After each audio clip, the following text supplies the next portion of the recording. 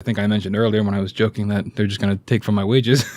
One of the big differences is that the proposed 10-10 repayment also offers a maximum capitalization of 10% of interest over the loan that was taken out. This means that your loan balance will never surpass your original balance plus 10%.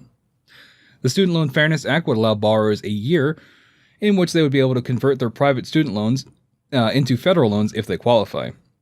And even if you don't qualify for the conversion, the mere fact that this option exists will force private lenders to work with their borrowers and offer programs to parallel what is offered in federal programs. And then finally, the Student Loan Fairness Act offers forgiveness to public sector employees after only 60 months. So that just, I don't understand the larger terms, but in general, that sounds like it'd be a good thing. So to kind of put this into perspective, when you go and you get a mortgage, okay, so you buy a house for $100,000, let's say, just to keep the number simple. What they'll do is they'll charge you an interest rate, we'll say 5%, and they'll amortize that over the course of the loan. And basically what that means is they front load your interest payments at the beginning of your loan, and your interest payments will gradually decrease as you pay the loan off. You're going to pay off at a maximum of that 5% of the loan. You're never going to pay more than that 5% of the loan. But what they do is they make sure they get their money up front there, and then the principal gradually increases the further you pay down. What they're saying here is your student loans will be capped. One, they'll be based on what the Federal Reserve rate is, plus a reasonable profit over that. So when you go and get a loan now, your interest rate that you pay on your loan is, if you get a fixed rate, it's based on prime rate plus whatever the bank is charging for their income there. And then the bank has to then pay their underwriters and all that stuff based on what they make from you. But if you take out a loan, I mean, basically what they're doing with student loans is like what a loan shark does. You know, I'm going to charge you 100% a day on what you borrowed. And by the time you pay off that $100,000 loan, you've paid $400,000. Way more than you borrowed. Yeah, which is ridiculous. And what the federal government's saying, no, you're going to not pay more than 10% on what that value of that loan was. So if you borrowed $100,000, the most you'll ever pay back is $110,000. Yeah, that sounds great. and it makes sense. The problem comes with who's investing in those loans at this point in time. We'll talk about that in a little bit. Okay. So the Levy Institute recently published a proposal for canceling all outstanding student debt. The federal government would write off the debt for which it itself is the creditor, the majority of outstanding student loans, and it would assume payments on behalf of borrowers for those loans that are held by private lenders. The population student loan balance would be reduced to zero, a radical solution to the student debt crisis, but one that deserves serious attention given the radical scope of the problem. Economists believe the student debt cancellation would be modestly stimulative to the macroeconomy, increasing annual GDP by $86 per person, which would bring us up to $106 billion per year. It would increase the demand for labor and therefore slightly reduce the unemployment rate. They argue that student debt worsens household balance sheets, and that weakens, the weakness is one of the key mechanisms holding back economic growth. They go on to say that it amounts to around the same size in net dollar cost to the government as the recent tax giveaway to the rich, although with a very different beneficiary population. Yeah. You got to convince the rich white guys to let other people get some of that money back. And that's a hard ask. That's the hard ask, yeah. So the other concept is free college, quote unquote free college. Free tuition at public colleges and universities, eliminate federal government's profiting on student loans, cut interest on student loans, allow students to refinance loans at today's interest rates, allow low-income students to use federal aid to cover room, board, books, and living expenses. Now, this is sort of like the wish list solution that they have, but some of it makes sense. So, for instance, nowadays, if you have a house and you bought your house 10 years ago and you got a 5% mortgage, which would have been exceedingly high, you can go back to the bank after a certain period of time and refinance that at a lower rate. You can't do that with your student debt. Mm-hmm. So if you got a rate of 15% on your student debt, which is essentially what a credit card rate is, you can never go back. You're always paying that amount for the life of the debt. Which is going to bleed you dry. Right. So you don't have, with student loans, you don't have a lot of the same rights and freedoms that you do with other financial loans that you might take out. And I think one of the things that pretty much all of these programs are trying to do is level that playing field to make it more fair. Yeah, I mean, that seems reasonable. And I look at things like this and it feels like it's by design, especially because it's the demographic of, I think we said earlier, 18 to 29-year-olds, somewhat, green to the world. And when you're taking on these huge loans that you then later have no control over, it feels predatory. Yeah, extremely predatory. And I think one of the problems that we're seeing now is a lot of different solutions are coming into play at different levels, different state levels. The federal government's got a couple in place. So nobody's coming out with a unified plan with this. Like, for instance, University of Michigan created the High Achieving Involved Leader Scholarship. The Tennessee Promise, which was adopted in 2014, offers 2 years of tuition-free community college or technical school to all high school graduates. All these different proposals all have pros and cons to it. And I think what you need something at the federal level that melds all of these different programs together to try to give us really the one-size-fits-all answer to it. Yeah, definitely. Some of those other programs, you have the Education Trust, which goes with a scorecard program based on some of the following criteria. Covers at least 4 years of tuition and a bachelor's degree at a 4-year institution. It helps low-income students cover living expenses, includes adults and returning students. No college GPA requirement above 2.0 or a C average. C's get degrees. Allows students to enroll half-time, and the grant does not convert to a loan if criteria isn't met. However, no state program meets all criteria, like we were saying, but Washington's college-bound scholarship comes the closest. Since most of the programs are relatively new, it is premature to evaluate their effects. However, an article by the Hetchinger Report points out that most programs do not give low-income students 4 years of free college. And failing that, quote, it's increasingly clear that free college, as it is often currently implemented, may be more of a marketing message than a policy that will boost the education level of the future American workforce. Which sounds about right. If you can't actually do it, just make it sound like you can. Get people to go there. And unfortunately, that seems to be a very political approach to this. Biden talked a lot about student debt when he was running, and he talked about how he was going to try to forgive a lot of it, and that has, there's no movement on that. So it definitely works, and people eat that up. Well, and he did sign legislation a few weeks back where he forgave something like $10 million in student debt. I forgot about that. $10 million. 1.7 trillion. 1.7 trillion. That's like finding pocket change in the couch. If you wanted to be optimistic, you could say maybe that's a start. Or if you wanted to be cynical, you could say that he did that to get points, just to look good. And that's really, that was almost done. That was political theater is what that was. Because I can almost guarantee that the 10 million that he forgave, they probably had 15 million more in applications behind that. Yeah. So you're not solving any of the problems with this political theater. And really one of the biggest problems that you're gonna run into is that it's the investors that you have to please. Mm-hmm. Yeah, is there a reason for them to fix this problem? I don't think there is. They're making money hand over fist. And that's exactly it. Until you have a reason as an investor, because what happens is all the student debt gets bought up by investors because they know right now that it's going to get paid back, so it's a good risk for them to take. As soon as the federal government comes in and decides they're going to wave their magic wand and make the debt go away, all that investment money that's out there that's buying up the debt now is going to go away, and you're going to crash the economy. Yeah. And I don't think a lot of people realize that so much of our economy is driven on debt. The fact that our national debt is what it is. If you make the debt go away, the people that invest in that debt are going to go away. Yep.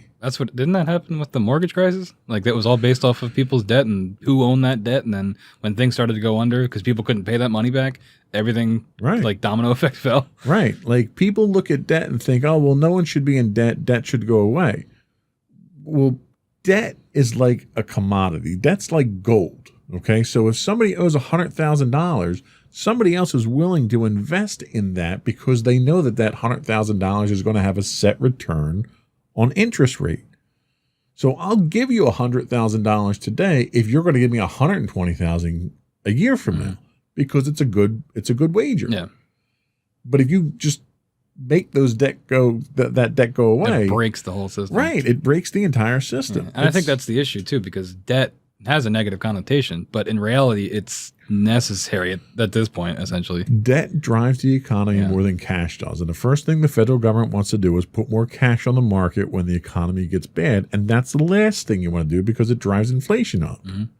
What you need is you need to have debt controlled in a regulated manner to make sure it's a guaranteed return. And give people the option to refinance things like their student loans. Sure. And give people a little bit more autonomy when it comes to these extremely, I said it before, with the predatory practices that they're already doing. Sure. And have been doing. And what's happening here is your debt is getting too high, and it's the debt itself is originating from people who don't have the means to pay it back. So therefore, the risk to that debt goes up significantly, which a lot of investors want to shy away from because they want a return. Could we see something like the financial crisis in 2008 where it's all these people that have gone to college and have taken out loans but have, once they're out of college, have no means to pay that back? You absolutely could. You figure it doesn't matter what your debt is. If it's more than $10,000, you can legally file for bankruptcy. Mm-hmm.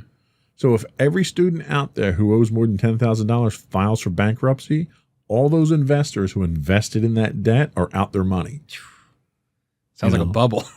That's exactly what it is. And this is why politicians are so hesitant to just come in and try to make the problem go away, because they understand that it drives the economy. Yeah, what's riding on it, yeah.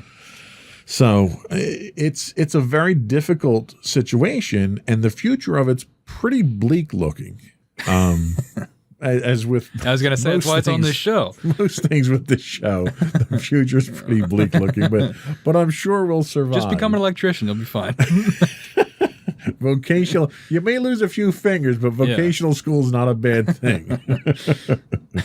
So let's take our last break. We'll come back and we'll take a look at what the future does look like.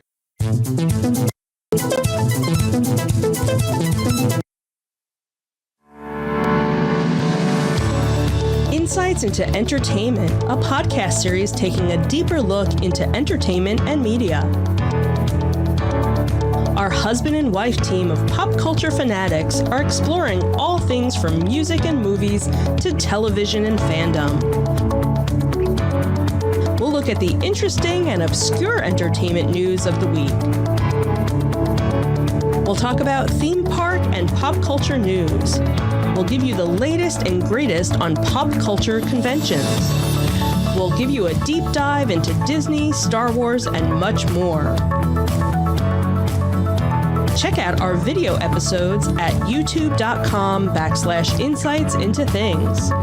Our audio episodes at podcast.insightsintoentertainment.com, or check us out on the web at insightsintothings.com.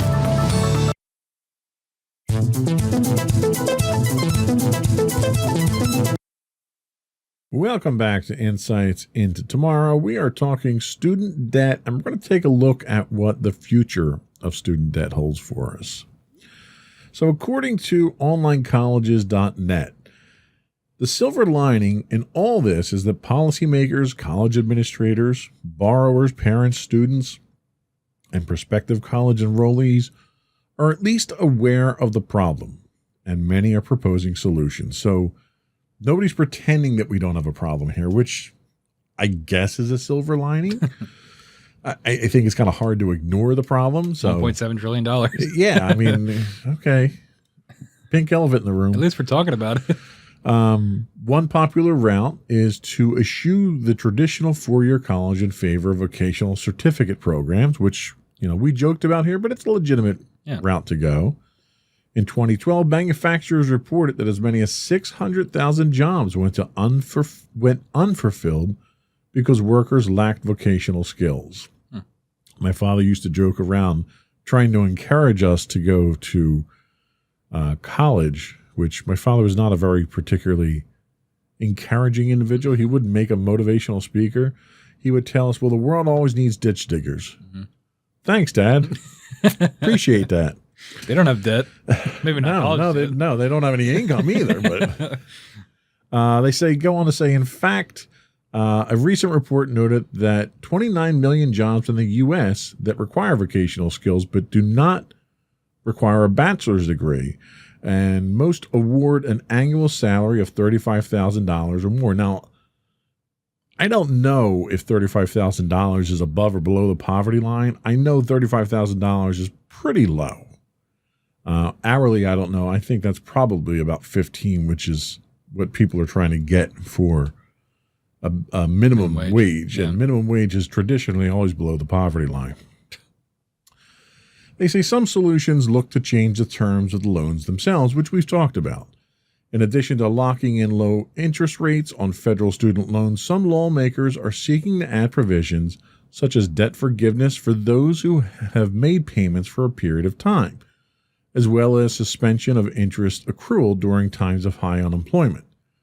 Another idea put forward would allow borrowers with student loan debt to refinance at lower fixed interest rates in the same way people refinance their mortgages, which we also talked about. This would result in a savings estimated of $14.5 billion for borrowers in the first year alone. Sounds like a no-brainer. Let's do it. Well, they say many don't realize that Wall Street, and thus lots of people with 401k, invest in student loans to the tune of $291 billion. Additionally, the Department of Education owns another $600 billion in student loan, and the DOE generate a profit of nearly $51 billion from these funds way back in 2013, which is how old this study was. So with so many powerful interests standing to lose by transferring this money back to borrowers, it's unlikely a bill like this will ever pass. Yeah, and I'm sure perhaps you listening at home have come to this conclusion. No one has a clear idea of what the future holds for education borrowers, but all agree that solutions are needed to ameliorate the student debt crisis. There's a problem, and we should do something about it. With ever more experts forecasting a burst of the student debt bubble, like we just talked about, perhaps lenders and investors will have some incentive to work proactively with borrowers to make student loan repayment easier. In any event, until we act, our young people will continue to face more and more debt on an annual basis. I am the young people, and more doing it every year. Sadly, the bottom line is that student loan debt is a big business, and that is, I think, the core of the issue here. The people that are profiting from it at the expense of the younger generation of college students are also the ones being asked to make changes to solve the problem. So why would they change something if they're making a bunch of money from it? However, it's a problem that those investors created to their benefit. As a result, they aren't particularly motivated to take money out of their own pockets and give it back to the debt-laden students or the future of this country. And that really is the bottom line. It's just the people that need the changes are the ones that are making the money. It's almost like when you try to change politics for the better. The people that need the change in politics are the politicians themselves. And they're never going to do anything that bites them in the hand that they feed themselves with. I think the only real way you're going to see change is if people would stop going to college, because then those debt numbers wouldn't, go up as high. But I don't think that's ever going to happen. Well, what you'd really see changing is if people stop paying their debt and they file bankruptcy. Yeah. And then these people that are investing with their 401k and everything else. And it's interesting they point out 401k. So it's not just these high-powered bankers that are making money off of it. People don't realize where their 401k investments go.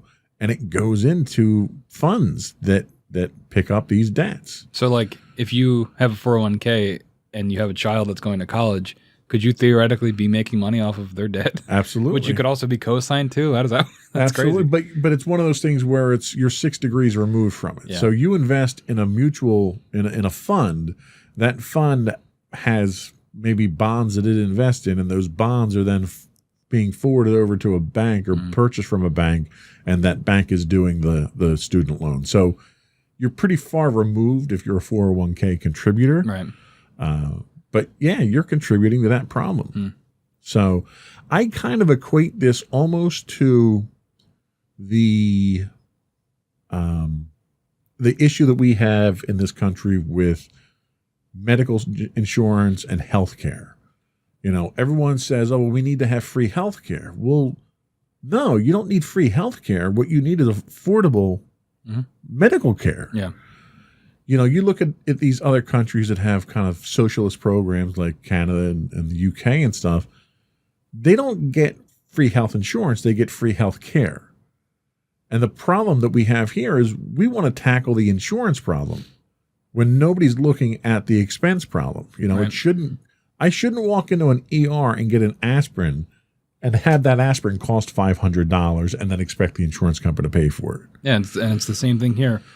We're looking at the debt issue, but it's more of why is the cost so high in the first place of college? Exactly. Why has the cost gone up to the point that they can't justify that increase? You're not paying higher salaries to your professors to justify it. You're not buying new campuses or facilities or technology. Like, the schools, the colleges need to justify the increase in tuition. And until they can justify that on paper, there's no reason to pay it. And that's what the government should be targeting. The government shouldn't be worrying about student debt, because if you control the cost of college and the overcharging of it and the profiteering in colleges, that will automatically control your student debt. But on the other hand, at the same time, you also have to make sure that your student debt is treated as fairly as all your other debt is. Yeah, by giving people the option to refinance and things like that. Exactly. Tying it to a prime rate, tying it to a maximum amount of interest that can be earned on it. So if you apply the rules evenly across the board for debt, that would solve a good portion of the problem. If you solve the problem of why student tuition and housing, like the room that you were housing in, the dorm that you were housing in there, you were probably paying 3 times what you would have paid if you were a private citizen renting an apartment like that. I mean, I didn't have a roommate, so it was just me, but it was one room and that was it with a bathroom. So Right. It's not like it was like, you know. Well, it was a shared bathroom too, wasn't it? Yeah. So, and the amount that you were paying, you probably could have got a 2 or 3 bedroom apartment yourself at a local apartment complex. Yep. So those costs have to be controlled. And until that happens, there's no point even trying to tackle the debt issue. Exactly. So anyway, it's as much as we are doom and gloom at the end We of these actually had some shows, solutions this time. we did. And I think some of these, the problem actually, I think that the reason we did is the problem literally is so big, you can't help but start throwing solutions at it and have some of them work. Yeah. We're not going to solve all the problems, but I think if people stop trying to rip off our students and, our students are the future. And if they're so laden with debt, one, they're either not going to go to college, you're not going to be able to fill the jobs that we have, and you're going to become a third-class country here because we don't have educated people that can fill the jobs that we need. Or you're going to have people that are so laden with debt, everyone's going to declare bankruptcy and crash the economy. Yeah, I was going to say that was our solution. We just tell everybody to declare bankruptcy and tank the economy. Right. I mean, that's then you let the government deal with the consequences of that when the economy crashes. So, and then will they have to buy us out? There you go. There you go. See? See? So anyway, that's our show for today. Appreciate everyone listening and watching. I would also invite folks once again to subscribe to the podcast. You can get audio versions of this podcast listed as Insights into Tomorrow. Video versions are available as Insights into Things on Apple Podcasts, Spotify, Google, Stitcher, iHeartRadio, and so forth. Would also invite folks to email us, give us your feedback, give us show suggestions. You can email us at comments@insightsintothings.com. You can get us on Twitter at insights_things. We do stream 5 days a week on Twitch at twitch.tv/insightsintothings. If you are an Amazon Prime subscriber, you do get a free Twitch Prime monthly subscription. We'd appreciate it if you threw that our way. You can get us on Facebook at facebook.com/insightsintothingspodcast and on Instagram at insightsintothings. or you can get links to all those on our website at www.insightsintothings.com. And I think that's it. Another one in the books. Bye. Bye-bye.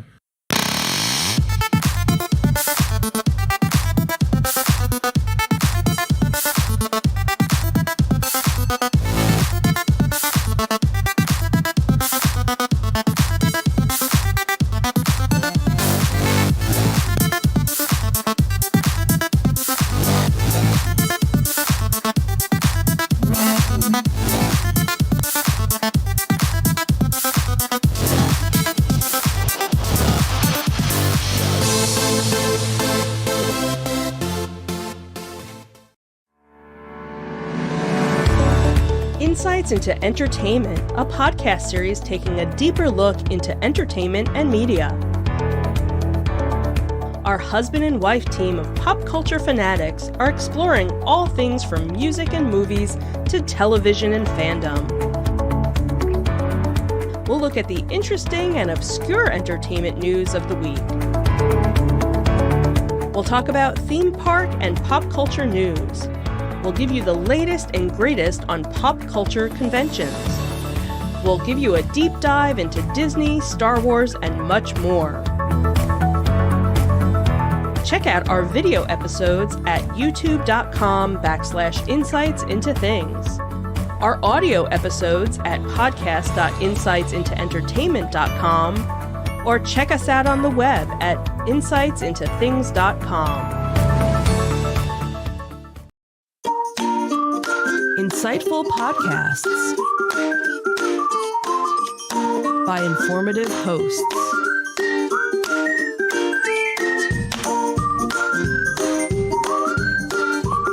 Insights into Things, a podcast network.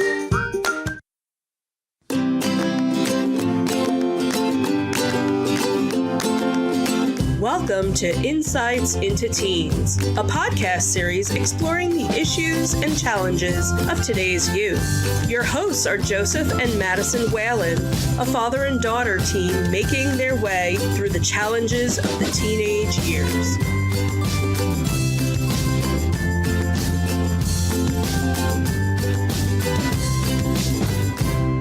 Welcome to Insights into Teens. This is episode 141. Nope. No. That was last week. This is episode 142, Your Health Triangle. I'm your host, Madison Whalen, and my co-host, Joseph Whalen. Hi, how you doing? Blah, blah, blah. Yeah. See, I wanted to do a read-through, and you flubbed even the title. Okay, leave it be. Okay, so anyway, how you doing this week, Maddie? Fine, I guess. You guess, huh? Just, Why do you always guess? Why aren't you sure? I don't know. You should be more sure of yourself, more self-confident. We should do a podcast on that. Pretty sure we have. Okay, we should do another one on that, because apparently the last one didn't work so well. Pretty sure we've done at least 2. Okay.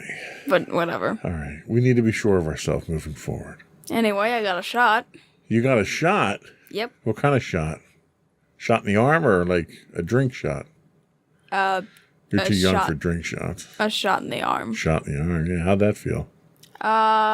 Pretty bad, and my doctor lied to me, saying that, oh, it's just a tiny little needle. No, it went all the way through my arm. Right through. They just impaled your arm, right? Well, it went pretty deep into my arm. But surprisingly, my arm's not sore, so... Well, then what are you complaining about? Well, you take some, you lose some, I guess. I don't know. Did you expect it not to hurt? Did you honestly expect it not to hurt? I thought it was going to be a tiny pinch. A tiny... That's well, they tell you that just so you don't flinch. Well, it's because, the booster was a tiny pinch, and I thought this was going to be the same. Well, when they pull it out and it's actually the size of a javelin and they're going to stick it in your arm, you know. I didn't see it. Mommy even saw it, and she wasn't going to tell me until it was done and over with. I can only imagine the look on Mommy's face like, oh my God. Oh my God. You could probably ask her. Anyway, you survived. Yeah, and that's not what we're talking about right now. No, it is not. So today we're talking about our health triangle, and this topic also coincidentally spawned from my health class. Yeah, we're doing like a whole podcast series from your health class. That I always write and possibly host. Good for you. So what is our health triangle? Why is it important? And how can we maintain our health triangle? We'll answer these questions and much more as we talk about balancing key aspects of our lives on this episode of Insights in the Teens. Okay. But before we do that, I'm gonna ask you guys to subscribe to the podcast. You can get audio versions of the podcast that are listed as Insights in the Teens. We have video versions of the podcast listed as Insights into Things.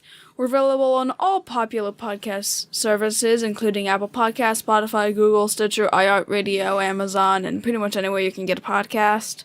You can email us at comments@insightsintothings.com. We're on Twitter at twitter.com/insights_things. We're on Facebook at facebook.com/insightsintothingspodcast. We're on Instagram at instagram.com/insightsintothings. Or you can get us on our all this and more on our official website at www.insightsintothings.com. Okay, good job rushing through that. You ready? Yeah. All right, here we go. All right.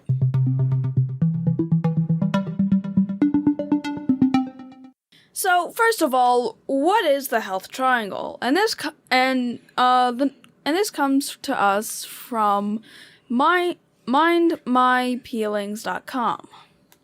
So, the health triangle, also known as the wellness triangle, is a measure of our body's overall well-being. It is a representation of your body's efficiency and balance. The health triangle consists of 3 sides that contribute to your overall wellness. When you are at the optimal state, all 3 are in a balanced state and your body is at its most efficient. The 3 sides that make up the health triangle and contribute to overall health are physical health, mental and emotional health, and social health. When being taught about your health, you may have only ever heard of physical health. You might have been told that nutrition, exercise, and sleep were the priorities of maintaining our health. You might have heard a bit about mental health, but it may not register as a priority for you. Your social health might be something completely new or might encompass areas of your well-being you might not often consider. So when you first brought this topic up to me, I couldn't help but think of the only health pyramid that I was aware of was the nutrition pyramid. Clearly, this is not the nutrition pyramid. Yeah. So I've heard of, obviously, physical health, and I've heard of mental health, but social health is kind of a new one to me. Was it new to you? It was somewhat new. I definitely knew about physical and mental, and I guess I started learning a bit more about social one from this podcast, and I kind of had an idea of it, but when it was finally, brought up, yes, this is a form of being healthy, it kind of made sense to me, but also it wasn't something that, I knew of off the top of my head. Right. Well, and being rather antisocial myself, I don't think I've ever really put that much emphasis on it as being part of my overall health and wellness. Fair enough. But physical health I've definitely heard of. Physical health deals with your body's ability to function normally and how well it is operating. This includes your diet and nutrition, getting enough physical activity or exercise, which clearly I don't, and enough sleep to recharge for the day, which I don't get that either. There are other things that impact your physical health that you might not normally think of, such as your hygiene. Your hygiene includes taking care of your teeth and keeping your body and hair clean, which I don't really have that problem. These are also important aspects of your physical health. Now, I want to just sort of take an aside here. I never really took my teeth as being a particularly significant part of my physical health until I wound up getting an abscessed tooth that was infected. And that abscessed tooth wound up causing significant health problems for me in areas that I would never have expected. It eventually wound up causing a ulcer in my stomach. I had a peptic ulcer that was a bleeding ulcer, and I almost died from it. So that taught me how significant that your teeth were to your health. And on another note, my brother, who had passed away a few years ago, he had a number of physical ailments at the time. but he was suffering from kidney failure. And they wanted to put him on the donor list to get a kidney transplant, but they couldn't because his teeth had gotten to the point where they were so unhealthy that had they given him a donor kidney, in order to ensure that the body didn't reject it, they have to give you a whole bunch of medication to suppress your immune system so your immune system doesn't reject the organ. And because of the condition that his teeth were in, he would have wound up getting life-threatening infections in his mouth if they gave him those suppressing medications. So again, indirectly, it cost him his life as a result. So I never put that much emphasis on him, and silly me for not doing so. So what else do we have? We also have mental health. So mental health focuses on your thoughts, feelings, and emotions. Stress, anxiety, and emotions such as anger are all encompassed under mental health. It is your ability to cope with stress and problems that are a normal part of life. Accepting who you are and being positive about it is also an important part of your mental health. Being aware of your thoughts, feelings, and behavior allow you to be healthy mentally. Mental health enables you to learn and develop new skills. The development of skills, behaviors, and knowledge helps you to grow as an individual. Learning increases self-confidence, awareness, and self-perception. And I think if we've learned anything from this podcast, it's the importance of mental health. Yeah. It affects every aspect of our life, whether it's anxiety, fear, depression, happiness. If you don't have a balanced mental health regimen and ways to cope with this, because life is full of stress, right? Mm-hmm. I mean, you're a teenager. You deal with probably a dozen different type of stresses every day of your life going to school. Yeah.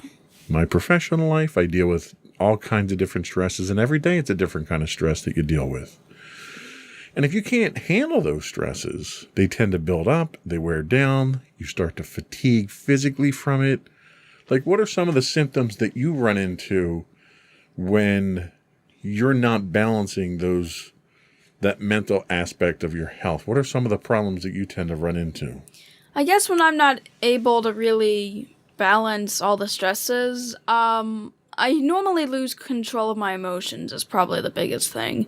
I normally break down and feel like I can't do anything, and that basically the stress ends up taking over me, and and I can't hold back my emotions at that point, and they basically take over my logical train of thought. Yeah, and I find that when I've had a really stressful day at work or a couple of stressful days at work, by the time the weekend gets here, it's like it didn't even happen. Like I don't get that chance to recharge.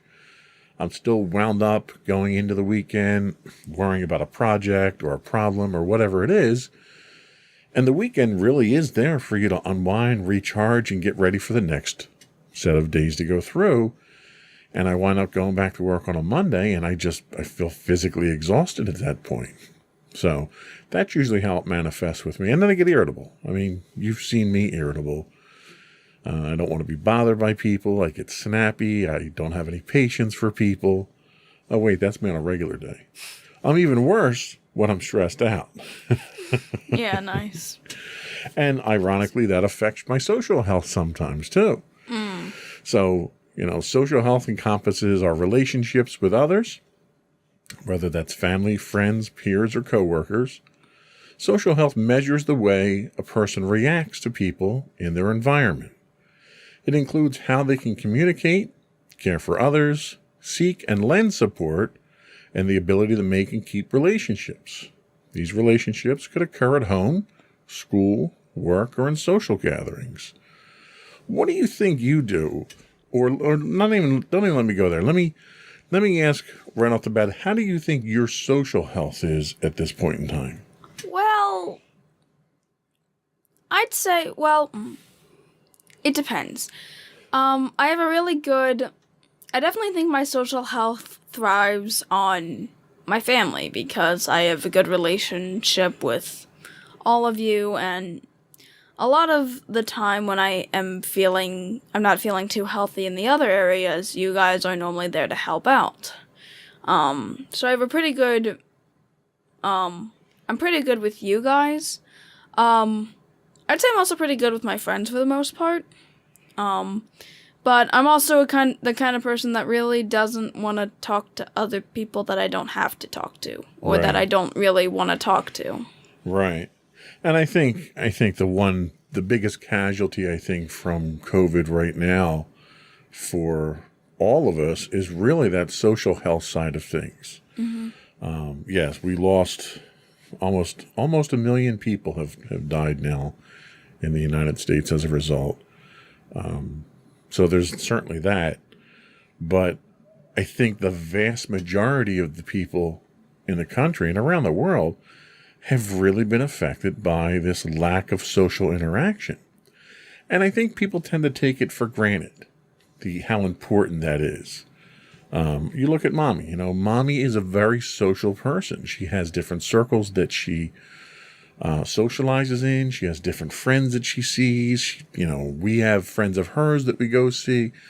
So for Mommy to have been withdrawn, kind of against her will because of this, it's had an effect on her. And we see it now, just starting to get back into the convention scene. We went to a convention last weekend and a few weeks back that people are really just, there's so much pent up socialization that you get a very different vibe from people. Now, do you find that it, because you did a whole year remote schooling, do you find that the kids treated you differently, or that the kids were acting differently when you were able to go back into the classroom? I mean, yeah, I guess. I have seen, more people trying to talk with each other, and certain people talk to me that didn't really talk to me all that much, when school was going on before. I'm now friends with people who I kind of just knew but never really talked to them. And it's kind of interesting how that ended up working. Yeah, and that's kind of what we've seen on the convention scene, too. The couple of vendors that I interacted with last week, they were, even if you didn't buy anything from them, they were just happy and pleasant and glad to be out and interacting with customers again. Granted, a large portion of that is the fact that this is how they make their living. There was this one particular vendor. I mean, I bought a picture off of him for $15, and you would think the guy, I just gave the guy $150, and he was so gracious and happy and pleasant and thanking me, and it was such a change from what I'm used to there. Like, normally you go in, you banter back and forth, you might negotiate a couple of dollars either way on a thing that you want to buy, you exchange your money, you get your goods, and then you walk away, and that's it. You didn't really have a lot of people that were that gracious, and I find that people, now that they're finally getting back into it, I think maybe appreciate it more. Do you agree with that?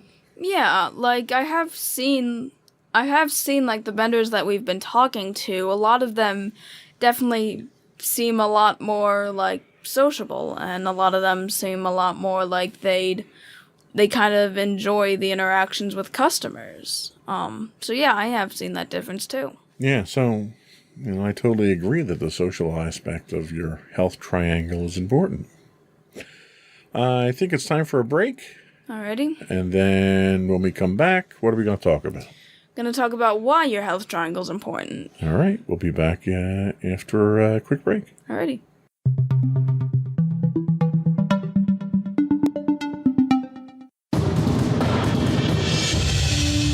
For over 7 years, the Second Sith Empire has been the premier community guild in the online game Star Wars: The Old Republic. With hundreds of friendly and helpful active members, a weekly schedule of nightly events, annual guild meet and greets, and an active community, both on the web and on Discord. The Second Sith Empire is more than your typical gaming group. We're family. Join us on the Starforge server for nightly events such as operations, flashpoints, world boss hunts, Star Wars trivia, guild lottery, and much more. Visit us on the web today at www.thesecondsithempire.com.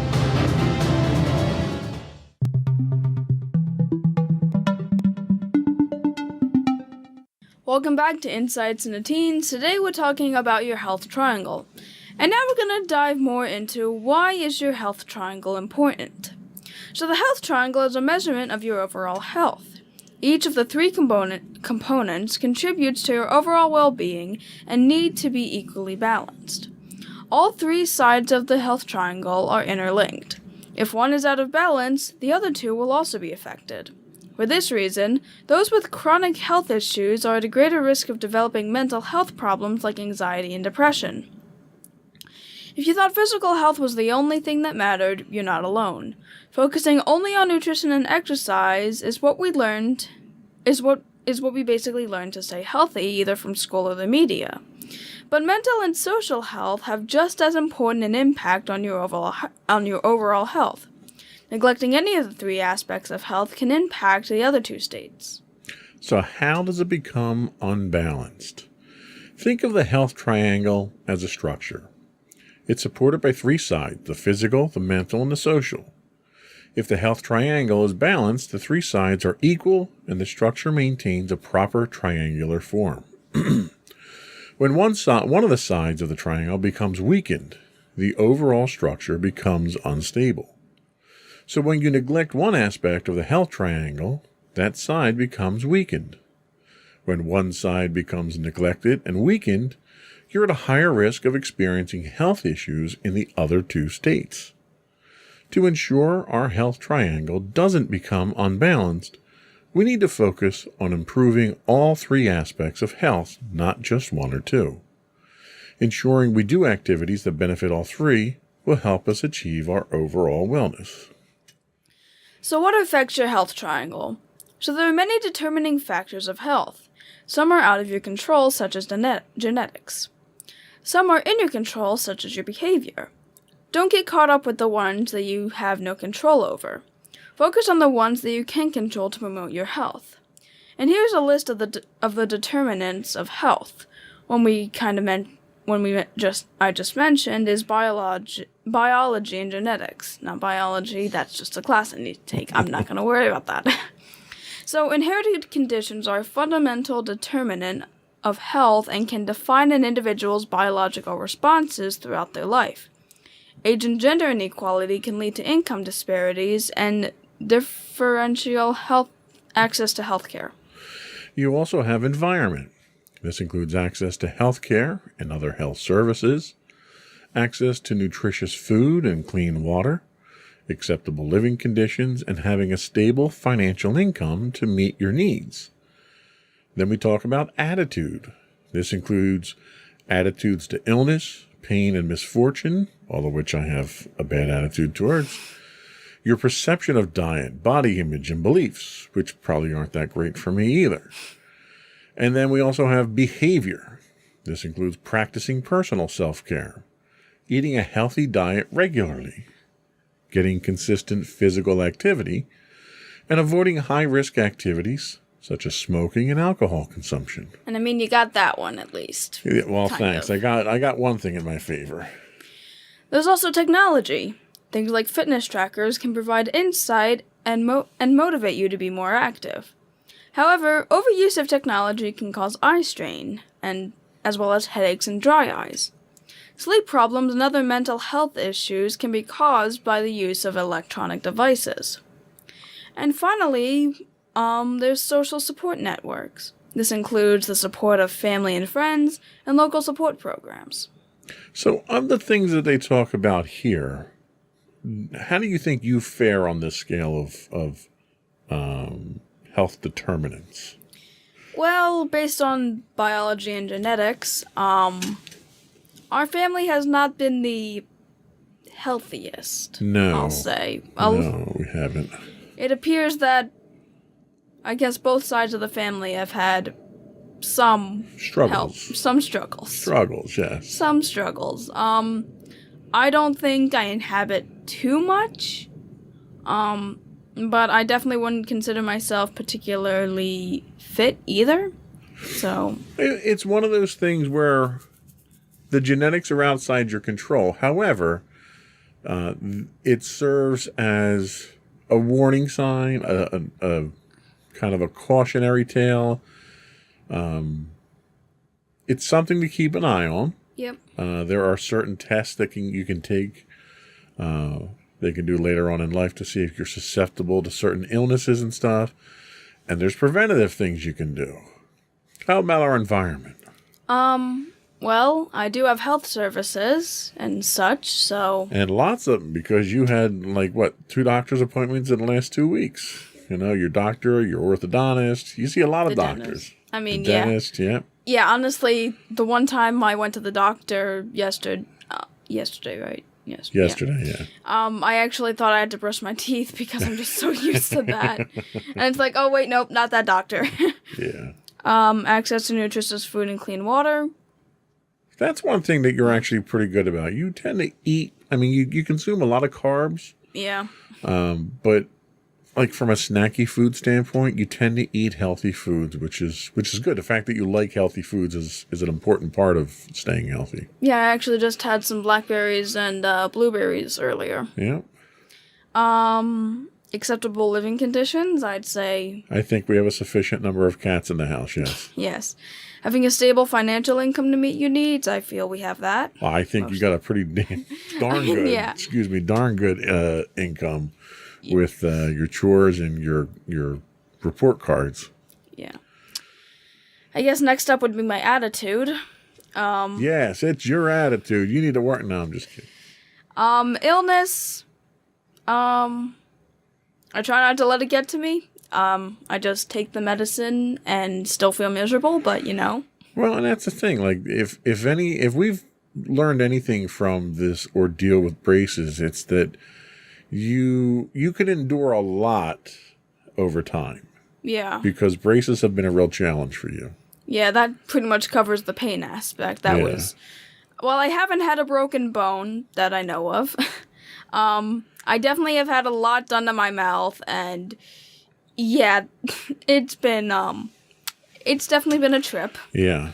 But you know, at this point, I've come to expect it. Perception of diet, I guess I'm fine. Yeah, like I said, you don't eat terrible. You probably cut down on the carbs here and there, but you're a teenager. You eat better than most teenagers, I can tell you that. Yeah. Body image, I'd say my body image is fine. I'm not. I think it's improving. Yeah. I think when we started this podcast, you probably had some body image issues that we've managed to work through, thankfully. Yeah, at this point, I'm just like, okay, I'm probably never going to look like this, and now I accept it. There you go. And beliefs. Yeah, I think that's kind of just tacked on there. Yeah. So how about your behavior? Practicing personal self-care.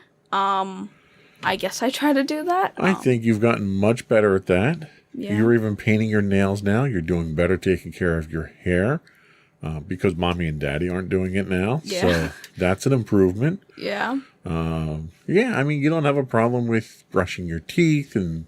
Now I'm showering every day. Yeah, you're doing everything that you need to be doing right now. I don't think there's anything else that you need to be doing.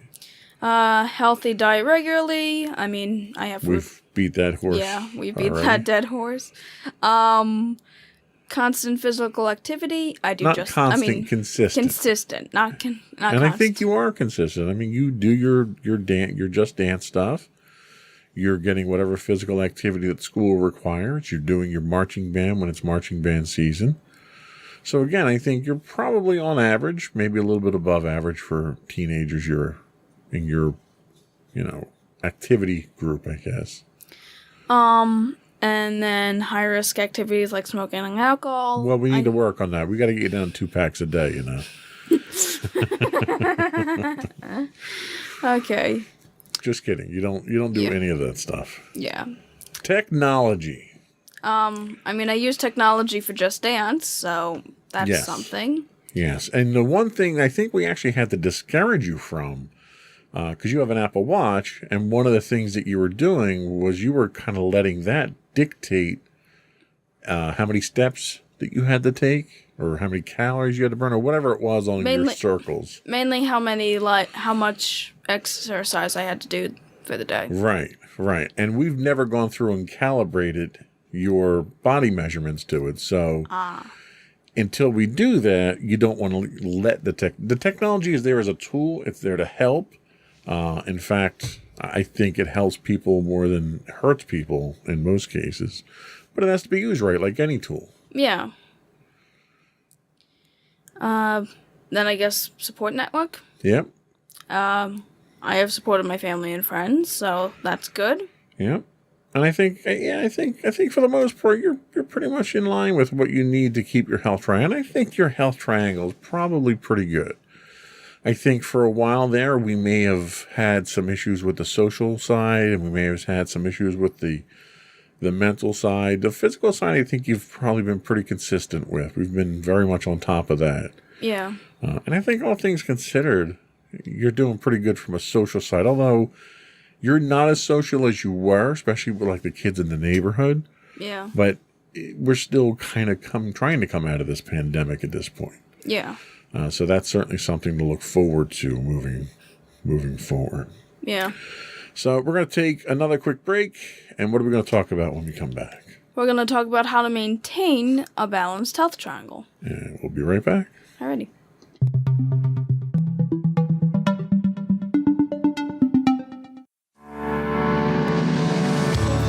Insights into Entertainment, a podcast series taking a deeper look into entertainment and media. Our husband and wife team of pop culture fanatics are exploring all things from music and movies to television and fandom. We'll look at the interesting and obscure entertainment news of the week. We'll talk about theme park and pop culture news. We'll give you the latest and greatest on pop culture conventions. We'll give you a deep dive into Disney, Star Wars, and much more. Check out our video episodes at youtube.com/insightsintothings. Our audio episodes at podcast.insightsintoentertainment.com, or check us out on the web at insightsintothings.com.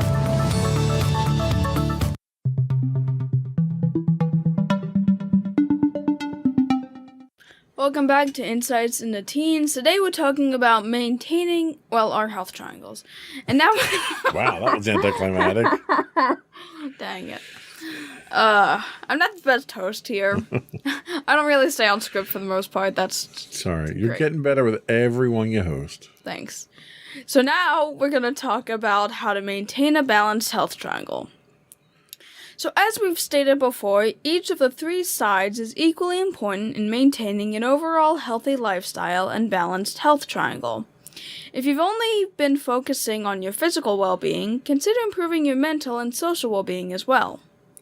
But now we're going to talk about how to maintain your physical health for those of you that don't maintain your physical health. Just for the record, you wrote the notes. I know, Just saying. okay, I get it.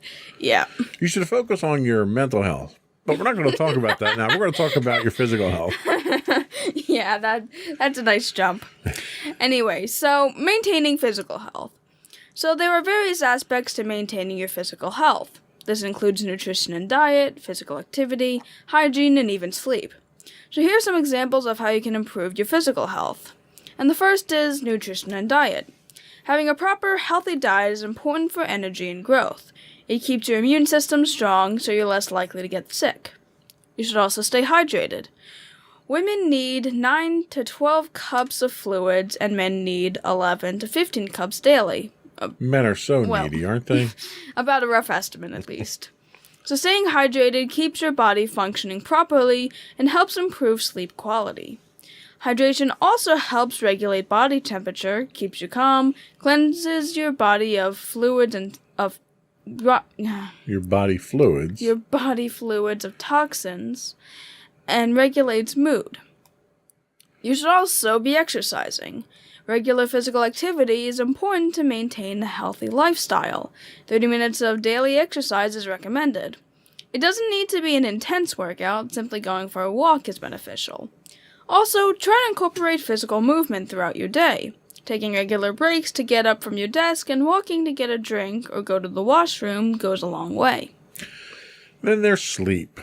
Sleeping 7 to 9 hours every night will give your body the rest it needs. Well, there's my problem. And it's important to note that you can't just do it on the weekends, or you have to do it It should be every each day. night. It should be consistent, yes. Although I'm probably also not really on that, since I only really sleep during the weekdays, and I sleep 5 hours on the weekends. Well, yeah, there's that too. Yeah.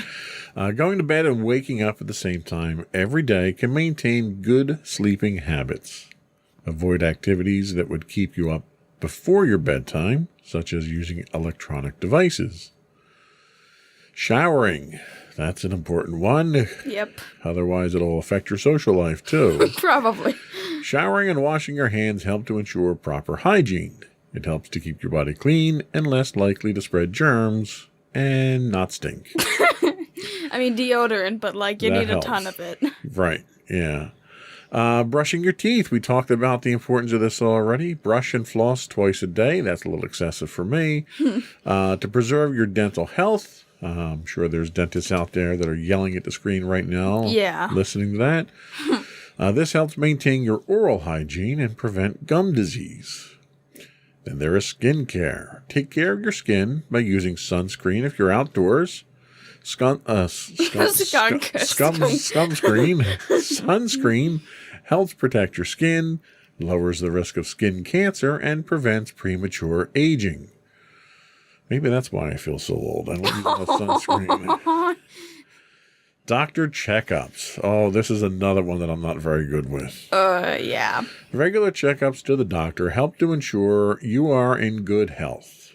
The doctor will usually monitor blood pressure, physical checks, and or other signs of good health. And this list kind of reminds me of something my father used to say, that nobody's useless. You can always serve as a bad example. And I think I'm a bad example for most of these. So maybe I'll take some of our own advice moving forward here. Okay, that's good. We're hoping to benefit others. What else do we have? Now we're going into the maintaining mental and emotional health that we promised earlier. So stress from work, school, or relationships can contribute to poor mental health. Therefore, it is important to learn healthy ways to cope with stress. Here are some examples of how to strengthen your mental health. So the first is treat mental illnesses seriously. Treating mental illnesses like physical illnesses is important. Ask friends and family for help or seek out professional help if needed. You should also build resilience. Build resilience by prioritizing connections, fostering healthy self-esteem, and reducing shame. You should also be practicing self-care. Basically, building awareness of your thoughts and emotions, practicing self-care by regulating your emotions and behaviors. This can include journaling your thoughts, working through your emotions by talking about it, and challenging stressful or anxious situations. Practice mindfulness. This was one we actually did a podcast on a while back. Practicing mindfulness can help you calm and focus your thoughts. By building awareness, being more open and accepting, and being present in the moment results in a more positive mindset. Increase happiness. Tap into one of the 4 happiness chemicals, which we're not going to list here, by engaging in hobbies and things you enjoy. Spending time outside, which I don't enjoy, doing something creative, or just listening to music are just a few examples. And then there's physical activity, which clearly looking at me, you can tell I get more than enough of it. Exercise. You need to stop bashing yourself. That helps my mental health. Fair enough.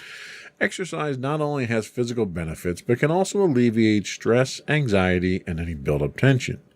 Activities such as yoga, stretching, or your favorite physical activity can be beneficial. And build a support network. Build a positive support network of friends and family that can support, guide, or just enjoy life with you. What else do we have? Now, we're going to talk about how to maintain your social health. Families should work together to eliminate stress and negativity. Strong supportive friendships will increase happiness, self-esteem, and reduce stress. And here are some examples of how to strengthen your social health. So first is to build a support network. I've heard that before. Yeah. Building a positive support network of friends and family is basically what this consists of. Not Legos? No. Okay. No. Having a relationship that is supportive, loving, responsible, and balanced can contribute to your social health. You should also bond over a common interest.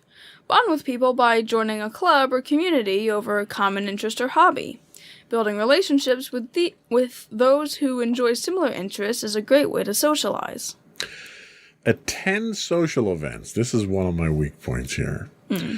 Say yes when invited to social events, or initiate an invitation to your friends and family. Socializing can help build confidence and protect you against the effects of stress. And volunteering. Get involved with the community by volunteering. Volunteering helps you connect with the community, build relationships, be positive for your mind and body, and could open new career opportunities. And then take it from here. So to recap, the health triangle consists of 3 sides. Physical health, which is your body's ability to function normally. Mental health, your ability to manage thoughts, emotions, and behaviors. And your social health, which consists of our relationships and how we communicate with those around us. Start maintaining your health triangle with the following steps, which are identifying areas of the health triangle that you are lacking and doing well. Identify a few ways to maintain the aspects of the health triangle you are doing well. Identify a few ways to improve the aspects that you're lacking in, and continue to maintain those aspects regularly. If you're looking through this list and are overwhelmed by the amount of effort required to maintain all 3 aspects, you're not alone. Consider combining activities to promote 2 or 3 aspects at a time. For example, if you enjoy running, consider joining a running club. You'll be able to socialize with others that have a common interest while maintaining your physical and mental health as well. So after going through all of that, what do you think is probably your weakest part of that triangle? I'd say the weakest part would probably have to be my mental at this point. Okay. It can probably bounce back between social and mental, but thinking about it now, it's probably more mental at this point. Okay, fair enough. And what do you think you can do to improve that aspect of your health triangle? I guess it would probably be to work more on my thoughts, communicate better with others, and kind of figure out ways to to work on my mental health and to help me feel better mentally and emotionally, hopefully using some of the steps we've included here. Okay. I think the area that I'm probably lacking in myself is going to be the social side, mainly because I never really pictured that as being part of my overall health triangle. And I'm generally not a particularly social person. I tend to keep to myself most of the time. Outside of immediate family, I don't have a much tolerance, I think, for other people. And I think that's gotten my patience level with other people has probably deteriorated rapidly as I got older. So I don't necessarily want to put myself in situations where I could cause problems because I have a tendency of I don't know, not treating people as well as I probably should when my patience is at its limits. And I had an incident with my gaming group last week where I wound up getting into a bit of an argument with one of our members because he was the type of person who he loves to argue and everything becomes an argument with him. And it's like, you and I enjoy having our little debates here and there, and it's healthy and it's stimulating mentally and stuff. And I think he gets that out of it as well. But there are times that I get online to play the game and I just am not up for that. And he hit me on one of those nights and pushed the wrong buttons, and I wound up snapping on him. So, it's stuff like that you recognize that you have those tendencies, and you try to shelter others from those tendencies because you don't want to say things you can't take back. So that's definitely an area that I need to improve on. And I kind of know where the weakness is, and my trying to, I guess, cope with that weakness is more about not getting worse than it is about getting any better. And it's just a tactic of avoidance, and that's probably something that I need to work on. Probably. So we're going to take a quick break, come back, and we'll get your closing thoughts and any shout-outs. We'll be right back.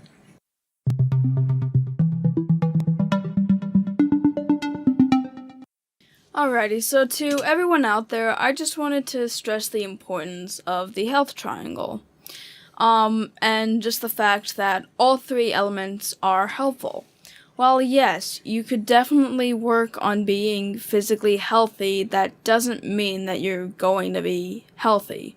You need to also be mentally healthy, because if you don't feel well about yourself or how you treat other people, or just if you don't have a good self-image of yourself, all the other aspects are eventually going to be affected by it. And certainly you're not going to be healthy if you ignore your mental health.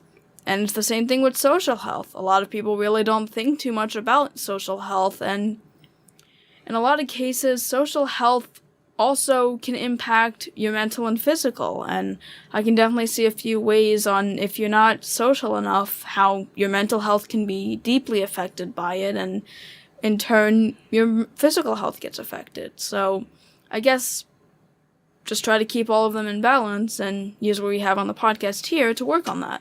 Okay, I think that was very well said.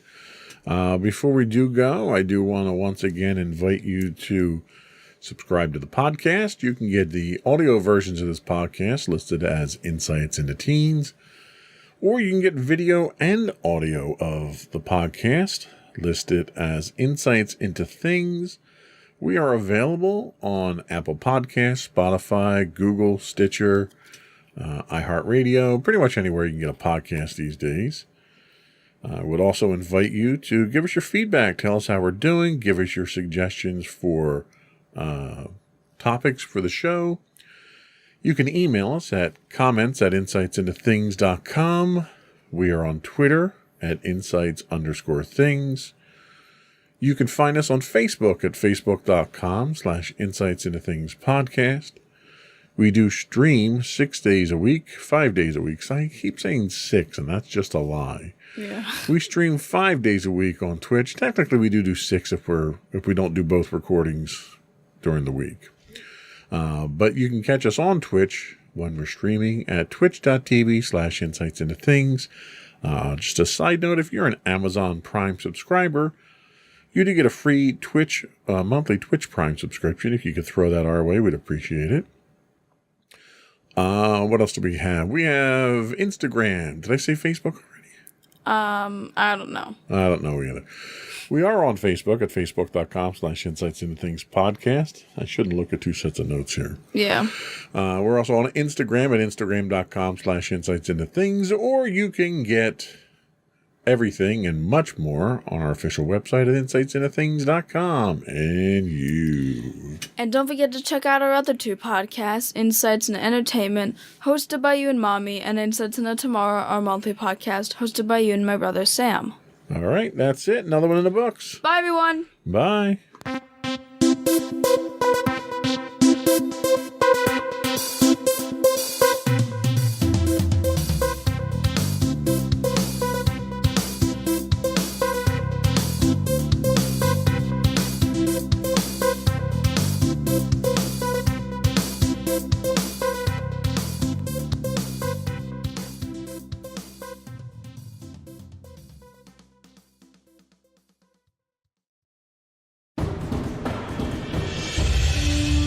For over 7 years, the Second Sith Empire has been the premier community guild in the online game Star Wars: The Old Republic. With hundreds of friendly and helpful active members, a weekly schedule of nightly events, annual guild meet and greets, and an active community both on the web and on Discord. The Second Sith Empire is more than your typical gaming group. We're family. Join us on the Starforge server for nightly events such as operations, flashpoints, world boss hunts, Star Wars trivia, guild lottery, and much more. Visit us on the web today at www.thesecondsithempire.com. Insightful podcasts by informative hosts.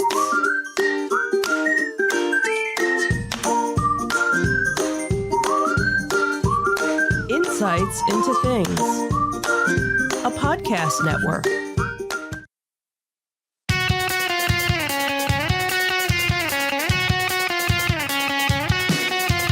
Welcome to Insights into Entertainment, a podcast series taking a deeper look into entertainment and media. Your hosts, Joseph and Michelle Whalen, a husband and wife team of pop culture fanatics, are exploring all things from music and movies to television and fandom. Welcome to Insights into Entertainment. This is episode 139, a whole new show. I'm your host, Joseph Whalen, and my energized and revitalized co-host, Michelle Whalen. Hi there. How you doing today, dear? I guess I'm okay.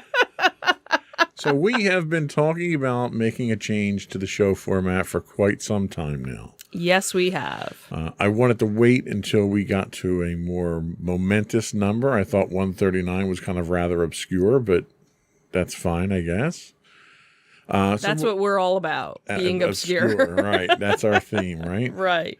So when we started the podcast, it was originally meant to be a deep dive into selected entertainment news and pop culture information that, being diehard fans of a number of these key areas of these topics, we thought we could lend some unique perspective on. Well, over the course of 130 episodes or so, we kind of drifted away from that into more of a reporting on current news and events with a little bit of commentary mixed in. So our hope is to get back into our original purpose, starting with this episode. We'll highlight a couple of significant events in the entertainment and pop culture worlds from a more deep dive perspective and less from a reporting perspective. And in today's episode, we're going to take a look at some interesting finds from the Disney Animation Research Library. Then we'll digest some of the feedback from the opening of the Galactic Star Cruiser experience in Disney World. That'll be our Star Wars segment, in case folks at home didn't know that. Just in case you were wondering. It's not meant to be two Disney stories back to back. This isn't a dedicated Disney podcast. Right. We'll also mark the 50th anniversary of one of the most iconic film franchises in movie history before we take a look at our experience at Nerdfest this past weekend with a little bit of video footage. Before we do that, though, I would invite our listening and viewing audience to subscribe to the podcast. You can find audio versions of this podcast listed as Insights into Entertainment. Video versions and audio, we're publishing both on our Insights into Things podcast now. And you can find both of those listed on Google, Apple, Spotify, Stitcher, Amazon.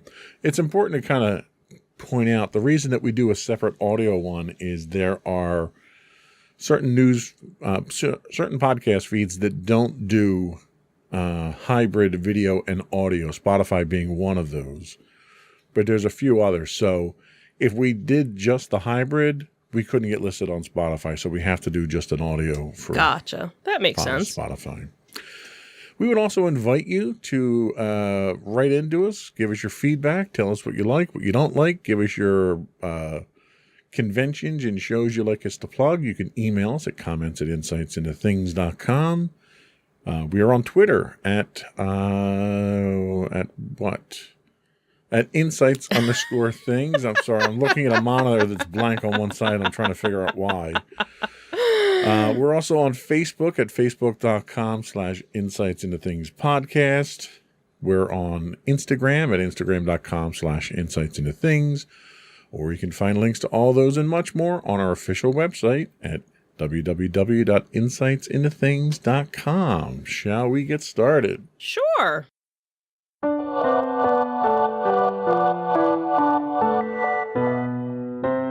So what's our first thing to talk about today? So the first thing actually came from The Nerdist. And this was actually an article that was from a couple of years ago, but it was interesting enough to talk about because it's an area of Disney that not a lot of people know about, and it's something that's actually not open to the public, but for this event that they had, they actually allowed some reporters in. So that was kind of how the story came to be. So recently, again, well, it wasn't recently, it was back in 2017, the Disney Animation Research Library, known as the ARL, opened its doors for a group of reporters. They were going to be viewing some original art from Pinocchio during the visit. It was the special 80th anniversary of Pinocchio. They were going to be re-releasing it onto Blu-ray at the time, and so that was why they had this event. So the Disney Animation Research Library is housed in a nondescript building in the vicinity of near Disney's Los Angeles studios. So inside its doors, it's temperature-controlled vaults, and it's basically a treasure trove of animation history. So there are things from sketches, things that are on paper, things that are even written on napkins that are in this whole archived area. And of course, like I had said, it's not accessible to the public, but they open their doors to reporters to celebrate the home release of Pinocchio. So as the tour was going on, in the article there, you see all these different departments and all these different areas, and they had laid out a whole area of different artwork from just Pinocchio. And what was interesting was, this was original stuff. This was from like 1940, 80-year-old, pieces of paper. And what's, because... excuse me, because of the sensitivity of it, you have to wear it, they don't even want you touching it, but anybody that's handling it, it's just like any other archivist artifacts, wearing the white gloves and being very careful with it. And what was interesting was to see certain scenes that weren't in the movie, that there was a whole musical number that they had wanted to do, but because of timing, they didn't add it to the movie, but they have all this original artwork for it, that they've still, held on to. So, during the tour, they were talking about what the purpose was and the processes that they go through. And it's, obviously the research library, it's mostly about preservation. Their collection includes 65 million pieces in 11 different vaults. So that's from drawings, concept art, cells, backgrounds, maquettes, and even puppets from like The Nightmare Before Christmas are included. They have things going all the way back to Oswald the Lucky Rabbit, and obviously even, the current movies as well. There's stuff there. So what's interesting is, back in the day, most studios threw out items once a movie was completed, but thankfully not Walt Disney. He saved a lot of his work so that the artists, and what's interesting is they actually started calling it the morgue, where all these past projects were.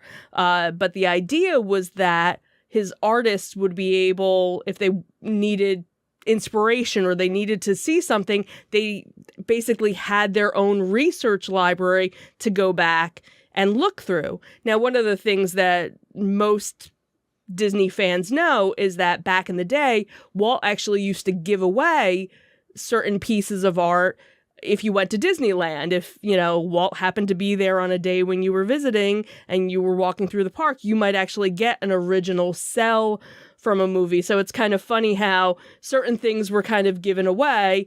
So is this something where are they just responsible for preserving what they have, or do they try to reclaim some of these things that got out into the public domain? Well, in the article, they don't mention anything about that. And there's actually a video that they had done a live stream of a tour of it. So they don't talk about trying to get anything back. But a lot of what they do is they are trying to digitalize a lot of it. But also what they're doing, too, is in most cases in the preservation of it, they're not trying to fix anything. So if there's any sort of mistake on something, they're keeping that original mistake in it. They did say if it was something where it was going to be a re-release of something, they might go in if there was like a coffee stain or a cigarette stain or something. That would be the only thing that they would really kind of clean up, but everything else they wanted to leave it as is. So now you had mentioned that the public obviously doesn't have general access to this. Do they pull these items out to take them on tour at any point? And that's one of the things that they talked about, is that they do from time to time for special events or things. Things will kind of be on loan that'll go out. So I was thinking when we went to the one Faniversary event, now granted that wasn't, so this is all animation stuff. So this isn't even the live action movie, but we know that they have their own area for all of that stuff as well, because the different shows that have come out on Disney Plus talk about it, and that's where you find the different collectors who have this and that, and where when we went to Faniversary, they had Mary Poppins' hat, and that was something nobody could touch it. It was only handled by one person, and he was wearing the white gloves, so that's something that's in a different vault. So to that end, I have to assume that when this material was originally created in the 30s, 40s, and 50s, it was never intended to be created with the idea of preserving it. Right. So do they take, is there a scientific process they go through that they treat these things differently? Like, how do they preserve that stuff that wasn't intended to be preserved? Well, and that's the thing is, I guess the idea, you have to figure going back, so many years, Walt was really the first person to say, hey, let's hold on to some of this stuff. This might, be useful for us. So you figure it was probably preserved, in some way, but nothing like what they would have now. And I'm guessing, they never thought, oh, we're going to digitize this, or we're going to, So is that one of the techniques that they use? Are they actually taking the material they have now and digitizing it for public consumption? Right. And that's what they're doing with a lot of stuff, just so that they can have it just as a backup to something, because obviously paper can only last, so long. And the idea is obviously they try not to touch certain things over and over and over again. So a lot of the stuff stays in the vault, unless it needs to come out, or a certain artist can request, to see certain things, so it's basically an insider's library. Did they talk anything about the process of, like, for instance, they're going through and creating live action versions of a lot of the animated films. Right. So did they happen to talk anything about how the artists are actually going back and accessing this information? No, to they inspire the new didn't. stuff? They didn't mention that, and I'm sure that that's probably something that they are doing, to be able to go back and maybe even find scenes. Again, they talk about in Pinocchio, the one scene, excuse me, that they were showing, that they were that they had laid out, was something that pretty much nobody in the public had ever seen before. So I'm sure with some of these other animated movies, there's probably some inspiration that these movie makers are getting from looking at some of the original art, but it doesn't talk about that in this article. So I'm gonna run the slideshow we have of the art itself. Sure. So that we can actually take a look at some of it. Yeah, so here's some of the original art. This was interesting. They mentioned that in the area they have this was a desk from one of the Disney artists who had. So they preserved his entire work. Right. Area. He had. Incredible. Yeah. Unfortunately, he had passed away, and after he had passed away, they had moved his desk to this area. In this lobby area, there's a piano, and there's a little sign saying that the Sherman Brothers and Alan Menken had played on this piano. So it wasn't just, a piano. It actually meant something. So here's a vault with all of the, rows and rows, some of the original maquettes of Pinocchio and Jiminy Cricket. It's like, that's priceless when you think of how much. So obviously they did this because of the Pinocchio event. Mm-hmm, right. Have they opened this up in the past before? Are they planning on doing it again? In this article, it doesn't mention anything about it. It sounded like it was kind of a once in a lifetime thing. But again, it's been a number of years since this article came out, and being members of, having a Disney Plus subscription, there's a lot of these different collectible shows that have come up, and documentary type shows about the parks and about the movies and about certain animations. So I have a feeling it's one of those things where, maybe every now and then they'll kind of, let a little bit out, kind of like with, Skywalker. Sure. With Lucasfilm, they don't do tours, but every now and then something comes up where they, open it up. Speaking of tours, so they're going through the process of digitizing all this stuff. Right. Have they made any kind of digital tour available or anything like that online available? Well, the only thing that was available, at the end of the article, there is a YouTube video. And what was interesting was it was actually when the tour was being filmed, it was actually live streamed. So Disney Parks was live streaming this, and basically, I don't know if he was the head or he's like the top curator. He was the one that was giving the tour and kind of like, hey, and this is, this department, and this is this department.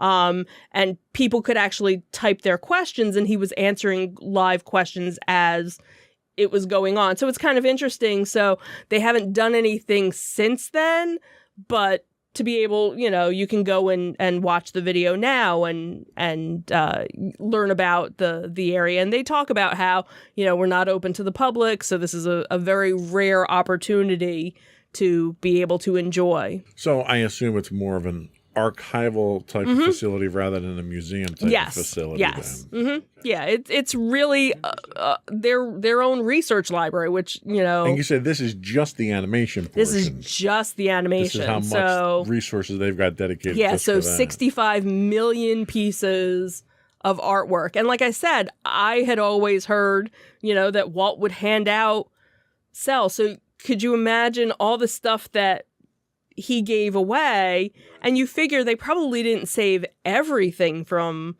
the movie. They probably, saved a good portion of it.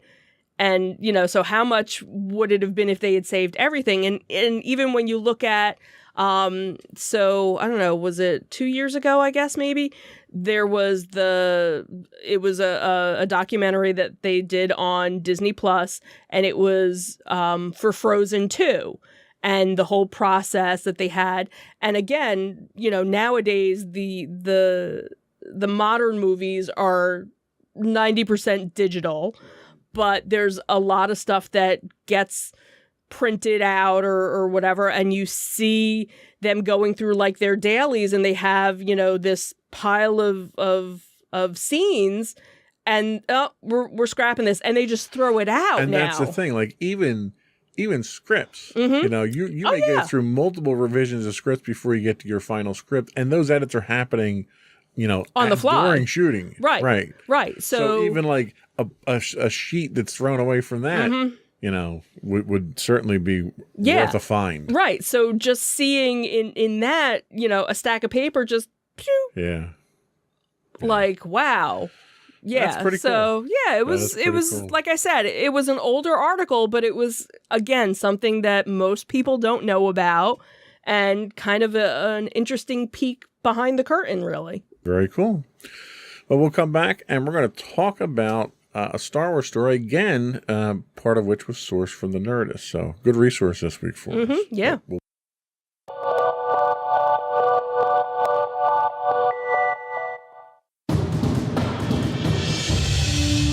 For over 7 years, the Second Sith Empire has been the premier community guild in the online game Star Wars: The Old Republic. With hundreds of friendly and helpful active members, a weekly schedule of nightly events, annual guild meet and greets, and an active community both on the web and on Discord.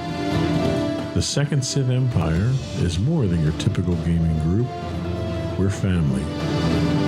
Join us on the Starforge server for nightly events such as operations, flashpoints, world boss hunts, Star Wars trivia, guild lottery, and much more. Visit us on the web today at www.thesecondsithempire.com.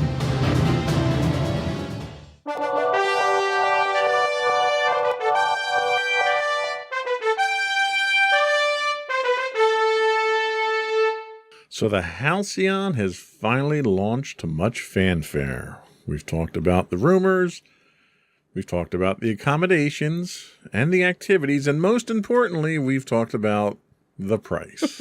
Now people are reporting back their first actual experiences on board the fake Star Cruiser to nowhere, and the reviews are interesting, we'll say.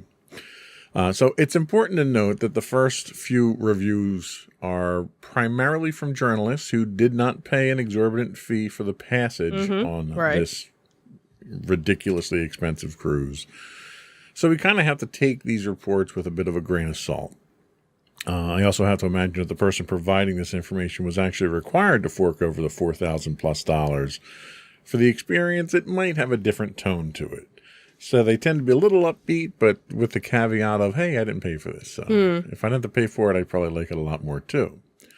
So one of the first reviews that we digested was from noted pop culture journalist Amy Ratcliffe. And she notes quite appropriately that as a single individual on the cruise, it was impossible to experience everything the Star Cruiser had to offer. And that was one of the probably more disturbing things here, is that they take the same theme with the Star Cruiser that they do with everything else, that, oh, well, there's too much to experience here, and you'll just experience the rest the next time you come back. And it's like, we're not coming back again. Like we mortgaged the house to get here. So you need to give me everything at one shot, because there's just not enough. There's no way we're going to be able to get back to this. Right. The first not so insignificant feature that you get is free valet parking, which, in light of Disney's more recent nickel and diming tactic of charging resort guests for parking, this is kind of a pleasant surprise. But for $4,000, you really are paying for your valet parking, aren't you? Right. Exactly. So let's not read too much into that. Right. Exactly. You also get a themed magic band at check-in, which is one of their big selling points here. And again, I can't consider it free since obviously that cost is incorporated into the price. Not that I'm saying take these things away and lower the price, because they won't, but... But what was interesting was I happened to see, so I have a Disney Facebook friend who just went on it. So he paid for it. He wasn't part of the freebie. And in their little pop-up, you could actually buy a magic band that actually was a little bit more decorative. Okay. But it was after your trip had already finished, which I thought was kind of funny. Right. You would think, oh, well, here's the free one you get. Can I bling it up? No, you have to wait till after you've gotten back. So I thought that was that's how you had the bragging rights. Right, exactly. Look what I got. Yeah. The one thing, there were 2 articles I dug through on this, and the one thing that came out of both of these that was significant is you need to make sure you have your data pad, essentially your phone. Right. Because so much of what you do is tied to the app with your itinerary and your interactions and translations and scanning and all this stuff. The problem you run into is your phone going to last the entire time? Right. And that was one of the things I had read also was make sure you pack multiple battery backups. And I'm kind of surprised that they didn't come up with something for you to use that wasn't your phone. Right. Like some sort of... Right, like here's a loaner tablet or something like that. Something like that, so that this way... almost so that you couldn't access the outside world. Right. Like in a way, like that. Right, to kind of isolate you to that and keep you in the experience. Right, to keep you in the experience. Like here's something, and that it would link up to other people that you were on the cruise with. Right. So that you could kind of mix and mingle, with others if you were going to do any of the adventures. Sure. So there is they talk about a pre-show that you have when you check in. So you get valet parked, you wind up going into, I guess, a spaceport type thing, and you get kind of your pre-show video to get you into the mood. And from then on, you're on the ship, you're immersed. I don't know. I don't know if I need that kind of... Because usually when Disney does their pre-shows, it's basically to make it more palatable stand in line. So it almost makes me think, okay, all right, they're bringing them in 2s and 3s. We're bringing all these people in. Am I literally just standing here watching this pre-show so I can get into the next room because there's people in there right now? So it kind of makes me think that it's really just Disney's way of throttling the passage into the building itself. Okay, I could see that. But this is supposed to kick off your story. So we'll give them a little bit of credit for that. I hope it's just not your typical, snooze fest to keep your hands and arms inside the vehicle at all times. Right. So the rooms, okay? So it's worthwhile talking about the rooms. So the journalists themselves did not get to stay in the stateroom suites. They got to stay in the standard rooms, which as a non-1%er... we probably wouldn't be in the staterooms either. Right. So they talk about the fact that you get, the rooms can sleep up to 5. They say it will probably be cramped with 5 in their luggage, but you make the point of how much luggage you're really bringing for a 2-night stay. Right, because my whole point is if we were going down and we were staying, we would probably leave all the luggage that we didn't need in the car. Now, granted, if you were flying down, that would be a little bit different. I don't know if they have someplace where you can leave your extra luggage.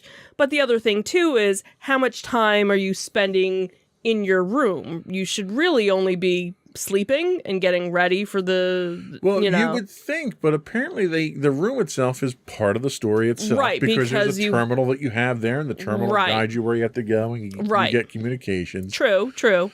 But the room itself, the standard rooms come with a queen bed, 2 bunk beds, and then there's a pull down, similar to what we ran into when we stayed at the Contemporary when we were down there. Just a little extra space for one of the kids. Right. You get a TV that's themed, that's basically just looks like a Star Wars style screen, but it's basically a regular TV. Right. I think Disney Plus is included with it Right. because the one person I saw was like, "Ooh, look, Cars 3, Yeah. exists in Star Wars or something." It was kind of, oh, okay. There's no room service. So that was kind of... That is weird because even on a cruise, you can still get... Yeah. So... Not sure why. I think maybe they were trying to keep people from spending too much time in their rooms with it. Maybe. I could see that. Especially because the venues for getting your food are large. A lot of the story revolves around them. Right. The cantina and the restaurant. So they don't want people sitting in their rooms, I guess, because you're not going to... Right. I wonder if it was something where, at 11 o'clock at night, if you wanted something to eat, could you... still get a snack. They've got snacks that you can go and get at one of the areas that do have snacks. We'll talk about that later in the article. Okay. You don't get windows, so once you walk into the building, the only place you can see the outside world is either on your excursion to Batu, or they have an environment simulator. Yes, I did. And it was funny because my friend who was just there, I saw that and went, oh, okay. An environment simulator. A room with no roof. So it was like glass from the pictures. Okay. It looked like, the area, and then it had the glass and you're like, oh, but that's not real, even though it was real. Right. I'm thinking, oh, you have this, but you couldn't do a pool. Yeah. Yeah. Okay, whatever. Well, the thing that I thought was neat that they noted about it is you don't get windows, but you get a virtual window. Yes, so you can see the stars outside. And what's neat is all the room windows are synced. So if the ship goes into hyperspace, they all wind up going into hyperspace. Okay, so everybody's stuff like that. So it's not like this room sees this and this room sees it. They all see. Okay, that's all right. The one complaint that they had was at night when you're trying to sleep, it's very bright. So you can put your shields up. So it either turns it off or dims it down so you can actually sleep. So I thought that was interesting. Interesting. And there's, like I said, there's an interface in the room for continuing your quest. Right. On with the ship's logistics droid is who you're interacting with. Okay. Right. So the first dining area they talk about is the Crown of Corellia dining room. Mm-hmm. This is where all the meals are taken. This is where one of the entertainment venues is. Right. From both articles, they said the food was extremely good, which you would expect. I mean, you're looking at it being an upscale restaurant on any of the other resorts. Yeah. Which, I can never knock Disney for their quality of food. Breakfast and lunch are served buffet style. You can get your blue milk or green milk, just like you can at Galaxy's Edge. Yep. Dinner is full service, but it is served family style. Okay, interesting. So that was kind of an interesting little take. Light snacks are available in the atrium. Oh, okay. But they say, it's nothing to be impressed with. Okay. So it's probably the same stuff that you would get at like a fast serve or something like that. Okay. They do have grab-and-go breakfast, light snacks at the Sublight Lounge.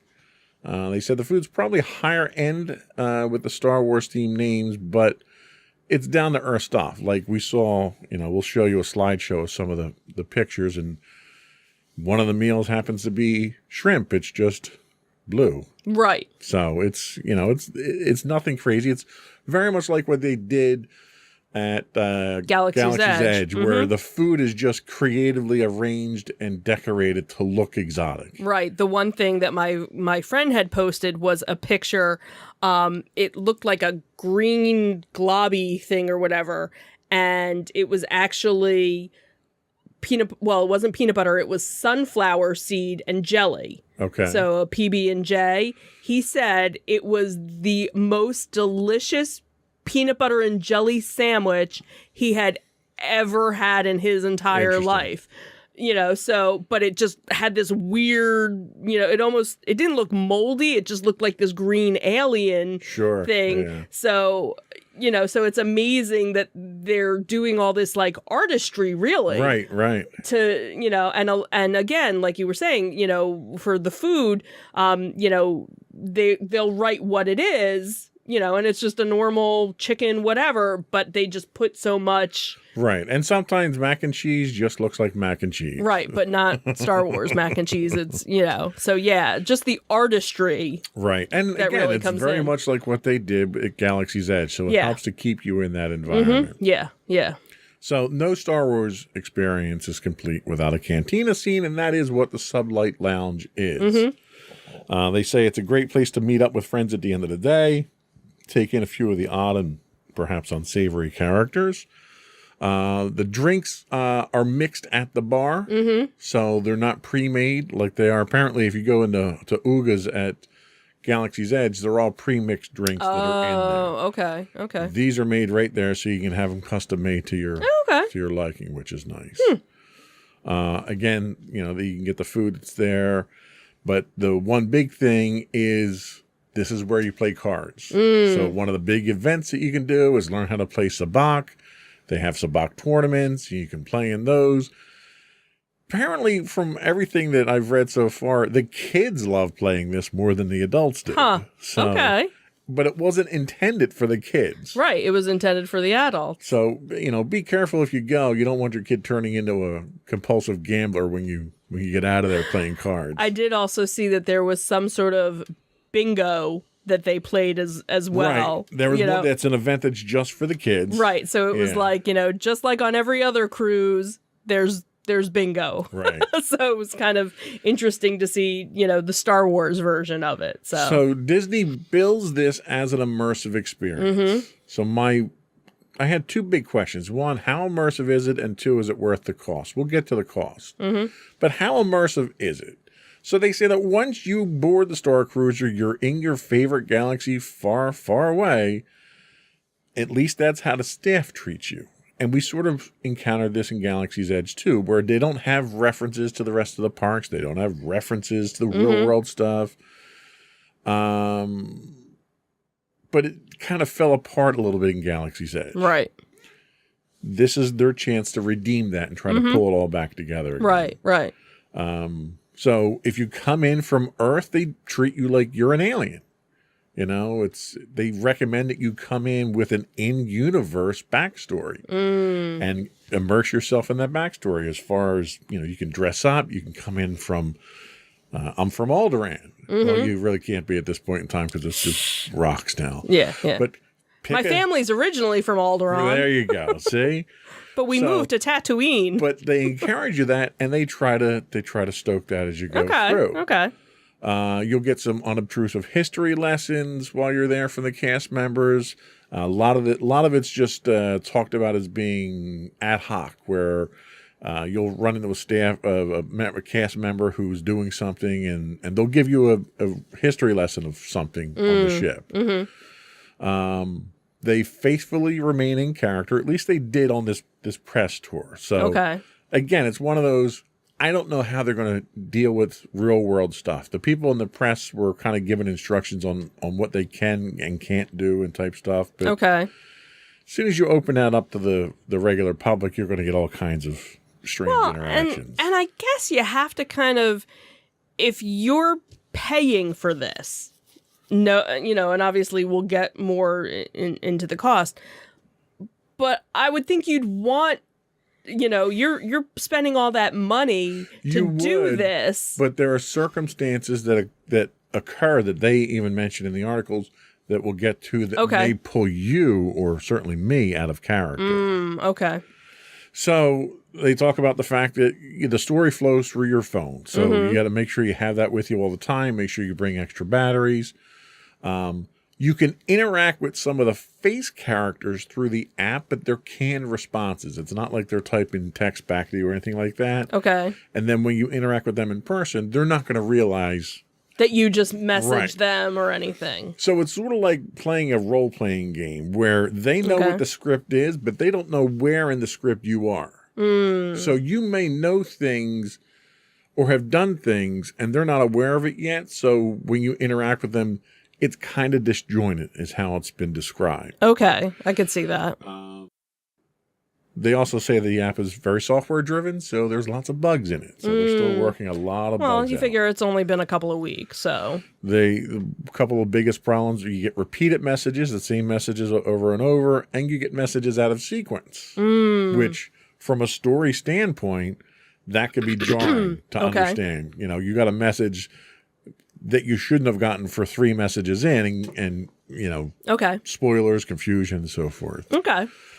The itinerary, the immersion is very itinerary driven, but they say itinerary changes based on the missions you pick up. So when you get there, there's a couple of missions you just get by default. Okay. But there's a whole ton of side missions that you can do depending on who you interact with and what you scan and all that stuff. So the advantage that they say here is that, well, the next time you come back, you can have a completely different experience. For $4,000, I'd expect a completely different experience when I come back. I mean, you're not giving me something that's a selling point. Right. They really should be marketing this as this is a once in a lifetime thing. You might never come back. Right. From all accounts, it seems like some of the story is kind of forced down your throat. And we'll talk about that later when you get to Galaxy's Edge and how the missions continue there, and you might not even be aware of it. None of the things that you do impact the outcome of the voyage or your trip or anything. So you make all these choices, you feel like you're involved, and the same thing happens at the end of the day, no matter what. Okay. So to me, when it comes to an MMO online game and I'm playing through that story and my choices don't matter, it's very frustrating for me. Okay, I could see that. Why did I make these choices in the first place? Right. So the one thing they do tell you is that the crew is trying to accommodate so many guests at once. So each of those guests are at a different stage in their story. So you may go to a cast member to try to interact with them to advance a quest, and they may be interacting with someone else who's earlier in that quest, further in that quest, on a different quest, and you have to wait your turn to interact with them. They say sit there and listen because what they tell them might be relevant to what you say. Okay. But this is where I could see people getting frustrated quickly because you're trying to do everything at once. And if I have to sit here and wait for 5 people to talk to this guy before I can get to him, I could have gone and done something else. Exactly. Yeah. I got 2 days here, and I'm wasting my time trying to talk to someone to advance. This is where I would get frustrated and come out of character at that point in time. Right. So Okay. that's what I'm saying. There's situations where even a diehard like me who can go in there and be in character will get frustrated, and you kind of have to have patience with these things. Right. They kind of target that towards the kids more than the adults, but the adults are the ones that are paying for this. So the adults are the ones that are going to want to be satisfied. And I guess it really also depends on your level of fandom, too. Absolutely. Are you just doing this if you're to not just... a fan, you're not going to this, I don't think. Who's going to spend $4,000? Your daughter.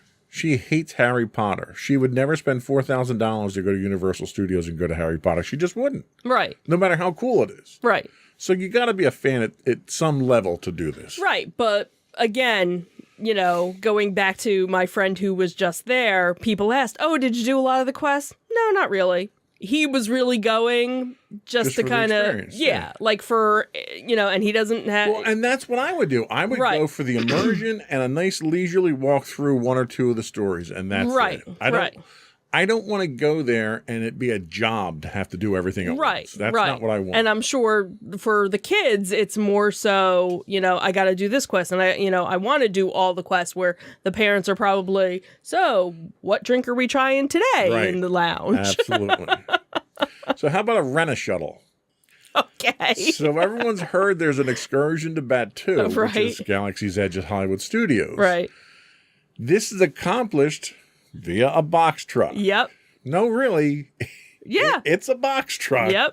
But it looks really cool on the inside. You never see the exterior, so you don't know you're in a box truck. Right. But they decorate up the inside, and that's how they transport you the short distance over to the thing. Yeah, I thought that was interesting. So you do get lightning lane access to the Millennium Falcon Smuggler's Run and Rise of the Resistance, which, again, very generous for Disney to do that. However, part of your mission on the ship are tied to these rides. Okay.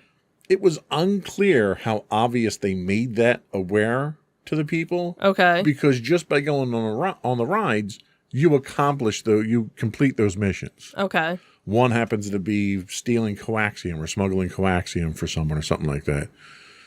But you don't need to know that because they try to integrate it into the story ride itself. But the story ride itself is the same story ride as when it launched, which had nothing to do with the Halcyon. Right, right. So it's kind of quirky how they kind of tie that in.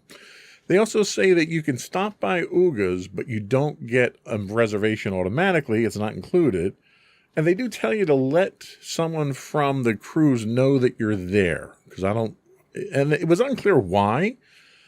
It's almost like they try to keep you on a very strict regiment while you're there, and Uga's is not included in that. Well, I'm guessing because you're only there for so long a period of time, and they probably don't want you wandering off to other areas of the park, right, because you have to get back to your shuttle to get back to the ship by a certain time. Right, so right. I'm guessing maybe that's, because I'm guessing probably most people go on their 2 rides, maybe walk around a little bit, and then head back to the ship because there's other things. Right, because you're paying to be on the ship. You're not paying to be at Galaxy's Edge. Right. But the last shuttle back to the ship is 4 o'clock. So they take you in shifts there, and then you can come back as you need to. Right. So you're one of the earlier ones there. You literally can spend the whole day there if you want to. Right.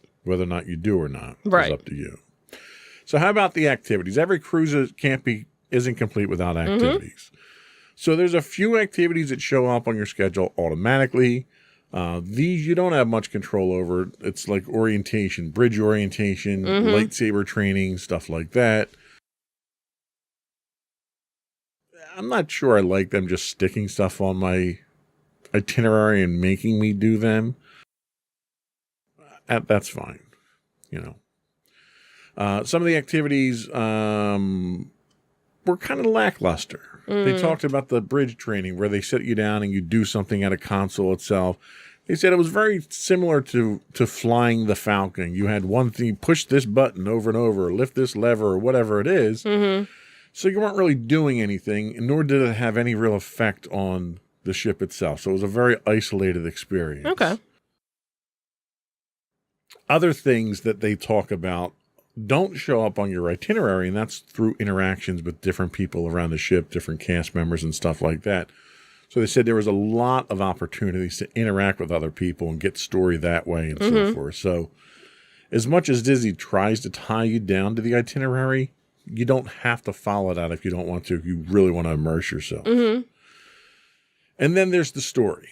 So it's a very specific, very static story that they do.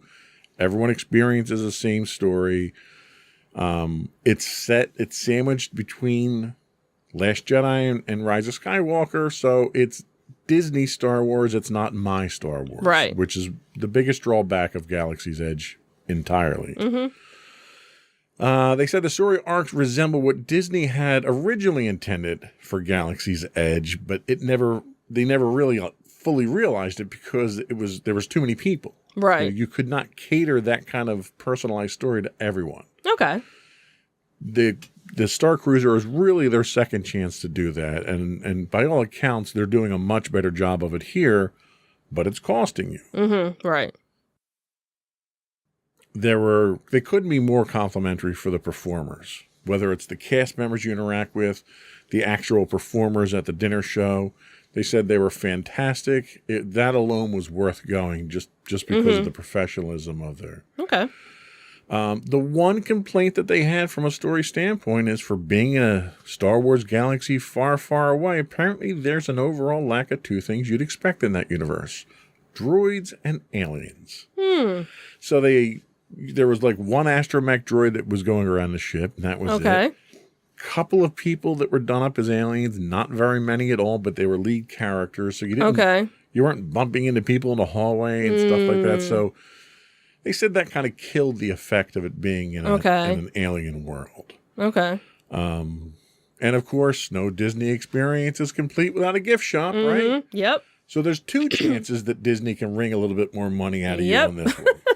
So you have the Chandrilla Collection, which is a small shop on board. That's targeted more for buying things to fit in. Yes, they clothing and stuff like that. And some collectibles, because again, my friend had posted the photo. So again, non-branded collectible, like there was some glassware, jewelry, clothing, things that you would expect at a high-end boutique. Right. That was what. Now you can buy the more tchotchke style stuff on your excursion to Batu. There's a pop-up shop that's in the little kiosk area that you board the shuttle and get off the shuttle, the U-Haul. And you could buy Star Cruiser specific stuff there and some of the bragging rights stuff there, but they don't overwhelm you, which is what really kind of blew me away. Right. And then finally we come down to the price. So is the $4,809 for the standard room worth it? One person who attended on a complimentary pass doesn't think so. And they were there for free, mind you. Okay? Right. After seeing what I've seen and reading what I've read, I have to agree. Disney's non-existent cruise to nowhere at an astronomical price is a big ask. But it's also in line with what seems to be their new target audience of 1%ers that Disney appears to be aiming for. So short of hitting the lottery or getting a complimentary trip myself, I'll be avoiding this particular Disney money trap. So, I don't know. What do you think? You think it's worth it as a once-in-a-lifetime? You know, you turn 50, we're going to go on that'll be our Disney cruise. I don't think that's the I think if I had my choice of 2 days doing that or going to Disneyland Paris for the same amount of money, I would choose Disneyland Paris. Yeah. You know, as much of knowing how much of a Star Wars family we are, for half the price. See, not only can I not justify paying that money for that limited an experience, I refuse to support what really is Disney slap in the face to every Star Wars fan out there. Right. Because your average Star Wars fan is not going to be able to afford this. Right. And you're deliberately pricing out that entire fan base. Right. And I think that's the biggest thing. If you slash that price, and that was even when we were still DVC members, there was the option of, okay, how much of points do we, and for the amount of points that we were going to have to use versus taking a 7-day cruise, it was just, it didn't equal. There was no comparison to either or. So I would rather spend $5,000 and go to Paris than just stay. Like it would be nice if you could just do like a 1-day walkthrough of it or something, for $200. For $200, you get to, spend the day on the ship. Yeah. I could see that. That would be interesting. With maybe, you get one meal, I'll even say $300. But see, and that's the thing. You can get the environmental experience at Galaxy's Edge that you get here.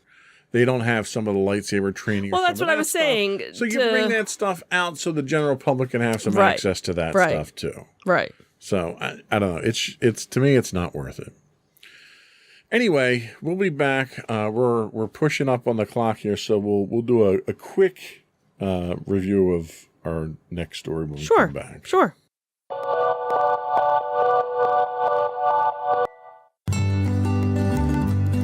Insights into Teens, a podcast series exploring the issues and challenges of today's youth. talking to real teens about real teen problems.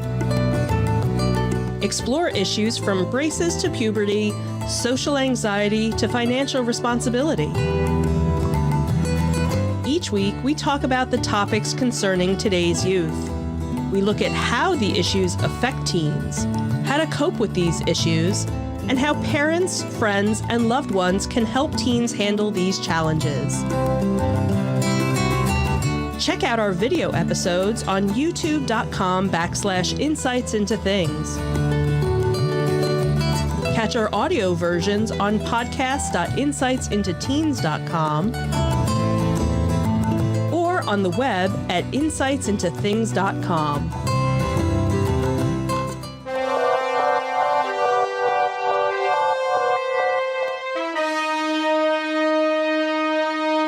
So it's been described as the Gone with the Wind of gangster movies. It was cutting edge when it was originally released and still to this day stands the test of time. The movie that made us an offer we couldn't refuse, The Godfather, has turned 50. It's also returning in limited theaters to mark its epic anniversary, and many of the stars of the movies have shared their thoughts on its legacy. What are your thoughts on The Godfather? When did you see it? How old were you when you saw it? Oh, gosh. Well, I was probably too young when I first saw it, but then probably didn't see it again until probably high school. That's what I saw. I saw it in high school. And when I was in high school, that was actually when Godfather 3 came out. And I remember in our one English class, we had been talking about it. So there were a couple of us that actually went to go see the third one because we were talking about the impact of the first one. And really, when you think about it, it was kind of the start of, there had been gangster movies all, throughout, cinema. Mm-hmm. But really that was kind of the one that led the way for, some of the more modern gangster movies. Like, they kind of look at that and kind of go from there. Well, it's funny you mentioned that because in a recent interview, Talia Shire described her brother, Francis Ford Coppola, characterizing the movie as a waltz. She says the endless cycle of the family had a sense of a waltz to it. And it's hard to argue with that. It really, it did have that. And I think that's really what scared the studios more than anything because it was so different than the gangster movies you had up to that point. Right. Everything was family, really. It was all about taking care of the family. It was a huge gamble for Paramount. And by most accounts, the movie was hell to shoot for Coppola. They said there were reports of a running battle between Coppola and his bosses at Paramount, and even the crew at times because of creative differences. Casting decisions. They brought Marlon Brando in, who at that point in time was kind of obscure at that point in his career. Nobody wanted to touch him at that point. Right. And it kind of reinvigorated his career. Yeah, yeah. They said that Coppola was in constant fear of getting sacked by Paramount during this whole thing. Even in post-production, when he made his choice of Italian maestro Nino Rota, that was questioned. Coppola bluffed by threatening to have his name removed from the movie before Paramount finally gave in to his decision. Wow. So there was this constant strife that he was running into with this movie.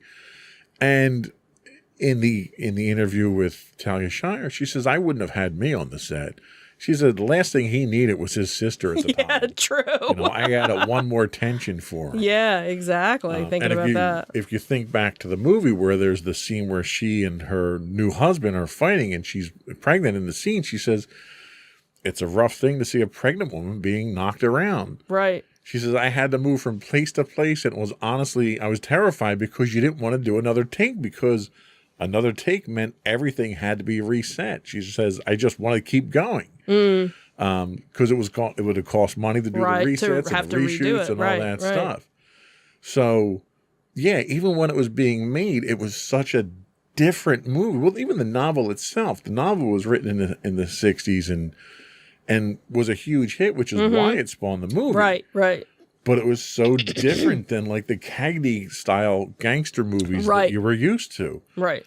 And I think a lot of it had to do with the fact that it was very reflective of our country at that time. Yeah. You know, the power struggles, the politics, the, you know, do whatever it is you need to do.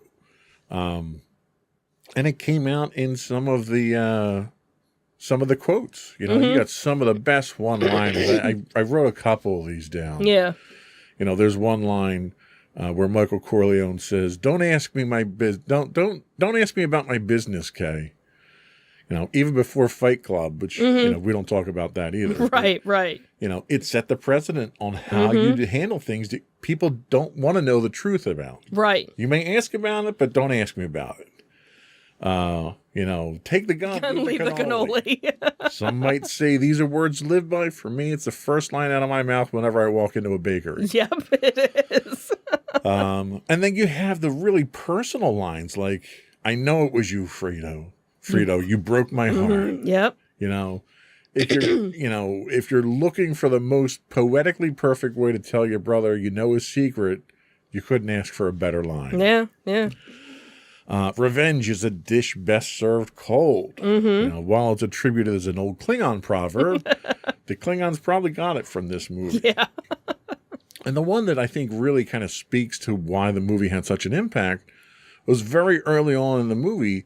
Don Corleone says, "I believe in America." And he does. Right. But it's his version of America. Right. You know, and in our current state of political upheaval, this line's incredibly poignant and tells us that America's what you make of it. If your America is gun to your head, going to take your money, if you don't do what I say, make demands, then that's your America. That's not everybody else's America. So it's that distorted, that ability to distort things in such a way To be how you want it to be. To make yourself feel good about it. Yeah, yeah. And then, you know, the most famous line from the whole movie, and yes, this line is so well delivered and so perfect in the movie that it appears twice in our breakdown here.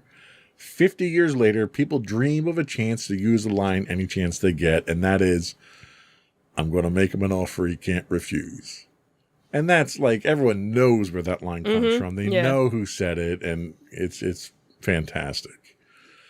But culturally, though, I mean, we talk about the careers and the impact and stuff like that.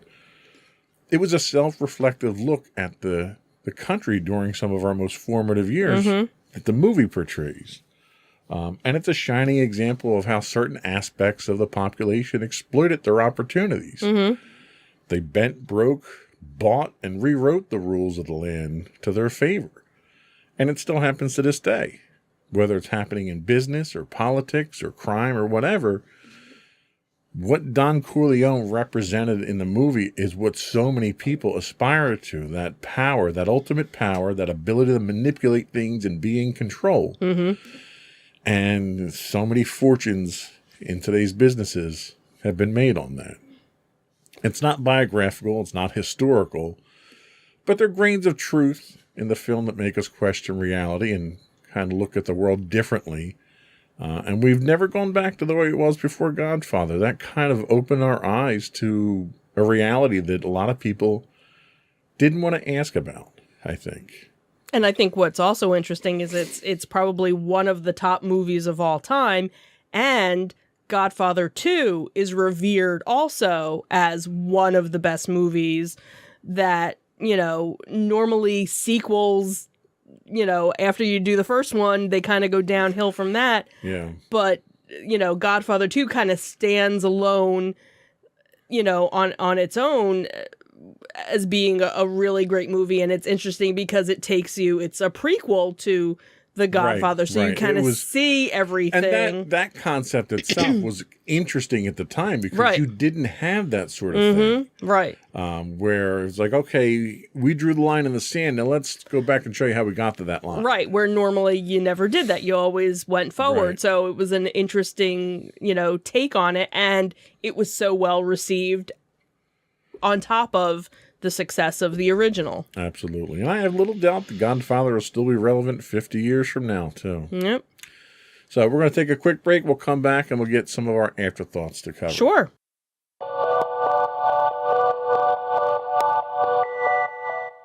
So what do we have for our afterthoughts? So going on, fortunately, if you're watching us live and not on, after the fact, ZoloCon is going on this weekend. It's going until 6 o'clock. So if you're in the area, you got until 6 today. Tomorrow it'll be from 9 to 4:30. We're actually planning to be there tomorrow for it. That's in Warminster, Pennsylvania. Then in a couple of weeks after that, we have the Delaware Train Show and the April Fool's Toy Show. That would be April 2nd and April 3rd, and that is in Newcastle, Delaware at the Nursehrine Center. And before we go, we did attend our Nerd Fest this weekend here. We're going to run some footage of that real quick and kind of describe. It was a typical local pop culture event here. Right. A lot of local artists were there. I was kind of surprised at how many artists that they had there. Yeah, it was a pleasant surprise to see how many local artists were there, local vendors were there. A nice mix of different types of artists. You had a lot of people selling handmade things, which was nice to see, along with your different vendors obviously selling your pops. Not as many collectibles. Yeah, a lot of it was much more handmade. Right, it was much more which was kind of cool because, better to have that. Obviously, we had the 501st was there.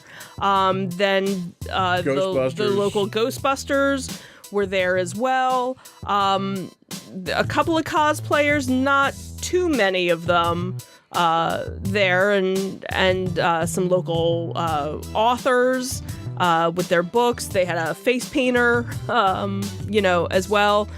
Different clothing makers were there with different types of t-shirts or sweatshirts and things. And we had the one artist that was there who was the taxidermist artist that we talked to. Why don't you talk a little bit about that? Yeah, so that was kind of interesting. I almost came home with a bat. A real bat that was taxidermied. Bat that was taxidermied in this cute little cage. So we were talking to him, and you had asked him how he came to how he sourced his critters. And what was it? So he kind of had a... So he said he has a license. He's a licensed scavenger. Right. Which I didn't even know that existed. But he said most of the stuff that he gets comes from people that he works with. Right, they kind of trade things. Right, so they'll send him the, for lack of a better word, carcasses. Right. He'll taxidermy them. Was it his son or his nephew? His nephew. His nephew does the actual settings and the dioramas and stuff like that. Right. And he'll set the taxidermy animals in here, and he'll send some of these back to these people that provide the materials for it. And it's really cool. Not only did they do the bats in the cages, they did these incredibly ornate ostrich eggs. Yes. Because the person who runs it is a former dentist. He uses dental tools to actually go in there and carve these out. Talking about no additional material added to it. He just takes the egg, carves it out, and you had three-dimensional renderings of a dragon. Dragons coming out. Yeah. I mean, it was incredible the kind of detail the guy had. Yeah. First time I think we'd seen that vendor, and he's a local guy too, which is nice. Right. So he actually is going to be at some of the other local, he'll be at Monster Mania, which is coming up in a couple of months, and then another one that's up in Parsippany, MonsterCon, I think it was. Right, the next horror one up there. Yeah, so yeah. It was interesting. It was a kind of a cool venue the way they laid it out.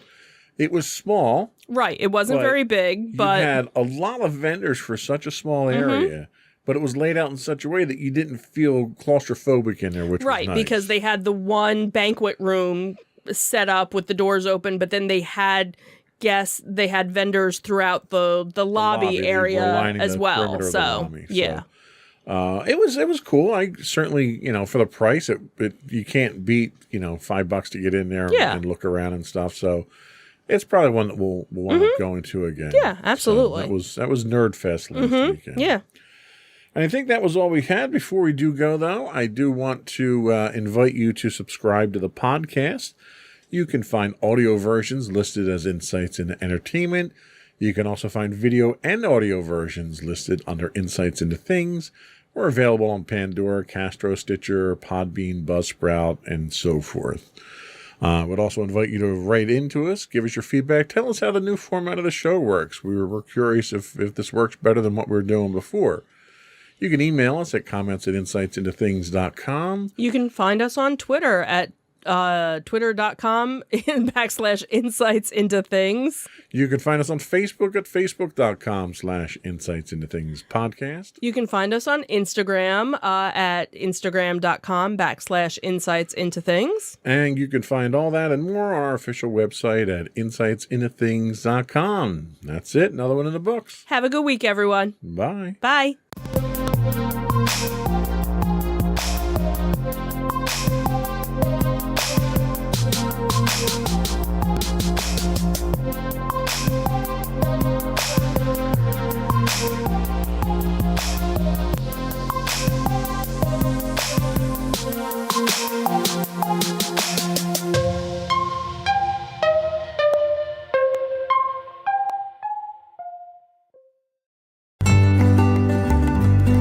Insights into Teens, a podcast series exploring the issues and challenges of today's youth.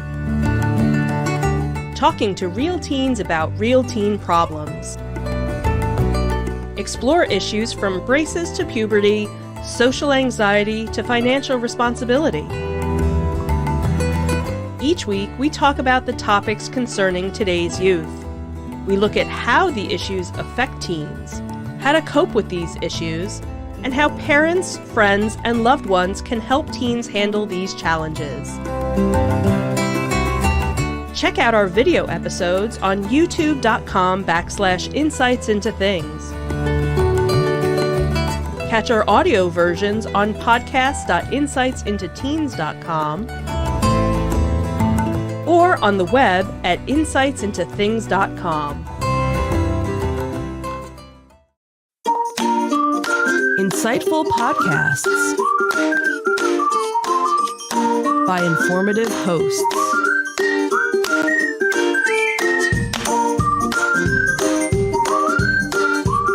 Insights into Things, a podcast network.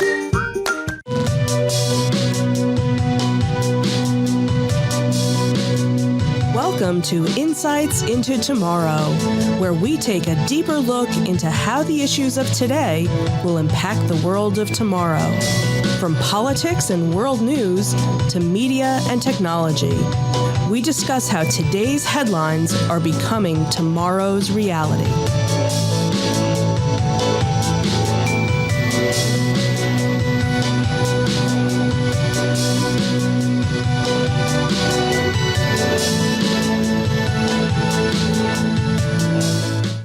Welcome to Insights into Tomorrow. This is episode 13, Modern Monopolies. I'm your host, Joseph Whalen, and my co-host, Sam Whalen. How you doing today, Sam? Doing okay. How you doing? Doing all right. So today's topic is one that we've kind of been tossing around for a little while now, and it's in the news a lot lately with a lot of the tech companies and politics involved. It came to the forefront few months back during the Trump administration. They were kind of going up against some of the big tech companies, Facebook, Amazon, Google, and so forth. So I thought it was worthwhile to sort of take a look at this. So today we're going to discuss what monopolies are in the modern age. We'll understand what a monopoly is, how they operate, and why they're detrimental to a free and open market. Yet they're a unique product of capitalism. We'll take a brief look at the history of monopolies in America and how they've been handled before. And we'll look at the future of what today's monopolies and the complications inherent in regulating them are. Ready to get started? Yep. All right.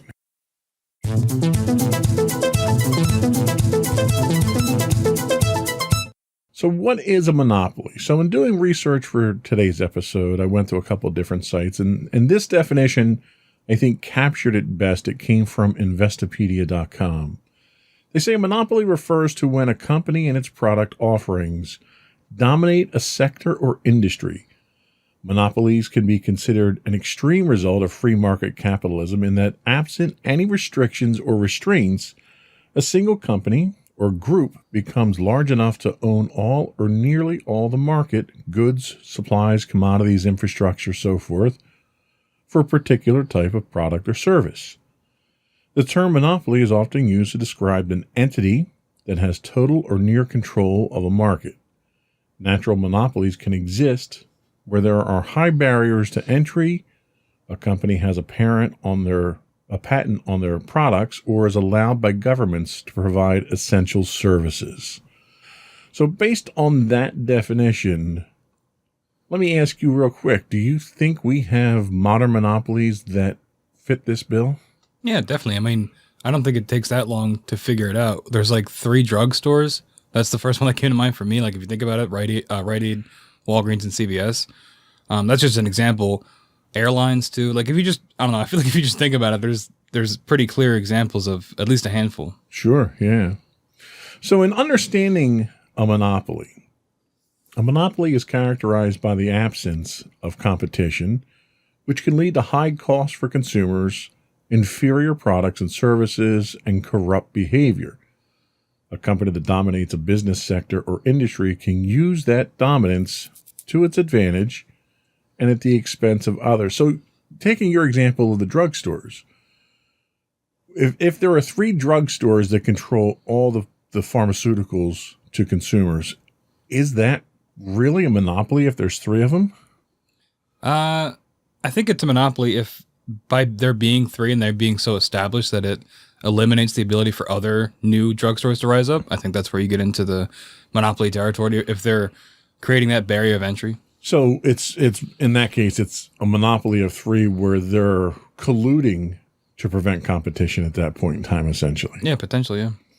They also say that it can create artificial scarcities, fix prices, and circumvent natural laws of supply and demand, which I think is exactly where your pharmacy scenario falls into place. It can impede new entrants into the field, discriminate and inhibit experimentation on or new product development, while the public, robbed of the recourse of using a competitor, is at its mercy. Do you think, again, sticking with our pharmacy example, do you think that the consumers are at a detriment because of having 3 major pharmacies control the entire industry?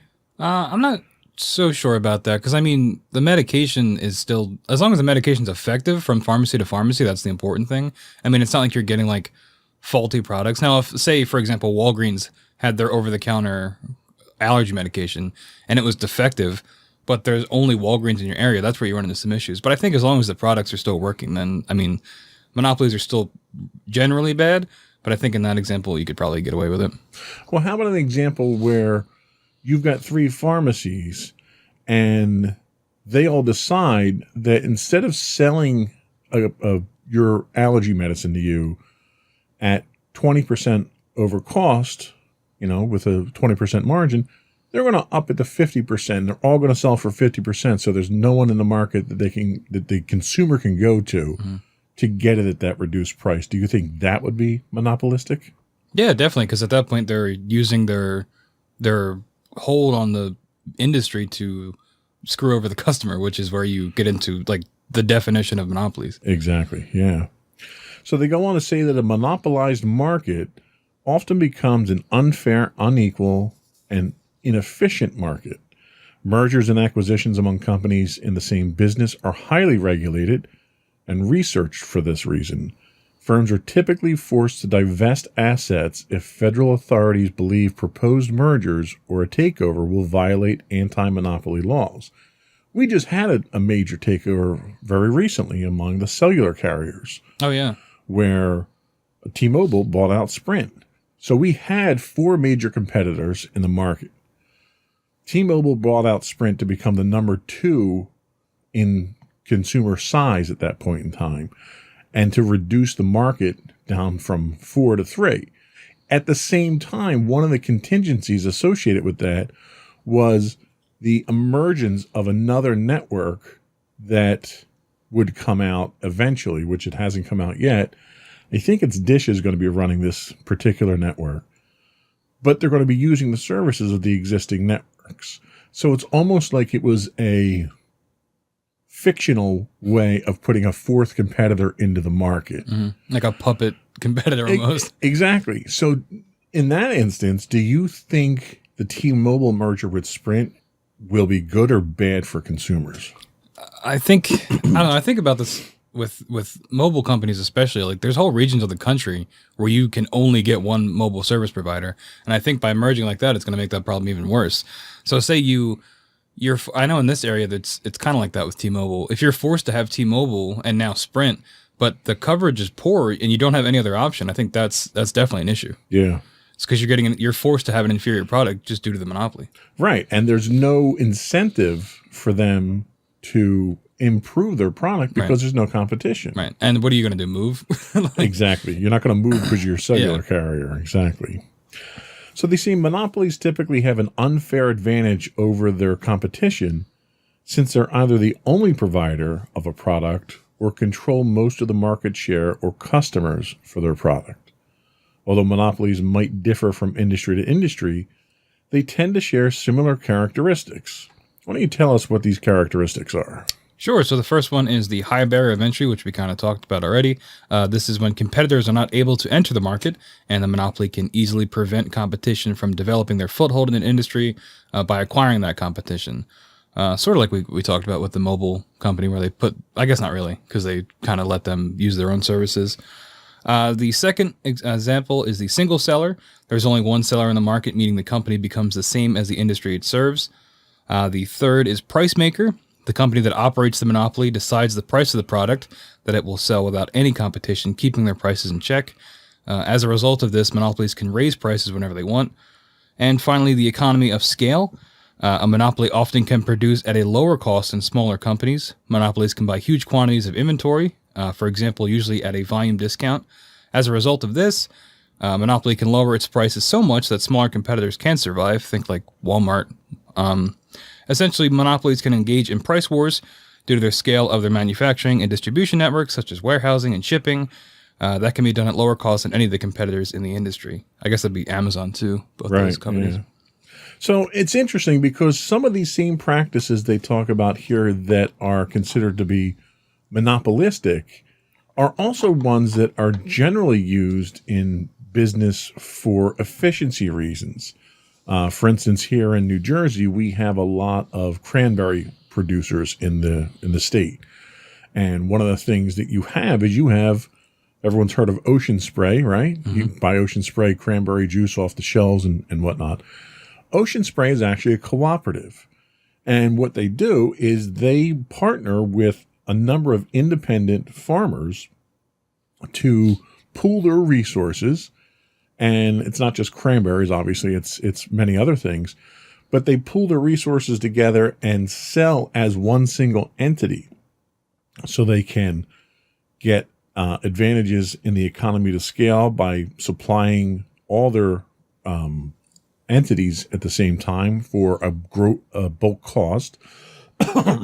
They're sort of fixing their prices by not competing against each other. They all agree upon a certain price that they sell at. But somehow the cooperatives aren't targeted for monopolies, even though they take on some of the same characteristics of a monopoly. This has happened traditionally in the past with a lot of food industries have done this. A lot of your fast food places, when they go through franchising, they do sort of the same thing. You buy a franchise of a pizza place, Papa John's or I can't think of another Dunkin' one. Donuts. That would not be pizza, but sure, we'll use that as a franchise. Yeah. That's the first thing when I think franchise. But yeah, that's another good example of you have a whole bunch of people that buy the stores, buy the franchise where they have the rights, but they also get all their supplies that way. So instead of, mom and pop down the street going out and buying flour to make donuts, they put their purchase into the corporation, and the corporation buys it for 500 bakers at one time and can get a discount on it.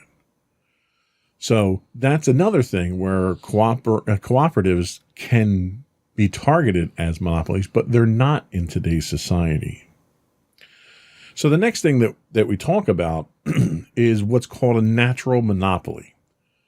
So a natural monopoly can develop when a company becomes a monopoly due to high fixed or startup costs in an industry. This happens a lot with utilities, internet, electricity, telephone, because of the amount of money that you have to tie up in order to provide that service. The government is willing to allow you to become a monopoly. AT&T at one point in time had so much money tied up in copper. It was like 1/3 of the company's value was in copper, Oh, wow. just in the wires that they had, because copper is a commodity. Wow. Also, natural monopolies can arise in industries that require unique raw materials, technology, or it's a specialized industry where only one company can meet the needs. Again, this goes back to AT&T. You know, they were Bell, I guess at the time and they wound up getting broken up in the early 80s. Companies that have patents on their products, which prevent competition from developing the same product in a specific field, can have a natural monopoly. So a lot of these things here have traditionally been associated with the utilities sector. Your television, your cable, your internet, your electrical, your plumbing, things that aren't state-owned but offer private services. We just ran into one incident last week with the Colonial Pipeline, where they supply a chunk of refined fuels to a large sector of the country. They're a private company, but they have a monopoly on that because of how expensive it is to build a pipeline. So let me ask you, when it comes to natural monopolies where you have this investment or you own the technology, do you think that justifies monopolistic tendencies?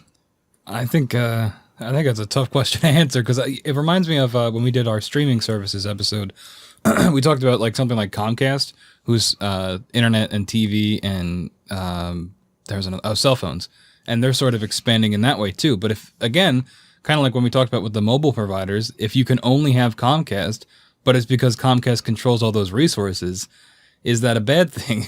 I think it becomes a bad thing when you go back to the inferior product thing. If your product's bad, but you have this obligation to provide the service because you have all the resources, then I think you also have an obligation to make the product at least usable consistently. Well, and to add to that is, if the government is going to allow you to be a natural monopoly because of that technology or that investment, then there's a certain right that the government has to... we didn't check the shop beforehand, everybody. No, we didn't. Just lean a lot that way. There's a certain obligation the government has to regulate you at that point in time as an industry. Do you think that expectation of government regulation, because a lot of the cable companies are trying to get away from government regulation, do you think that expectation that government should have the right to do that when they grant you a monopoly is realistic?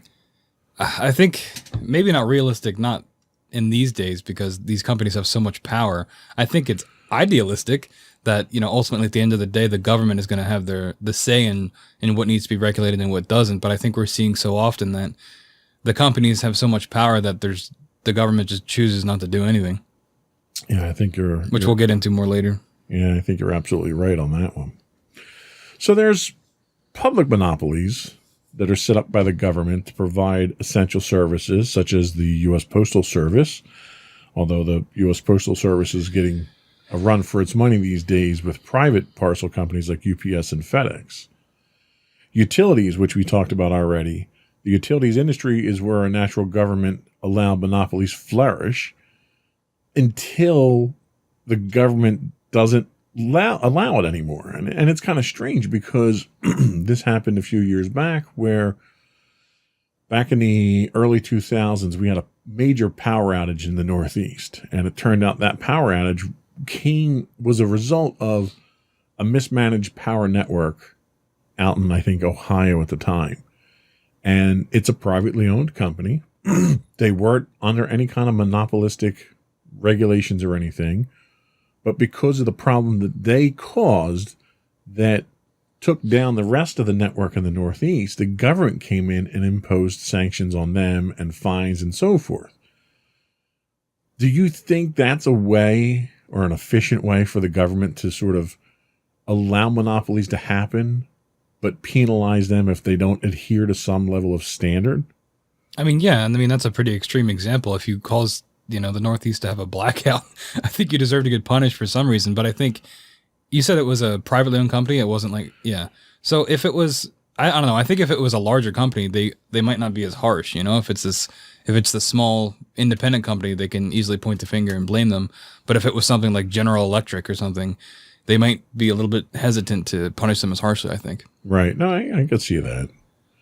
So the monopolies in these instances are allowed because the suppliers incur large costs of producing power or water or providing these services to each household, and it's considered more efficient for there to be a sole provider for these services. Do you think it's more efficient for you to have a sole cable provider, or do you think competition in the cable market would be better for the consumers? Because right now, cable is not considered a public utility.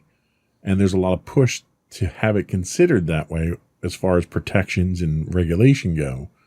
If they did, do you think having 2 or 3 cable providers would be better, or having a monopoly would be better? Yeah, definitely, because I think competition, it breeds innovation, right? Because you need to be able to beat your competitor, and you beat your competitor by making more money, which means having a better product in theory.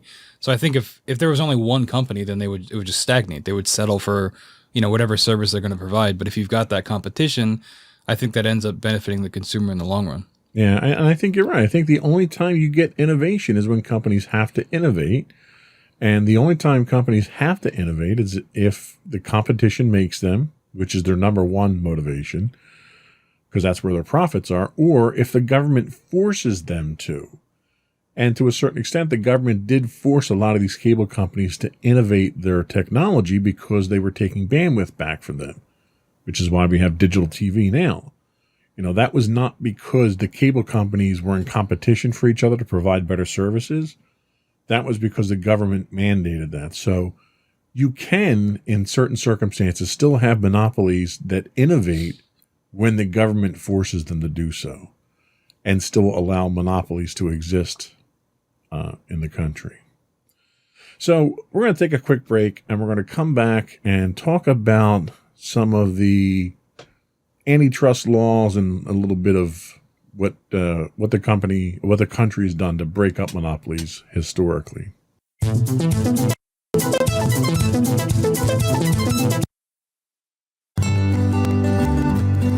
Insights into Teens, a podcast series exploring the issues and challenges of today's youth.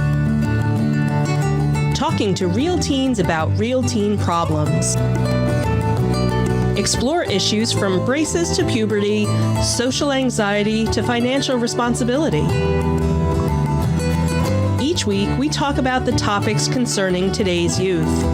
We look at how the issues affect teens, how to cope with these issues, and how parents, friends, and loved ones can help teens handle these challenges. Check out our video episodes on youtube.com/insightsintothings. Catch our audio versions on podcast.insightsintoteens.com or on the web at insightsintothings.com.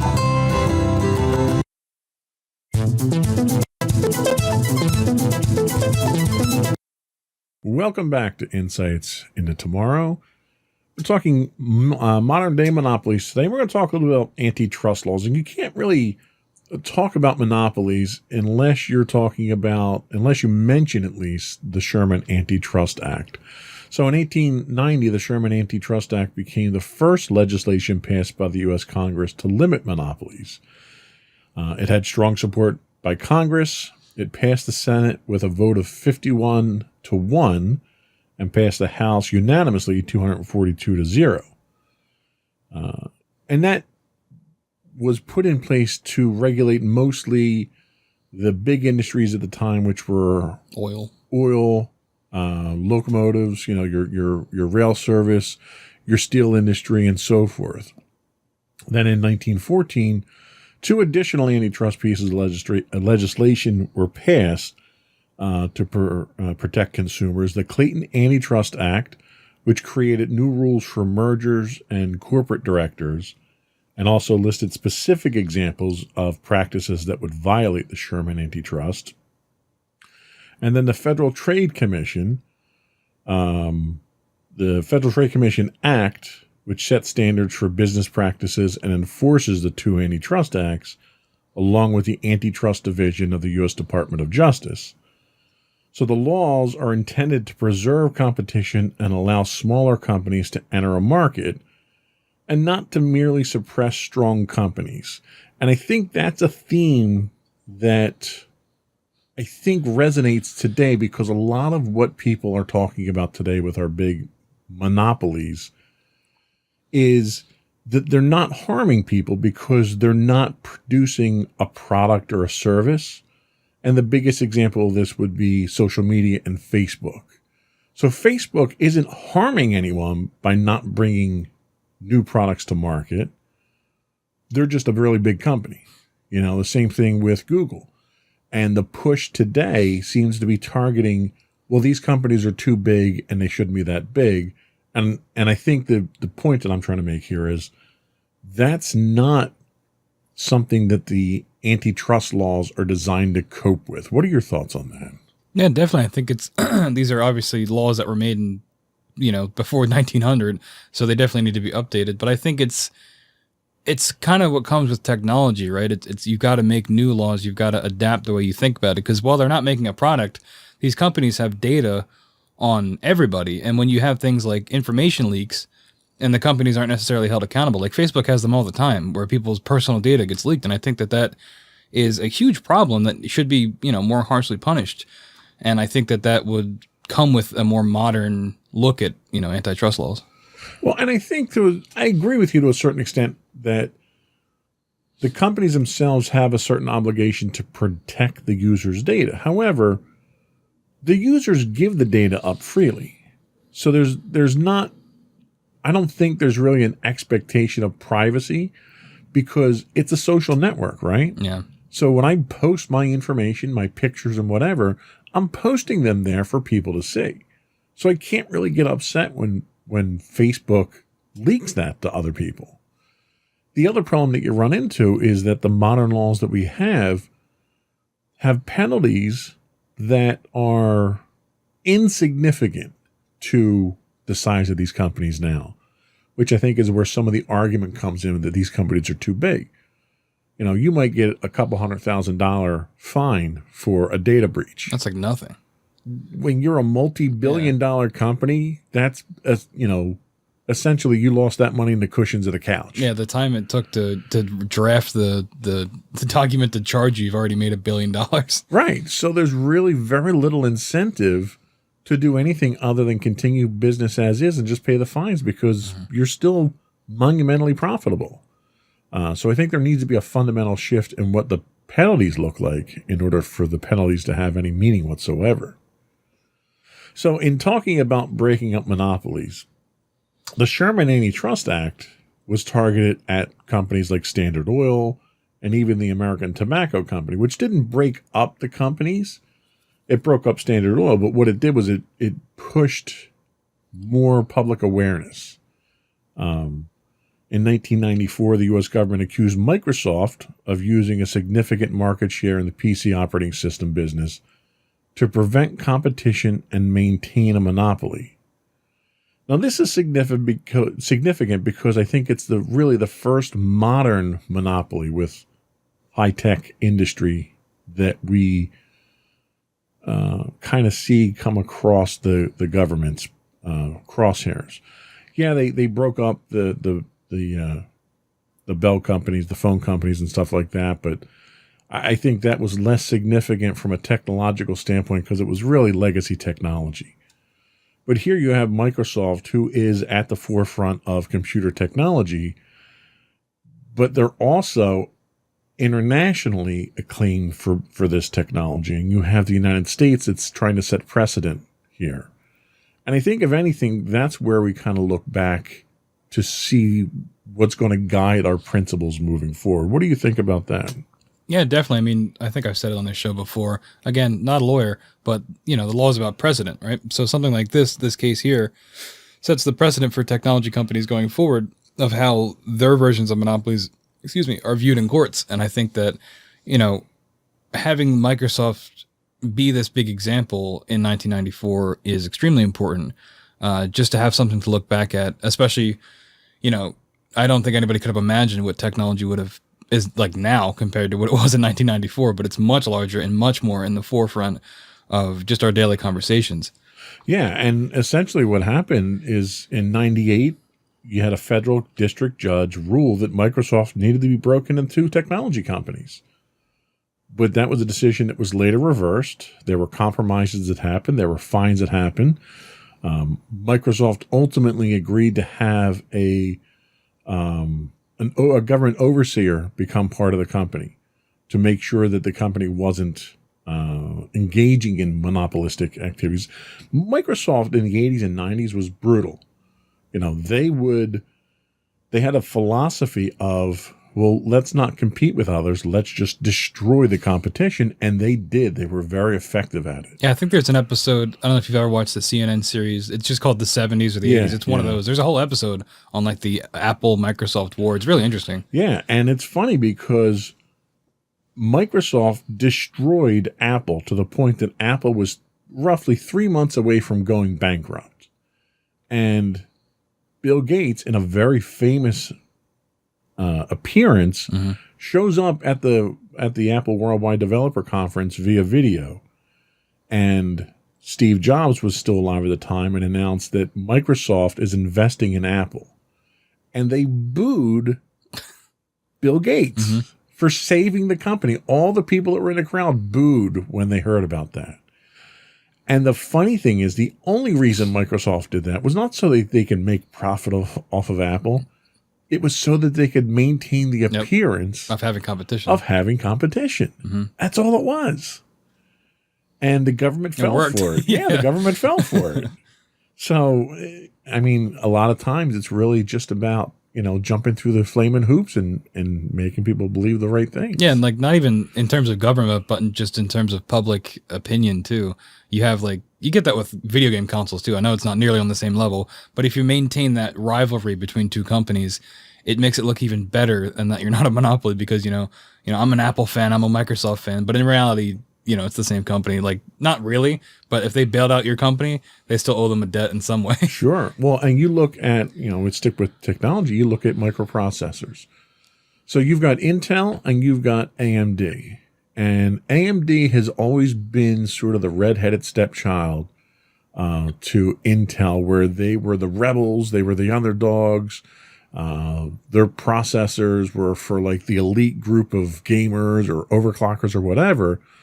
And you look at what happened to Intel, and Intel has, in recent years, been completely burned by their technology choices because of the shortcuts that they made that AMD didn't make. And AMD picked up a huge market share.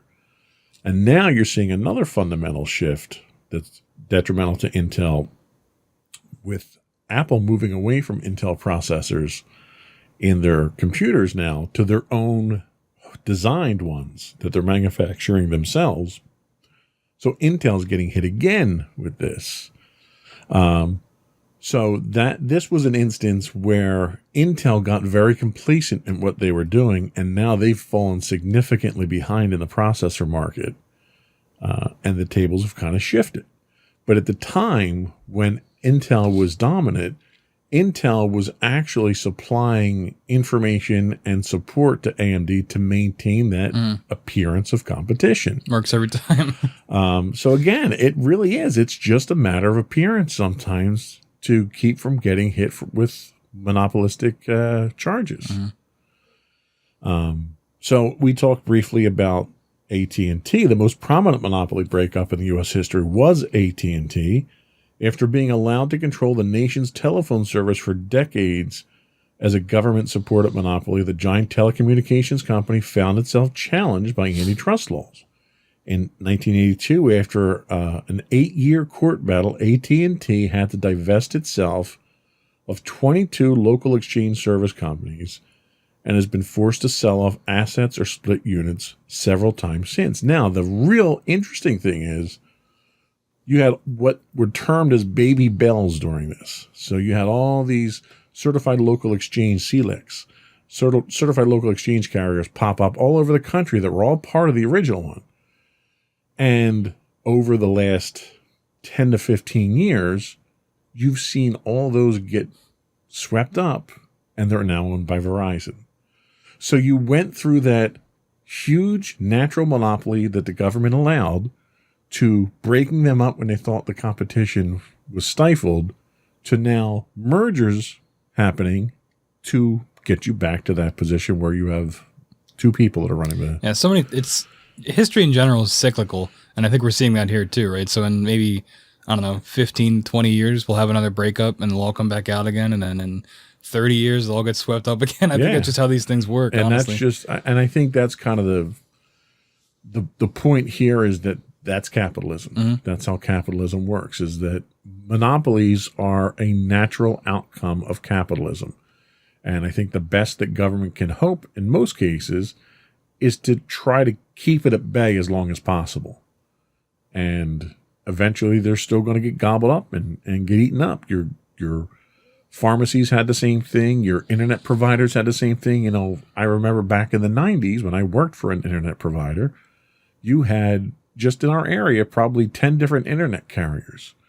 Now you can't get internet from anybody other than Comcast here. Mm-hmm. You had 3 different cable companies that you could get service from. So it's just a life cycle, I think, of business in a capitalist society. So we're going to take another break and come back and talk more about our modern monopoly problem in America.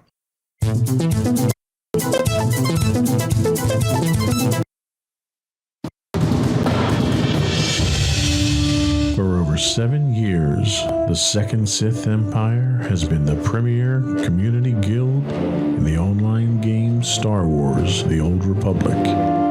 With hundreds of friendly and helpful active members, a weekly schedule of nightly events, annual guild meet and greets, and an active community both on the web and on Discord. The Second Sith Empire is more than your typical gaming group. We're family.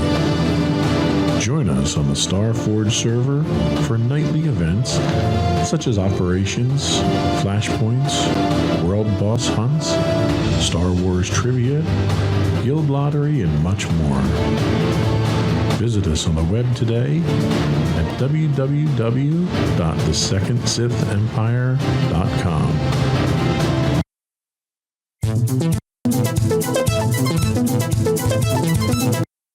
Welcome back to Insights into Tomorrow. We're talking modern monopolies. So Forbes did an interesting article about America's modern monopoly problem. They said, without realizing it, we become a nation of monopolies. A large and growing part of our economy is owned by a handful of companies that face little competition. They have no incentive to deliver better products or to get more efficient. They simply rake in cash from people who have no choice but to hand it over. This would be impossible if we had true capitalism. Even if we admit some businesses are natural monopolies, most aren't. Most of them found some non-capitalistic flaw to exploit. In theory, this problem should have solved itself as technology and consumer preferences change, yet it hasn't. Axios outlined a problem in a recent article on farm bankruptcies. Why don't you tell us about what they found? Sure. So 3 companies control about 80% of mobile telecoms. 3 have 95% of credit cards. 4 have 70% of airline flights within the United States. Google handles 60% of all searches online. In agriculture, 4 companies control 66% of U.S. hogs slaughtered in 2015, 85% of the steer, and half of the chickens, according to the Department of Agriculture. And finally, just 4 companies control 85% of U.S. corn seed sales, That's up from 60% in 2000, so there was some consolidation there. And 75% of soybean seed, a jump from about half, according to the Agriculture Department. That's pretty staggering, and that's not even talking big tech, where a lot of our focus is today. I mean, we're talking telecoms, credit cards, airlines, search, which we'll get to, and agriculture. I mean, our agriculture is really tied up to that few companies. I mean, I find that alarming at best. What's your thoughts on that? Yeah, you go back to your ocean spray example where it's one company, but it's made up of smaller farms. I guess that's probably similar. That's to what's probably happening. would be in this, yeah. Yeah, so it's if you want to have a successful farm, you have to join up with this company, basically is what you're getting at. And that is a monopoly, but if the independent farms are getting their proper cut, it's not as bad as it could be, right? Where they're just being exploited for their product. Right. I mean, I don't know. It's like this big company you just become a part of, I suppose, if you want to have a farm. I don't know. Yeah, well, and one of the things that they talk about a couple different outcomes that we get from this. One is being having a gummed up economy. Some economists say the concentration of market power is gumming up the economy and largely to blame for decades of flat wages and weak productivity growth. They say gumming up the economy is a good way to describe it because we're getting competition itself is an economic lubricant. And the machines work more efficiently when the parts are moving freely. We get more output from the same input or the same output with less input. Take away the competition and it all begins to grind together, kind of like a internal combustion engine that you don't keep the oil changed in. Eventually, friction brings it to a halt, and sometimes a fiery one. Normally, companies grow their profits by delivering better products at lower prices than their competitors. It's a dynamic process with competitors constantly dropping out and new ones appearing. This has been described as what's called creative destruction, which sounds harsh, but is absolutely necessary for economic growth. Today, the creative destruction isn't happening. And as companies refuse to die and monopolies refuse to improve, we struggle to generate even mild economic growth. And I think we're seeing that across our entire economy at this point in time. What are your thoughts on that? Yeah, definitely. I mean, we just read off all those examples of all those companies that own everything, right? So I think especially when you get to the point where you're too big of a company to fail and it refuses to die, just like that article said, when you're at that level where you control over half of, some kind of domestic product, it's going to be difficult for you to fail, even if you wanted to. And then you end up getting the stagnation that we're seeing today. Absolutely, yeah. They also talk about uncreative destruction. Creative destruction means companies go out of business and workers lose their jobs. Maybe a few competitors will hire them eventually, but they suffer in the meantime. Politicians try to help, but finding the right balance is hard. Greater blame should be assigned to the central bankers, not just the Fed, but its peers as well. For whatever reason, they kept short-term stimulus measures and near zero rates for far too long. The resulting flood of capital bypassed the creative destruction process. A lot of this happened under the radar. You've probably seen stories about the Lyft IPO and other unicorns that will soon go public. Unicorns being a type of wishful company going public with a very high IPO. The news. This is news because it's now so unusual.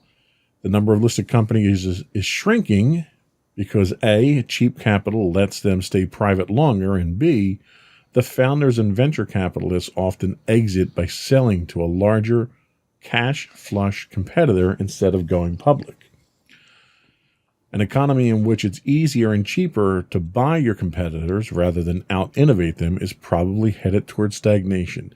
And that's the problem that we had. We saw all through the 1800s, competition was being bought up constantly. The railroads, the consolidation in the auto industry in the early half of the 20th century. Anytime that you see competition just being eaten up by buying them out, you're not innovating at all when you buy. You just have companies that are so large they can buy out anybody that's that's competing with them. Facebook is doing the same exact thing now.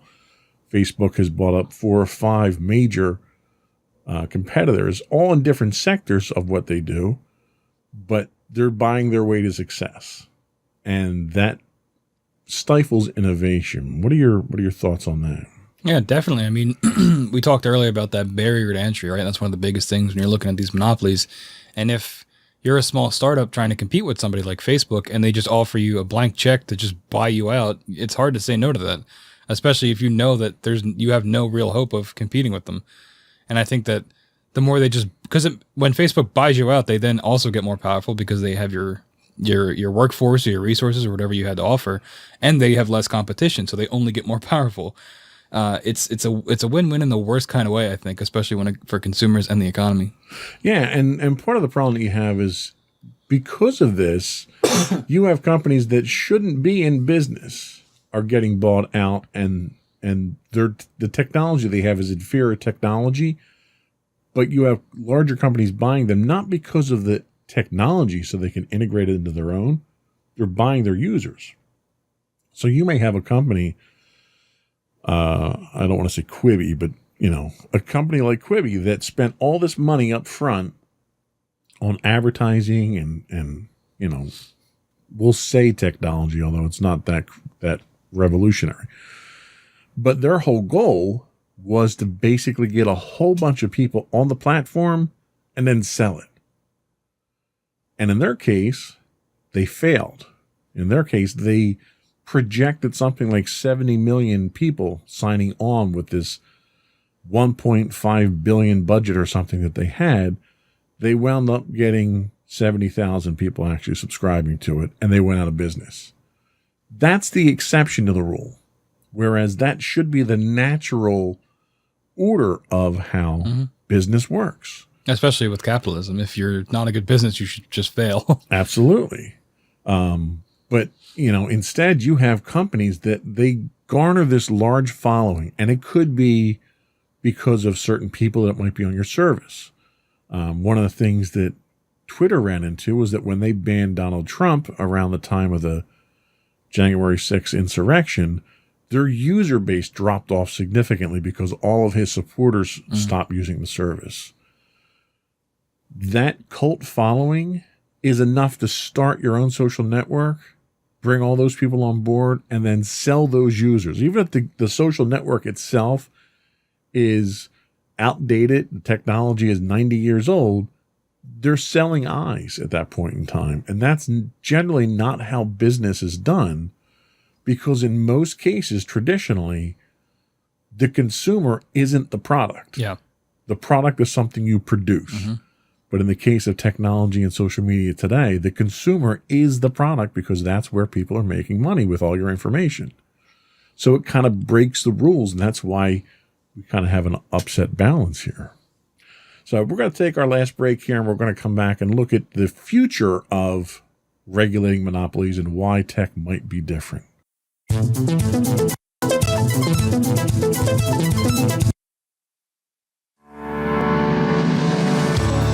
Insights into Entertainment, a podcast series taking a deeper look into entertainment and media. Our husband and wife team of pop culture fanatics are exploring all things from music and movies to television and fandom. We'll look at the interesting and obscure entertainment news of the week. We'll talk about theme park and pop culture news. We'll give you the latest and greatest on pop culture conventions. We'll give you a deep dive into Disney, Star Wars, and much more. Check out our video episodes at youtube.com/insightsintothings. Our audio episodes at podcast.insightsintoentertainment.com, or check us out on the web at insightsintothings.com.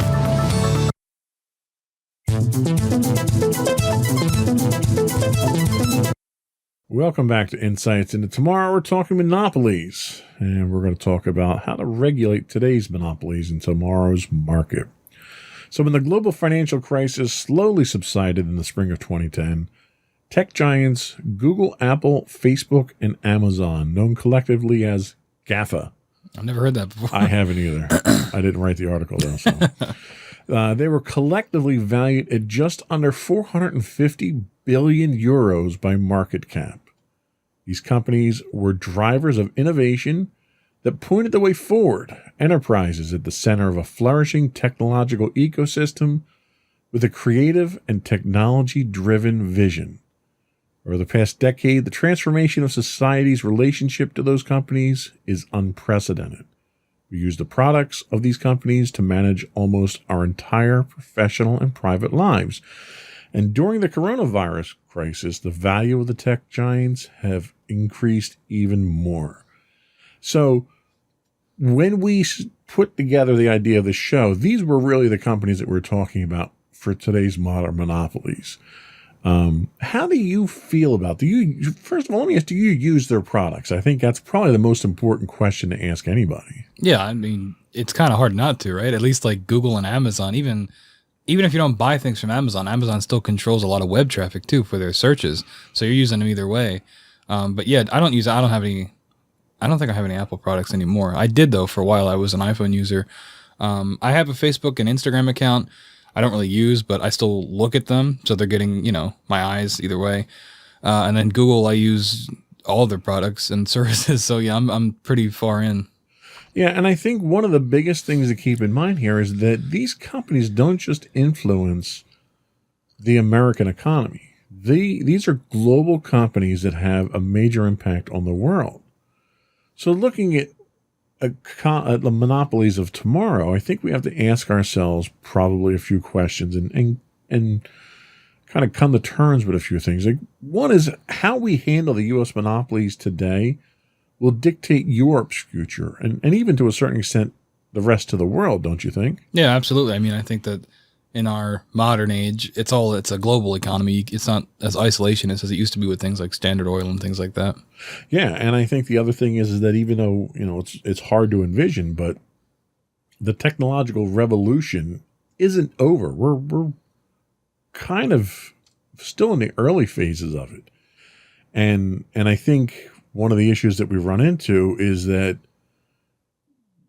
we don't make the rules as fast as the technology grows. Would you agree with that? Yeah, I mean, just in the last, 5-6 years, you had Snapchat show up, which blew up again and became another staple in the social media icon, on your phone that a lot of people use and is now a publicly traded company. So I think that we're definitely going to see it again. TikTok as well, also huge. Yeah. So I think that, every couple of years, it's, just how these things work. You'll get a whole new social media app or something along those lines.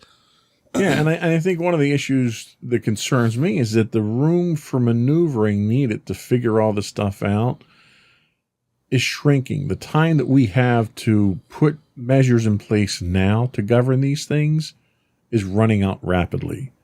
If we want to know what to do next, it's vital that we gain some in-depth understanding of the mechanisms by which the tech monopolies operate. And I think part of the problem that we have is that the people in our country, at least, that are making these laws don't have a clue about technology. Yeah. I mean, they really have no idea how it works, how it progresses, the impact that it has, the security. There's a lot of talk right now about cybersecurity because of the pipeline hack and all these, the Microsoft Exchange hack and the SolarWinds, all this stuff, this cybersecurity is in the news.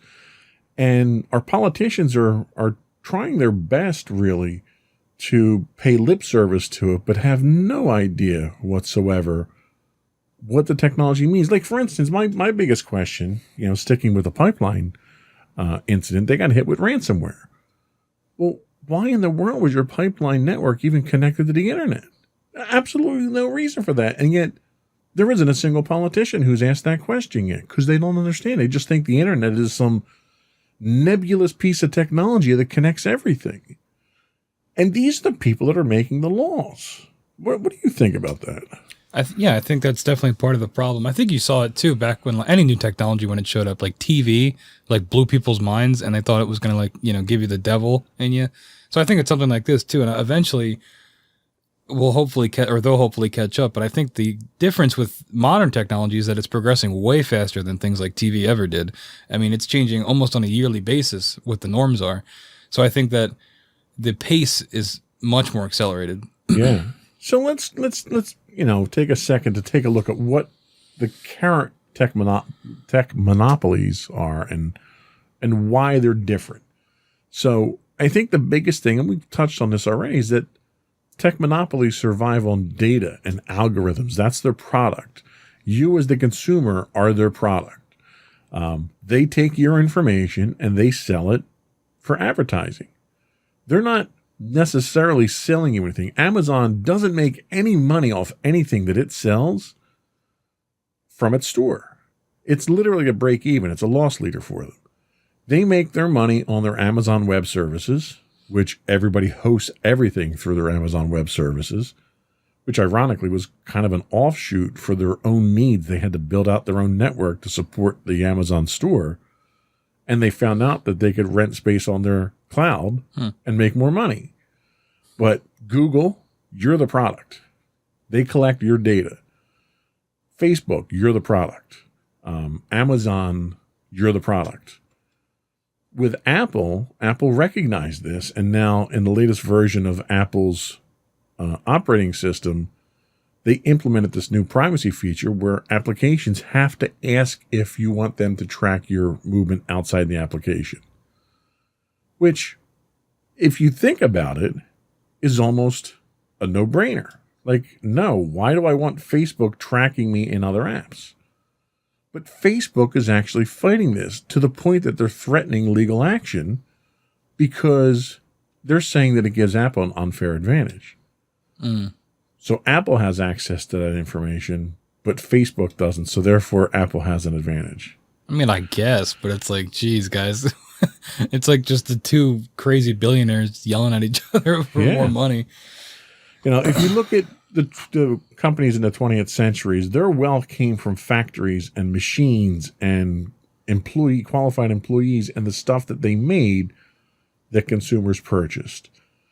So it was much easier to say, okay, well, you're not innovating cars fast enough. You're not innovating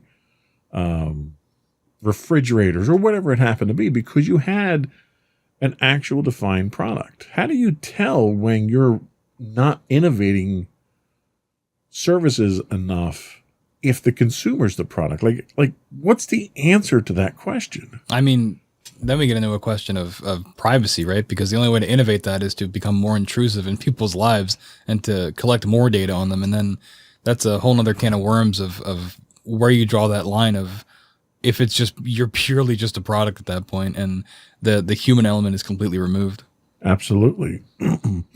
So over the past decade, the big tech companies have built a huge competitive advantage because they control the operating systems and the search engines and the browsers and all the cloud infrastructure. They also own the shopping marketplaces, the communications platforms, the networked household appliances, and the app stores.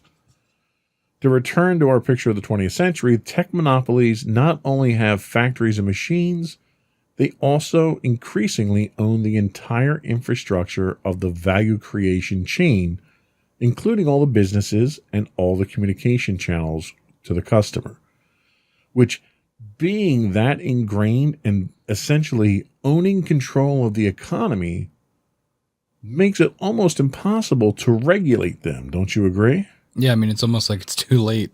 It reminds me of, and this is sort of related, but movies. There was a big Paramount decision like the 30s because they owned distribution, production, and exhibition, which was like movie theaters. Right. And that's what this reminds me of. They're owning every single step of the chain, which is a monopoly. But in this instance, they're way too powerful to be stopped at this point. Right.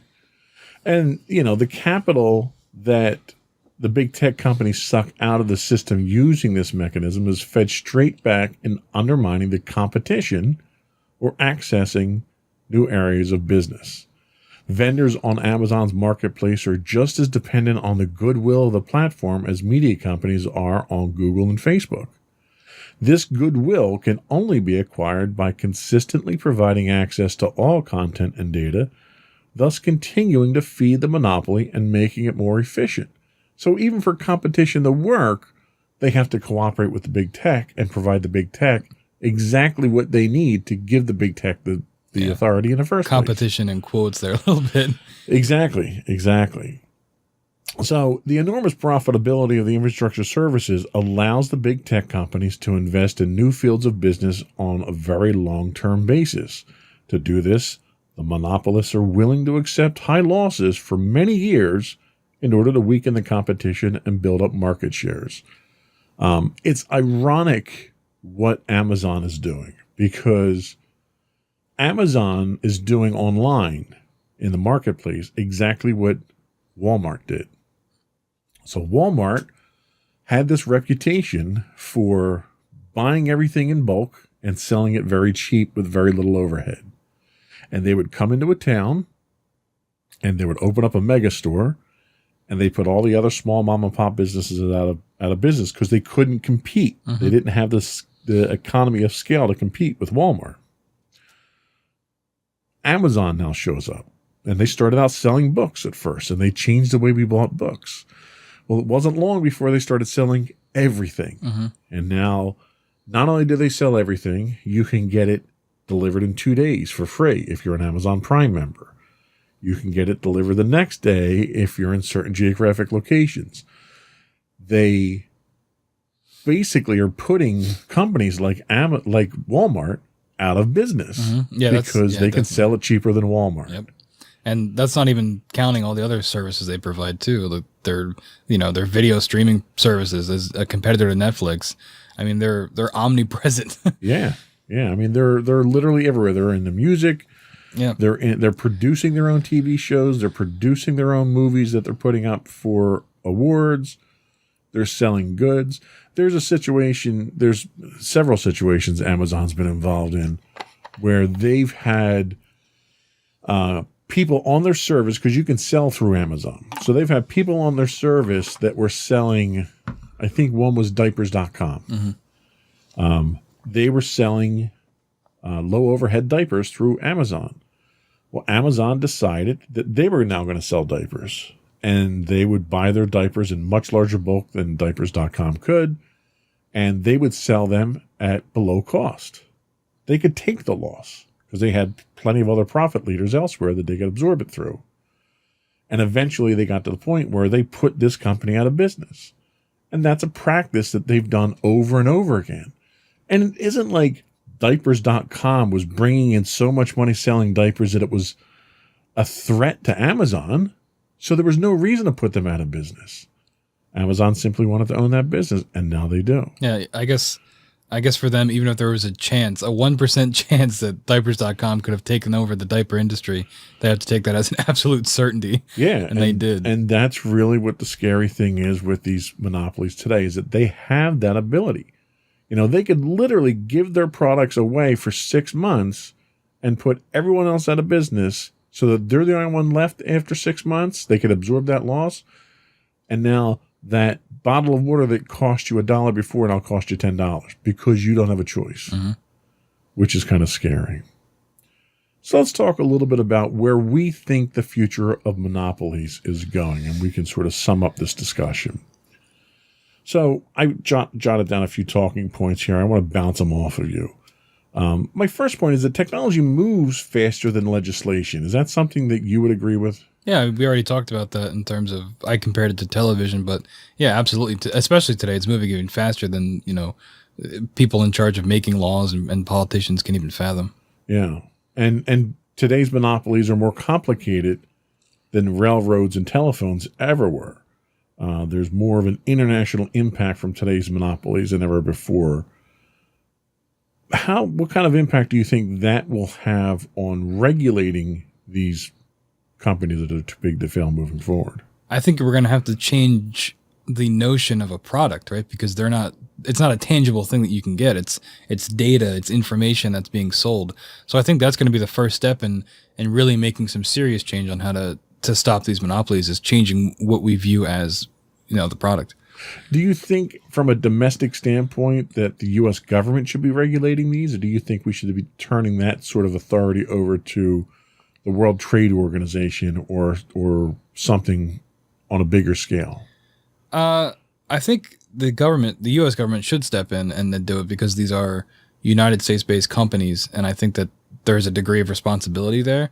Now, in reality, that's probably not going to happen because they have really no reason to. especially because, like we've said a bunch of times, that these companies are already way too powerful to be regulated. But maybe if, but the World Trade Organization and the U.S. government, teamed up. I don't really know how that works in terms of law, but perhaps, that level of force would get something done. I could certainly see that. I could see, even if you go regionally with things like the European Union and stuff like that, where you might be able to regulate that. Let's talk penalties for a minute. So we already kind of talked about the fact that the penalties that are being imposed on these companies are really insignificant.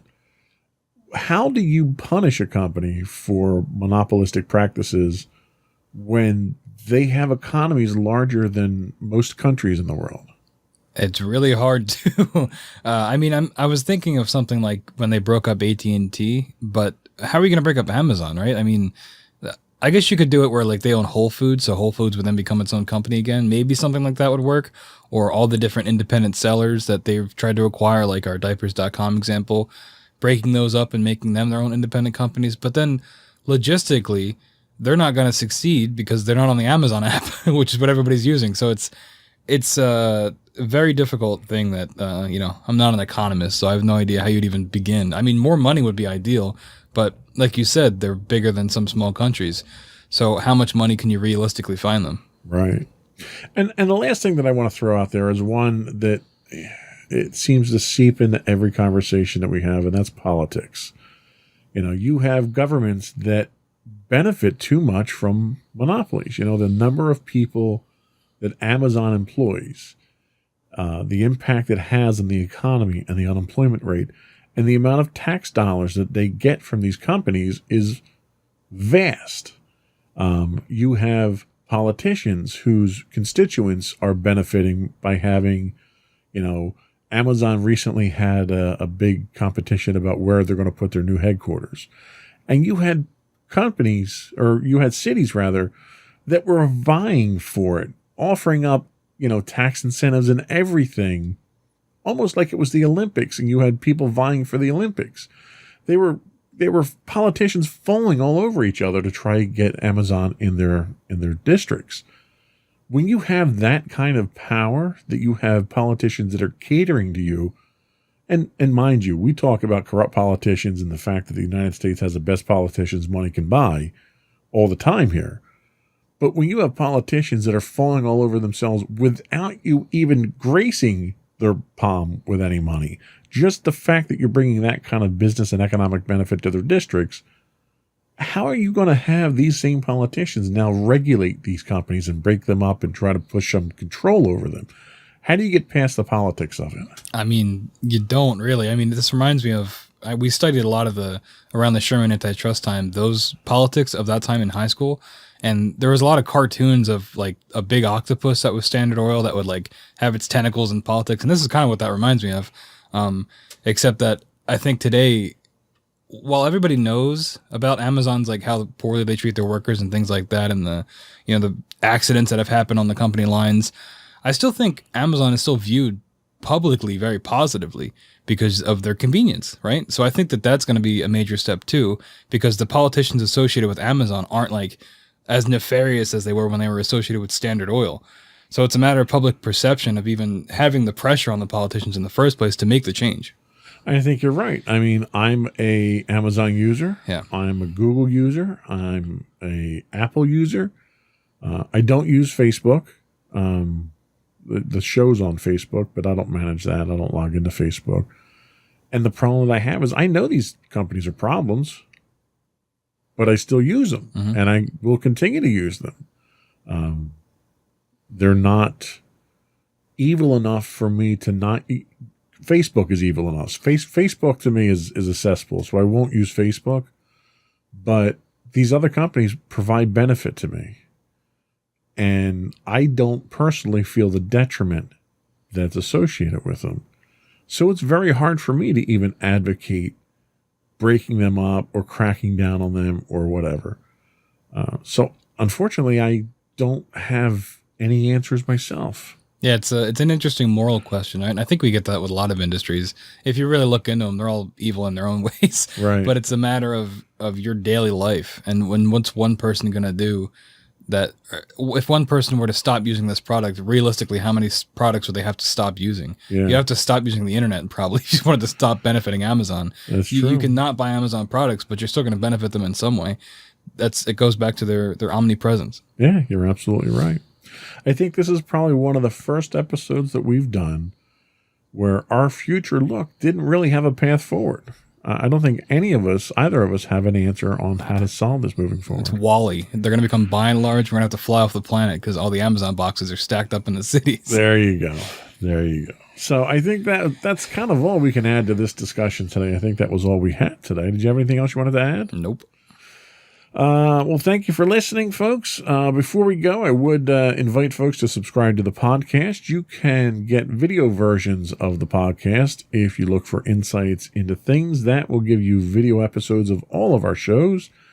If you just want audio episodes of this show, you can look up Insights into Tomorrow. We're available on Apple Podcasts, Spotify, Google, Stitcher, iHeartRadio, Amazon, Google. Whoops. Yes, all those evil people. Yeah. I would also encourage folks to contact us. You can give us some suggestions on what topics you'd like us to discuss, any feedback on the performance that we've done. You can email us at comments@insightsintothings.com. We're on Twitter at insights_things. We stream 5 days a week, this week 6 days a week on Twitch at twitch.tv/insightsintothings. If you are an Amazon Prime subscriber, you do get a free Twitch Prime monthly subscription. We'd appreciate it if you threw that our way.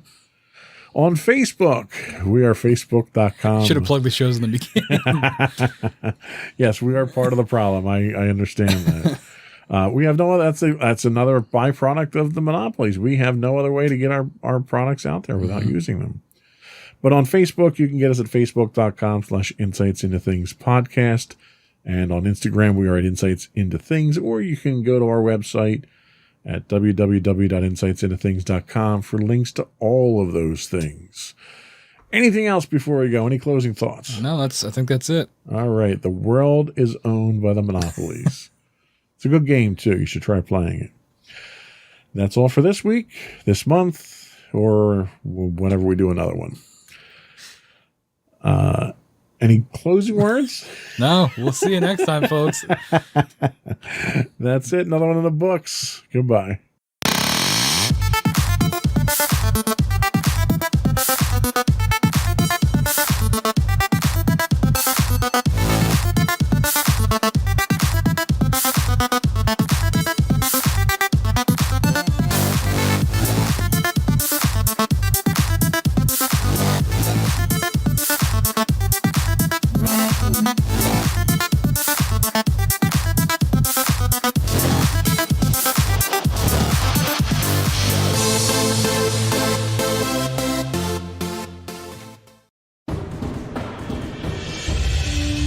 For over 7 years, the Second Sith Empire has been the premier community guild in the online game Star Wars: The Old Republic.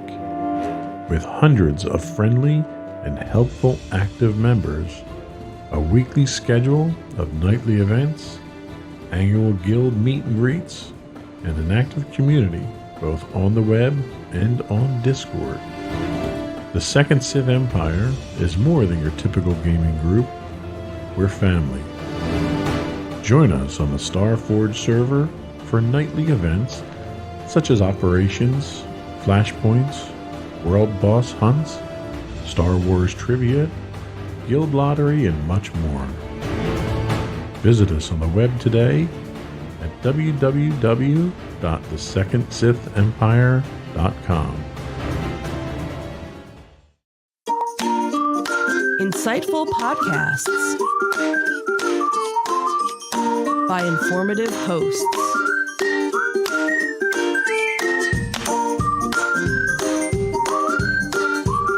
Insights into Things, a podcast network.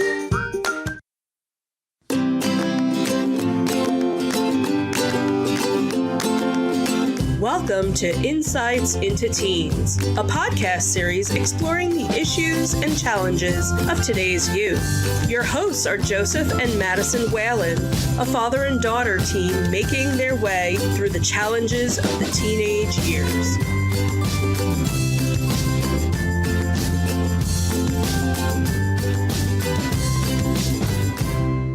Welcome to Insights into Teens. This is episode 141, Healthy Family Relationships. I'm your host, Madison Whalen, and my co-host, Joseph Whalen. Hello, Maddie. How you doing today? Hi, I'm doing all right, mostly. How about you? I guess I'm mostly all right, too.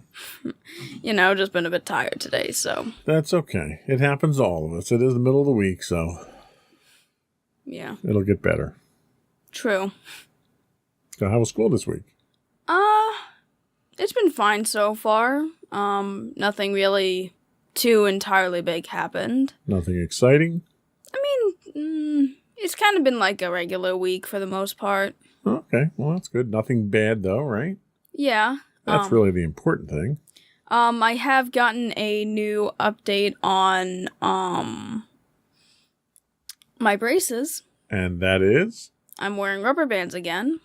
How exciting is that? Don't we all wish we could wear rubber bands? But the good thing is I have only 5 more months left until, I can finally have my braces taken off. That's great. And then what we'll do is we'll do a follow-up podcast on that and see how things work out for you. Yeah, part 3 at this point? It would be part 3 of braces, yes. We'll have to rewatch that so that we can talk about, hey, this is what happened after that. This was the torture that you've gone through the last 5 years of your life. I don't think it's been 5 years at this point, has it? Well, how old were you when you got them?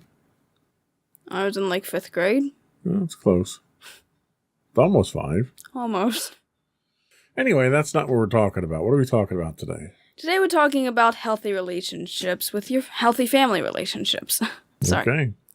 So families can be a pretty complicated thing. What makes up a family? What are its functions? What type of family units are there, and how do families help you? In this episode of Insights into Teens, we'll continue our deeper look at relationships and dig deeper into what it means to be a family. But before that, I wanted to ask all of you to subscribe to the podcast. You can hit us on Apple Podcasts, Spotify, Google, Stitcher, iHeartRadio, pretty much any place you can get a podcast. What are we listed as? We're listed as Insights into Things. So our audio is listed as Insights into Teens. And our video versions are listed as Insights into Things. You can email us at comments@insightsintothings.com. We're on Twitter at twitter.com/insightsintothings. We're on Facebook at facebook.com/insightsintothingspodcast. We're on Instagram at instagram.com/insightsintothings. I'm sorry, not used to this. Or you can get us at our official website at www.insightsintothings.com. It's like riding a bike. You keep falling off and scraping your knees, right? Yeah. Are we ready? I think we're ready. All right, good. Here we go.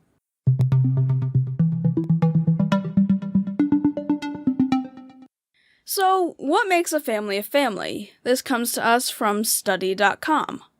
Although a family is widely categorized as 2 parents and their children, it isn't always so simple. Families can be difficult, comforting, frustrating, and wonderful altogether. No matter what, families are one of the biggest influences on our lives. Some of our personalities, fears, emotions, and dreams come from our families. A family is known as a group of people affiliated by a specific relationship. Basically, the family is the most fundamental unit of social organization with which we most intimately identify. Your family influences your personal, emotional, intellectual, and social development. A family is a group of people who share a very personal level of relationship. But there are a few different ways that you can define these relationships, and families generally contain a few different roles. Some of the different types of roles in a family are consanguine Ging. You know, the read through went so much better. Consanguinity. Consanguinity. So, the different types of roles are consanguinity, affinity, and co-residence. A consanguinity relationship is a relation of birth. For example, siblings have a consanguinity relationship with their parents, but your parents are probably not biologically related to each other. This is an example of an affinity relationship. An affinity relationship is a relationship based on marriage between spouses. Scroll up. I'm Stick trying. to the script. I'm sorry. A co-residence relationship means that two people are living together. This relationship illustrates notable aspects of family, since in almost all societies, a family is defined as living together or sharing the same space. There is also a family relation in terms of adoption, which doesn't have a different name to it. This relationship is based on a legal affirmation of someone wanting to go through the process of adopting, fostering, or taking care of a younger child that isn't biologically related to them. We now have an idea of the characteristics of a family, but what are the functions of family? The traditional function of a family is the primary way to raise children. Family introduces you to cultural norms, social behavior, education, group interactions, morals, and pretty much everything else. They also enforce cultural and social rules and morals by teaching you that your actions have consequences, or at least we hope they do. Yeah. Families are really important, but their significance goes beyond that. As social creatures, we're emotionally, mentally, and physically healthier when we have at least some deep and personal relationships. Healthy families can help us at a young age.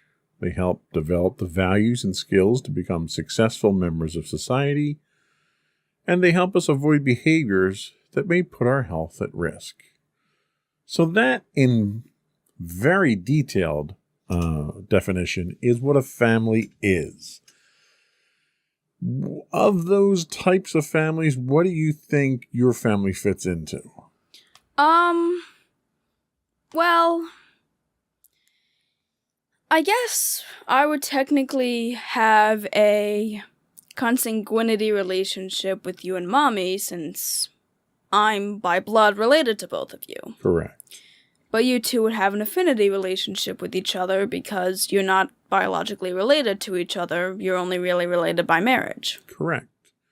Now, it's interesting. When we went through the read-through and we had to kind of make a change in the show notes for that particular type of relationship, an affinity relationship, you were surprised when I said that it's possible that a husband and wife could be related to each other by blood. Is that true?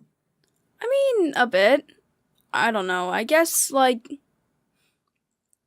know especially in history there have been times where relationships were based on blood. Sure. And, marriages were based on blood. I guess now, because society kind of deems that as not really okay, I was kind of a bit surprised, but looking at it a bit more, yeah, I can see that sometimes happens. Well, and it's interesting because there are legal definitions of who can and can't marry. And those legal definitions vary depending on where you live. Like, for instance, in most places, a brother and a sister couldn't marry. That's unacceptable. But two cousins, depending on how closely related they are, could. Like, for instance, Franklin Roosevelt, former president of the United States. Eleanor Roosevelt. They're cousins, and they married. In fact, they were so closely related that Eleanor Roosevelt didn't have to change her last name when she got married because it started out, her maiden name was Roosevelt. So that's a good example of that. And that sort of thing happens frequently, but you look at royalty. A lot of royal families intermarry. And they intermarry a couple of relations apart from each other. And the reason for that is genetic diversification, we'll say. So if two people that come from two similar a genetic makeup reproduce, then you can have a high incidence of birth defect. And this happens a lot when you go and get a blood test. So when you get married to somebody, most states today and most countries today require you to get a blood test. And part of that blood test is to make sure you're not too closely related to each other. And that's because if you are and you do choose to have children, those children could come out with genetic deformities. So there is a good deal of thought that's put into this in today's society. But in the past, people intermarried mainly because they kept the power and the money and the authority within the family at that point in time. Okay. So there's a lot of considerations that come around that, but it's still not uncommon to see people that are related by blood to marry like that. I don't want to dwell too much on that, but your reaction to that initially, I think, kind of warranted some additional analysis, let's say. Okay. So we know what a family is now. We know a couple different details about the family. What else are we going to learn? We're going to learn that our tablet holder does not hold our tablet at the proper angle. Okay. Leave it be. I know you're not going to cut this out, so whatever. Right. So we're going to take a quick break. And when we come back, what are we going to talk about? We're going to talk about the different types of family units when we come back. All right. We'll be right back. Yep. For over 7 years, the Second Sith Empire has been the premier community guild in the online game Star Wars: The Old Republic.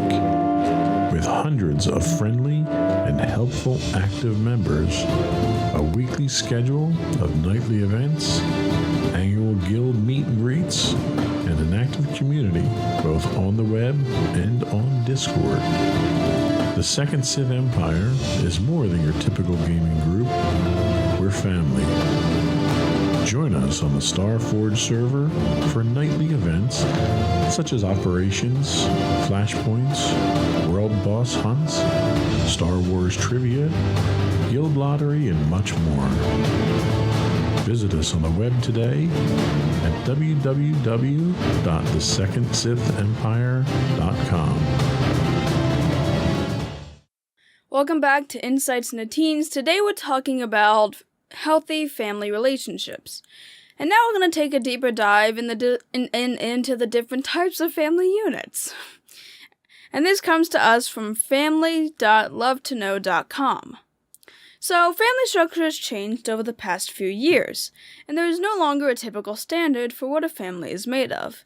There are plenty of different forms of family units, some that can consist of multiple categories. So the first kind we have is the nuclear family, which means they make bombs. Right. I kind of had to say that. But the nuclear family is known as the traditional form of a family, and it's what some people feel the word family normally suggests. This family consists of 2 parents and their children. This family was long held in esteem by society as being the ideal in which to raise children. Children in nuclear families receive strength and stability from the 2-parent structure, and genuinely have more opportunities due to the financial ease of 2 adults. In America, about 22% of people live in nuclear families. So nuclear families are kind of a very traditional, people like to say, a 1950s idea. You know, it's the mom, the dad, and 2.5 kids is what the joke has always been. And it gets the name nuclear family because the mother and the father are the nucleus of the family, and the children are, the electrons that kind of rotate around it. Mm. And yeah, society kind of held that as the norm for the longest time. And as you got into the 60s and 70s and the divorce rates increased, you had the women's liberation movement where women were finally claiming their place in society, where they weren't taking this subservient role as a homemaker.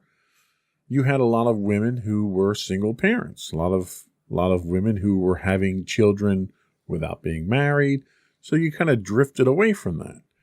That winds up bringing us to the single-parent family. So the single-parent family consists of one parent raising one or more children on their own. The family includes a single parent of any gender and their child or children. A single-parent family is really the biggest change society has seen in terms of the changes in family structures in a while. Single-parent families are genuinely close and find ways to work together to solve problems, like dividing up household chores.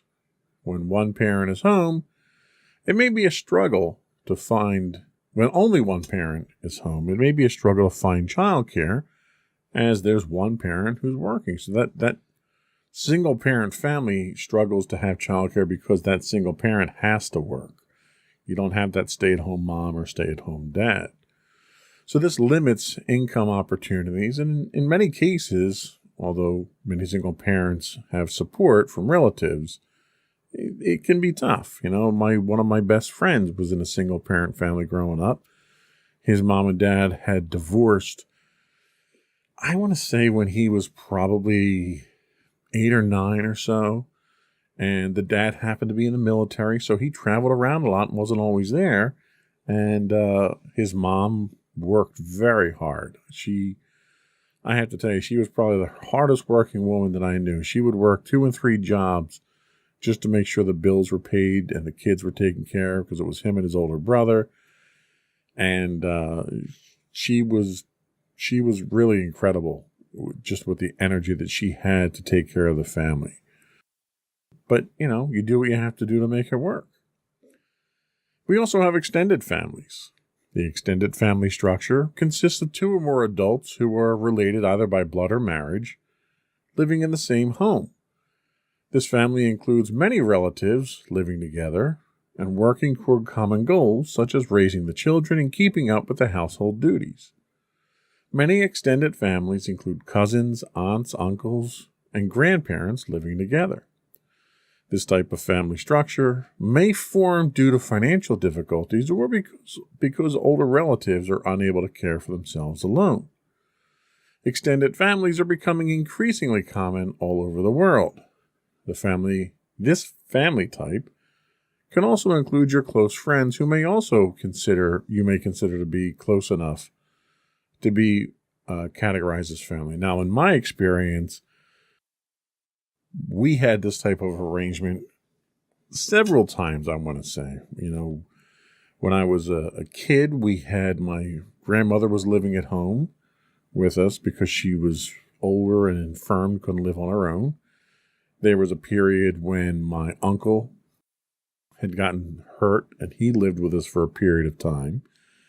We even had my sister-in-law living with us at one point in time when she was expecting and was having some difficulty carrying the baby. And my mom helped her.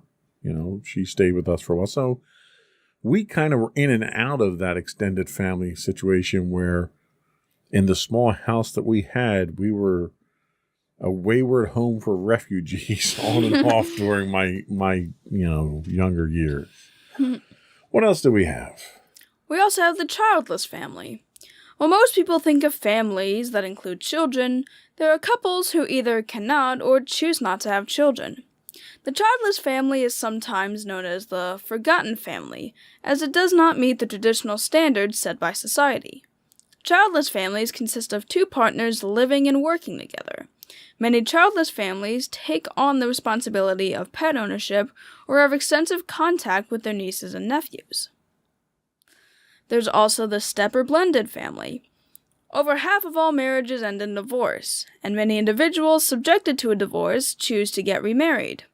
This creates the step or blended family, which involves 2 separate families merging into one new unit. It consists of a new husband, wife, or spouse, and their children from previous marriages or relationships. Step families are about as common as the nuclear family, although they tend to have unique challenges, such as adjustment periods and discipline issues. Step families need to learn to work together and also work with their exes to ensure these family units run smoothly. And we technically have a step family here because I come from a previous marriage, and Mommy comes from a previous marriage. Mommy didn't have any children from her previous marriage, and we have Sam, obviously, who's your stepbrother. He doesn't live with us at this point in time, but it's still, we still qualify as a step family. I guess it depends really on what your definition of step family is. Like, there's certainly situations where a husband and a wife come together in second relationships or second marriages and both bring kids into the family. You very quickly multiply the number of kids in a family. That adds very different dynamics. It's very difficult coming in, think of yourself, someone your age, and all of a sudden you've got siblings that are your age now. Like, how would you react to something like that? I'd probably react like, what? Because despite the fact that my brother had been visiting us for a while and still does, he wasn't always around. So for the most part, I lived in a way, single child home. We even had an entire discussion about an entire podcast on that, where I've kind of experienced being a single child despite the fact I'm not really a single child. Yeah. Yeah, so ours is, I think, kind of unique, but technically it is a step family type environment here. Yeah, and the only thing I'm kind of confused of is whether Sam's my stepbrother or my half-brother. Well,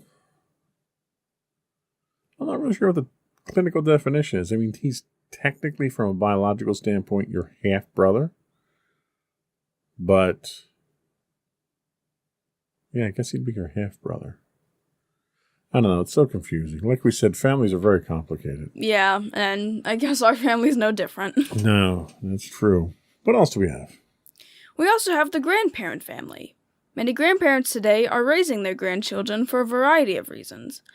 1 in 14 children is raised by their grandparents, and the parents are not present in the child's life. This could either be due to the parent's death, addiction, abandonment, or being unfit parents. Many grandparents need to go back to work or find additional sources of income to help raise their grandchildren. And that's tough, too. The friend that I spoke of who had a single-parent household, his grandmother was there as well. So the grandmother because she worked full-time, too. And she was around for a lot of it. She helped to keep up the house. She helped to cook and stuff like that.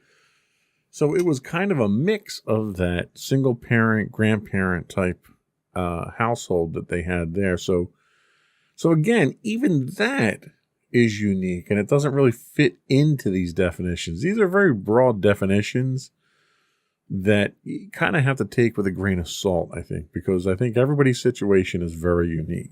Yeah. For instance, you have foster families and adoptive families. Adoptive and foster families fall under a similar category. Adoptive families consist of a parent or parents and 1 or more adopted children. Some families can have both biological and adopted children. The definition of adoption is the act of legally taking another's child, and bringing it up as one's own. Foster families are a bit different. Foster care is the temporary placement of children in the homes of adults who are not related to them. Children may live with foster families because of problems like abuse, and some foster parents even adopt the children they foster if the parent gives up full custody of their child. So there's no right or wrong answer when it comes to what the best kind of family structure is. But as long as a family is filled with love and support for one another, it tends to be successful and thrive. Families need to do what's best for each other and themselves, and that can be achieved in almost any unit that we talked about here, even the hybrid units that we've talked about. So classify our family. We kind of talked about the unique situation that we're in, but how do you feel? How would you classify us as a family right now? Well, I guess we are technically a step or blended family. both of you coming from divorce, you coming in with Sam's kid. Sam's kid? When did Sam have a kid? Did I miss a memo? No, Sam as your kid. Oh. Sorry.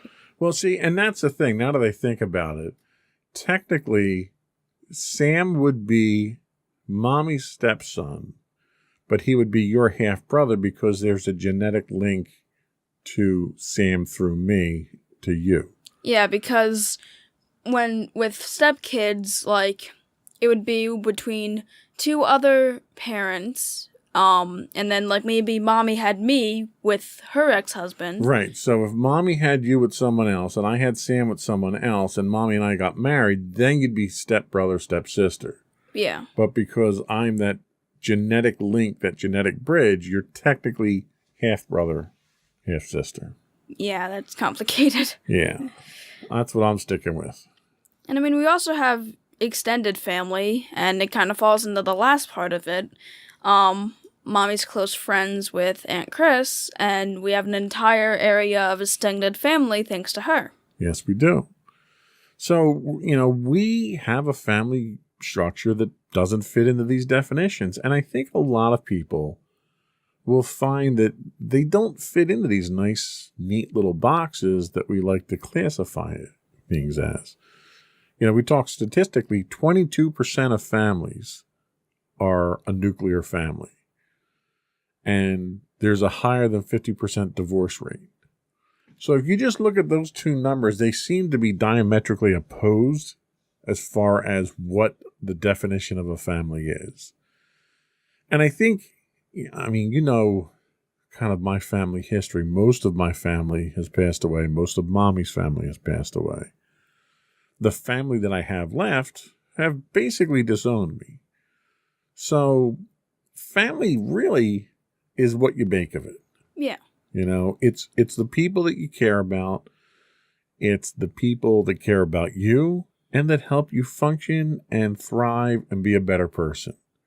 Whether that's a blood relative, a legal relative through marriage, or an extended family through friendship. I don't think it really matters how you're linked. It's really what that support structure looks like. So, you know, I say that most of my family's passed away, but really, I got a lot more family than just my blood relatives. And in my case, my blood relatives didn't turn out to be nearly as loyal as my non-blood relatives, I think. So anyway, I think we're going to take another break. And then what are we going to talk about? We're going to take a quick break, and then we're going to talk about how your families help you. All right, here we go. We'll be right back.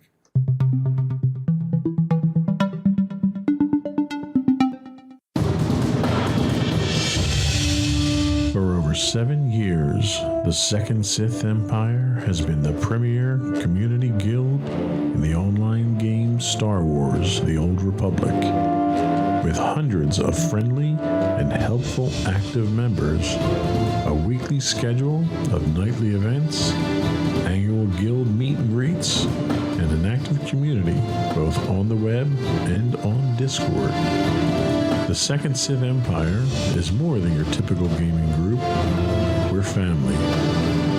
Join us on the Starforge server for nightly events such as operations, flashpoints, world boss hunts, Star Wars trivia, guild lottery, and much more. Visit us on the web today at www.thesecondsithempire.com.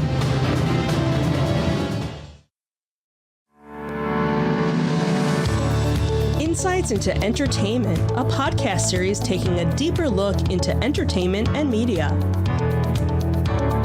Our husband and wife team of pop culture fanatics are exploring all things from music and movies to television and fandom. We'll look at the interesting and obscure entertainment news of the week. We'll talk about theme park and pop culture news. We'll give you the latest and greatest on pop culture conventions. We'll give you a deep dive into Disney, Star Wars, and much more. check out our video episodes at youtube.com/insightsintothings. Our audio episodes at podcast.insightsintoentertainment.com, or check us out on the web at insightsintothings.com.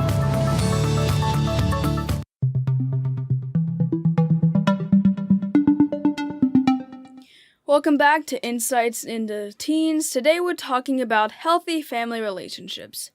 And now we're going to talk about how your families help you. And this didn't really come from a website. The whole idea... You just sort of made this up? Well, I didn't make all of it up. The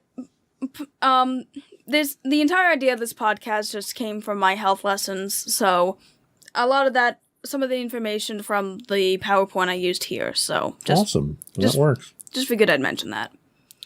So, we've mentioned how our family unit is one of the most important relationships you will have in your life. Your family helps shape who you are, and are one of the main factors that determine who you will be, as well as providing you the support you need. So now we're going to talk about how your families help you stay healthier, and just the main benefits you get from a healthy family. So one of the main aspects that go into a healthy family is family interactions. There are different roles that a parent or guardian and a child or teen will play in their family relationship. Some of the main roles for parents or guardians are to meet the family's basic needs, like giving food, water, clothing, and shelter. Oh, like if we're cats. Yes. Well, but not the clothing part. Well, because you can't put clothing on our cats. Yeah. They would also establish rules and set limits, like getting teens to do chores, or telling them no to something they may have wanted to do or have.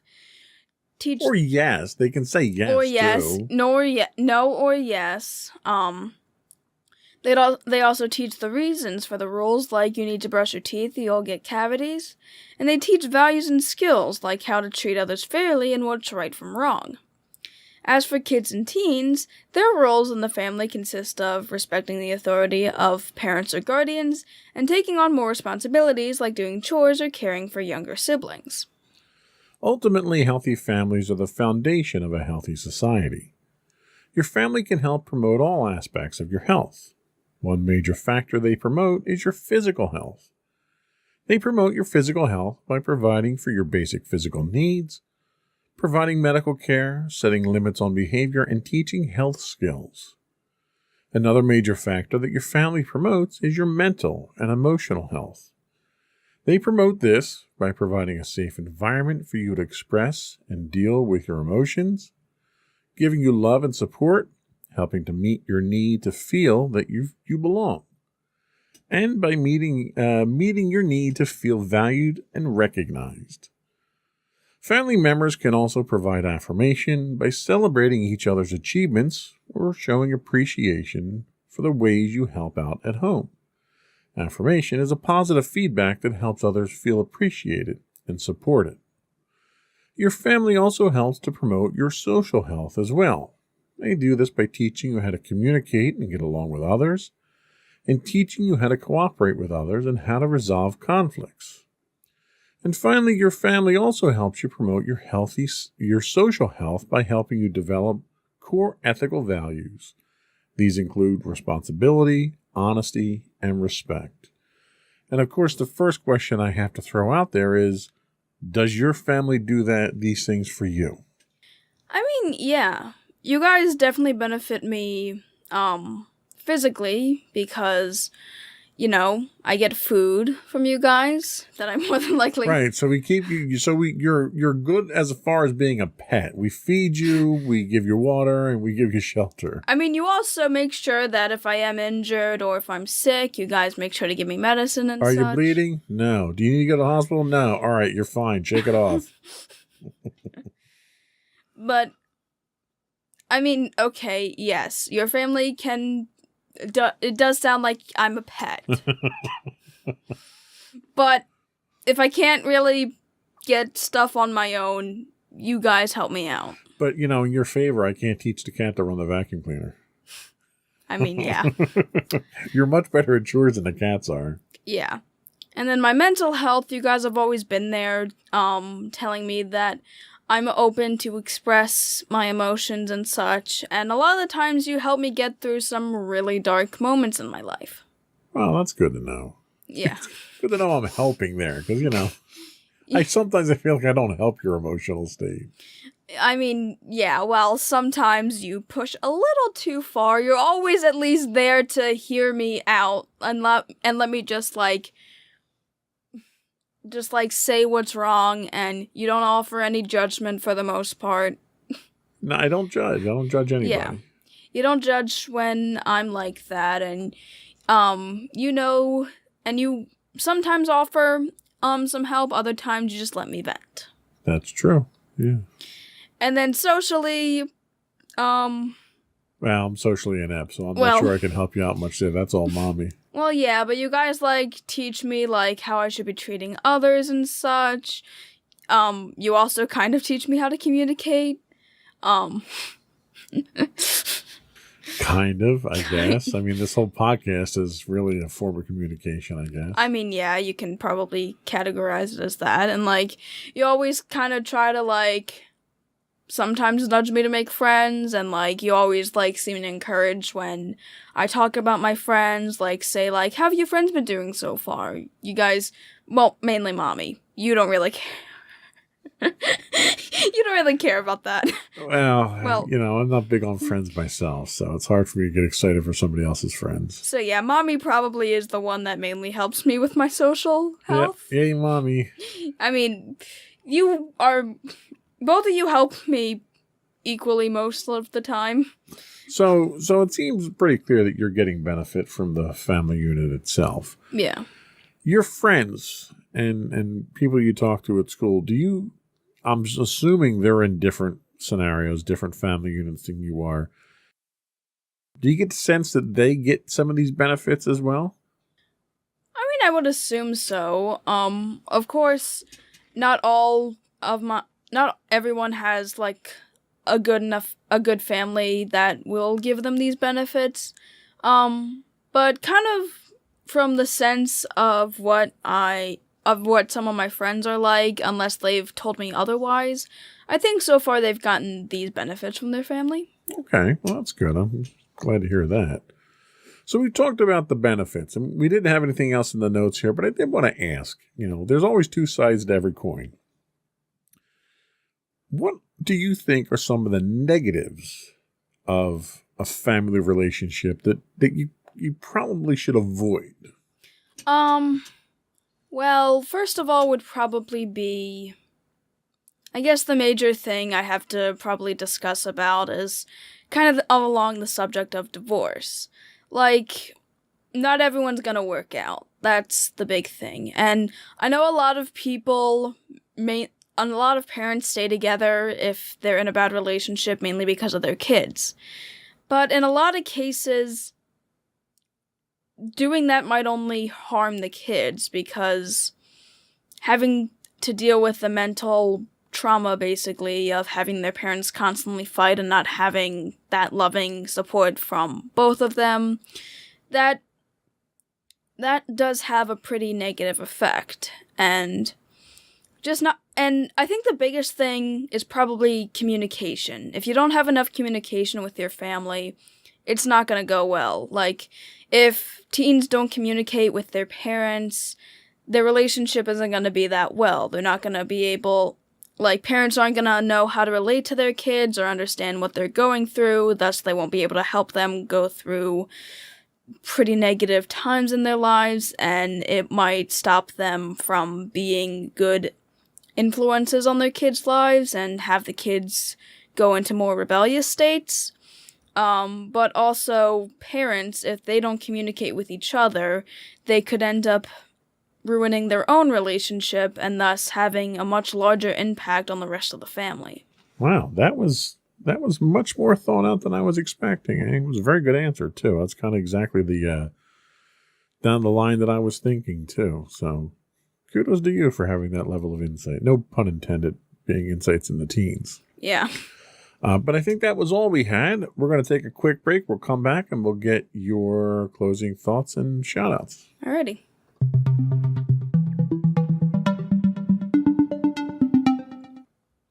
Alrighty, so to everyone out there, I just wanted to say that family is honestly what you make of it. There isn't one normal family, and there isn't a perfect family.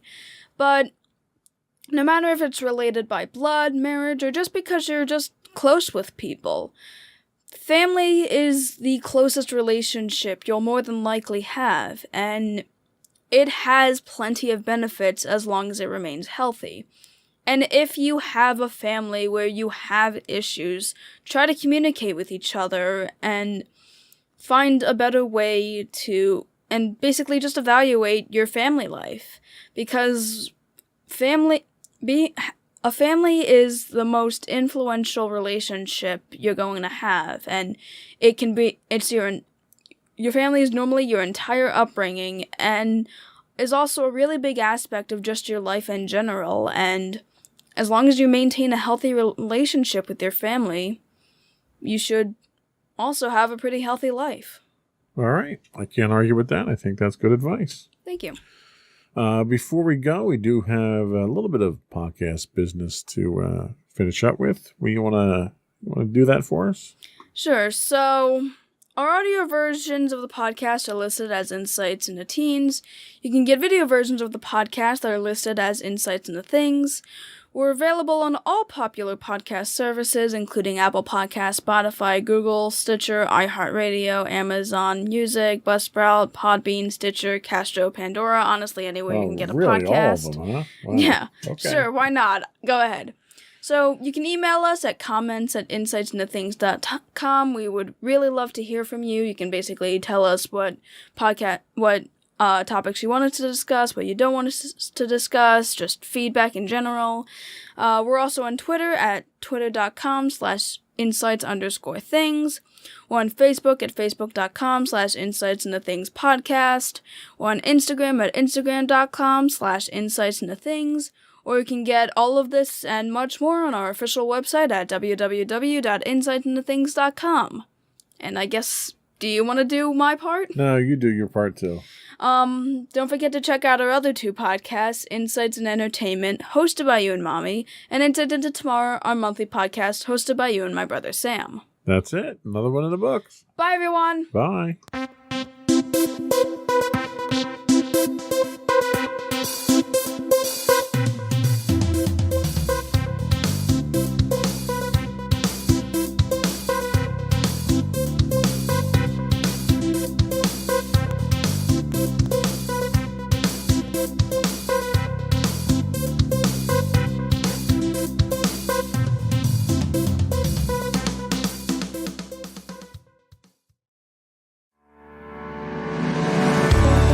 Insights into Entertainment, a podcast series taking a deeper look into entertainment and media. Our husband and wife team of pop culture fanatics are exploring all things from music and movies to television and fandom. We'll look at the interesting and obscure entertainment news of the week. We'll talk about theme park and pop culture news. We'll give you the latest and greatest on pop culture conventions. We'll give you a deep dive into Disney, Star Wars, and much more. Check out our video episodes at youtube.com/insightsintothings. Our audio episodes at podcast.insightsintoentertainment.com, or check us out on the web at insightsintothings.com. Insightful podcasts by informative hosts.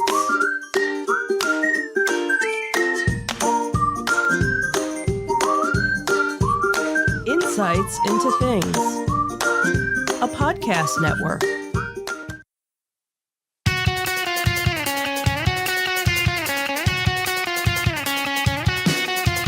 Welcome to Insights into Entertainment, a podcast series taking a deeper look into entertainment and media.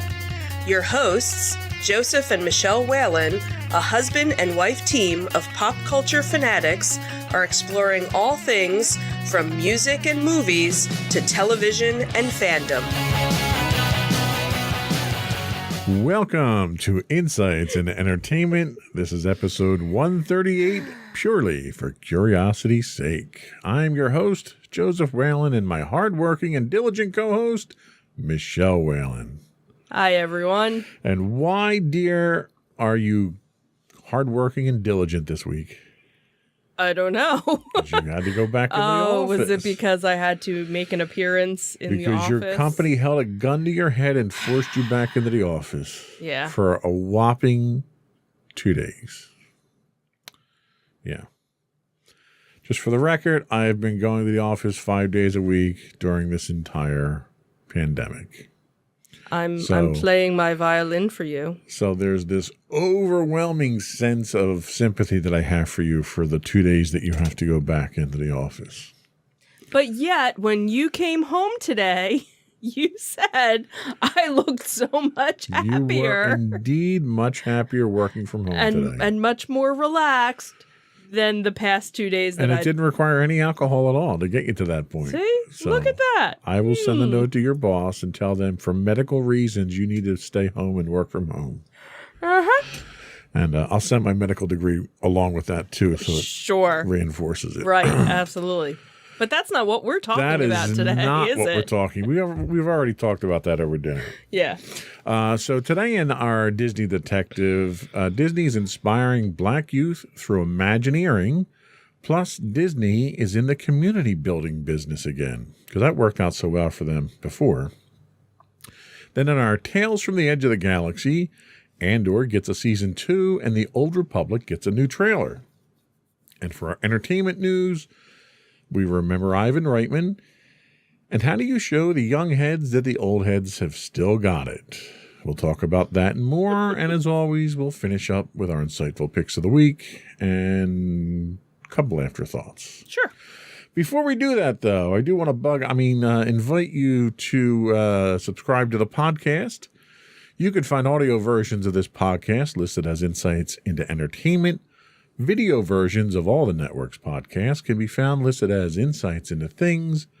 We're available on Apple Podcasts, Spotify, Stitcher, Google, iHeartRadio, anywhere you can get a podcast these days. I would also invite you to write in, give us your feedback, give us your conventions you'd like us to plug at the end of the show. You can email us at commentsintothings.com. We're also on Twitter at twitter.com/insights_things. On Facebook, you can find us at facebook.com/insightsintothingspodcast. Podcast, not podcast. We don't do that kind of podcast. We'll leave that to Joe Rogan. On Instagram, you can find us at instagram.com/insightsintothings. Or you can find links to all those and more on our official website at insightsintothings.com. Are we ready? Sure. Here we go.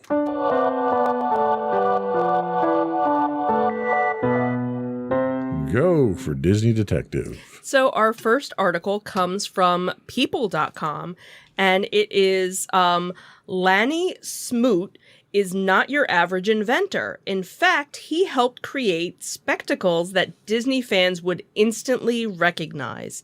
Speaking with People in honor of National Inventors Day and Black History Month, the 66-year-old Disney Research Fellow for Walt Disney Imagineering is revealing some of his favorite contributions to Disney parks over his 24-year tenure with the company.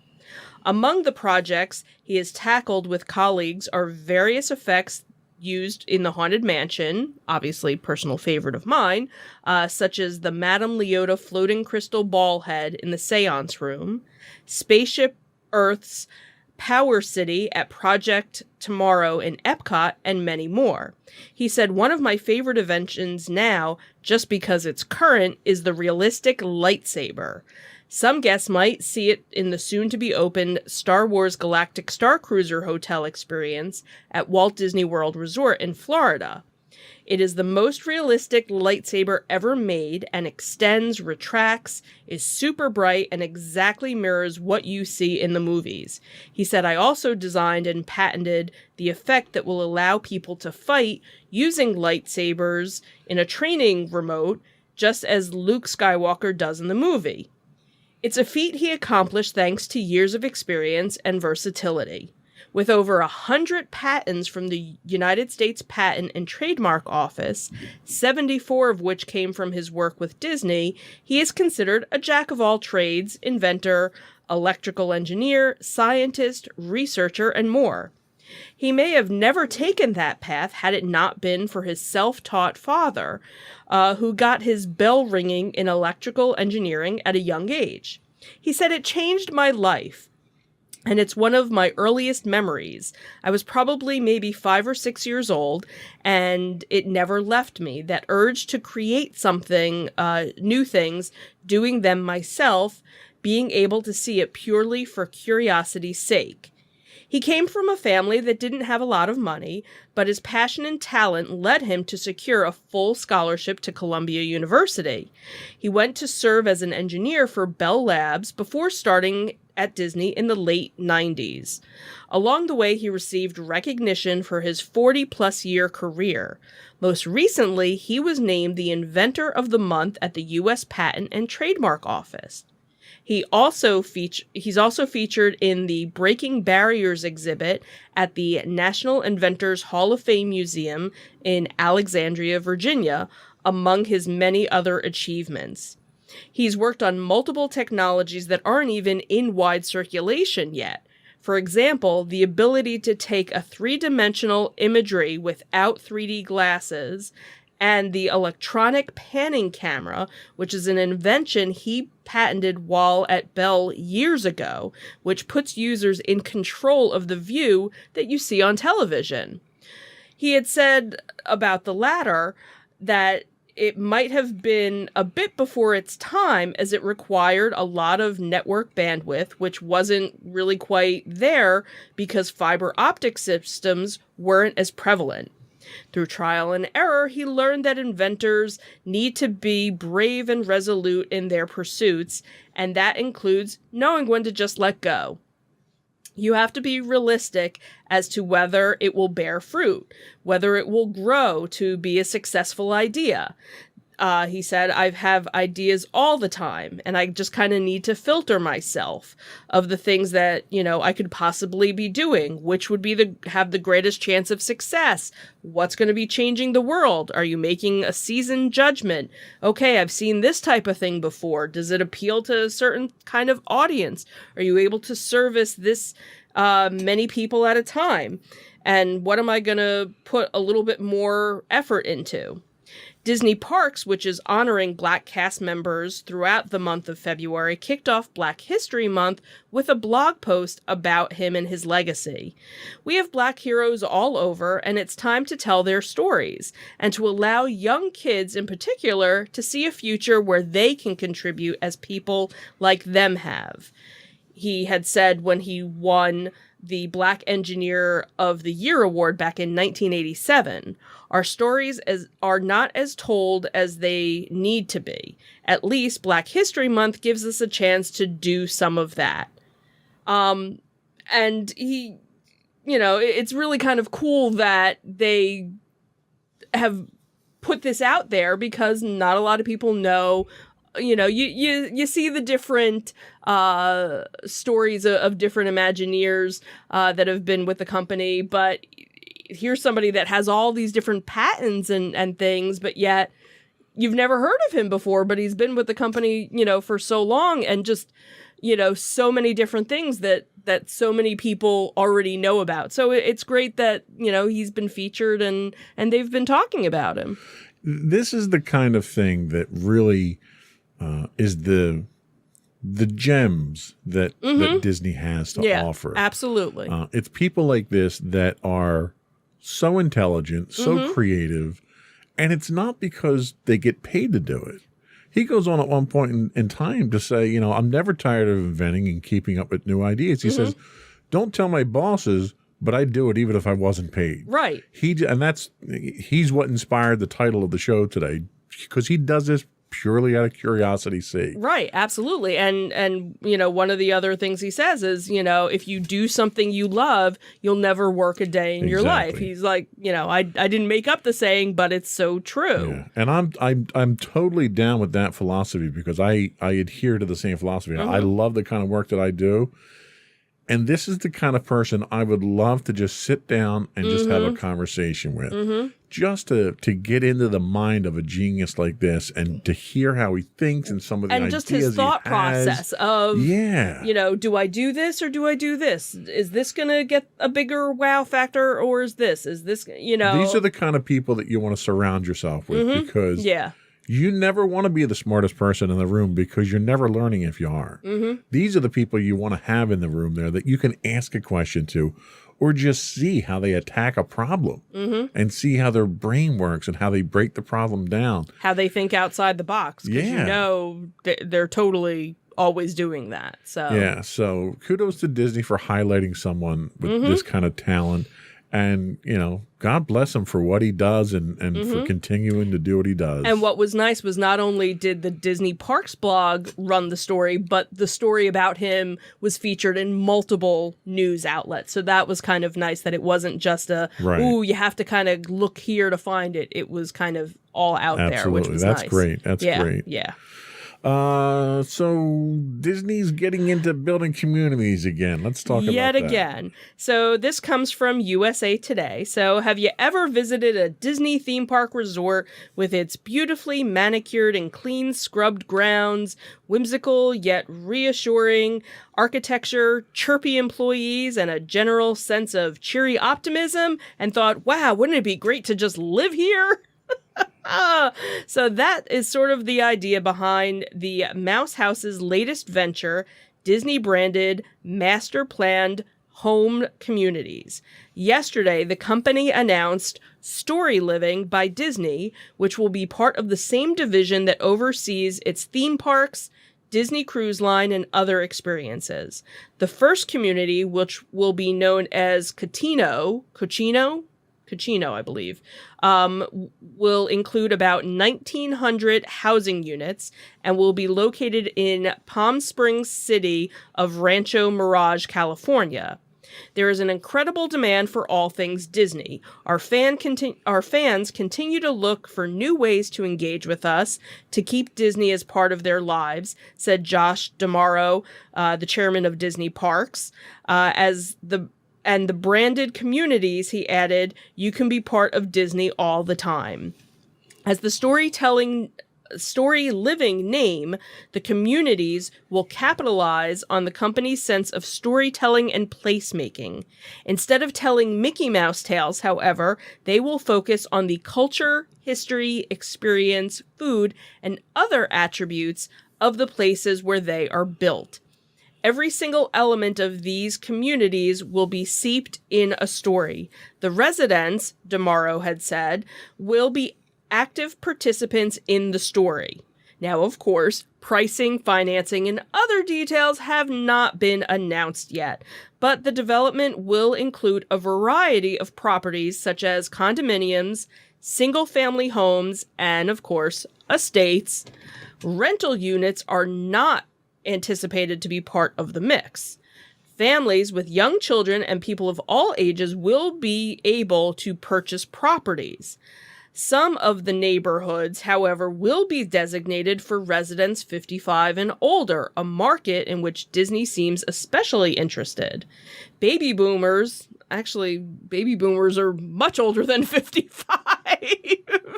So I think they kind of misspoke here. Baby boomers are moving into retirement. No, baby boomers are already retired.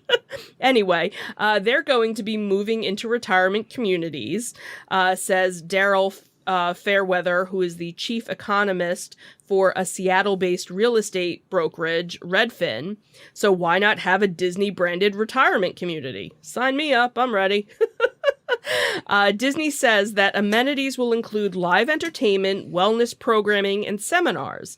Plans call for a centerpiece lagoon with a beach that will be accessible to members of the community's private club. There will be a public component to the town as well, which will include a hotel, an entertainment, dining, and shopping district. Guests will be able to purchase a day pass to visit the beach. Despite bearing its name, Disney will not own the communities or be the developer of record, nor will it be building or selling the homes. It will be partnering with a third party to handle those functions. However, Disney's fabled Imagineers, the band of creatives who bring the park's audio animatronics to life, will have a hand in designing the town along with future communities. As the public face of the communities, Disney will manage the marketing and sale efforts. Once the communities are up and running, the cast members will handle the day-to-day operations, including customer service and entertainment production. It turns out that the legendary founder of the company owned a home and frequented the Coachella Valley region where the town will be located. Walt Disney treated the area like his creative oasis. We loved our residents to treat this as their own creative oasis and explore the next chapter of their lives. Inspired by the historical detail, the clubhouse will be kind of themed as a modern-day creative studio, with each of its spaces creating different art forms. So according to Redfin's Fairweather, it's likely that Disney will tightly control the communities.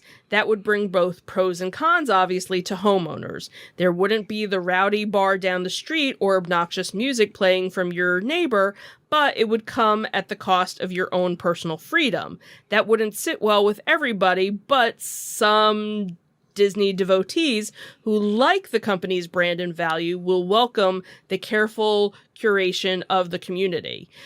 This isn't the first time, obviously, that the Disney company has dabbled in real estate. Buyers have been snapping up popular DVC or Disney Vacation Club timeshare condos since Disney started doing that in 1991. At the same time, Disney announced that it would be building Celebration, which was a planned residential community located next to its Florida resort. It welcomed its first family in 1996, but the company no longer manages it. Then, of course, you have residents of Golden Oaks, which is the luxury resort home community that Disney opened in 2011, where you can see fireworks nightly from the nearby Magic Kingdom. Walt Disney has grand ambitions to develop a working city with residents, which would have showcased the latest in technology, and that's actually what Epcot was supposed to be. But after his death in 1966, Disney's successors reinterpreted his vision as a theme park that exists today. So Disney was actually trying to build a connected, integrated, story-based community, and while the story living communities are not Epcot, they kind of share the same spirit.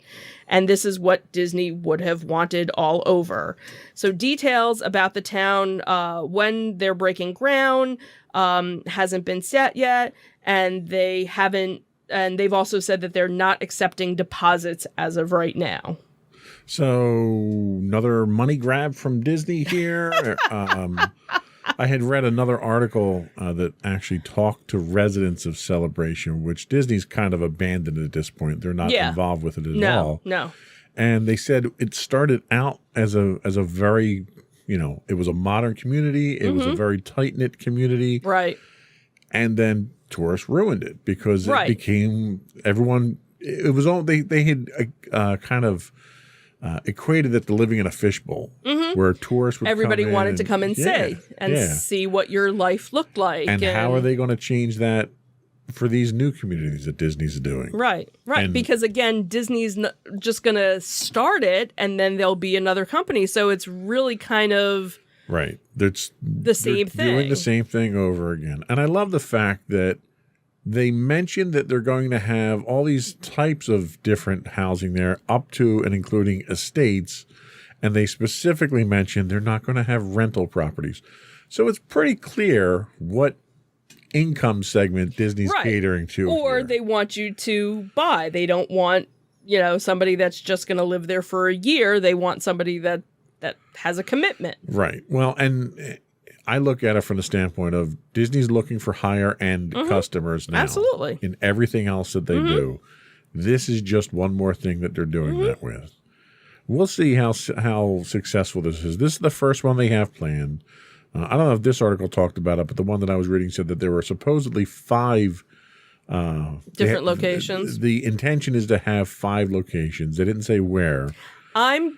If I had to guess, I would say they would probably, well, I don't know, maybe you would do something like, I was trying to think like different regional areas. Well, so they do one in Hawaii because they're trying to increase their footprint in Hawaii with Alani and everything out there. Yes, I don't know. I don't know who would up and move to Hawaii.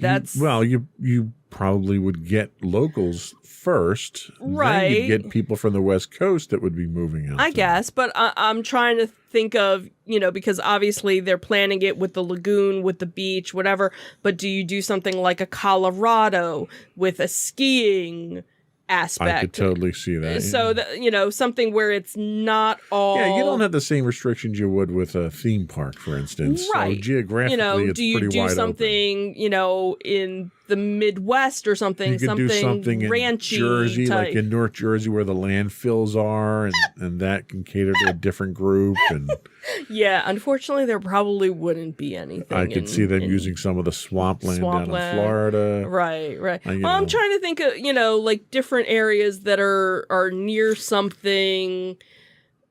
One that it has a lot of land that they can do this, but also where the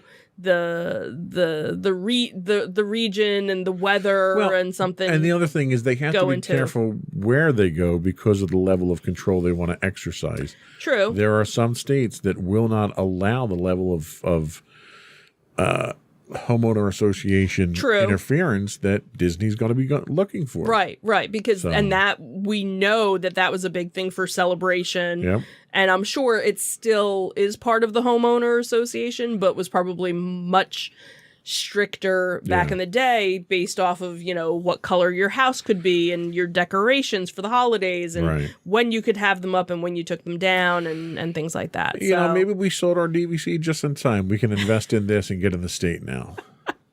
But see, this is one of those things, and this is where I think I would have a problem because and this is why I never wanted to go to Celebration, because you're with other Disney fanatics and you're competing with other Disney fanatics. Like, ooh, what collectibles do you have? Oh, are you though? I think you are a little bit more so. I don't. I don't collect for the sake of competing with to someone else. No, I collect for the enjoyment of it. Right, but then it's let's go over to George's house and say, oh, look what George has for Star Wars. I would go to George's house and say, oh, that looks cool. I want to do something like that in my house now. I would use it for inspiration more than competition. But it becomes a competition because you want to have a bigger and better Death Star. I don't want it bigger and better. I want to have a nicer arrangement than I have in my house. Okay. All right. That's how it is. I don't compete with anybody. It's not a competition unless you're I'm winning. Right. That's the rule. Yeah. So that would be my only thing. It's, you go and you move there and it's, I'm curious to see what the average annual income is for the people that are going to be living in this community. And the other thing too is, are they going to have a school? Are they going to, because obviously we know Golden Oaks, $2 million to just get in the door. To just walk through the gates. Right. Doesn't have anything. So your kid you don't have kids or your kid goes to private school. If you're buying a $2 million house, your kid's going to private school. Okay? Right. Whereas Celebration, I know, has their own school They don't district. have their own government, though, or police force or anything like that. Right. So they're a special classification down there, which I suspect they'll be similar. Right. So I'm wondering what because they obviously want everybody. They want all age. Well, they want everybody above who a certain can pay income. a certain income. Yes, I got it. Yeah.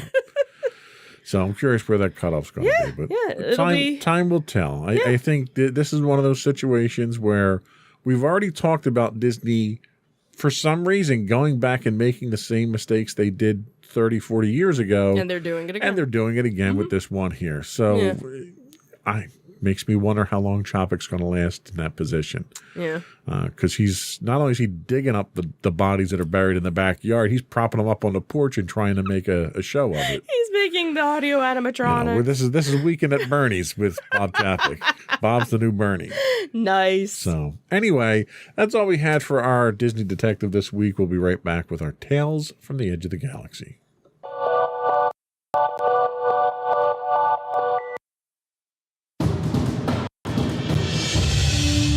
For over 7 years, the Second Sith Empire has been the premier community guild in the online game Star Wars: The Old Republic. With hundreds of friendly and helpful active members, a weekly schedule of nightly events, annual guild meet and greets, and an active community both on the web and on Discord. The Second Sith Empire is more than your typical gaming group. We're family. Join us on the Starforge server for nightly events such as operations, flashpoints, world boss hunts, Star Wars trivia, guild lottery, and much more. Visit us on the web today at www.thesecondsithempire.com. I was a little quick on that transition there. You were just so excited. That's right, because it's Andor. Star Wars Andor Season 2 is a go on Disney+. The Book of Boba Fett is currently receiving all the galaxy's attention, and rightfully so. After a slow start, the series has turned into a jaw-dropping ensemble piece that we like to refer to as the Book of Everyone But Boba, giving Din Djarin, Grogu, Luke Skywalker, and Ahsoka Tano significant screen time while kind of disrespecting Boba in the second half of the season. The latest episodes also saw the live-action debut of bounty hunter Cad Bane, upping the stakes for a thrilling season finale. No spoilers, though. No. Except for Cad Bane. That was a spoiler.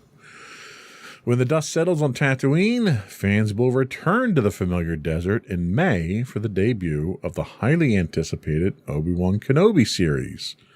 The project, which was in various stages of development for nearly a decade, will finally see the return of Ewan McGregor as the Jedi Master, with Hayden Christensen also stepping into the boots of Darth Vader once more. And a breaking news that we just discovered before going live on the show today is that John Williams will be stepping in for the soundtrack for Obi-Wan. So we're all looking forward to that. Mm-hmm. Given the excitement of such big shows, one of Lucasfilm's other 2022 releases has largely flown under the radar. Andor was announced at the tail end of 2018, and following development and production delays, is finally slated to drop during Q4 of this year. The spy thriller boasts an impressive cast of and offers serious potential for a compelling story, something that will evidently continue in the near future. In a recent interview, actor Stellan Skarsgård confirmed that Andor will be receiving a second season. The actor told a Swedish publication that after a brief break, he'll be returning to a few sets, including Andor, come this fall. He says we start with Dune 2 in July, and then in the autumn, it's time for the second season of the Star Wars series Andor. Due to COVID-19 surge, Andor experienced delays that extended its production. Skarsgård himself isn't sure when the first season will begin streaming, but suggested the date will be selected with Season 2's release in mind. He says, I don't know when they'll be starting broadcasting. It'll take some time so that it does not take too long between Season 1 and Season 2, which is a relief for us. Right, right. While the second season of Andor was something of a foregone conclusion, it's satisfying to hear the words from a member of the project's team. There have been rumors suggesting that the Rogue One spinoff would have as many as 3 seasons, but Skarsgård's words are the first indicator that things will be continuing in an official capacity. Andor's first season underwent a significantly lengthy production, in large part due to the pandemic, but also because it was shot on location. Unlike the projects in the Mandoverse, Andor did not make use of the volume, with the creative heads instead opting to build practical sets. The choice will allow the series to follow the look and feel of Rogue One in a seamless manner, but it did come with a drawback of extending the film's process. Because of the complications of COVID-19 introduced to Andor, it's difficult to predict how long production will take for Season 2. Given Skarsgård's words, there's a chance that all work could be completed in time for a Q4 release in 2023, but that seems to be a pipe dream. The production team does have the benefit of pre-existing props and sets on hand, which should reduce the pre-production time significantly. Should creative leads opt to use the volume for some sequences, shooting will go quicker than expected as well. It's been confirmed that Andor Season 1 will be 12 episodes, making it safe to guess that the sophomore run should be the same. Previous rumors claimed the first season would be split in two, but Skarsgård's comments thoroughly debunk such a notion. With the series taking on a new genre in the galaxy far, far away, Andor has the chance to tell a fresh story over the span of several seasons that will show the darker elements of the rebellion. So what do you think? Well, I don't know how many seasons, it's promising that they think it's going to go beyond, 2 seasons, but like we've said, we know how the story ends eventually. Right. So it's not like you can say, oh, we can kind of rewrite history. You can't. Rogue One, everybody dies. Right. So so it'll be interesting to see, because I don't think they really have mentioned yet where the time frame comes. Is it 10 years before Rogue One? Is it 5 years before Rogue One? I'm guessing it's sometime before Rogue One. Thanks, Captain Obvious. Wow, that was so refreshing. Yeah, that's the whole thing. Obviously, it's not going to be when Andor's a teenager. Exactly. So is it something where it's like 5 years? All right. Maybe it turns out that Andor has a twin brother somewhere who looks just like him. There you go. But that's the thing is, obviously, you figure, 7 or 8 episodes per season, that could all take place within a day. Right. They could pull a whole 24. And that's the thing. We know nothing about the plot, nothing about the story, because his appearance in Rogue One didn't demand any more story to the character. So what are you trying to establish with this character? Right. Or maybe it's just the fact of this is everything that kind of led up to the uprising and the resistance, and I could see you going that route and kind of trying to fill in some of the blanks. But again, you don't need that. Well, and maybe it wasn't even the fact that they needed it to be about him. It was just, hey, we kind of introduced him, but here's, a whole backstory of what was going on in the time frame before Princess Leia showed up in A New Hope. It's kind of the philosophy that it's a big universe and it's not just about Skywalker. There's other characters. Right, and I get that. But the thing is, and that's constantly something you're always saying. Why does Luke have to show up? Why does it have to be a Skywalker? I'll tell you, if that's the philosophy they're going with, then they damn well better not show up on Tatooine at any point in this series, okay? Because if they do, they throw that whole idea out the window. Right, but that's the whole thing. This is, obviously we know Luke and Leia are kids. Maybe they show us when the V-Wings come into play and why we never see them after Rogue One. Maybe that's what they'll show us. Maybe. Because that was one of the big questions people had, too. Okay, sure. We'll go with that. I don't know. We'll see. It's not like I'm not going to watch it, right? So we're definitely going to watch it. Right. It's Star Wars. Hopefully it's a compelling story. Right. And this is a chance where you have to have a compelling story. Right. Because so if you look at Book of Boba Fett. Right, I was just going to say. So you take the Book of Boba Fett and you take a character that had very little history in the movies, but his limited appearance in the movies made him a cult favorite. And then you give him his own show, and it sucks. Like, literally, the first 4 episodes were terrible. The best episode of the entire season didn't even have him in it. That's a problem. Yeah. So if you're going to do the same thing with Andor, you damn well better have some good story behind it. It better not be 4, episodes of flashbacks and snore fests. So that's just what I have to say. Okay. Anyway, also this week, we are talking about EA and BioWare releasing The Old Republic Legacy of the Sith and unveiling a new CGI trailer for it. EA and BioWare have released a brand new CGI trailer for the much-anticipated expansion to The Old Republic that puts back the focus on Darth Malgus, called Legacy of the Sith, which finally launched after delays on February 15th. These high-quality cinematic CGI trailers have captivated Star Wars fans ever since the game was first launched. They quickly became a tradition for EA and BioWare's long-lived, massively multiplayer online role-playing game, as they convinced plenty of players to check out the game over the years. The Old Republic is currently celebrating its 11th year of release, and there are no signs that 2022 will be the last with new content. The game recently celebrated its 10-year in style, re-releasing the older cinematic trailers in stunning 4K. Legacy of the Sith is the 8th major expansion to the Old Republic, and the latest since 2019's Onslaught. You can jump in for free with some limitations by downloading the game on the game's website at SWTOR, SWTOR.com, or through Steam. The premium monthly subscription unlocks full access forever, even if you unsubscribe to all expansion packs released so far. So it's not a bad idea to pony up for at least a month of premium if you plan to explore all the story content the game has to offer, which is a lot. 2022 is cooking up to be a massive year in Star Wars gaming.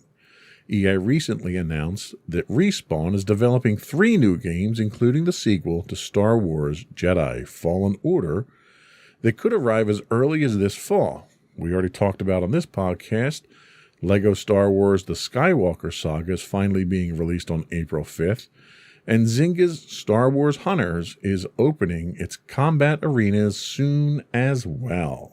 What are your thoughts? I don't play the game, so I have no thoughts. I become a Star Wars widow again.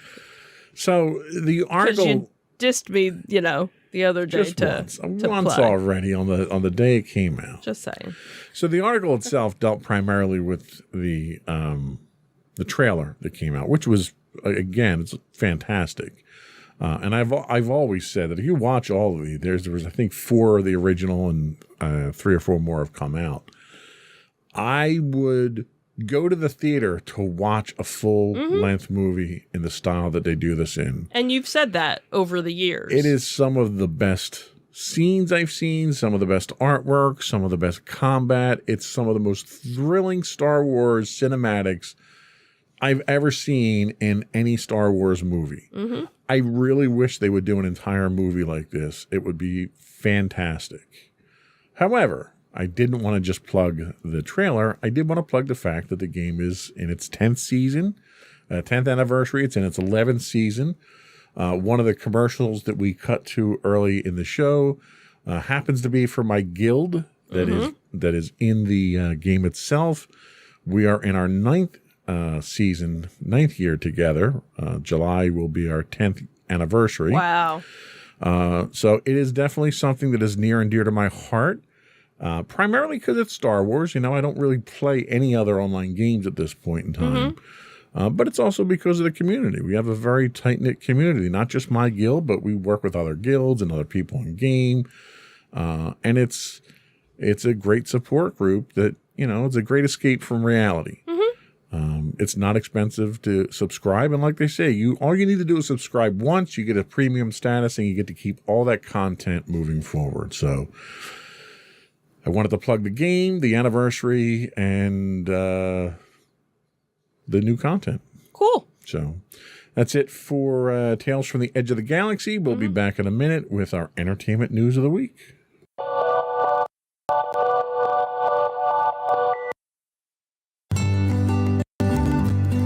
Insights into Teens, a podcast series exploring the issues and challenges of today's youth. Talking to real teens about real teen problems. Explore issues from braces to puberty, social anxiety to financial responsibility. Each week, we talk about the topics concerning today's youth. We look at how the issues affect teens, how to cope with these issues, and how parents, friends, and loved ones can help teens handle these challenges. Check out our video episodes on youtube.com/insightsintothings. Catch our audio versions on podcast.insightsintoteens.com or on the web at insightsintothings.com.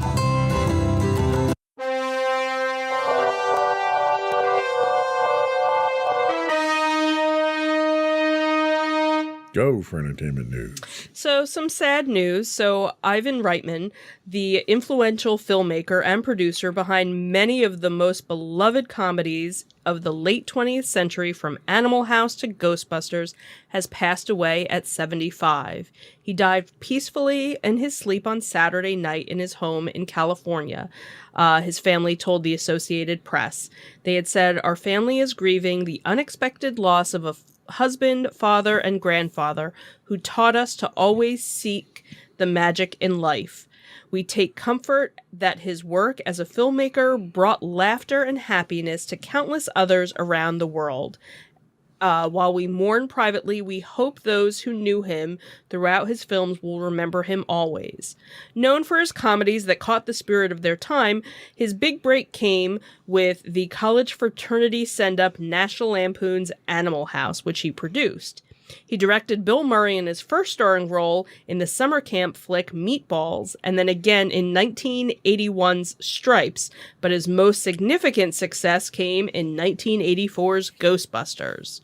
Not only did the irreverent supernatural comedy starring Murray, Dan Aykroyd, Harold Ramis, Ernie Hudson, Sigourney Weaver, and Rick Moranis grossed nearly $300 million worldwide, it earned 2 Oscar nominations, spawned a franchise that included spin-offs, television shows, and a new movie, Ghostbusters Afterlife, that opened this past year, which was directed by his son, Jason. Among other notable films that he directed were Twins, Kindergarten Cop, Dave, Jr., and 1998's 6 Days, 7 Nights.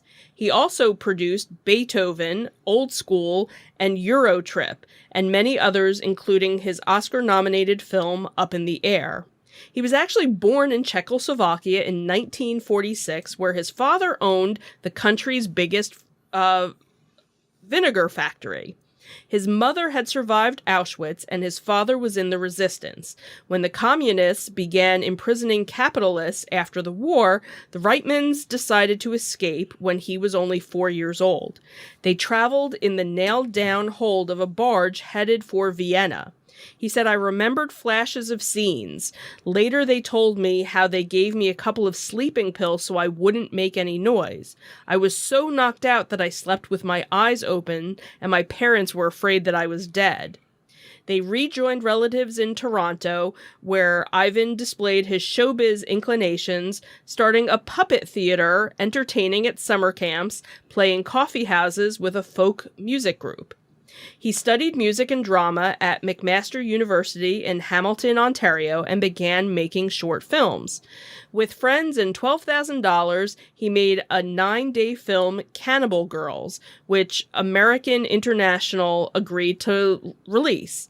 He produced it on a $500 budget a week TV revenue, Greed, with Dan Aykroyd, and became associated with the Lampoon Group in its off-Broadway review that featured John Belushi, Gilda Radner, and Murray. And that obviously led to Animal House. He seized the moment after Animal House's massive success and raised money to direct Meatballs, which would be a tamer than a hard R-rated Animal House. He handpicked Murray to star, which would prove to be a significant break for the comedian, but Ramis later said that Reitman didn't know if Murray would actually show up until the first day of shoot. But it was the beginning of a fruitful and long-running partnership that would produce the war comedy Stripes, which Reitman said he thought of on his way to the Meatballs premiere, and then Ghostbusters. He also put Arnold Schwarzenegger in his first major comedy opposite Danny DeVito and Twins.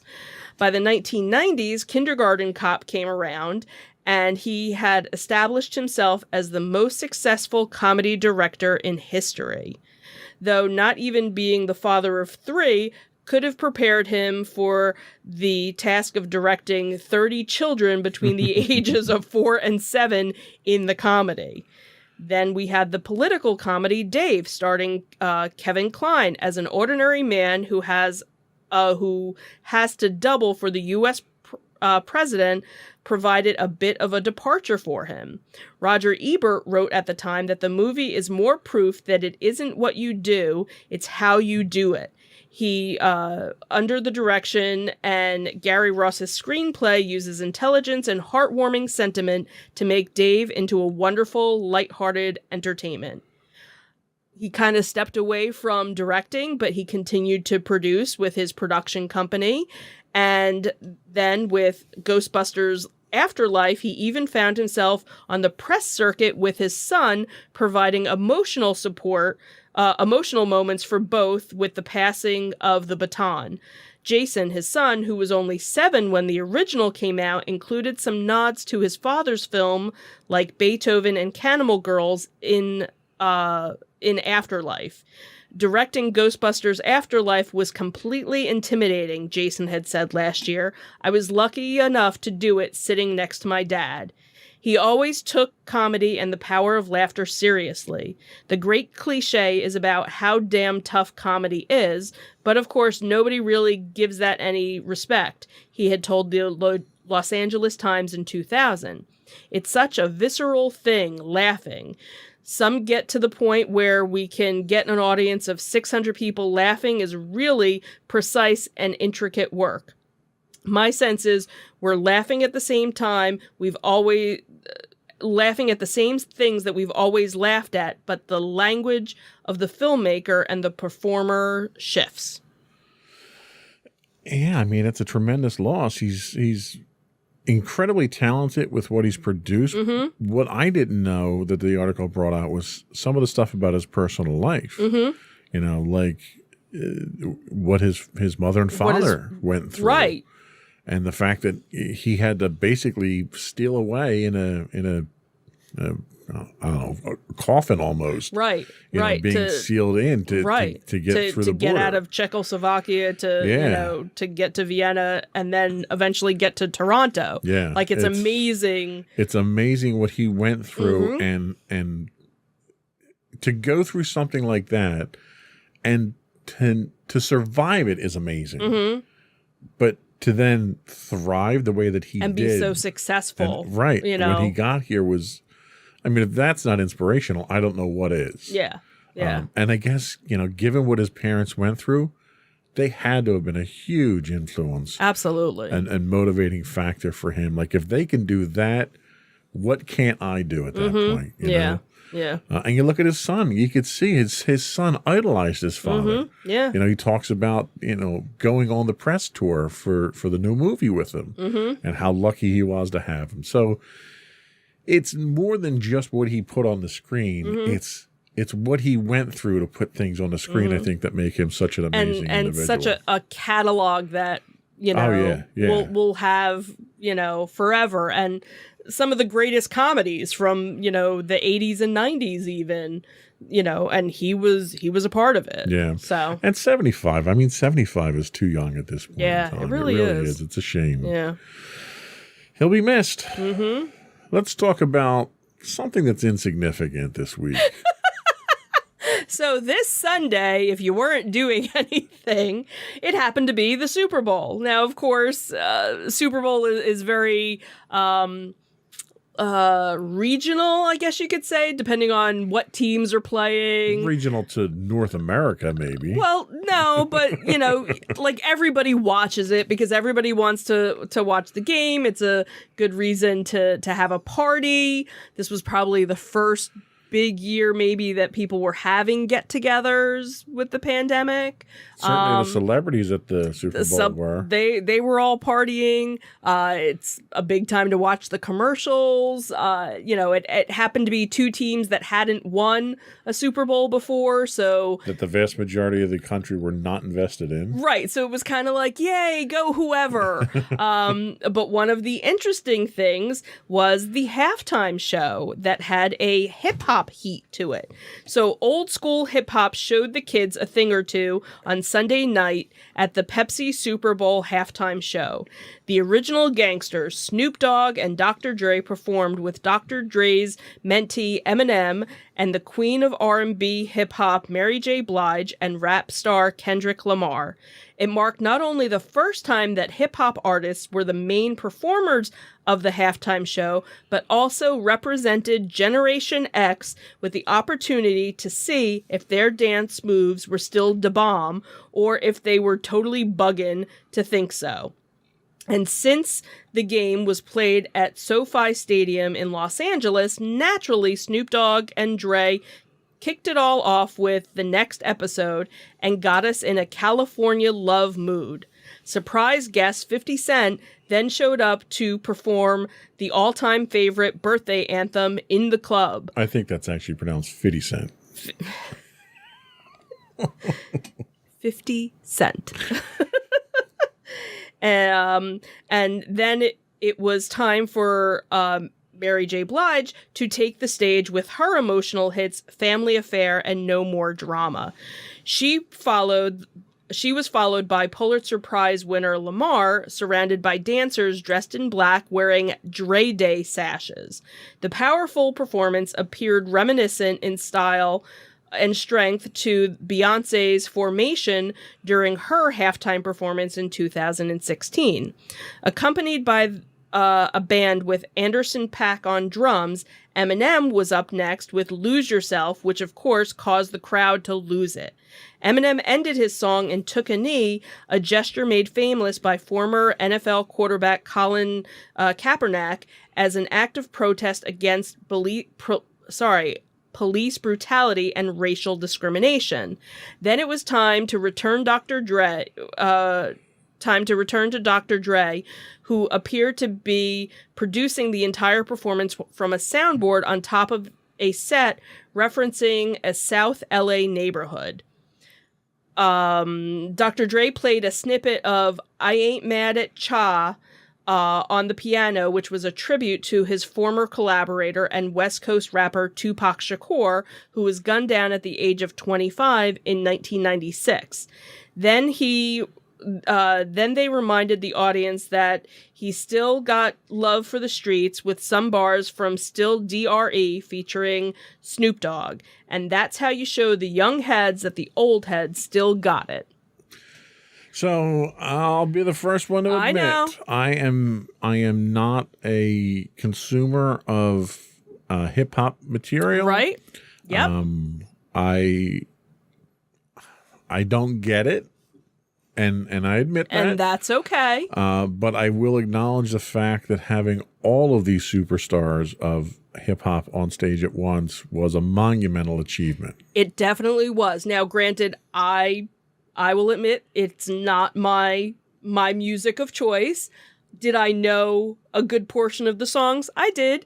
And it was very entertaining. So as somebody that wasn't a huge fan, but, somebody that grew up in the 90s, you knew the songs, right. Whether or not, if you had listened to the whole performance, you definitely would have known it. It was definitely something for the Gen Xers. It really, really was. And to see how much talent, was there, it was probably one of the best shows. Last year, it was Again, we were in a different time, but the performer was The Weeknd.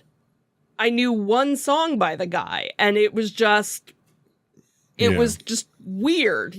I think when they do the shows where it's a collaboration of multiple artists, it tends to be a better, performance, especially when they all go together, because there have been years where they've done multiple artists, but they kind of clash. Like nobody goes together. It's kind of like, well, we're going to do this person for this group and this person for this group and like they kind of, and it doesn't work. This totally worked, and the fact that, as far as I knew, nobody knew that 50 Cent was going to be there. Right. He was a complete surprise. So, of course, when that happened, it was kind of like, ooh, what other surprises are they?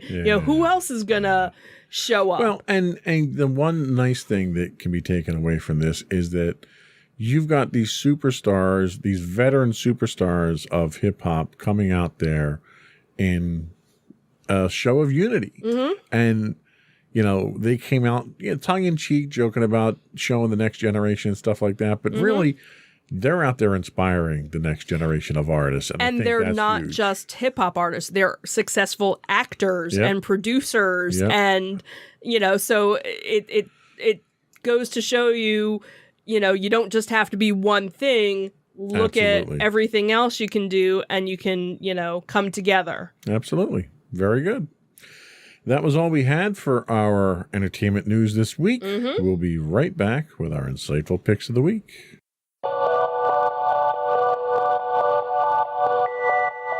Go for your insightful pick. So my insightful pick is kind of a funny game showy type show called That's My Jam, which is hosted by Jimmy Fallon, and it's actually inspired off of different show segments from The Tonight Show, where he would do the Wheel of Musical Impressions. So basically, they came up with hey, let's put together a whole game show with all these different song ideas. So the premise behind the show is they have two teams of two guest celebrities that compete against each other with various musical competitions. So there could be competition, karaoke competition, or it could be trivia, or trying to play different instruments and getting your teammate to guess. So it's a fast-paced show. They NBC had tapped him to do. There's 10 episodes total to season 1. Not sure if it's going to get picked up or not, but he has a live house band. It's not the same band that does the Tonight Show, but still an awesome band. And some of the guests are just hysterical. And, it's one of those kind of like, like, oh, we're going to give you this many points and this many points, and the points don't matter type thing, because everything comes down to like the final mashup between. Like, what's my line anyway? Yeah, exactly. But like the final is a karaoke thing where a song gets randomly picked and you have to sing, the lines of the song, and then all of a sudden the music's going to go away and you have to continue. And if you get it right, the other team gets squirted with water. If you do it wrong, you get squirted with water. And just watching the celebrities, interact and get all crazy with each other, it's hysterical. It's nice. A nice, you just want something to laugh at. Here's your show. All right. Good pick. Thank you.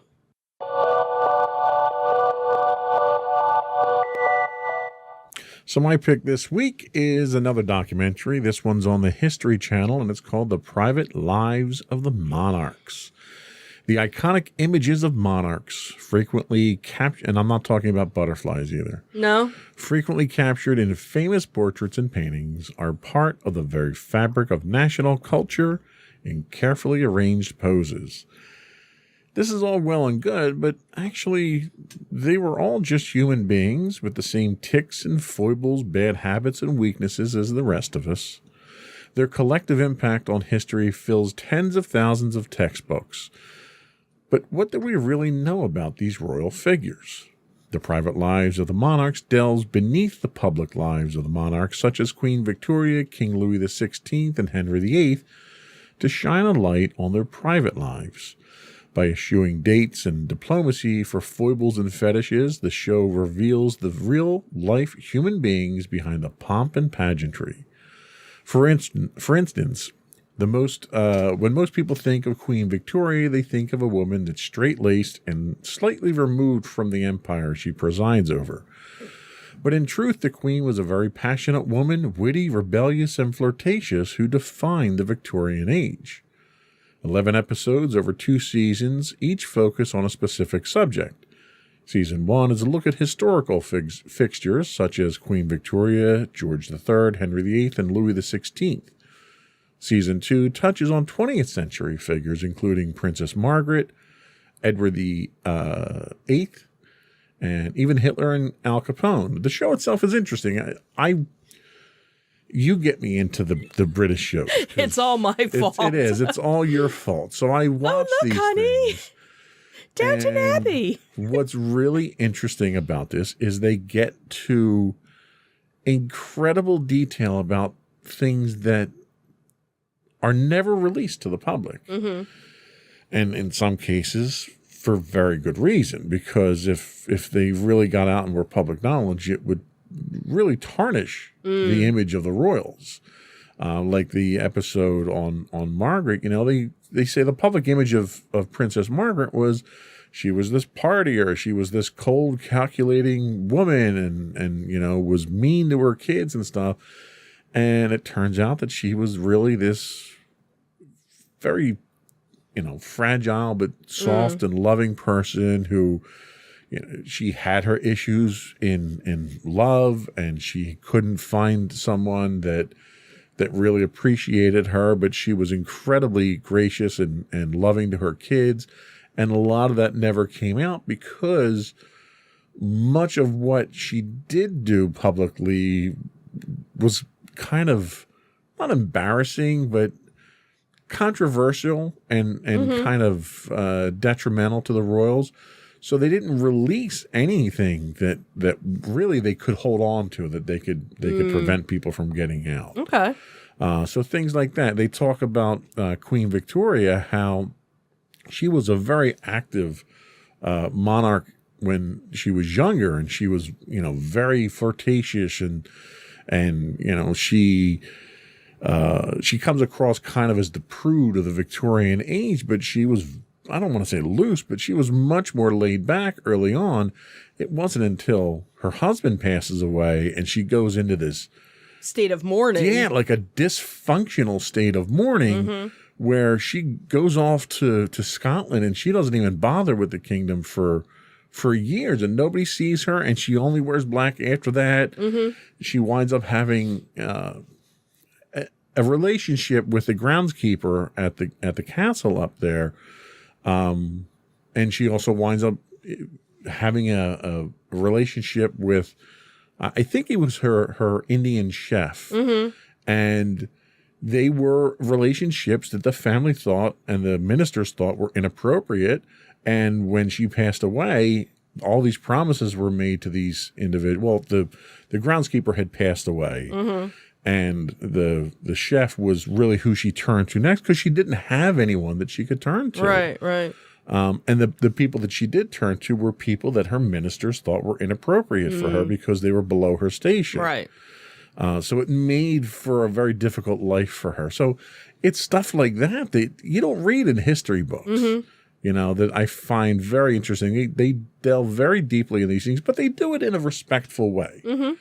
Right up until you get to one where you're seeing apparatuses that were created for fetishes and stuff like that. And it gets a little creepy in some spots, but they're honest, they're open, they're not tabloid, it's not anything like that. So it's tastefully done for the most part. Okay. So the private lives of monarchs on the Smithsonian Channel. We'll be right back with our afterthoughts.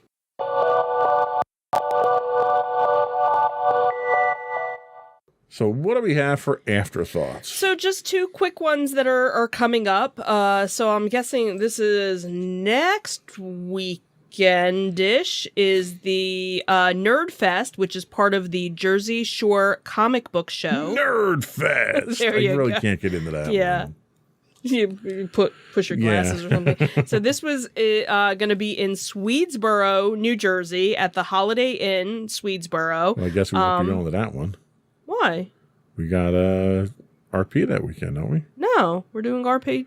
That's not the next 20th. weekend. It's the weekend after this weekend. Right. It's not this coming weekend. It's the Gotcha. weekend All after. right. That's You what I say was... next. The next Sorry, weekend is the one that comes up next in my mind. Sorry. Yeah, because this weekend's the Clarifying 20th. for all of the audience. Right. So the 27th. So it is just Sunday, the 27th, from 10 to 4 p.m. Admission is $5. Kids 12 and under are free with a paying adult. Lots of free parking. Artists, vendors, comics, anime, toys, Funkos,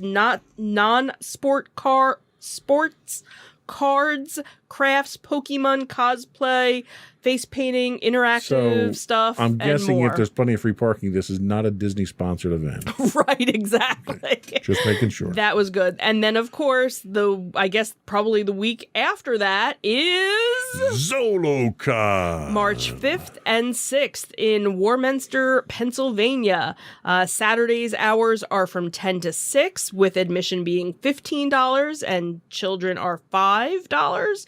And on Sunday, it is from 9 to 4:30 with general admission, $10. Kids 12 and under are free. All righty. Before we do go, I want to once again invite you to subscribe to the podcast. You can find this podcast listed as Insights into Entertainment for audio. You can find all the network's podcasts listed as Insights into Things as video. We are actually publishing our audio versions now under our Insights into Things as well. So you can get audio or video. Trying that out to see how well it does. Okay. We're available on Apple Podcasts, Spotify, Pandora, Castro, Stitcher, Podbean, Buzzsprout, Amazon Music, iHeartRadio, Stitcher. And I think I said them all that were on the screen there. Yep. We'd also encourage you to reach out, give us your feedback, tell us how we're doing, give us your shows you'd like us to plug. You can email us at comments@insightsintothings.com. You can find us on Twitter at twitter.com/insights_things. You can find video versions of this podcast on the web at podcast.insightsintothings.com. You can find us on Facebook at facebook.com/insightsintothingspodcast. We do stream online 5 days a week. I was going to say 6, but that's not true. I'd lie. 5 days a week on Twitch at twitch.tv/insightsintothings. You can find us on Instagram at instagram.com/insightsintothings.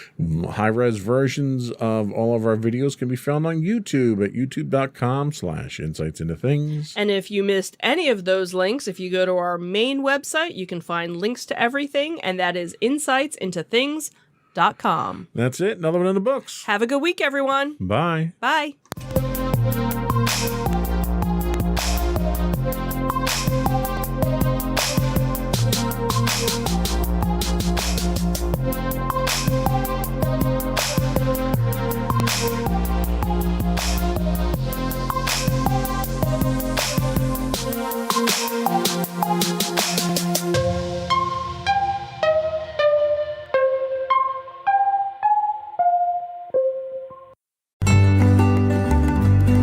Insights into Teens, a podcast series exploring the issues and challenges of today's youth.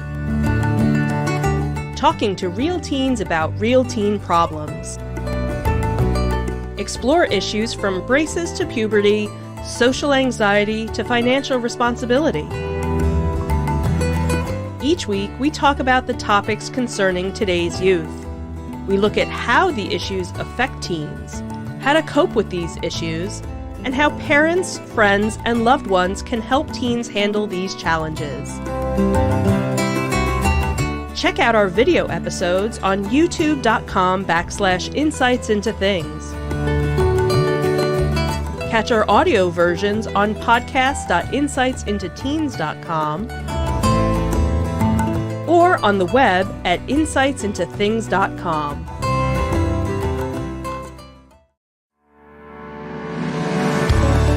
Insights into Entertainment, a podcast series taking a deeper look into entertainment and media. Our husband and wife team of pop culture fanatics are exploring all things from music and movies to television and fandom. We'll look at the interesting and obscure entertainment news of the week. We'll talk about theme park and pop culture news. We'll give you the latest and greatest on pop culture conventions. We'll give you a deep dive into Disney, Star Wars, and much more. Check out our video episodes at youtube.com/insightsintothings. Our audio episodes at podcast.insightsintoentertainment.com, or check us out on the web at insightsintothings.com. Insightful podcasts by informative hosts.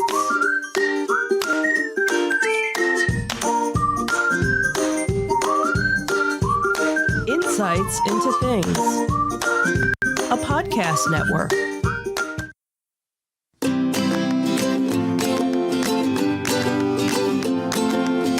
Welcome to Insights into Teens, a podcast series exploring the issues and challenges of today's youth.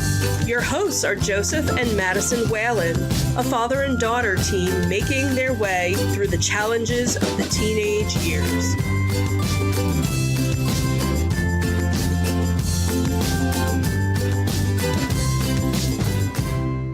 Welcome to Insights into Teens.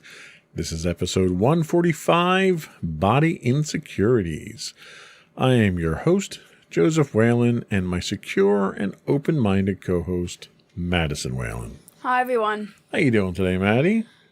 I'm doing all right. How about you? I'm doing okay. So you had a little bit of a shake-up to your schedule last week, right? What happened? I had gotten in contact with a student who had contracted COVID, so out of caution, you decided to quarantine me for 5 days. And today was your first day back in school, right? Yep. How'd that go? Fine for the most part.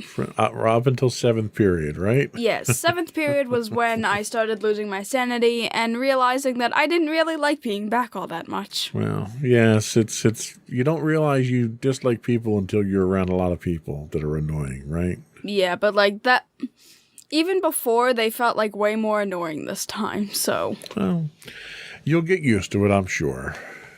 So, but anyway, today we're talking about body insecurities. Teenagers often face significant pressure to meet strict, unrealistic, and harmful ideals around beauty, weight, and shape. The quest for a, quote, perfect body or appearance can take a heavy toll on a teenager's confidence. What's the matter? We have a cat. Wonderful. The quest for a perfect body or appearance can take a heavy toll on a teenager's confidence as well as their physical and mental health. In today's episode of Insights into Teens, we'll talk about what you can do to help your child develop and maintain a healthy body image and self-esteem. Before we do that, though, I would, as usual, invite our listening and viewing audience to subscribe to the podcast. You can find audio versions of this podcast listed as Insights into Teens. You can also find video and audio versions of the podcast listed as Insights into Things. And you can find us on Apple Podcasts, Spotify, Google, Stitcher, iHeartRadio, and pretty much any place you can get a podcast these days. I would also invite you to reach out to us, give us your feedback, give us your show suggestions. You can email us at comments@insightsintothings.com. You can find us on Twitter at insights_things. You can find us on Facebook at facebook.com/insightsintothingspodcast. We're also on Instagram at instagram.com/insightsintothings. Or you can find links to all these and more on our official website at insightsintothings.com. Are we ready? Yes, we are. Here we go.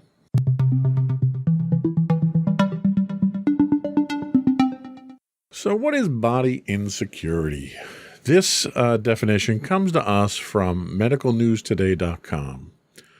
They say body insecurity is the product of a negative body image.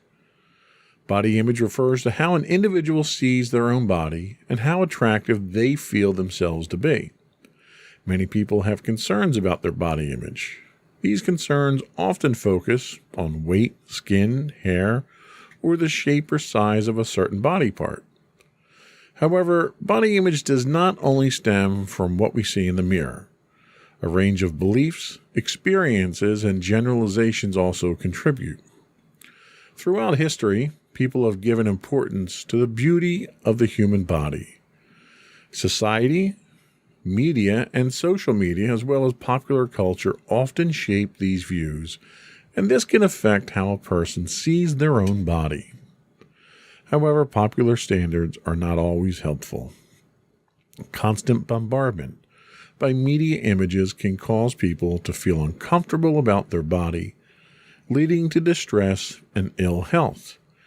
It can also affect work, social life, and other aspects of life.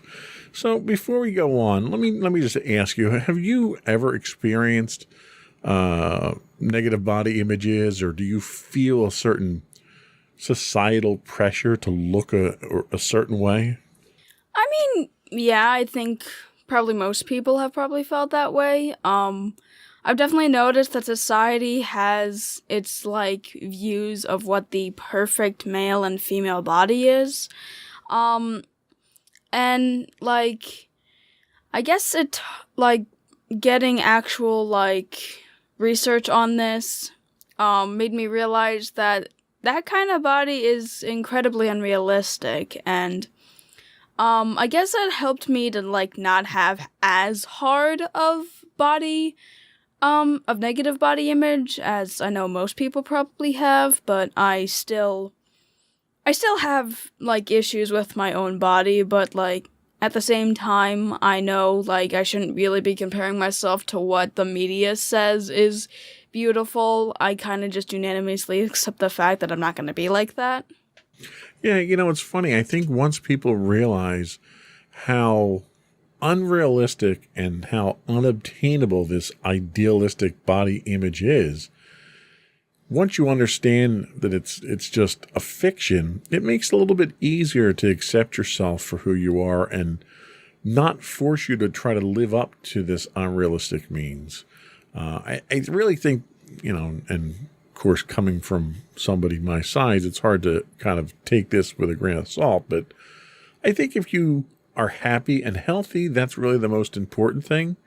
I think living for someone else, whether it's body image or how you act or what you do in life, anytime that you live your life for somebody else, it's probably not the healthiest type of attitude, nor is it the healthiest type of relationship if you're altering yourself or your body to please somebody else. Yeah. So what is negative body image? So, a person with negative body image feels dissatisfied with their body and their appearance. The person may compare themselves with others and feel inadequate when doing so, feel ashamed or embarrassed, lack confidence, feel uncomfortable or awkward in their body, see parts of their body, such as their nose, in a distorted way, and in some cases, having a negative body image can lead to the development of mental health issues like depression.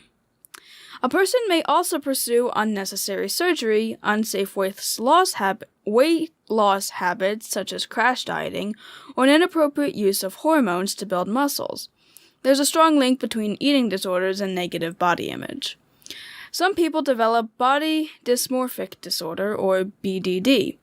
A person with BDD sees a part of or all of their body in a negative way. They may ask for cosmetic surgery to correct their nose size, for example, when to anyone else it appears normal. So can you think of anybody that you know, or I'll even extend this to any celebrities that you're aware of, who may have done cosmetic surgery to an extreme to try to change the way that they look? I'm not gonna lie, I'm guessing that, I don't entirely think there's really too many people that come to mind. I really only know, like, maybe one person that's done it. Someone you know or a celebrity? The thing is, Because I'll tell you, the first one that comes to mind when I think of that question is Michael Jackson. Michael Jackson had gone through so many plastic surgeries on his face, specifically his nose, that if you look at a picture of Michael Jackson from the 80s and one from shortly before he passed away, he looks like literally a completely different person. And I never really understood what would drive you to that, because we're not just talking about, weight loss being where your body insecurities.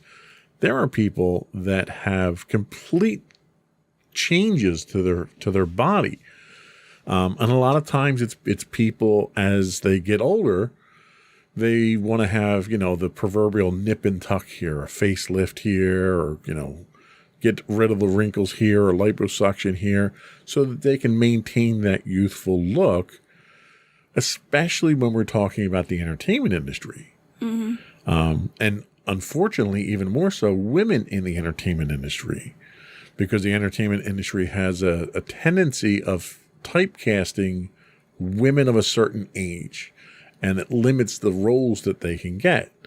So these women feel compelled professionally to alter their bodies in a way to look younger and more fit in order to get a better selection of roles.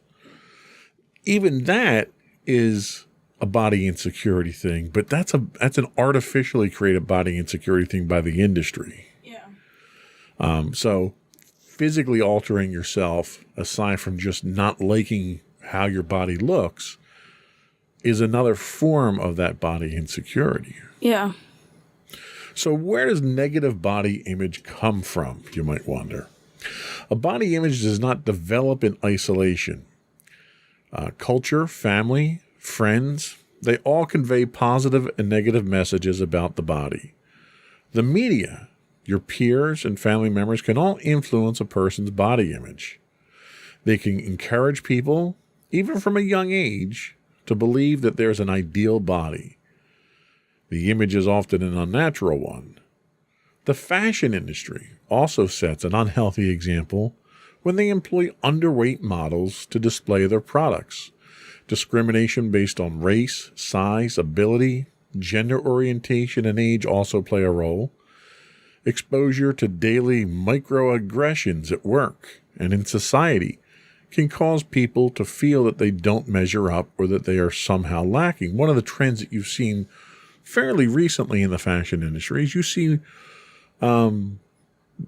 people in the fashion industry modeling clothes and so forth that are not this pencil thin idea of a model. You're seeing, more curvy models come out there, which is good because it's not just skinny people that buy clothes, right? Yeah. People of size and people with curves want to be able to see what these things look like on people like them. Yeah, and I guess I can kind of give an example in a way of, like, the age when it comes to, like, the fashion industry and how that's not really being entirely represented. I remember when I was going through the preteen years, like, it was kind of hard to find clothes. Like, it was around the point where it's like, okay, I'm not really wearing kids' clothes, but I'm also not really wearing adult clothes. And, like, it was kind of hard to find clothes my size because there wasn't really a defined tween section. Right. And, like, I found it kind of difficult to find clothes because, like, you don't really see too many tweens advertising clothing. Well, and also part of that problem is that your body is changing so rapidly in that time period as you're going through puberty that you're growing in spurts here and there, and what you buy today might not fit you in a week or two from now. You just don't know. You don't know how your body's going to develop like that. So trying to find clothes is a problem. Trying to keep clothes that fit and that fit well, because what happens is you may eventually find the clothes, but they only fit well for a short period of time, and then they're not comfortable anymore, right? Yeah, and like maybe if they could find like ways of getting like more accessible clothing for those sizes. Yeah. Like that's definitely something that I kind of realized. Like that was one of the struggles of being a tween, because you don't know if you're really wearing kid clothing or like older clothing. And that type of I wouldn't say indecision, but that type of quandary that you run into can fuel body insecurity as well. Because you wonder, am I strange? Is this unusual? Why is this happening to me? Why is it so difficult for me to get clothes? What's wrong with my body? And it's not that there's anything wrong with you. It's perfectly natural. It's just what the body goes through during that stage of development. But because of the struggles you run into trying to find clothes that are comfortable that you like, that fuels body insecurities as well. What else fuels body insecurities? Illness and accidents can also have an impact. Skin conditions, Mastectomy or breast cancer or limb amputation can cause people to rethink how they appear to themselves and to others. All these factors can impact a person's mental health and physical well-being. Studies have suggested that females who have a greater resilience linked to family support or general satisfaction, coping strategies, fitness, and well-being are more likely to have a positive body image. This suggests that emotional insecurity may also contribute to a negative body image. Body despairing conversations include fat talk, which refers to when people talk about how fat they look or feel. These conversations can lead to further negative feelings, low mood, or negative eating patterns. Yeah, and that's a great example of the fact that body insecurity isn't just something confined to teens.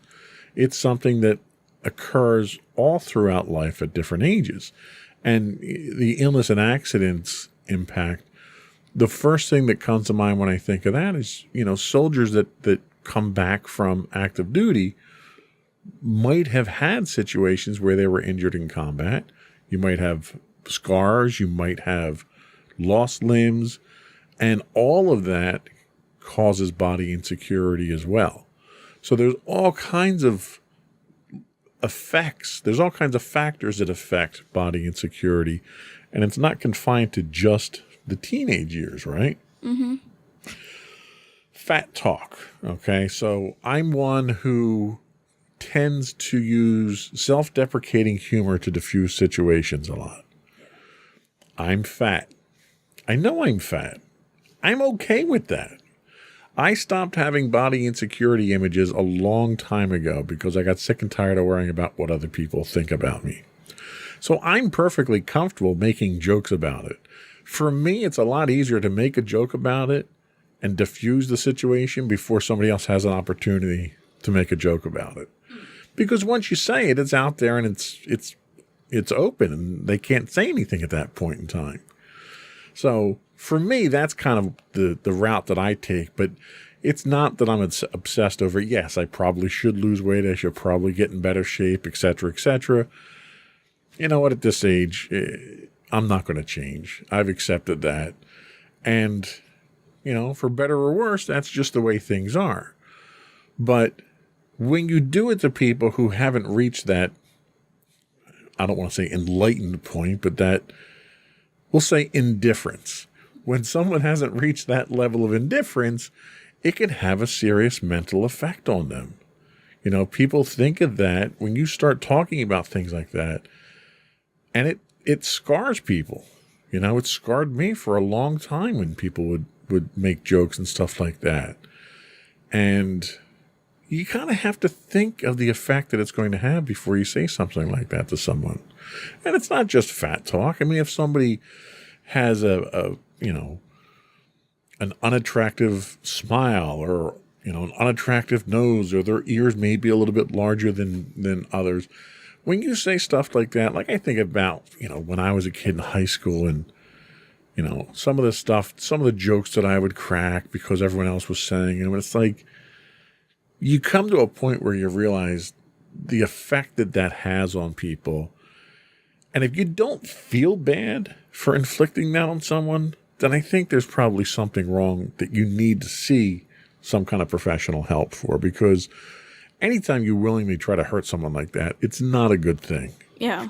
And it's important to understand that these types of things, even though you may not think that you have body insecurity images, and you may think that it's just a joke, that joke could have significant impact on somebody else. So it's important to keep those types of things in mind.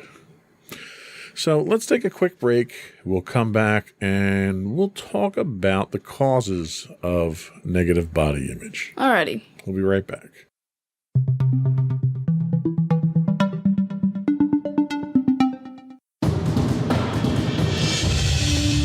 For over 7 years, the Second Sith Empire has been the premier community guild in the online game Star Wars: The Old Republic. With hundreds of friendly and helpful active members, a weekly schedule of nightly events, annual guild meet and greets, and an active community both on the web and on Discord. The Second Sith Empire is more than your typical gaming group. We're family. Join us on the Starforge server for nightly events such as operations, flashpoints, world boss hunts, Star Wars trivia, guild lottery, and much more. Visit us on the web today at www.thesecondsithempire.com.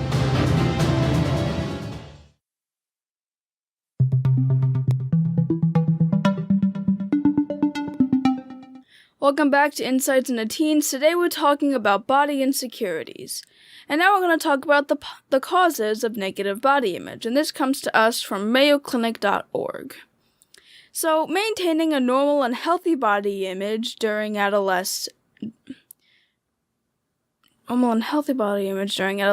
period of major physical and emotional changes, can be difficult. Okay, that was a really drawn. You got that? thing. Yeah, they kind of describe what that part of adolescence was. Yeah. Factors that might harm a teenager's body image include natural or expected weight gain and other changes caused by puberty, peer pressure to look a certain way, social media and other media images that promote the ideal body as fit, thin, or muscular and encourage users to aspire to unrealistic and unattainable body ideals, having a parent who's overly concerned about his or her own weight or his or her child's weight or appearance, or seeing material in which a teen is seen as a thing for other sexual use rather than an independent thinking person, more commonly referred to as sexual objectification. So if you think about when you were going through puberty, the 12 to 14 year range there, you were having, well, one of the things that you had were you would go through growth spurts and you'd get joint pain a lot when you went through that. That wasn't really something that was visible to the outside, but the effect of that, your legs were getting much longer. Your arms were getting much longer. It took you a little while to get used to those body changes. You might have been a little bit gangly. You might have been a little bit less coordinated than you were before as you came into those dimensions, those refined body dimensions. And that's one of those things that they talk about here, where it's not just the weight gain, it's the actual physical changes that your body's going through, that you're learning how to use your body now, right? How would it have made you feel if you had someone who was picking on you about that? Oh, look at Stretch there because she's, sprouted up 4 inches since the last time you saw her. Like, what effect would that have on your mentality and your development? I guess it would make me feel pretty insecure about it, and I would try my best to try hiding it. Maybe I'd be scrouching down more, right. Or whenever I would feel the pain, I would just not mention it. Yeah.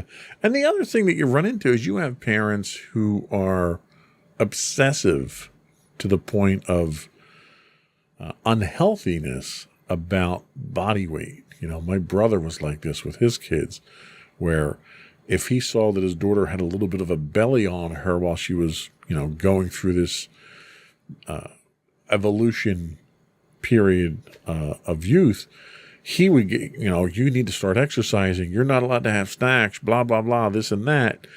And that weight gain is a natural thing because your body takes on more calories as it's going through these growth spurts. Yeah.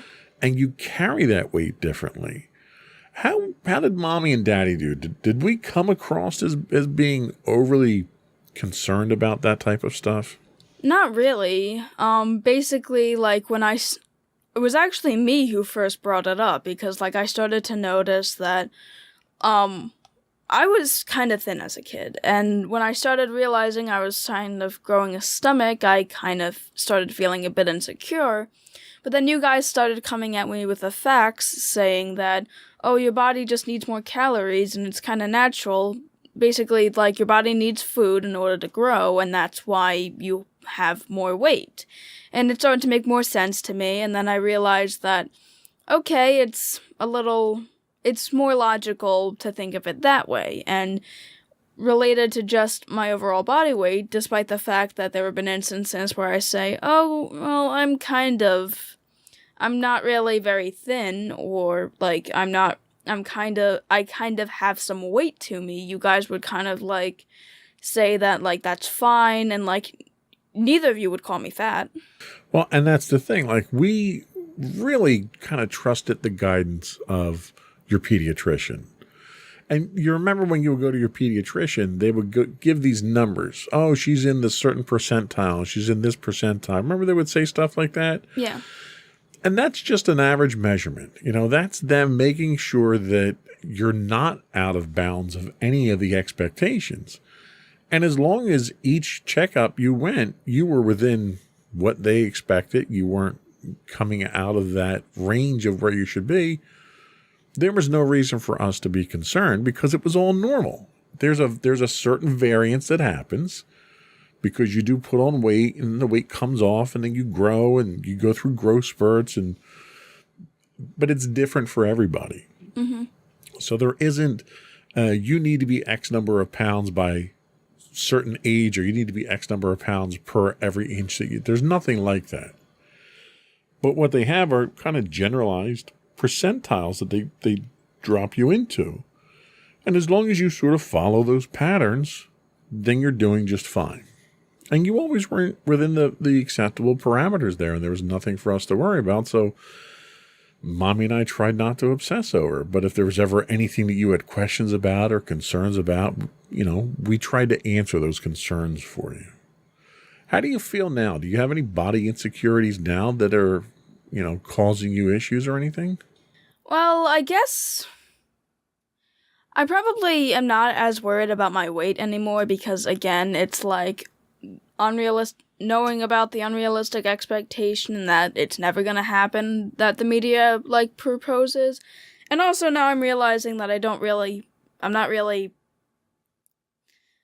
there's nothing really wrong with having a little weight to you. In fact, if you're going to be trapped on an island with someone who has the ideal body weight, technically you're more than likely going to survive longer. That is true. If you actually have weight to you. That is true. And the other thing you have to keep in mind is your level of activity differs over the year, right? Over the course of the calendar year. So wintertime, you're not going to be as active as other people. Summertime kicks in, you're going to get much more active. Marching band's going to kick in, you'll be even more active. And you'll go through this period. So the weight that a couple of pounds you might put on over the winter, you're going to work that all off anyway as your activity patterns change. Mm-hmm. And everybody's activity patterns are going to be different.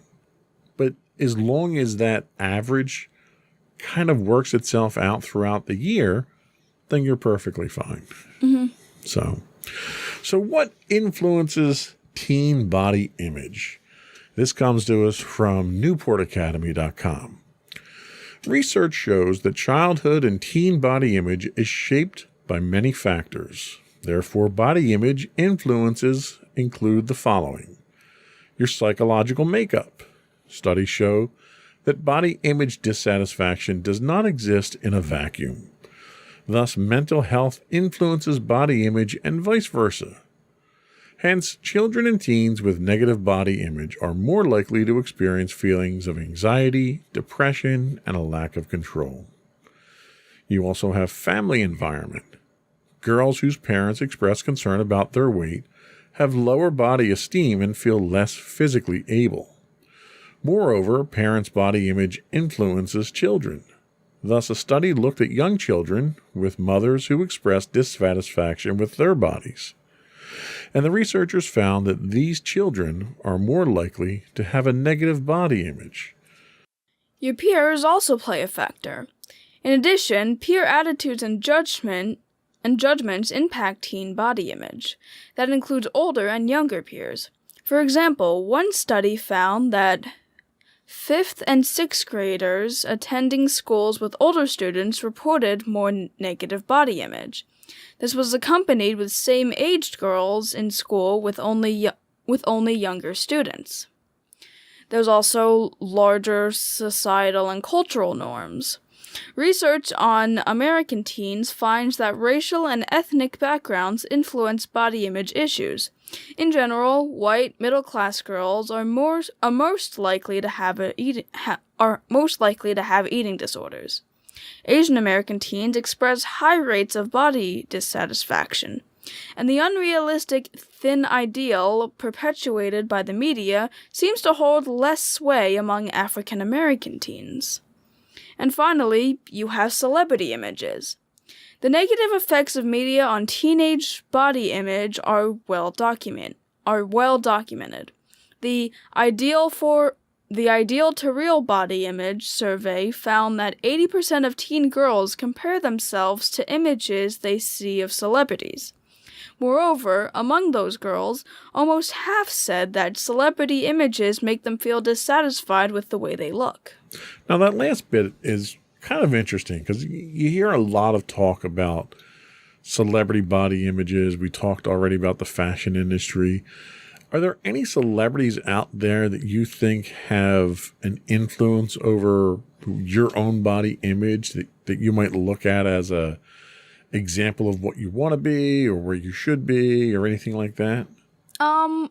I've tried not to really compare myself to celebrities all that much, but I have noticed that, like, a lot of these female celebrities most of the female celebrities I've seen, especially when me and Mommy watch, like, the entertainment news and such, a lot of them have the traditionally ideal feminine body, as well as wearing outfits that, show off those bodies. And, a lot of the times I'm kind of just thinking how that's not really normal. And, like, I guess I can definitely see how it plays a large factor into why people, like, have body image issues, seeing so many celebrities with these hourglass bodies in a way. And I'm pretty sure when I was younger, I probably noticed this and kind of wished, oh, I wish I kind of looked like that. And obviously at that time, I didn't really know the fact that that was completely unrealistic. Yeah. What about your peers? Well, that was one of the things that I think probably as a youth I found had the most influence over most of the, image issues or the, what you wanted to aspire to be. It was mostly peers, the kids you were in school with. They were the ones that you kind of, if you were fashion conscious, you got your fashion sense from your friends. If you were body conscious, you got it from the people that you were associated with. I mean, let's face it, you get into the locker room and you have to change for gym. You can't help but be self-conscious of your body, regardless of what it looks like at that point in time. So do your peers play an influence over what your body image of yourself is? I mean, I can definitely kind of see that. Like, I have my own style, and, like, I haven't seen, most of my friends don't entirely bring up my body all that much, although there was this one instance where, like, my one older friend was kind of talking about, like, kind of presenting your way, like, my one friend is kind of interesting. They, like, have, like, certain ideas of how people kind of act, and, like, at one point he was talking about, how I was sitting with my other female friend who, to be fair, we have pretty different styles. And they were my other friend was saying, like, how if I kind of had more of a demeanor similar to my one friend, I might be like more positive, because it was around a time where I was kind of like not feeling too happy about the day. And like he was saying like how my one friend like has a certain demeanor to her look to where like she's happier with it. And like if I was more expressive in that way, like maybe I'd feel happier, and I don't know. It didn't really make me too insecure. It's just like, okay, why should I care about that? But like, it's only been brought up a couple times, not enough to where I really take too much notice to it, and not enough to where it's really been too insecure, but I can definitely, it's there. Right. And at the age that you're in, it's kind of hard not to be there. But as long as it's not having an overriding effect or an uncomfortable influence, I think, and it sounds like it's not. I don't think it's really that much of a problem. Yeah. I think we're going to take our last break, and then we're going to come back and talk about the benefits of positive teen body image. Alrighty. We'll be right back.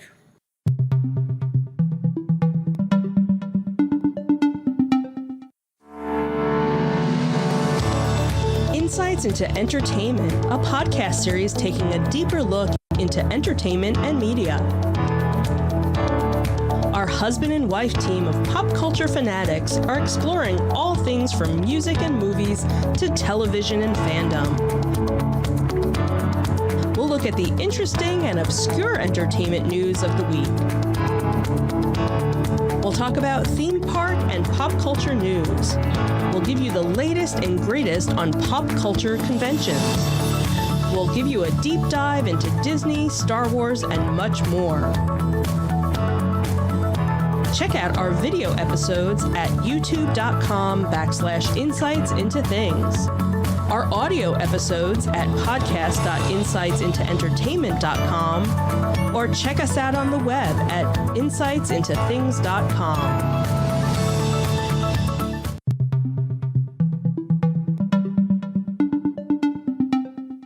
Welcome back. Today we're talking about body insecurities.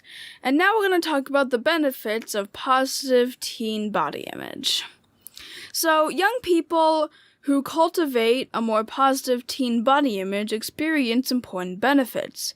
Positive teen body image leads to changes in several areas. This includes improved self-esteem and well-being. Feeling better about one's body contributes to a positive outlook and self-confidence. Increased self-acceptance. A positive body image means that teens are more accepting of their bodies and how they look, as well as healthier behaviors. Teens who experience body satisfaction are more likely to practice self-care. That includes eating well, getting more sleep, and exercising at a healthy level. So here are some tips to improve your body image. And these will help you feel more positive about your body. Spend some time with people who have a positive outlook. Practice positive self-talk with saying things like, "My arms are strong," rather than "My arms are flabby." You can wear comfortable clothes that look good on you. Avoid comparing, as you said already, avoid comparing yourselves to other people. Remember that beauty is not just about appearance. Appreciate what your body can do, such as laughing, dancing, and creating. Be actively critical of media messages and images that make you feel as if you should be different. Make a list of 10 things you like about yourself. See yourself as a whole person, not an imperfect body part. Do something nice for your body, such as getting yourself a massage or a haircut. Instead of spending time thinking about your body, start a hobby. Become a volunteer or do something else that makes you feel good about yourself. Aim for a healthier lifestyle, which might include eating a varied and nutritious diet. And really, the gist of all this is kind of focus on the things that are good about you. Focus on the things that you like about your body. Focus on what you can do. Can I exercise? Can I be more active? Can I eat better? Can I go to bed at an earlier time to get more sleep? Will that help? All these things can help you improve your body image. But the overall idea here is accept yourself for who you are. Emphasize the good stuff. You're a wonderful artist. You're a brilliant mind. You're topping your class in algebra. Like things like that. People tend to fixate on the physical appearance side of things when the person is much more than just what they look like on the outside. I'm a big fan of, beauty is you can't judge a book by its cover. Beauty is on the inside that counts. So focus on the things that are more important.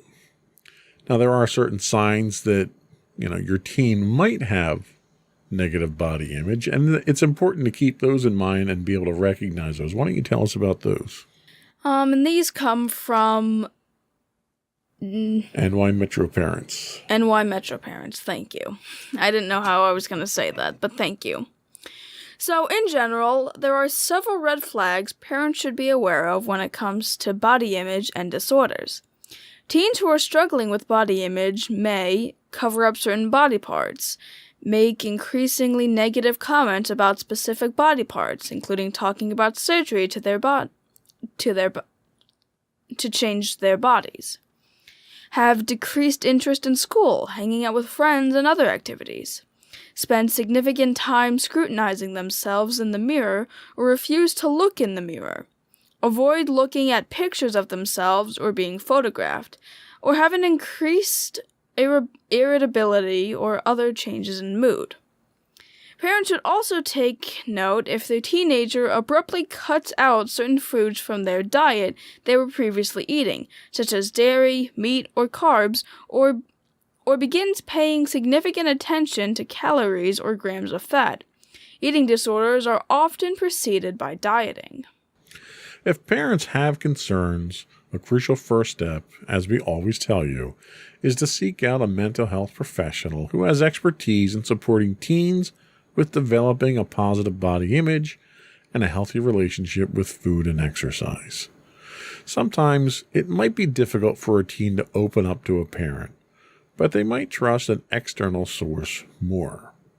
Parents can also turn to their doctor or a pediatrician or reach out to a nonprofit group that can provide resources. Experts caution against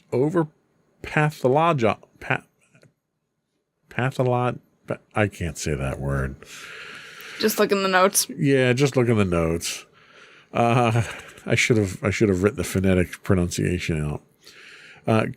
Experts caution against comments teenagers make about their bodies. Now I'm all flustered. For example, if your teen says, "I hate my stomach," don't jump to conclusions. This is first and foremost an opportunity for the parent to start a conversation with their teen. And as always, if you have concerns for your child that you don't feel you're capable or qualified to cope with, always seek the assistance of a qualified professional. And I think that's kind of the safest advice that we can give here. There are signs to look for, and you definitely want to be proactive about this. You don't want to miss the red flags, first of all. Mm-hmm.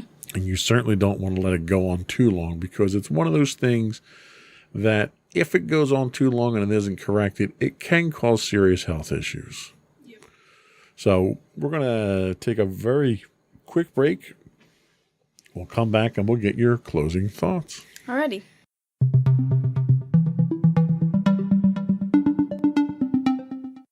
Alright, so to everyone out there, I just wanted to say that body insecurities should be taken seriously and should hopefully be corrected. Now, I just wanted to also say that it's perfectly fine if your body doesn't fit any ideals that other people have. Most of the time, the ideal body is not at all realistic and will never be able to happen. Please use some of the tips we offered, and if it comes down to it, please go and seek professional health. And I guess I'm just going to give you a little bit of help. Just know that if you do have a bit more weight than someone else, just think that you're going to be able to survive longer on an island without food. All right. Yay for the zombie apocalypse side of things. Yay. All right. I think you never know. It might help.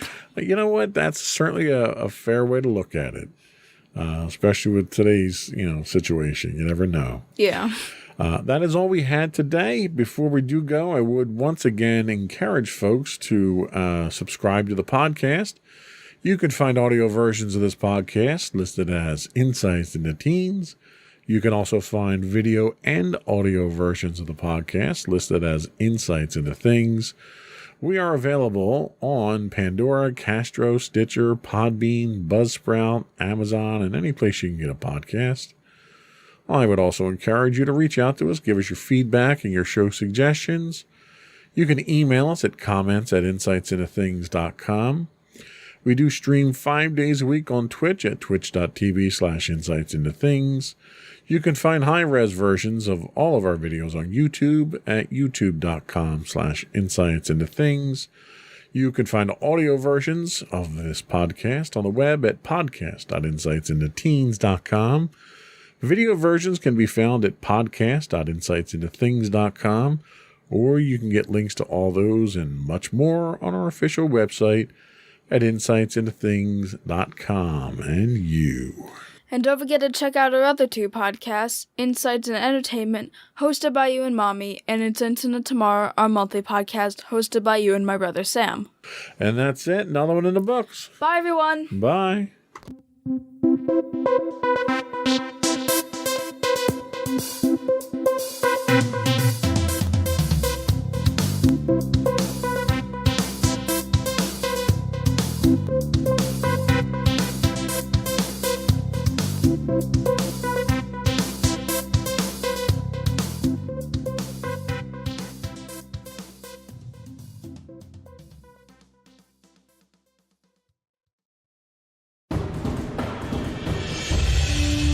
For over 7 years, the Second Sith Empire has been the premier community guild in the online game Star Wars: The Old Republic.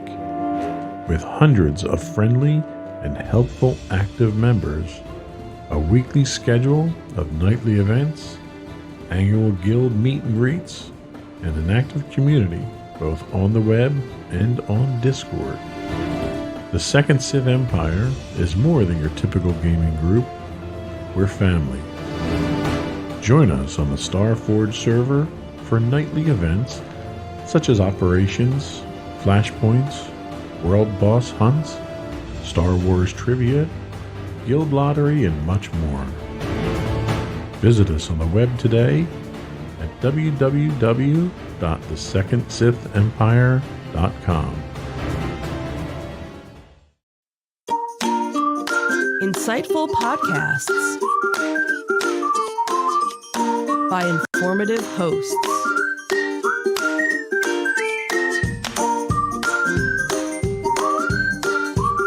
Insights into Things, a podcast network.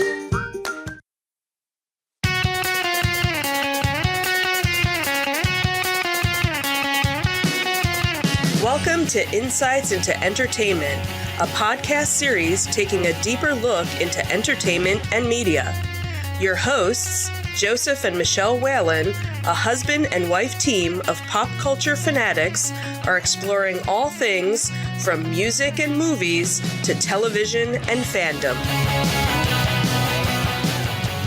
Welcome to Insights into Entertainment. This is episode 142, Racism, Slaps, and Weird Star Wars. I'm your host, Joseph Whalen, and my creative and inspiring co-host, Michelle Whalen. Hi, everyone. How you doing today, dear? Not too bad, and you? Doing all right. We're a little late this week doing this. We had some weather events happen on Thursday that kind of pushed the show. Mm-hmm. So how was your week? That good, huh? Yeah. Yeah, you know. Not enough said there, I think. Yeah, you know, we have a new house guest staying with us a little bit more full-time than before, and we had a little bit of some incidents last night with said guest and the other residents that reside here. Cat fight. Literally a cat fight. So, yes. So we are now up to 4 kitties under... Crazy cat lady. Yes. Yeah. Yes, we are. The cats now outnumber us. Nice. That's never good. Never good. Well, we got a busy show today, so let's jump right into it. Mm-hmm. So this week we are going to be talking about how Disney manages to do it wrong yet again. Then we'll take a look at how Star Wars almost got very weird on us. And finally, we'll talk about the unavoidable news from this past weekend's Academy Awards. So, and that's a developing story that's been updated probably 4 times since I wrote this script. Yeah. Like every day there's something new that pops up. It's crazy. It's crazy. We just updated it again 5 minutes before the show started. Mm-hmm. So before we do that, though, I do want to invite our listening and viewing audience to subscribe to the podcast. You can find audio versions of this podcast listed as Insights into Entertainment. Video and audio versions can also be found listed under Insights into Things, and we can be found anywhere you can find a podcast, Apple, Spotify, Google, and so forth. We would also invite you to write in, give us your feedback, tell us how we're doing, give us your shows, your conventions to plug. You can email us at comments@insightsintothings.com. We're on Twitter at twitter.com/insights_things. We're on Facebook at facebook.com/insightsintothingspodcasts. Or you can get links to all those and much more on our official website at insightsintothings.com. Here we go.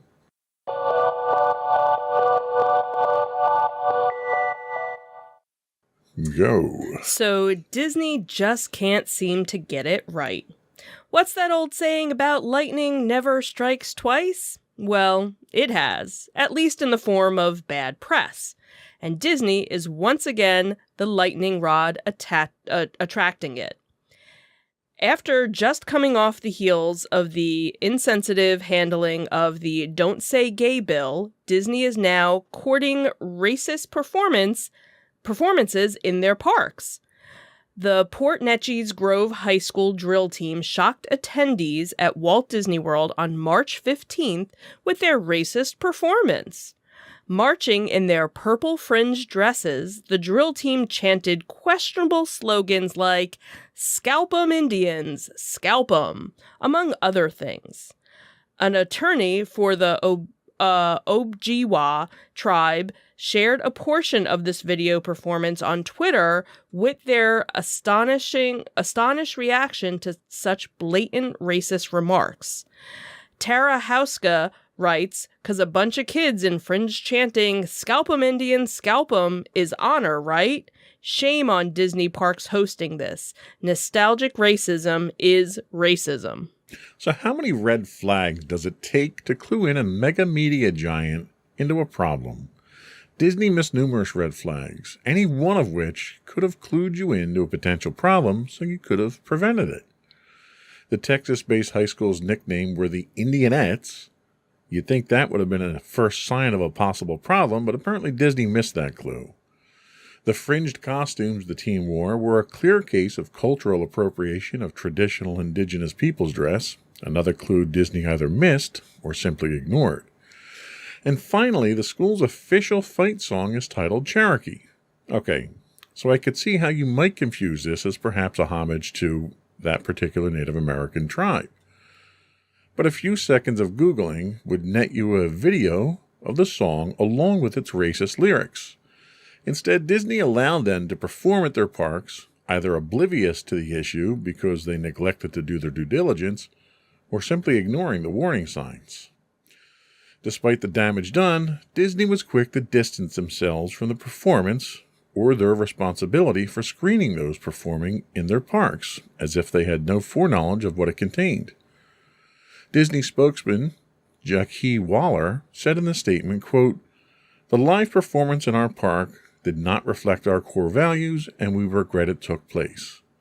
It was not consistent with the audition tape the school provided, and we have immediately put measures in place so this is not repeated." So criticism has been lodged at Disney for their lame attempt to distance and dismiss the racist performance. At no time has Disney condemned the performance, nor have they acknowledged their own mistake in hosting this group.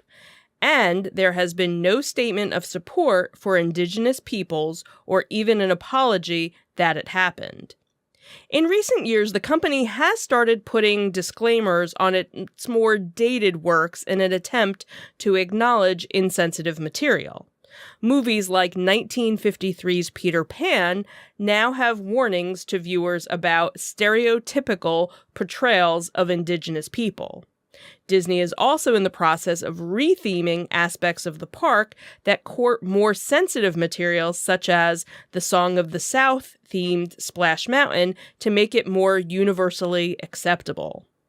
The entertainment giant has initiated steps it takes for new material to avoid these types of issues. A diversity and inclusion initiative reviews and filters new material from the company. Their aim is to amplify underrepresented voices. An attempt is being made to champion the importance of accurate representation in media and entertainment. So, is this all just buzzword bingo here? Disney seems very adept at saying the right things about these issues. Of course, they usually say those things after they're called on the carpet for them, which leaves the casual observer and the offended party scratching their heads as to how out of touch Disney really is.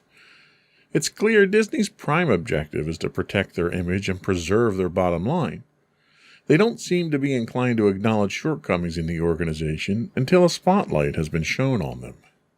Disney needs to be more proactive at acknowledging the hurtful things they as a company are consistently responsible for, and need to take the initiative to correct these issues instead of waiting for someone else to point them out. Now, while we can't blame this one on Bob Chapek directly, the fact of the matter is the buck stops with him, and this happened on his watch. So, like I always say, blame it on Bob.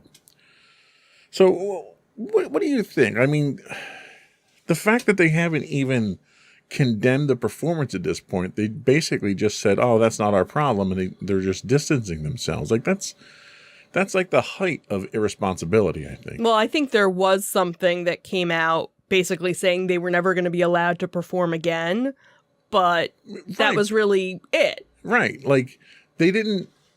It was almost like the performance was the problem. It wasn't the message from the performance. Like right.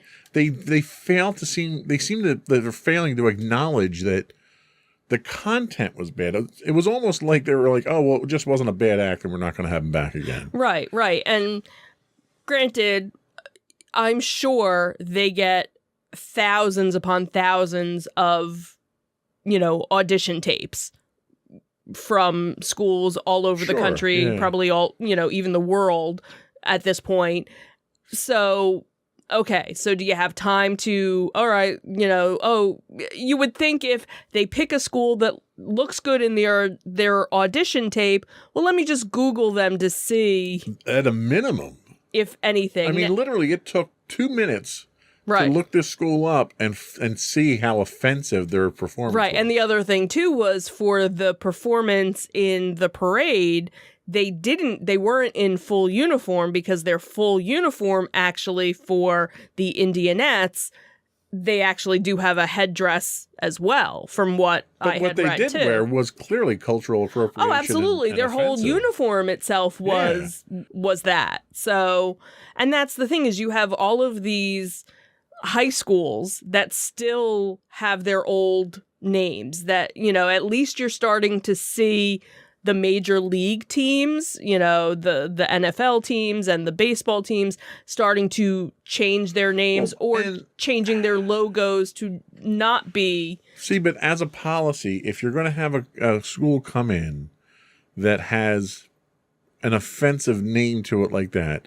don't use the mascot name or their theme name. Right. The school name is perfectly fine. Right. And they can't wear the offensive uniforms and they can't perform offensive material. You can still allow the kids to come out and do a performance just within certain parameters that are not offensive. And how difficult is that? Right. But that's the whole thing. Like thinking about our daughter's, marching band. They have, their uniform.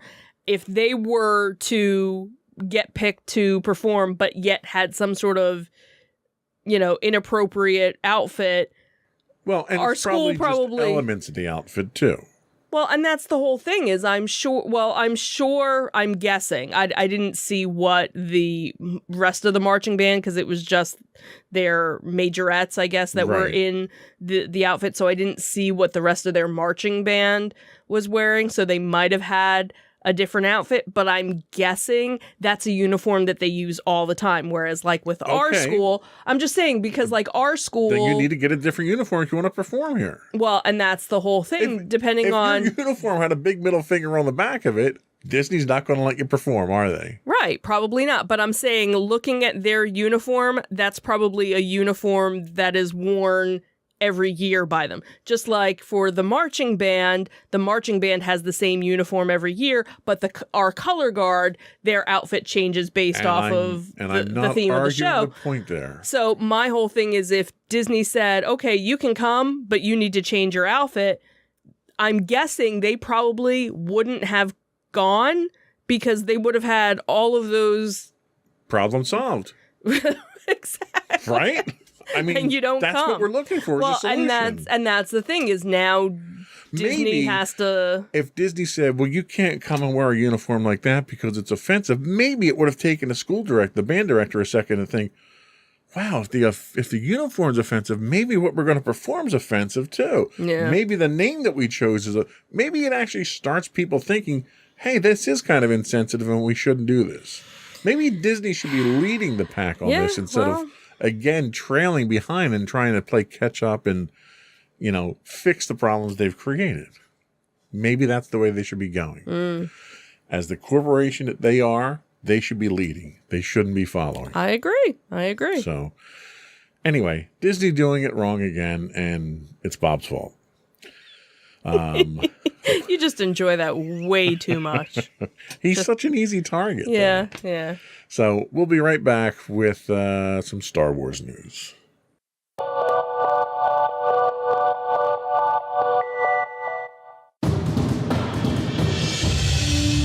For over 7 years, the Second Sith Empire has been the premier community guild in the online game Star Wars: The Old Republic. With hundreds of friendly and helpful active members, a weekly schedule of nightly events, annual guild meet and greets, and an active community both on the web and on Discord. The Second Sith Empire is more than your typical gaming group. We're family. Join us on the Starforge server for nightly events such as operations, flashpoints, world boss hunts, Star Wars trivia, guild lottery, and much more. Visit us on the web today at www.thesecondsithempire.com.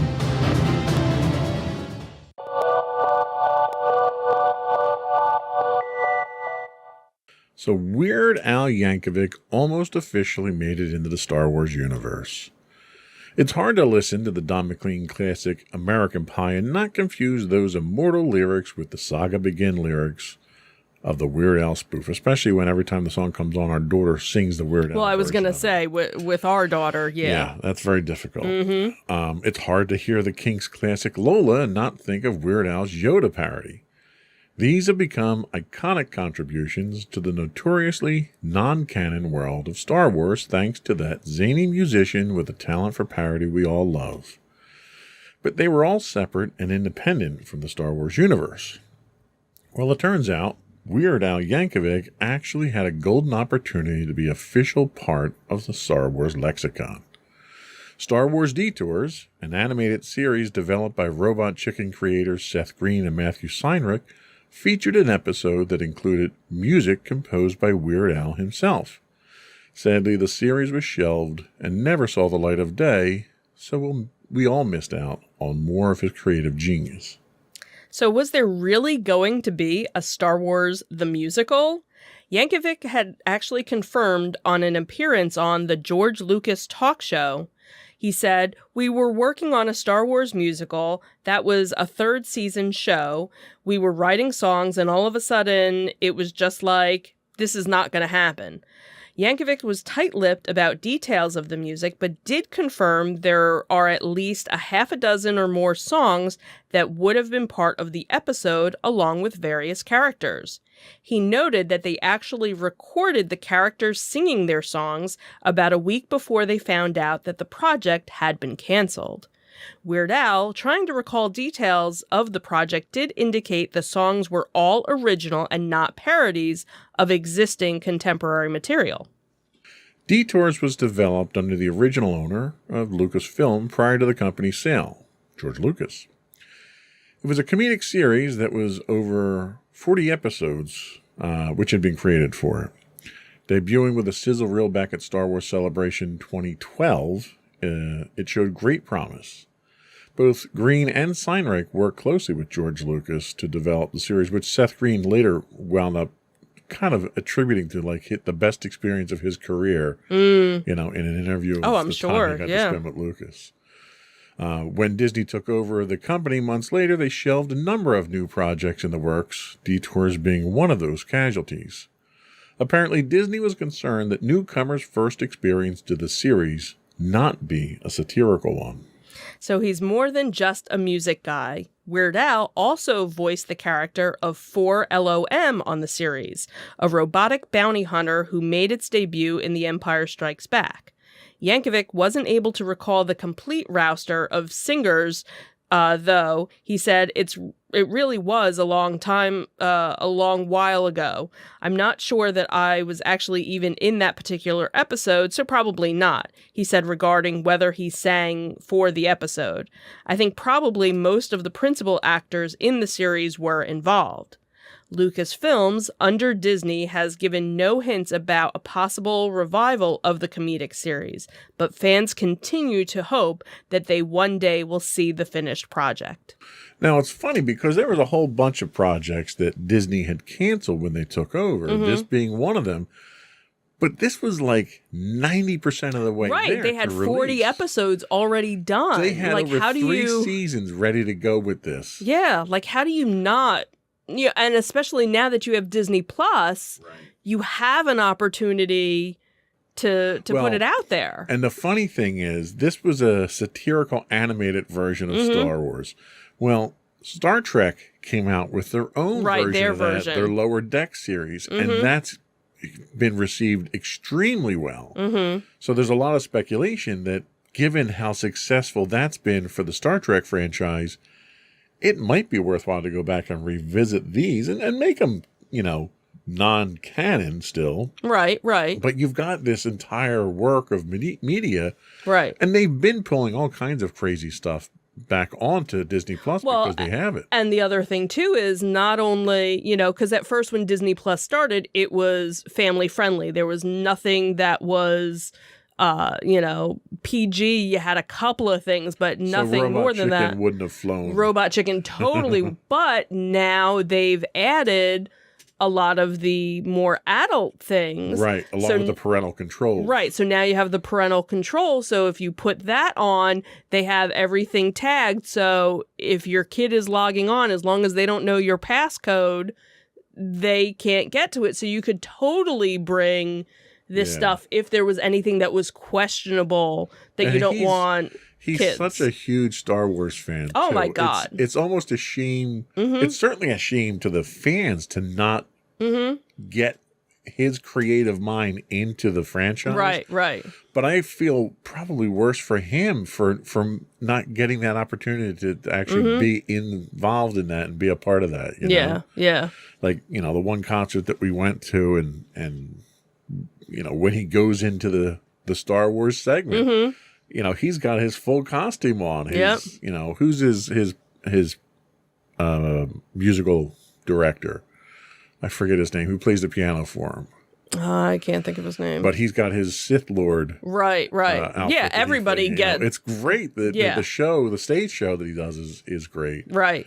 But he did a fantastic job with what he has done. It would be nice to see him become officially part of the Star Wars lore. Right. And he's such a part of Disney already. Right. He's voiced a bunch of different Disney characters, for different animated things. So, he's already part of that. So you need to just kind of let him cross over, a little bit. And given all the stuff that Disney's been reviving from the Lucas era and trying to put their own spin on, some of it kind of works, some of it's right. Questionable. If this is a moneymaker for them like it was for Paramount, I could totally see them, bringing it out. And they're done. Right, exactly. I mean, they brought back Clone Wars. They did a whole nother season of Clone Wars to finish the story off. Right. So you're sitting on a potential goldmine here with like zero investment to put it out there. So there's no reason not to do it. Right. And I think the fans will get a kick out of it. When we saw that sizzle reel there, it was very much... It was a toned down version of the Robot Chicken Star Wars. It wasn't quite as adult humorous. So I think it would pass muster, but the article that I had read cited that Disney didn't want people's first experience to be satirical. Why not? Right. You want their first experience to be that mess of a trilogy you put out? Really? I was going to say, if you haven't seen Star Wars already, it's been 40-something years. Right. Granted, if you're a little kid, you have to start them off with, this series, because it had Lucas's involvement, this series was a toned-down version of Robot Chicken, so the kids could enjoy it. Right. There were characters in here. It made it more kid-friendly. Right. I mean, you took some pretty dark characters and you put them in an animated form that the kids could enjoy. Right. So, I don't know. I think you may see it coming to Disney Plus. I hope so. If nothing else, this might serve to get a petition going to have you go. Have them bring it up for us. Sure. That was all we had for Star Wars news. We'll be right back with the big story of the week.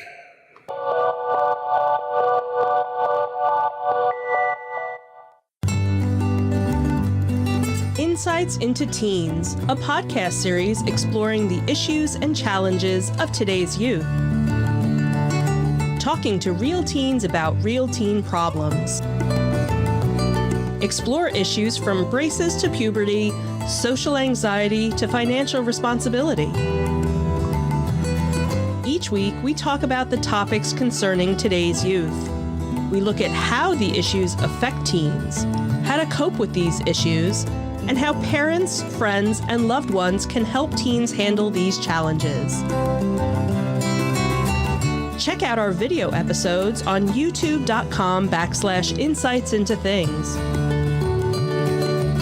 Catch our audio versions on podcast.insightsintoteens.com or on the web at insightsintothings.com.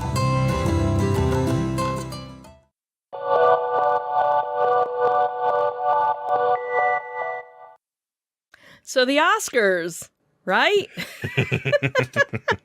So to say that it was a night full of emotion would be an understatement. Putting aside the obvious big emotional outburst of the night, there was more to the 94th Academy Awards than just the slap heard round the world. Troy Koster's Best Supporting Actor win for his role in Coda tugged at the heartstrings for so many people in the audience who signaled their approval with waving hands, the ASL signal sign for applause. The trend of inclusivity continued with the Best Supporting Actress award going to Ariana DeBose for her role as Anita in West Side Story. She scored the win 60 years after Rita Moreno's claimed the award for the same role in the original 1962 film version of the Broadway musical. DeBose was also the first Afro-Latino and openly LGBTQ actor to win in the category. In her heartwarming speech, she touched on what it was like to have her dreams come true and spoke to anyone who had ever questioned their identity, assuring them that there was a place for all.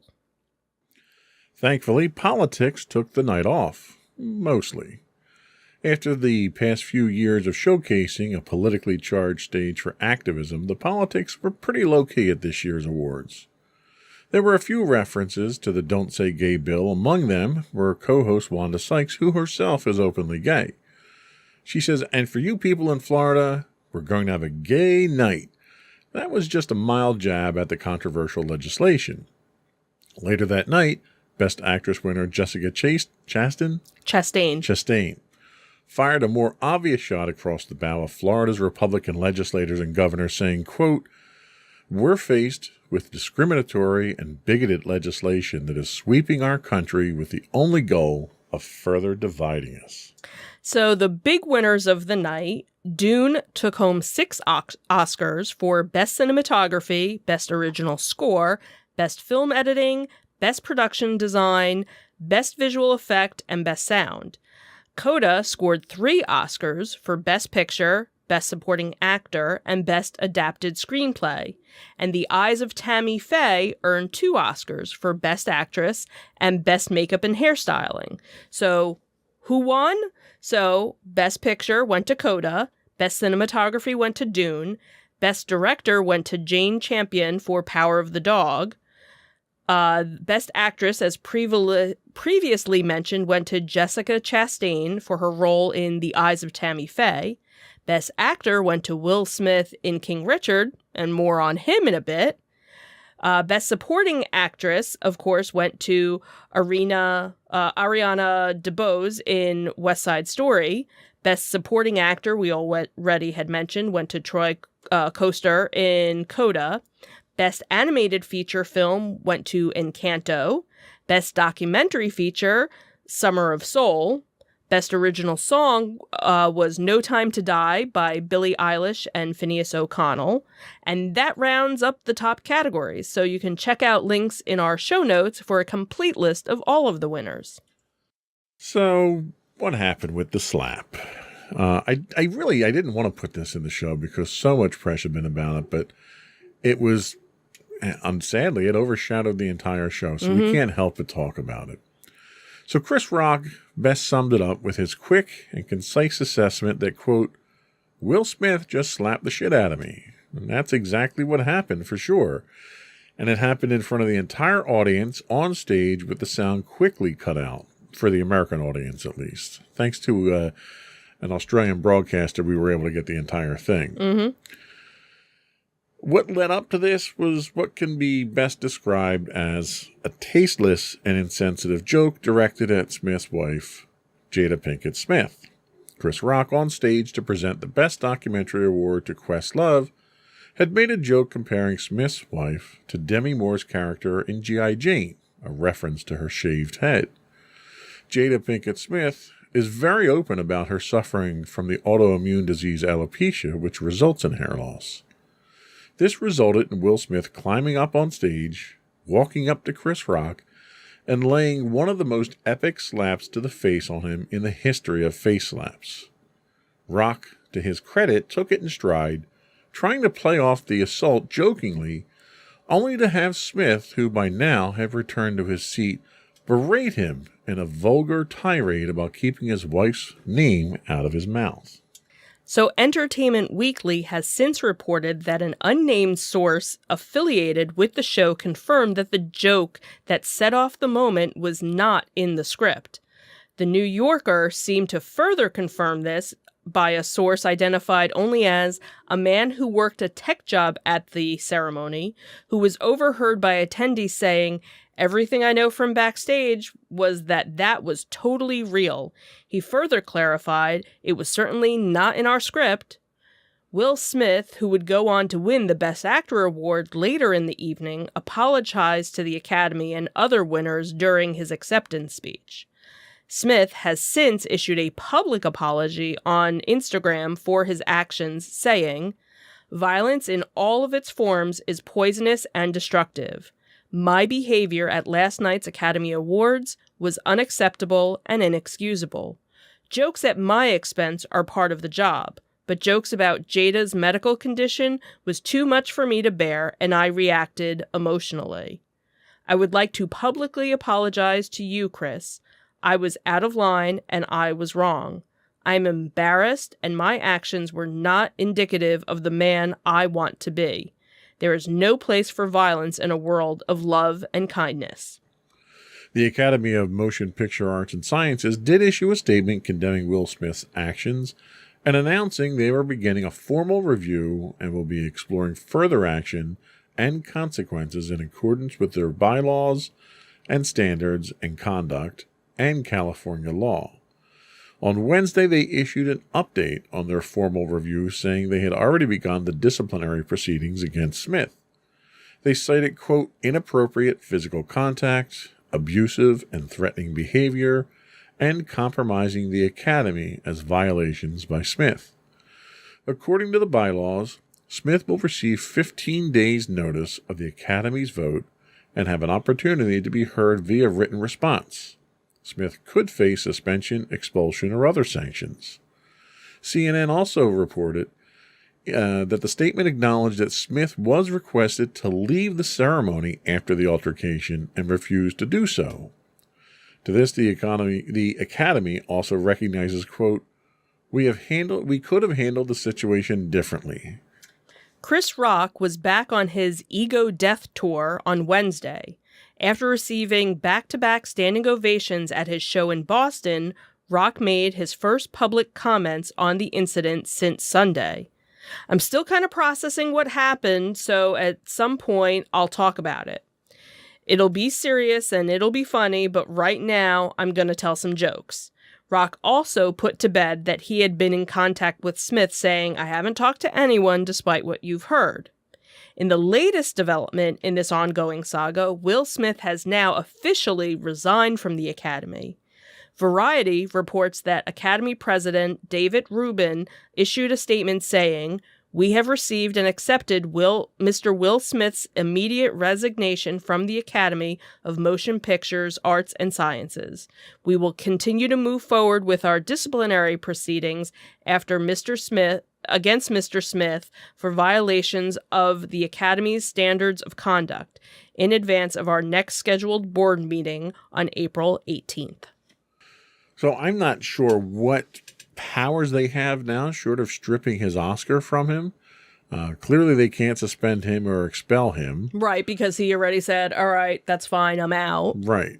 Nor do I know, they don't really have any enforcement rights on his working in the industry, because that's going to be a union-based thing. Right.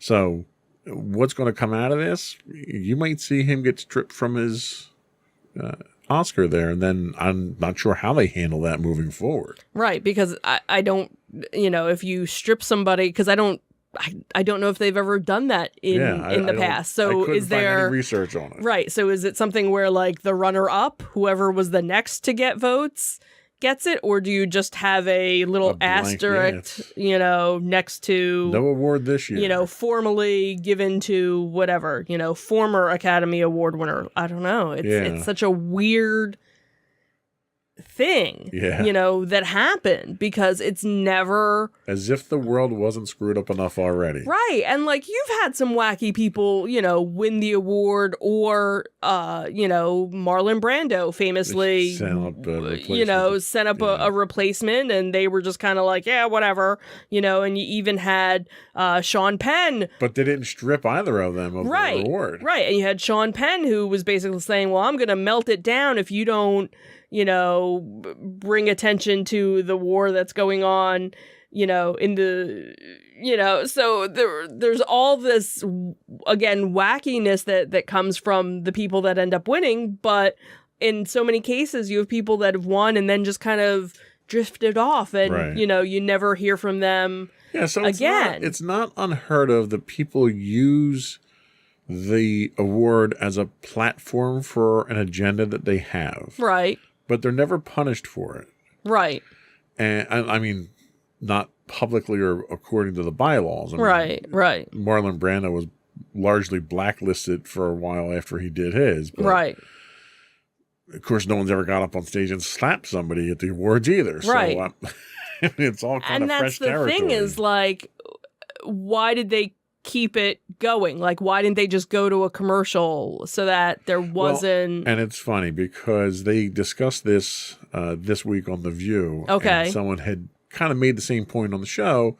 And Whoopi Goldberg, who's an officer, I don't know what role she plays, but she's on the board of the Academy. Okay. And she made the point of, well, it's a live show. So the last thing you want to do is have an army of security guards come out and forcibly remove somebody on live TV. And to that, my point is, cut the commercial. Right. I mean, you have stuff like this happen on live TV all the time. Mm-hmm.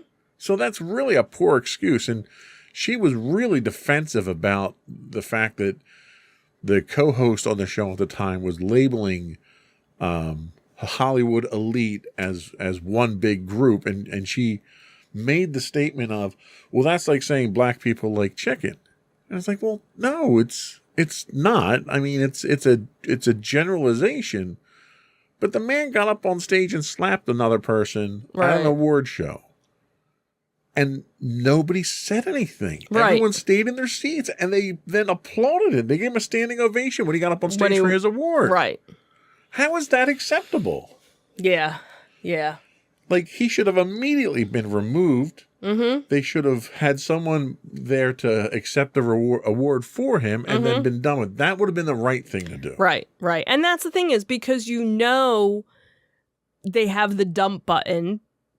Now, granted, they haven't really had to use it in many years. Not so much for the Academy Awards, more so when you have like the Grammys or something, something else where, they have that delay button that they can, they hit. used it. They cut the sound out in the United States. Right. But that's what I'm saying is if you can do that, then just go to commercial. That's the thing. As soon as you see him. As soon as he gets up there and hits him, you should have cut the commercial. Right. You should have been like, cut. That's the producer's fault there for keeping that up there. So that's the whole thing is if you would have done that, then you wouldn't have had all these clips and, videos floating around. I'm sure somebody would have had something. So, but then a couple other things to throw out there that I didn't include in our script, but were in articles.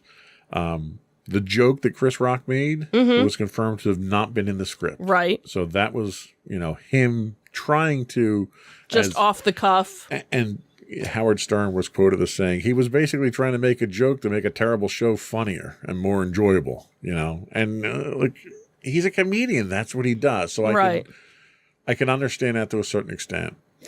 And then Chris Rock also came out and claimed he knew nothing about Jada Pinkett Smith's medical condition. And he wound up apologizing for making the joke after finding out about it. How truthful that is, I don't know. I didn't see what the sources were for it. I don't know. Because he's, the two of them are associated with each other. He was on, Smith's show ages ago, and they've had friendships in the past. And right, but they've also been kind of at each other, too. They kind of have a back and forth thing that's also been going on. Which is why I question his sincerity of whether he knew about. Well, and that's the other thing too is, and here's where I kind of, whatever. So yes, the Academy Awards, the Golden Globes, all of these things, depending on who the host is, somebody's going to get roasted. Right. That and where Will Smith even said, "I know jokes are coming at me," and that's the thing is he was the one that was nominated. So you make the joke at him. Exactly. Yeah. Nobody else, basically anybody else that's there should be left alone, and why do we need to make fun of people anyway? If you have that type of humor where you have to make fun of other people, then you're not funny, in my opinion. Now, granted, there are people that think Chris Rock is hysterical, and honestly, I'm not a fan of Chris Rock. I've never been a fan of Chris Rock. I have friends, women of color, who were like, he was totally out of line. And you know what? There's stuff that he said in the past that's even worse than this. Like, this was tame in comparison, and that he really needs to be done with. Like, yes, he shouldn't have gotten slapped. That shouldn't have happened. But why do you keep bringing somebody who's been so offensive to so many people back and back and back too? There's no point for that. So, again, a lot of back and forth with, was it right? Was it, and the other thing too is he wasn't there to host. He didn't need to sit up there and do a spiel. He didn't need to do a set. Script, he was there. Here's the award. Da da da da da. Gone. And granted, yes, they always have little skits and things back and banter. Back and forth. But there was no need for him. So if he had just gone up there, stayed to his script, we wouldn't be talking about it. We'd be able to say, hey, look at all these great things that happened at the Academy Awards. And that's the worst part of this whole thing, is that this entire thing is overshadowing the accomplishments of the other people who won awards here. Right. And even the nominees. Right. Now, no one's going to talk about anything else other than the slap. Right. Which is really the tragic thing, which is, when in Will Smith, and I didn't include his resignation speech here, but in his resignation speech, he mentions, he apologizes for overshadowing everything else. I mean, there's plenty of blame to go around. Oh, absolutely. Chris Rock was not innocent in this entire thing. He didn't deserve what he got. Right. But, the joke that he made was highly inappropriate and should not have been made, period. So, if anything, that should have been done backstage. There should have been a discussion. There should have been an apology that was issued afterwards. And that's how it should have been handled. Not by getting up on stage and slapping him. That's never the way to do it. Yeah. Anyway, hopefully this drama is over and we can put it behind us now and move on. We shall see.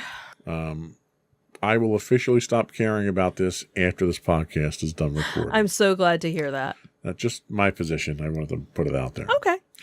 So that was all we had. Believe it or not, that was all we had for entertainment news Really? today. That was it? We didn't have anything else? We'll be right back with me trying to find my mouse cursor somewhere. There it is. We'll be right back with some upcoming convention news. And I don't have it queued up, but we'll talk about what we're doing tomorrow too, just for last minute stuff. Sure.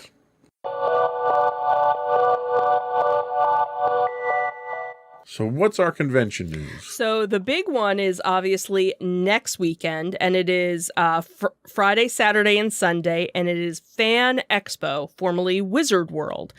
It's going to be at the Philadelphia Convention Center. It is the 8th, 9th, and 10th, so join tens of thousands of fans who are just like you and experience the ultimate playground for comics, sci-fi, horror, anime, and gaming. 3 days of citywide events, family-friendly attractions, and world-renowned celebrities await.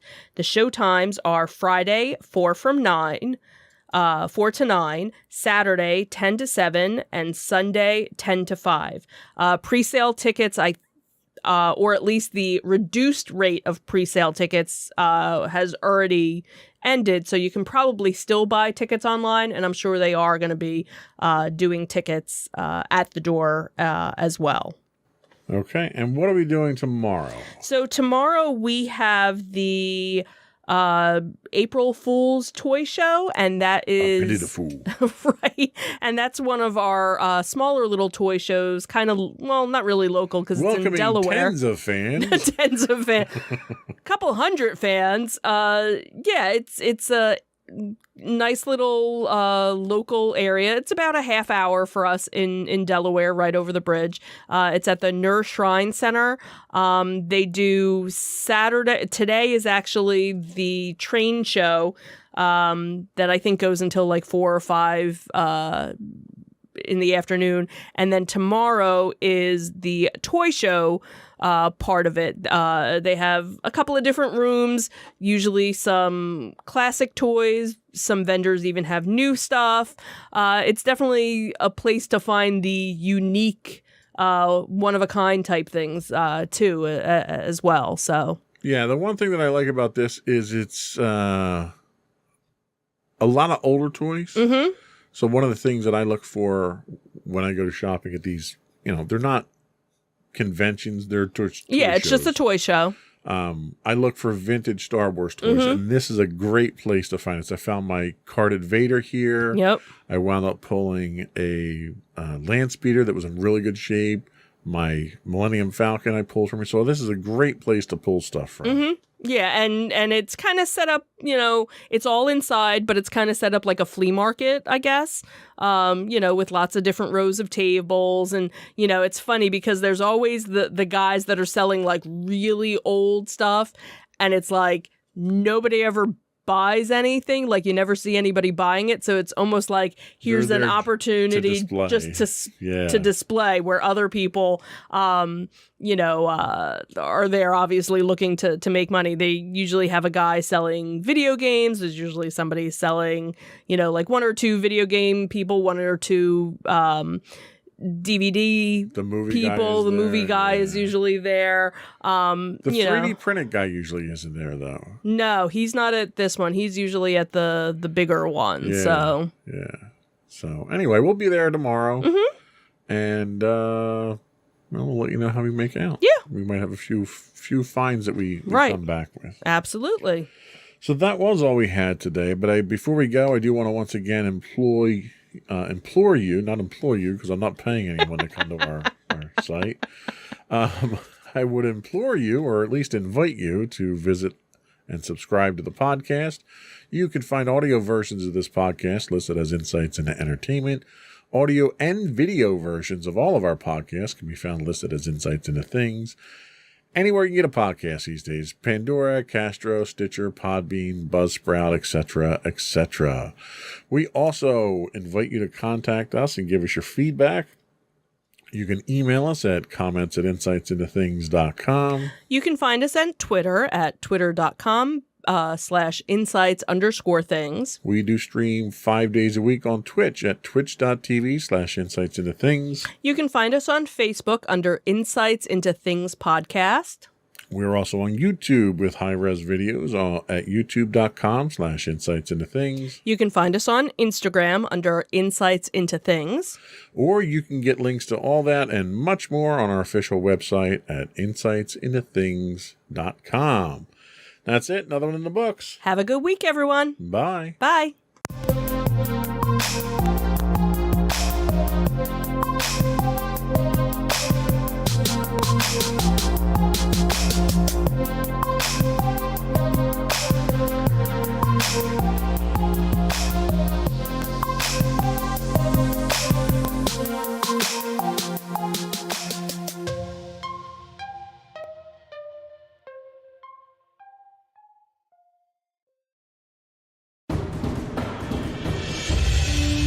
For over 7 years, the Second Sith Empire has been the premier community guild in the online game Star Wars: The Old Republic.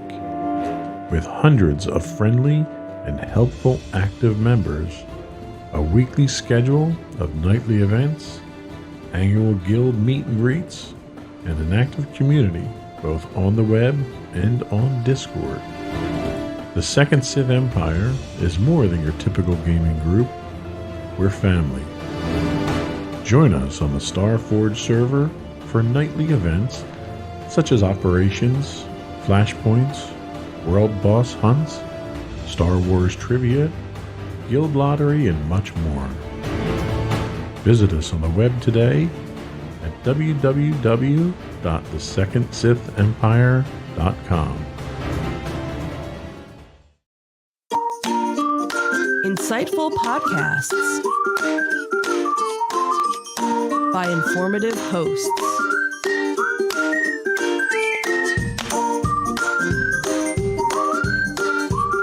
Insights into Things, a podcast network.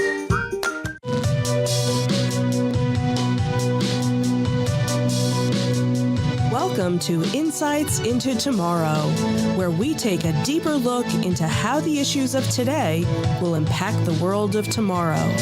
From politics and world news to media and technology, we discuss how today's headlines are becoming tomorrow's reality.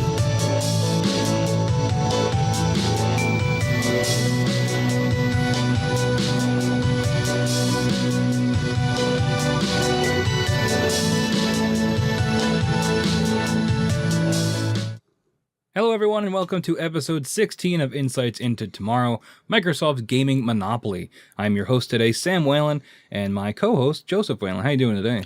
Doing good, Sam. How you doing today? Fantastic. We've taken a long hiatus from the show. The holiday break became the almost Q1 of 2022 breaks, but we're back.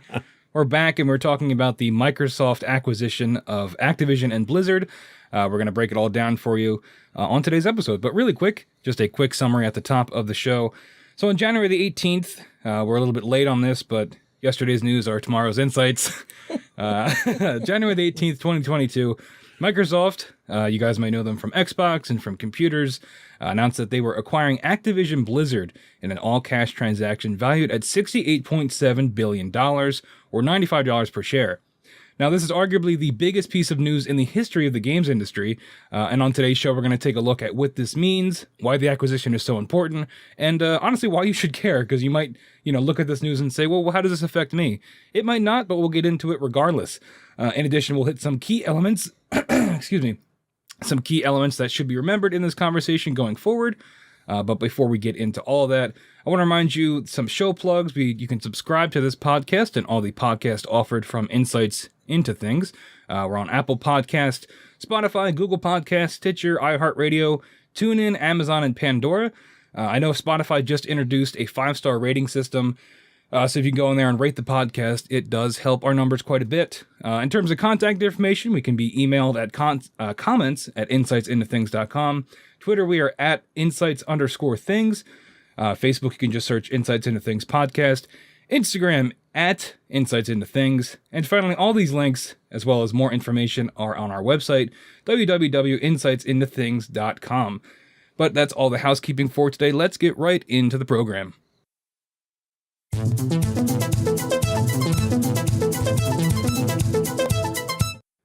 All right, so starting off with what exactly happened here. Now we have the press release from Microsoft that I've pulled a couple excerpts from just because nobody wants to hear boring corporate speak. But I've kind of boiled it down here. So, quote, Microsoft will acquire Activision Blizzard for $95 per share, which we hit at the top of the show, a $68.7 billion purchase, inclusive of Activision's Blizzard's net cash.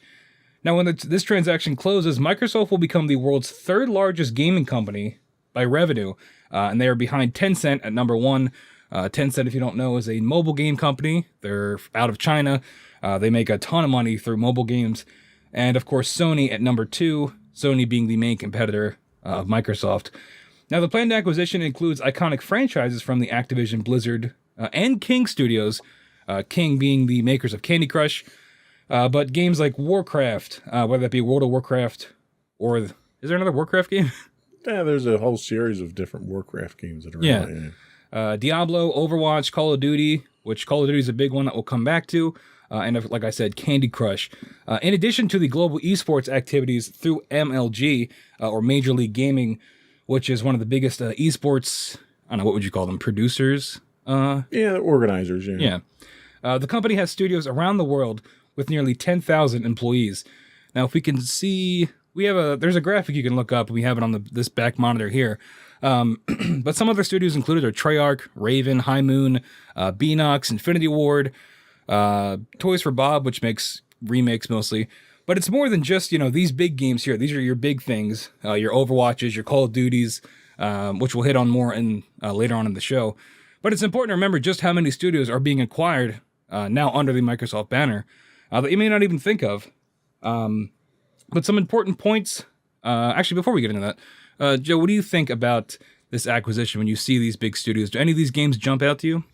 Well, obviously some of them do. I mean, we've got Call of Duty, we've got Diablo, we've got World of Warcraft. That's a little long in the tooth right now, but it's a huge franchise. One thing is important to emphasize is this, the deal is still pending regulator approval. Yep. So it isn't a done deal just yet. So I think it's important to point that out. I think it's definitely a huge deal as far as dollar value and the impact of the industry. I don't think it's game breaking just yet. I think we kind of have, assuming it goes through, you've got probably about 3 years or more before it starts having a huge impact because of existing contracts and rights management that's going on. Yeah, definitely. And I think there's a special task force. Not task force is a bit dramatic, but there's a FTC group being assembled specifically to look into this to make sure that it's all square before this acquisition goes through. So it is still pending, but it's most likely going to happen. So we thought we'd cover it today. But some more important points for you. Like I said, Microsoft now becomes, or will become, if this goes through, will become the third largest gaming company by revenue. Just to put that into perspective, I was wrong. Sony's number one with gaming revenue at $25 billion. Tencent coming in at number 2 with $13.9 billion. Nintendo was number 3 with $12.1 billion, but Microsoft has knocked them out with $11.6 billion, which, those numbers don't make sense, none of them looking at them. But Microsoft will be taking that third spot for revenue. I imagine those numbers will probably go up for them now that they have acquired all these big franchises. Speaking of those franchises, especially Call of Duty. Call of Duty is one of the biggest things they're getting out of this. Activision isn't publishing a whole lot now, but it's primarily a Call of Duty machine. But we'll get back to Call of Duty. No, I'm sure that wasn't important, whatever that was. Oh, not at all. We'll get back to Call of Duty later on because it is something that I think deserves its own segment just because of how much money they're going to be making off it. But another important note is that King, the development studio, the Candy Crush people, gives Microsoft a big foot in the mobile gaming market, which they didn't really have before. They have their xCloud, which they're allowing you to play Xbox games on your phones, but in terms of games specifically developed for mobile, Microsoft didn't really have something like that, except for, there was Spartan Assault, there was a couple Halo games that were... They're not even worth mentioning. Yeah. Yeah, which you can also play on console now anyway. But it's where Tencent dominates, so we're going to see if, Microsoft acquiring this, are they going to try to go after Tencent in that mobile gaming market? But yeah, this is the broad umbrella look at it. This is the kind of the big overview. We'll get into some of the details in just a bit. But were there any thoughts you wanted to add, just big picture about this acquisition? Yeah, I mean, consolidation in the game industry really isn't new, and that's what a lot of people are concerned about with this. For the past 4 or 5 years, we've seen gaming studios gobble each other up, left and right. Epic acquired Tonic in 2021. EA went on its own buying spree, picking up BioWare and all the other known studios in the last, 5 to 6 years. What's significant with Microsoft is that they're not just a game studio. Mm-hmm. They're a platform and a hardware manufacturer. So that's what's got a lot of people concerned, is that they can lock up a lot of exclusives with this. Yeah, exactly. But even the exclusives aren't that concerning because Sony's had exclusives, for decades now, their entire intellectual property. When Sega liquidated their Dreamcast and their gaming systems, they basically sold off their intellectual property to Microsoft. They divided it between Microsoft and Sony, and each got a couple of pieces of that property. But like I said before, the deal's full impact won't be felt for a few years because of a number of existing licensing agreements. And, a lot can change in 3 or 4 years in the gaming industry. That's true. Yeah, you're going to see these studios shift. A lot of these studios have big games waiting to come out. We have Overwatch 2. Overwatch 1 coming out in 2016, we've seen a ton of gameplay of Overwatch 2, but it's kind of one of those ones that Blizzard has in their back pocket that they're kind of just waiting to drop. Probably a guaranteed hit because, the Overwatch, I'm part of the Overwatch fan base. It's a big fan base, but we're hoping to see that soon with this acquisition as well. But let's we'll take a short break. We'll come back and get into the nitty gritty details.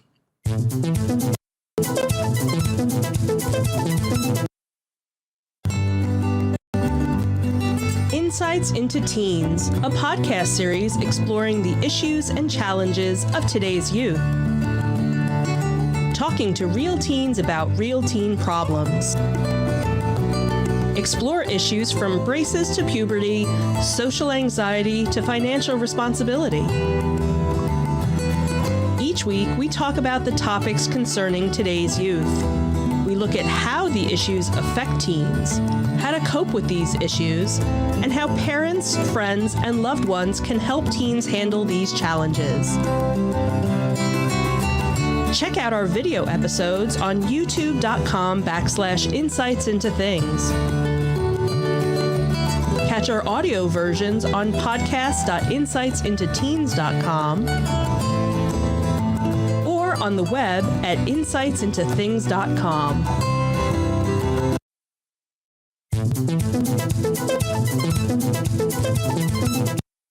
Welcome back, everyone, to episode 16 of Insights into Tomorrow, where today we're talking about the Microsoft acquisition of Activision and Blizzard.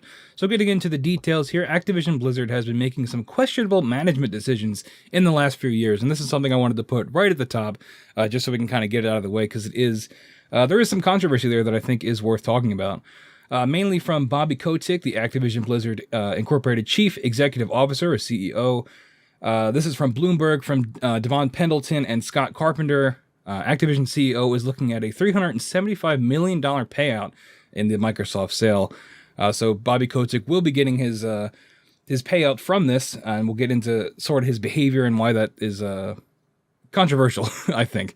Last year, Activision Blizzard Inc. Chief Executive Kotick, he received a 50% pay cut. This year, he's up for a $375.3 million windfall before taxes. Now, Kotick's time as CEO has been marked by a leader whose recent tenure has been I just repeated myself in the notes here, but his tenure has been marked by employee complaints over sexism, a hostile work culture, and mismanagement of assault claims. That's kind of the big thing here, why he's kind of had a negative light on him pretty much his entire time at Activision as CEO. As recently as November, he was the target of employee walkouts and petitions demanding his removal over reports he failed to make the company's board aware of allegations of rape and other serious misconduct. Now, since being CEO in 2017, Kotick owns almost 4 million shares of Activision. This is the most of any officer or director, according to their filings. The second largest holder is board chairman Brian Kelly, who owns 1.4 million through trusts and foundations, which his stake is at a value of 137 million based on this deal. So that's where a lot of this money is coming from. Now, were you aware of Bobby Kotick at all, just from any kind of press you might have heard about him? I don't know how you could not have been with all the negative press that he had. Yeah. When the deal itself cut, it was interesting. The companies have been kind of playing the fate of Kotick a little loose, a little close to the vest. They only said that he's going to remain CEO through the 2023 fiscal year for Microsoft, which ends June 30th, 2023. What is interesting, he's quoted himself saying, is he'll be available if needed. Right. And I don't think he's going to get too many callbacks. No. But even if he doesn't, in addition to the stock buyout that he gets, he has an employment contract that entitles him to a severance package worth $293 million should he lose his job as a result of a corporate takeover. So this guy's walking away with well over $500 million as a result of this. Yeah, and that's one of the things you kind of hate to see come out of this, right? When we get into that discussion of corporate consolidation, is that, the bad guys that float to the top often get away, arguably better off than they were before. Yeah. If they're going at all, even. Microsoft, like you had said, were very wishy-washy about it, because that was one of the things, you think, oh, great acquisition. Okay, what happens with Bobby Kotick? Are we getting this guy out of here? Right. Because it's something that's pretty much universally agreed upon, is that he is not a great manager, and these sexual assault allegations and employee walkouts, the hits just kept coming. And it was, it's an interesting decision for Microsoft to say, okay, we're going to keep the guy around, but is that because we don't want to have to pay out $250 million? Right, exactly. But Kotick's compensation was controversial even before California's Department of Fair Employment and Housing sued the video game publisher in July, detailing a retaliatory, quote, frat boy culture. Earlier, the company announced it was slashing Kotick's 2021 salary and bonus in half in response to criticism. His pay package was excessively lavish compared with his peers.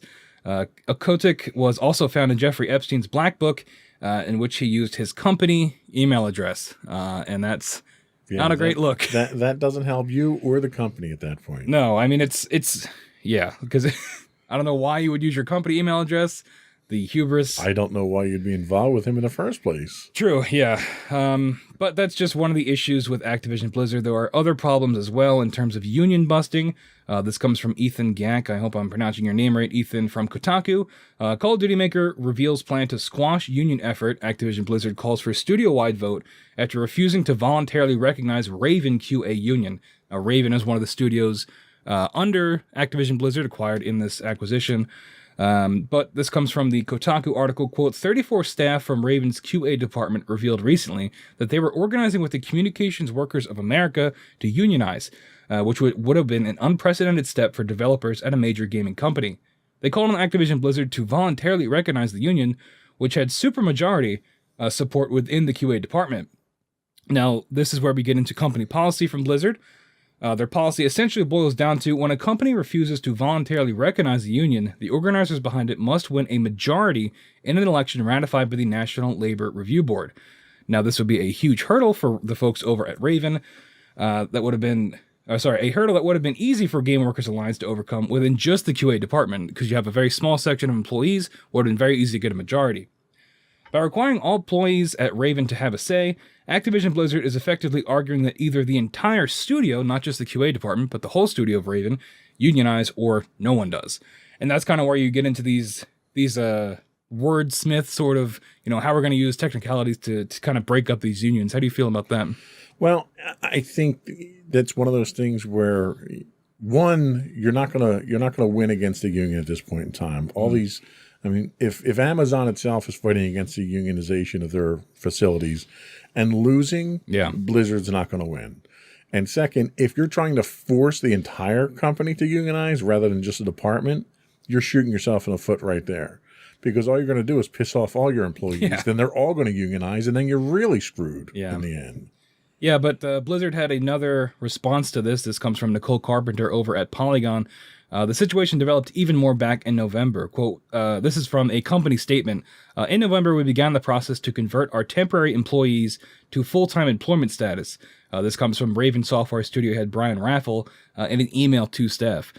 He goes on to say, now I'm excited to share that our QA colleagues will embed directly within various teams across the studio, including animation, art, design, audio, production, and engineering.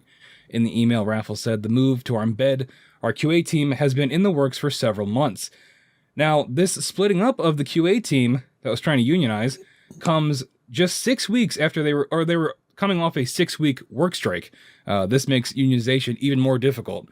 So these folks go on strike for the union, they come back, the QA department is split up among all different parts of Raven, making it even more difficult to effectively unionize. Do you think, according to Raffle here from Raven, they say this was in the works for several months. Do you buy that, or is it just a little too much of a coincidence for you? There's probably a grain of truth in there, because these guys, as monumental as some of the mistakes are that they're making, they're not stupid. Right. And when they started getting whispers that the QA department was going to unionize, the first way to do that is to liquidate your QA department and dissolve it into everyone else who's not going to unionize. Mm-hmm. So I'm sure there was probably plans for it. I think the strike forced their hand and required them to basically pull the trigger on that decision. Yeah. I don't think they had much of a choice there. Yeah, and this, as we're kind of alluding to here, the timing of these events is certainly interesting. The speculation is that is this acquisition of Microsoft purchasing Blizzard, with the GIP hype moments of having all these franchises come to Microsoft, is that meant to overshadow the bad PR that Activision Blizzard has been getting for like 5 years now? Pretty much everything. There was even the thing with Blizzard, I don't know if I have it in the notes here, but where the controversy with China, where they were censoring the Hearthstone player when they was protesting China. And that was like huge news for like weeks. And it was all negative PR for Blizzard. And, it's kind of interesting. Sometimes you have to wonder, the CEO or the higher ups over at Microsoft, was there a thought of, is this too many bad apples? Is this too much of a bad PR move? And I think there's little doubt that Microsoft is buying damaged goods. Yeah. As far as the reputation of the company goes. The products they put out are solid. Microsoft's already looking to do damage control on the bad image. I had found a Wall Street Journal article where Sabina Menschel, who's the president of Global Investigative firm Nardello and Company, says there's definitely more diligence being done, particularly diligence being done around bad behavior on the part of Microsoft doing their due diligence.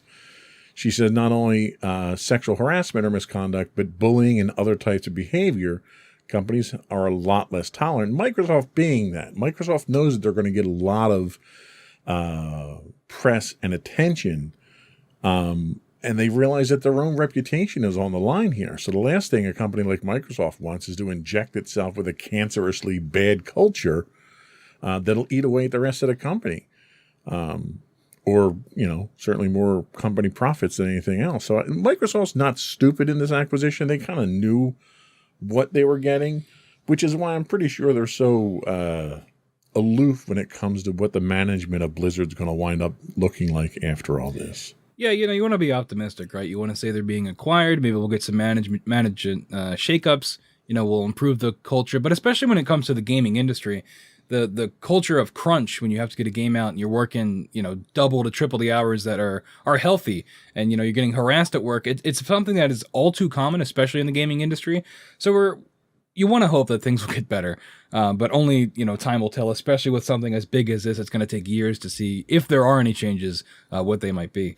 Well, and honestly, historically, Microsoft doesn't have the best reputation with its game developers. It had a really rocky relationship with Bungie back when Bungie was developing Halo for them. Yep. So that was kind of a caustic environment there. Not nearly as bad as what Activision and Blizzard had, but it is. It's a high stress environment.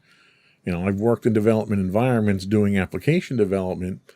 Game development is on a whole different level. You've got deadlines that are right off the bat, unrealistic deadlines that are being set by salespeople, not set by engineers, and you're driven to the point of collapse by the time the end of the project rolls around. Yeah, we're still seeing the effects of COVID with all this as well. A lot of these studios had to completely shut down and send everybody home with all their equipment, which, we're seeing that with games. I mean, probably the biggest one is Halo Infinite, Microsoft's arguably biggest title in years, got delayed a whole year, to make the game ready and to probably needed to be delayed another couple of months too before launch. But well, yeah, they're still staggering that content. They delayed it for a year and then released 70% of the game. Yeah, and 30% of it was bugged. Yeah, I don't know. When it comes to things like that, it's as a bit of an aside, I would rather it just take longer, just so you don't. Absolutely, have to, I'm the same way. I play in a game that's owned by EA now, Star Wars: The Old Republic. They had a major content drop that was supposed to happen right after the first of the year, and they had to push it out another month. And it's like, it's okay. I'm all right waiting for that because I've lived through content drops that weren't ready, and it made the game just completely unplayable for a month or two while they went back to the drawing board and fixed it. Yeah. I'd rather stay with the old content and live with it, but still be able to play the game until it's ready to go. And that's not even, the quality of the game and what you're dropping, the kind of content you're dropping is important. But giving it more time also allows the people making this content to not necessarily have to crunch and to have more time to work on it at a healthy pace. And I think that's a lot of the reason we're seeing the delays as well. So hopefully we'll see some more positive management decisions, but unfortunately only time will tell on that.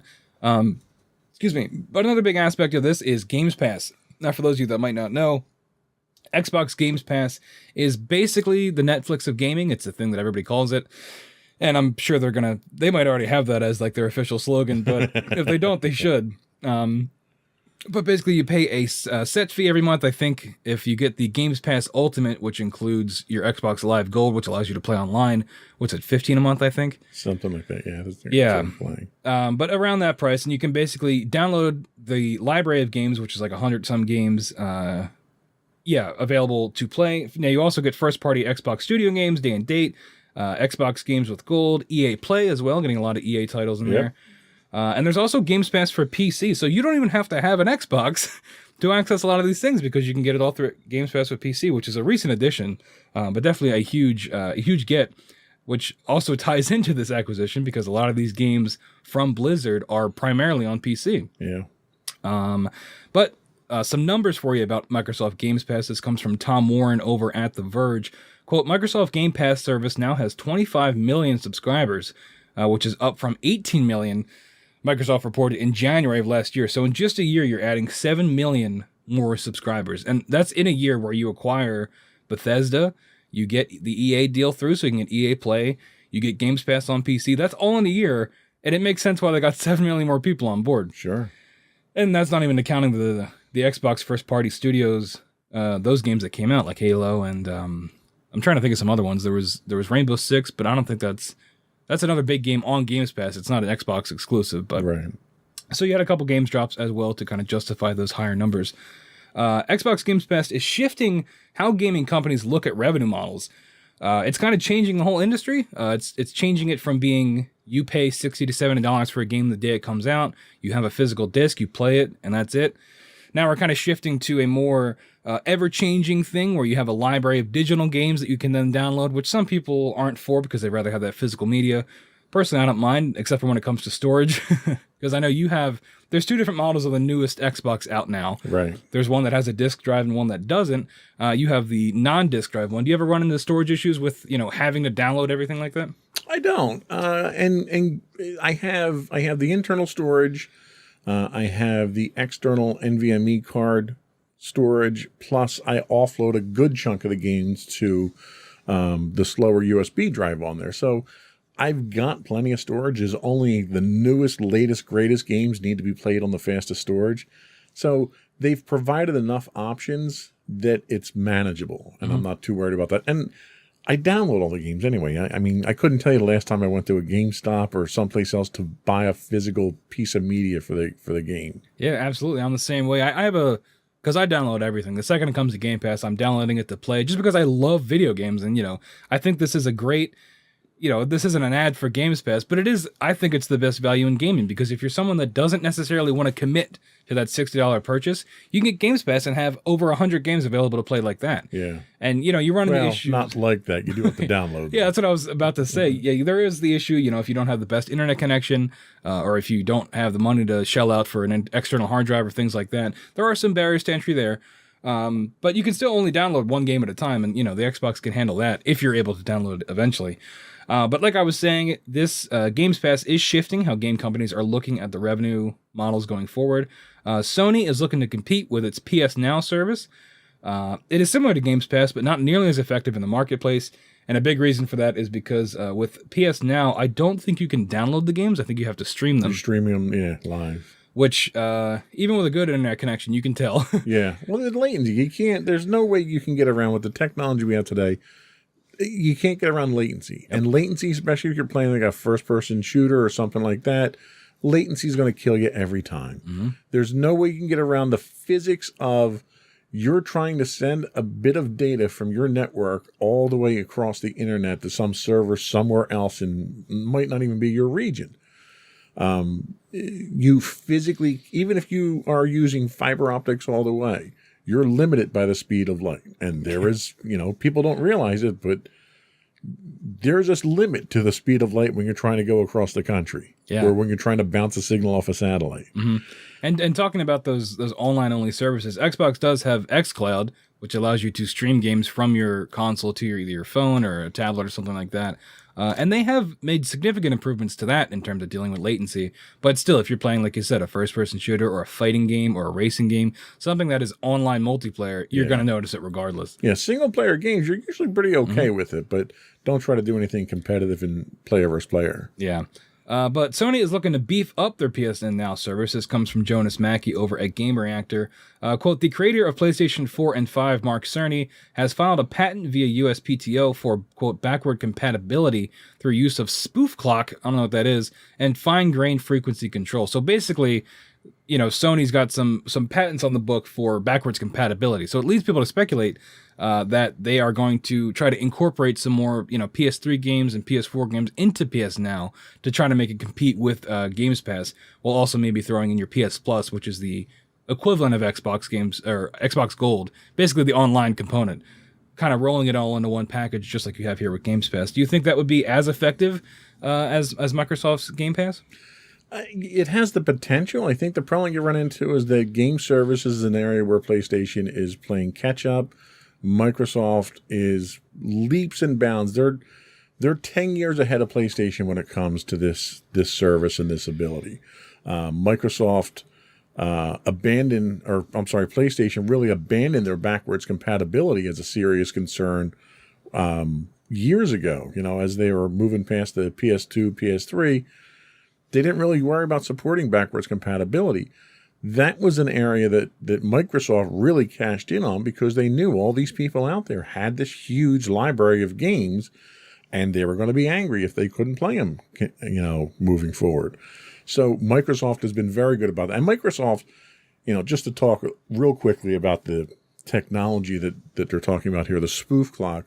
So the problem with the newer game systems is they run fast, right? They're newer processors, they're faster clocks on the processors, and you need all that for the computation. The problem is when you try to run an older system on a clock that fast, it either doesn't work at all or it works at a rate that you can't play that game anymore.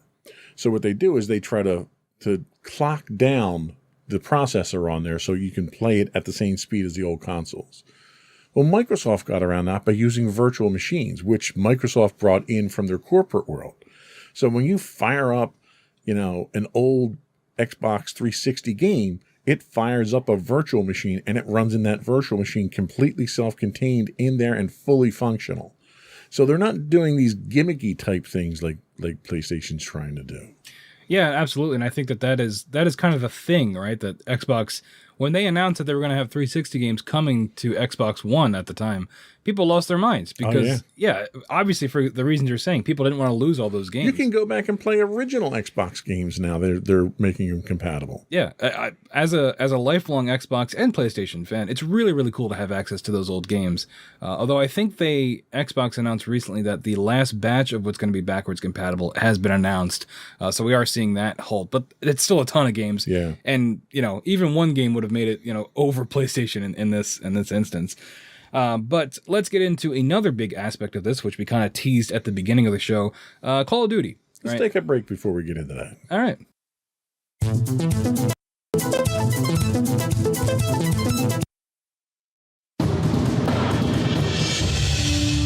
For over 7 years, the Second Sith Empire has been the premier community guild in the online game Star Wars: The Old Republic.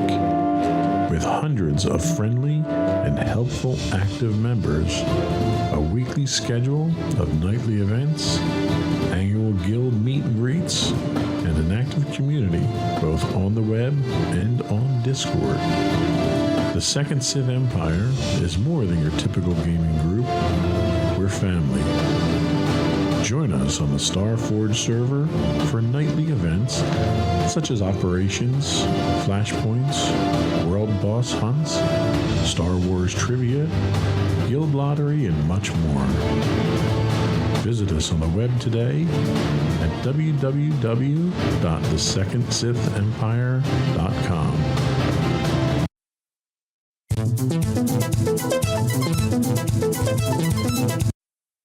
And we're back with Insights into Tomorrow. Today we're talking about Microsoft's gaming monopoly. So like I said before, I'm a little rambunctious. I thought I'd just plow right through it. But, we got bills to pay, got to keep the lights on, so we had to run some ads. But we're back, and we're going to get into talking about Call of Duty. It's one of the biggest, worthy enough that they decided to put it as part of their banner here for the purchase.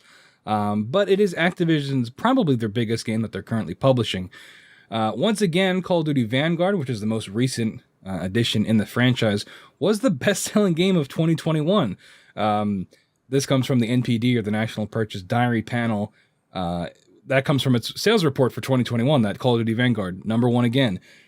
Which is interesting because it was critically panned and fan panned. I don't know what you would call that demographic, but nobody liked the game. But it was still the #1 best-selling game, and that kind of speaks to why Call of Duty is such a valuable asset for now Microsoft to have in their pocket. Because, and I could speak of this as a Call of Duty fan that kind of hopped off the bandwagon after Cold War, the last entry. Call of Duty fans are dedicated. Yeah. And fanatical, I would say. Yeah. And they're going to buy it regardless of what it is. People will pre-order the next Call of Duty before it's even announced what it is. Yeah. So when you acquire something like this, that's guaranteed money in your pocket. And in a second, we'll get into Microsoft now has a lot of these titles where the fan bases are extremely rabid. But this comes from Eddie Makuch over at GameSpot.com. That's a shame. Just work through the name. Yeah, Eddie, if you're listening, I apologize. Change your name, though. Quote, Vanguard was December's best-selling game of December and the full year, and the series has now been the best-selling game franchise for dollar sales for 13 years in a row.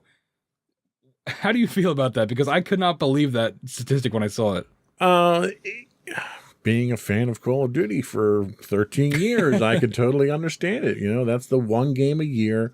I don't play games nearly as much as I used to, but the one game a year that I always look forward to is Call of Duty. And Call of Duty is not released by just one development group either. They come out each year. It's a different group that comes out with them. And it's funny looking at the dynamic and almost the personality that you get from game to game.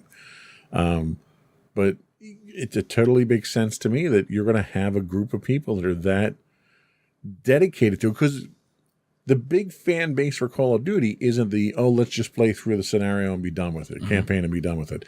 It's that online cutthroat, super competitive, prestiging 20 times, getting all the bells and whistles and all the toys on my weapons and all the colors. That's what it is. And it's a reward-based system that they run on that keeps people addicted. It's almost like drug addiction, where there's always something for you when you keep playing. It's not like you run the content and the game's over.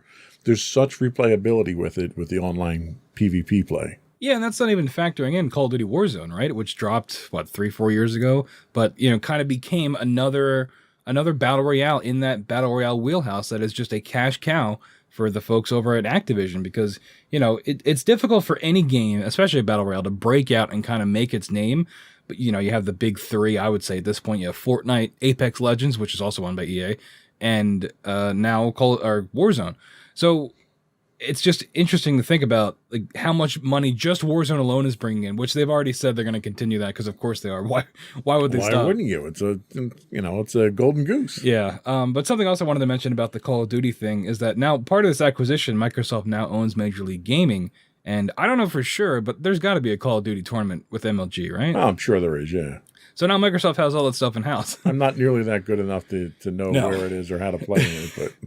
Yeah, so now Microsoft has all those. They almost have, it's like, the old Paramount decision with movies back in the 30s. They have the distribution, distribution, manufacturing, and what's the other one? Production, maybe. I don't know. There's three things that you need. They produced them, they distributed them. Yeah, they have all these. Oh, exhibition, that's what it is, for movies when you go see it in theater. But now they own, the Xbox, I guess, would be the movie theater at this point. And that's really where that concern came from, was that you're not just looking at an EA buying up other development houses. You're looking at the people that bring this to your house, that you play on their hardware. They're now going to be a major player in producing the games themselves and locking up those games to a closed system. And that's what scares a lot of people. Yep. For a little bit of context, here's the top 5 games of 2021. You have Call of Duty Vanguard, Call of Duty Black Ops Cold War, which was the one before Vanguard, Madden NFL 22, Pokemon Brilliant Diamond Shining Pearl, and Battlefield 2042. Now, there's some variation in the numbers there because I don't think this accounts for digital sales, but regardless, 4 out of these 5 games Microsoft now technically owns. Right. And these are, semi-annual titles. Madden comes out every year and is another cash cow. That's, you talk about rabid fan bases. Madden's one of the biggest ones out there, and FIFA. Just the FIFA Ultimate Team alone is $1 billion industry. Yeah. And it's insane that now Microsoft now has Call of Duty, the sports games, and just that alone could make any company rich for years. But they've got everything else to back it up. I don't know. And ironically, the place that I think Microsoft is going to make the most money out of this in the short term is going to be mobile. Mm-hmm. Microsoft had no footprint in the mobile market itself now. And now they're going to be probably second place in mobile games at this point in time, just from this acquisition. That's huge. Just the microtransactions associated with the mobile games, huge cash cow for them. Yep, because you have King with Candy Crush, and I'm sure King makes other mobile games. I'm not too familiar with them. But you also have Diablo. Diablo Immortal is a huge mobile game that no one was particularly happy about when it got announced. But it might already be out, or it's coming out, and that's... When you can have games that are terrible games by all accounts, and they still make a fortune, you know you're doing something right. Yeah, I'm pretty sure when Diablo Immortal got announced, it was booed at E3. But yeah, that's another big mobile title coming out. You know, we're gonna see. I wouldn't be surprised if we got a variation on, you know, Warcraft, the original Warcraft, like the RTS, real-time strategy games, ported to mobile and StarCraft. I think all these things could. They're perfect for it. Yeah, exactly. I think, you know, I would not be surprised at all. There's also Call of Duty Mobile, which is, I think, you know, it's still around, so it's pretty successful.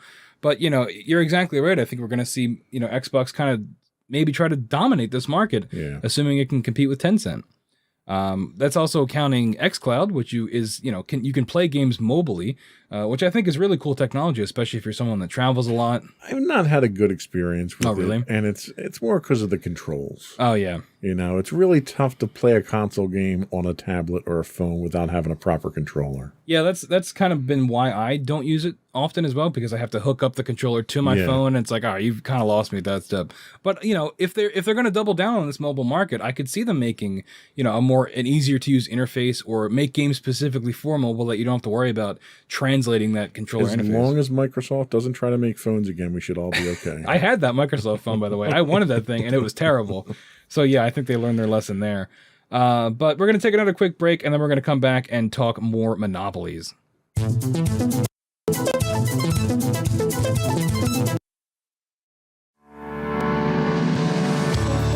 Insights into Entertainment, a podcast series taking a deeper look into entertainment and media.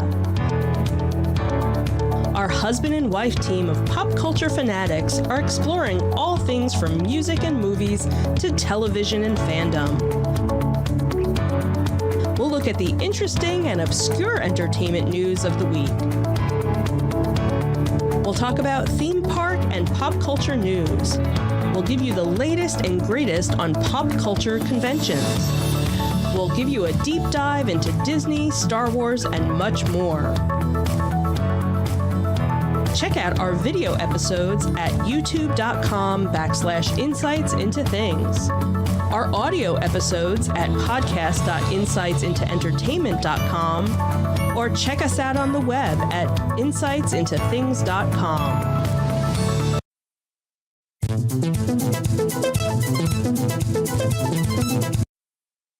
We're back with Insights into Tomorrow, episode 16, where we are talking about Microsoft acquiring Blizzard. So we've kind of been leading up to this entire show, the discussion of monopoly. What does this mean for... What does this mean, Jenny? What does this mean for Microsoft monopolizing the games industry? Should PlayStation gamers be worried that they simply won't be able to play some of their favorite franchises going forward? Do you have any thoughts on that? Oh, they should not be worried at all. Sony just acquired Bungie, and that huge catalog of games that Bungie doesn't have. Destiny 2, baby! Yeah, I'm kind of puzzled at the Sony response to this. It was almost like hey, we need to look like we're still in the game here, so let's buy something. Well, it wasn't a response, because these deals take months. Sony, it's a response in general to Microsoft's, you know, acquiring Bethesda, now this, but the acquisition game, the land grab in general, I don't think it's a direct response to this, but it is something that Sony is trying to flesh out their online presence, because, you know, you think Sony, you think single player, narrative focused, action, you know, adventure games. You have Uncharted, well, not anymore, but, you know, Last of Us, God of War, all these things, Horizon, Spider-Man, yeah, all these things that are single player driven. Sony really doesn't have a foot in that multiplayer landscape like Microsoft does with things like, you know, Halo Infinite's multiplayer, which is free to play. Not exclusives, no. They're banking on cross-platform licensing like Call of Duty and stuff like that. Yeah, but hopefully having Bungie, they can kind of flesh out that landscape, not just with Destiny 2, but I think they announced another IP from Bungie, kind of focusing in the multiplayer world as well. But Call of Duty has been confirmed to be multi-platform for at least the next 3 years, and I wouldn't be surprised if... Do you think we'll see an Xbox exclusive Call of Duty? Absolutely. Yeah? Microsoft would be stupid if they didn't. Yeah, that's kind of what I was thinking too. Do you think they would try to split it up and have it be single player only on Xbox, multiplayer Warzone everywhere else, or Warzone everywhere else, multiplayer single player only on Xbox? I think you're going to see the whole thing just be on Xbox. Microsoft has very few bankable franchises that they can say are exclusives that they didn't themselves create already. You know, you've got Halo. You've got, what else do you have? I mean, Gears of War, which, unless they make another game, is not super. That's kind of getting long in the tooth. Yeah, well, we're on number 6. Well, 5 came out, but the next one would be number 6. But Sony made their place in the gaming market with their exclusives. Mm-hmm. And they sucked up all the exclusives is the problem. When Microsoft went to start doing exclusives, there was none left. Yeah. Well, no, I mean, that too. And like the focus of Microsoft has never really been on making, you know, you don't have those like, it reminds me of like the 90s and 2000s where you had mascot games like Crash Bandicoot and Spyro. Sony kind of has that now with Spider-Man, Horizon Zero Dawn. You see these characters, you recognize them from PlayStation games. Microsoft pretty much only has Master Chief. Right. I mean, you can count Marcus Phoenix and now Kate, I forget her last name from Gears of War. Those are iconic characters, but they're not nearly as beloved and as current as a lot of your PlayStation single-party players or characters. So seeing Call of Duty go exclusive to Microsoft, I think, is a no-brainer. Are we going to get a Call of Duty Halo crossover? God, I hope not. That'd be insane. It's possible given the direction that they've gone with some of the Call of Duty stories. Yeah. I wouldn't put it past them if they think they can make money on it. I think us arguing whether or not Microsoft acquiring Blizzard Activision is a monopolistic move is difficult when they're solidly claiming the third place slot. Yeah. It's really hard to say you're a monopoly when you're third place. Yeah, it's just, I think the biggest thing that frightens people and why they cry monopoly is because the independent game studio landscape is dwindling quickly. And you wonder if there's going to come a day where everything is either a Sony Studios or an Xbox Studios game, and if we're just going to lose that independent scene altogether.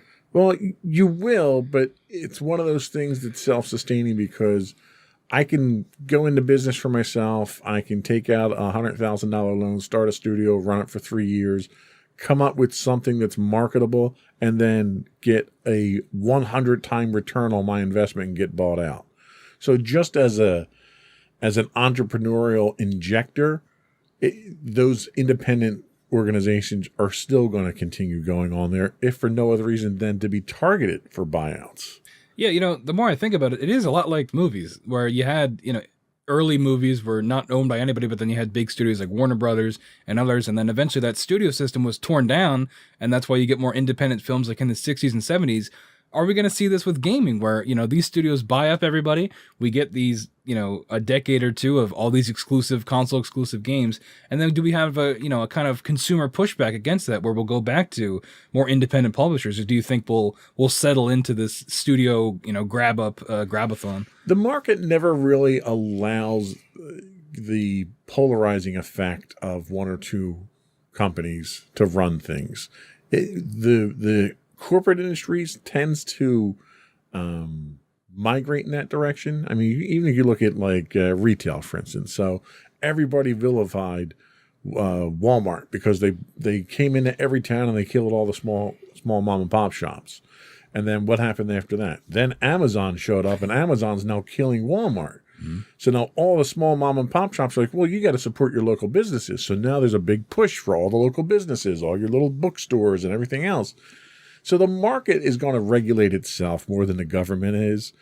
The government's going to try and regulate it for purposes of, you know, tax revenue and so forth. But the market doesn't sustain monopolies very well. Yeah. Dialing it back a bit, by owning all these yearly releases, the ones we hit on earlier, the Maddens, the Call of Duties, the FIFAs, does Microsoft stifle competition? Because if you're someone that is a casual gamer, right, and you only buy one game a year, and that game is Call of Duty, and you own a PlayStation, you know, is this something that Microsoft, whether it's, you know, not a real monopoly, not a total monopoly, are there some issues with it? Well, the competition does not survive off of those guys that buy one game a year, right? You know, the competition is spurred on by market growth. It's spurred on by market activity. And what you find now, the reason so many of these acquisitions are happening is because you have so many independent companies that put out that one gem. And everybody loves that for 6 months, and it makes a fortune. Well, and then you see someone like Microsoft go gobble them up. Mm-hmm. it's not going to stop those guys from producing that. You're still going to have all these small studios and individual efforts that are going to be putting out those brainstorms that you don't get that level of innovation from a corporation like a Microsoft or a Sony. You just don't get that kind of innovative design and out of the box thinking. This sort of stuff has been happening since the 1980s and through the 90s, where you get a couple of guys that start, like, you've probably heard of Sid Meier's, right? Mm-hmm. You know, Civilization, Pirates. He started, it was a 2-man company he started. And they got huge. Then they were popular. And then when they got bought out, they created Microprose. And when Microprose wound up getting bought out, he went and started another studio. And when that got bought out for Axis, he went and started. So you're not going to stop people like that who can't, I don't want to say can't operate in a corporate culture, but they don't thrive in a corporate culture. They thrive in that small incubator type of environment. And they're going to keep going. They're going to build what they want. They'll sell it off. They'll build the next great thing. They'll sell it off. They'll build the next great thing. And there's hundreds of people like that are out there in multiple industries, not just the game industry. Yeah, it's true. I mean, it was something I was worried about, because I think that just like with movies, again, bringing it back again, you have to have the independent element, right? Because if everything is studio mandated, it stifles creativity. Absolutely. At the very least. So, I do agree with you that I think we'll see that independent scene will still be there. And it's just a matter of, when they make it big and get bought by Sony or Microsoft. Everybody wants, the old saying in the movies, everyone wants their 15 minutes of fame. Well, everybody wants their big break. Everyone wants their buyout here. So everyone's still going to keep building the stuff independently. Yeah, there was an example I thought of while you were making that comparison. Drinkbox Studios, they made a game called Guacamelee and Guacamelee 2, side-scrolling platforming action game, really creative, really fun. Then they got bought by Microsoft, and they recently had a game come out called Nobody Saves the World, which was day and date on Games Pass. But playing that game, you worry a little bit that you're going to lose some of the independent charm, but they didn't. And so, as long as Microsoft, if they're going to, Microsoft and Sony, if they're going to buy these studios, if they can kind of remain hands-off and still let these guys work, but just have it be, maybe a console exclusive if it needs to be at the end of the day. Well, Bungie's a great example. Bungie was a fantastic small independent group when Microsoft went to them with Halo.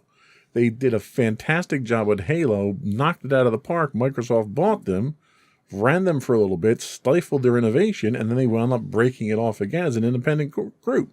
Now they're getting bought by Sony, so, some people don't learn their lessons, I guess. Well, it's also important to note that they were owned by Activision for like 2 years, I forget how long, but they were owned until 2019 by Activision, which was also a terrible relationship that they were treated terribly with, and the fans hated it, and Bungie hated it, and I'm pretty sure Activision hated it.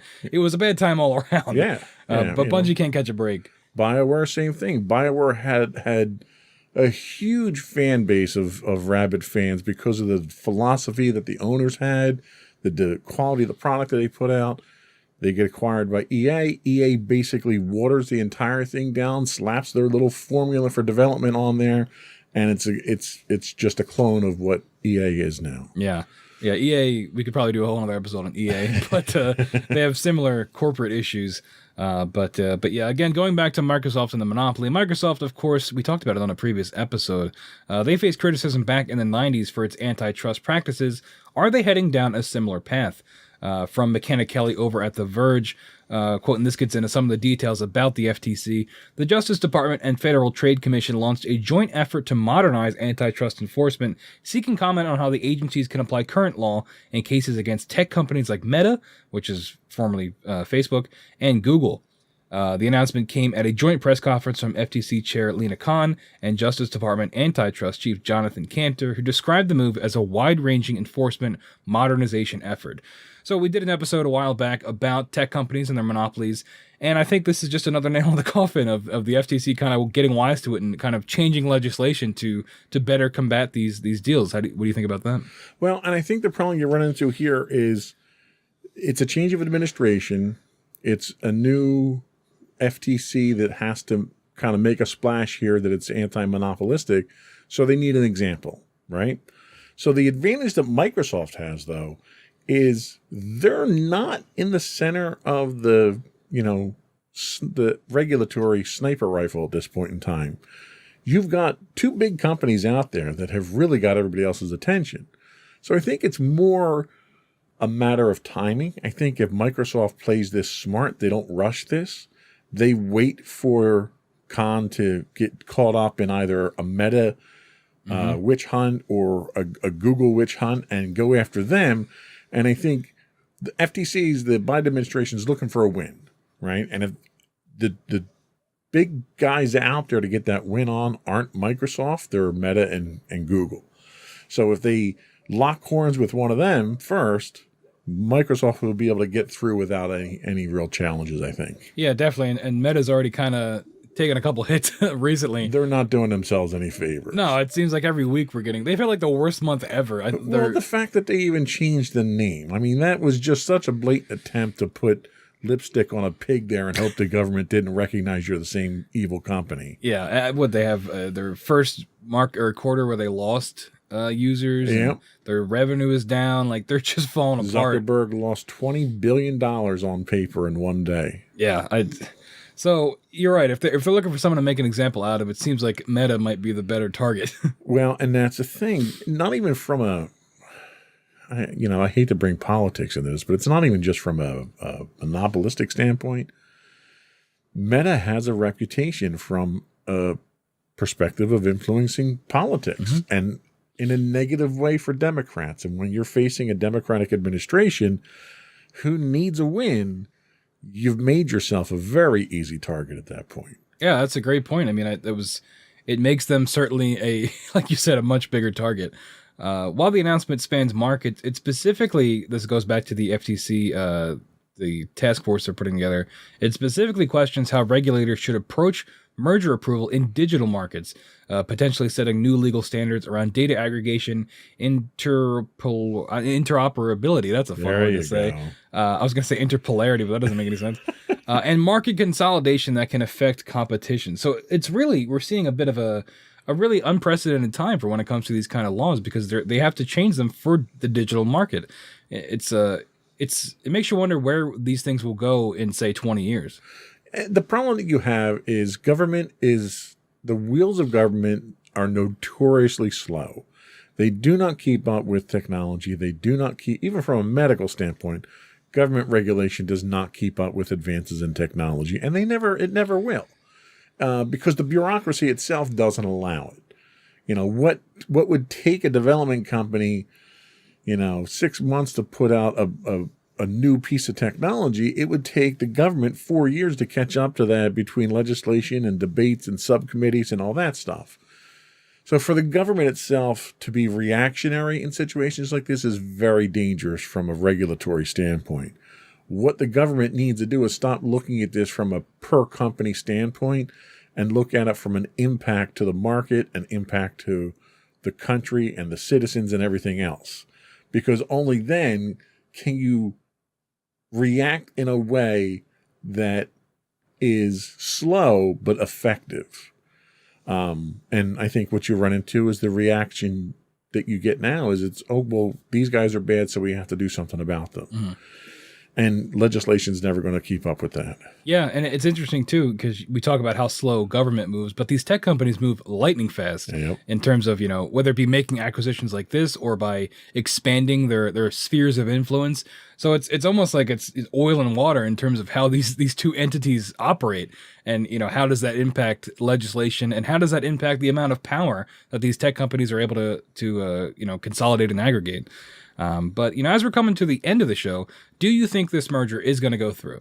I think without a doubt it's going to go through, yes. And do you think this will be a footnote in the FTC's policy going forward when it comes to these kind of mergers? I don't think it's really going to get much scrutiny from the FTC. It's not a questionable deal.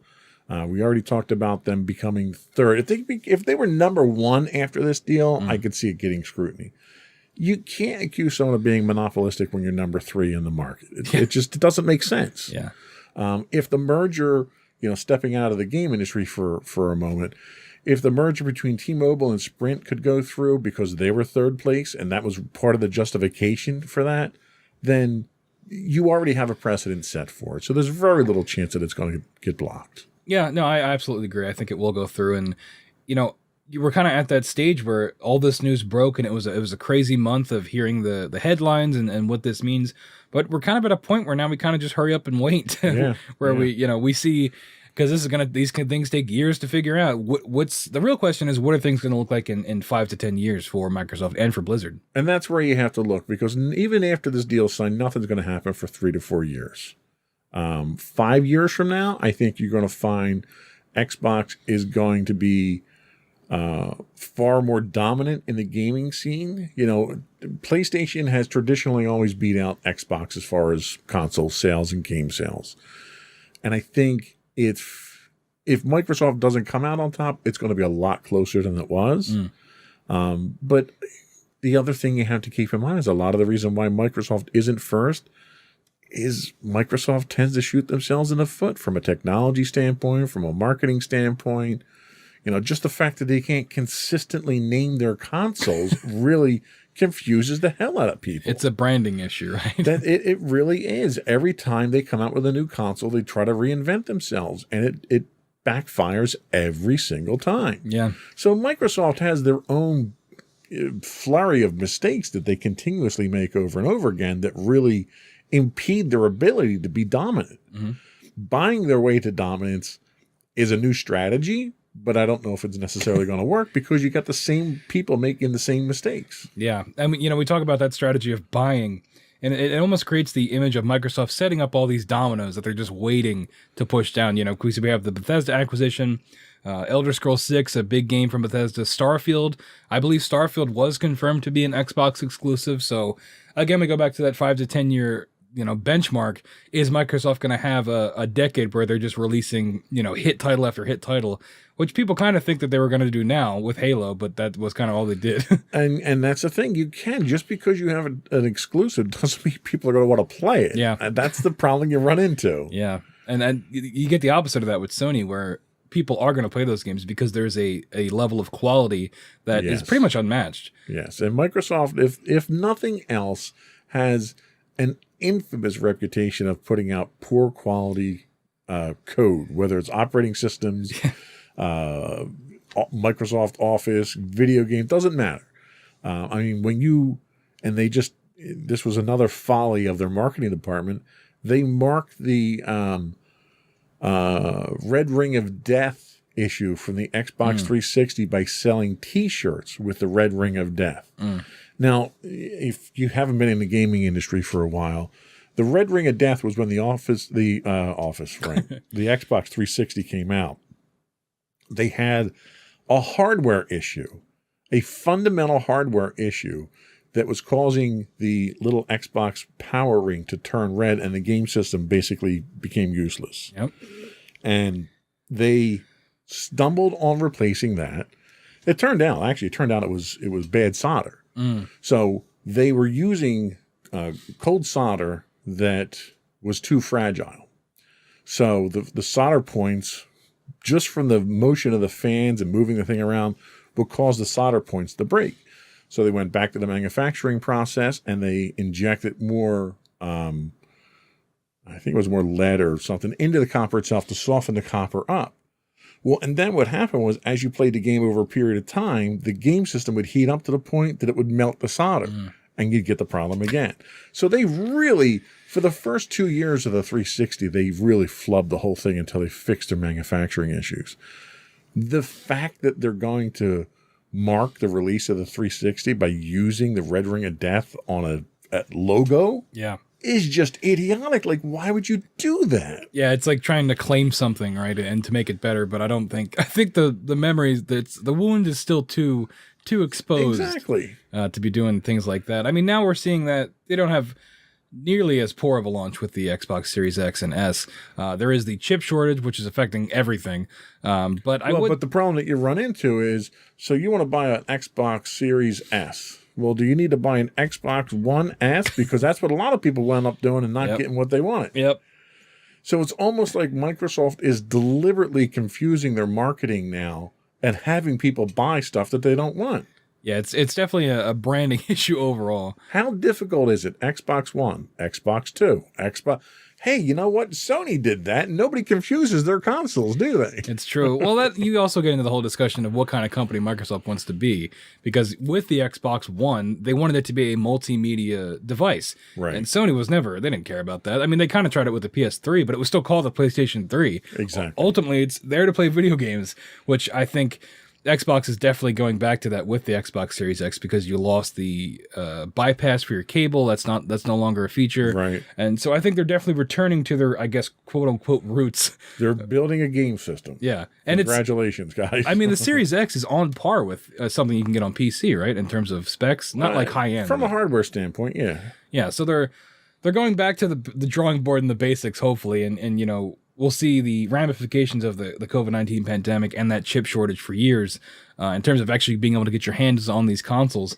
But I think that, you know, Microsoft is almost stepping past that with things like xCloud. You know, they continue to dump money into that. Yeah. I could totally see in a decade maybe, you know, the next Xbox isn't, you know, it isn't a box. It's like a Fire Stick that you just stick into your TV. Yeah, that's hard to do. Google tried to do that, and Google Stadia They're just early. didn't take off with it. Yeah. Amazon's doing it too with Luna. Yeah. You know, I think the technology just isn't there yet, right? But when it gets there, you know, the audience isn't ready for that yet. that too. Yeah. Yeah, I don't think it's a very hard sell to be like, well, there's no box. Well, what do I do with this? Here's $500 and a stick.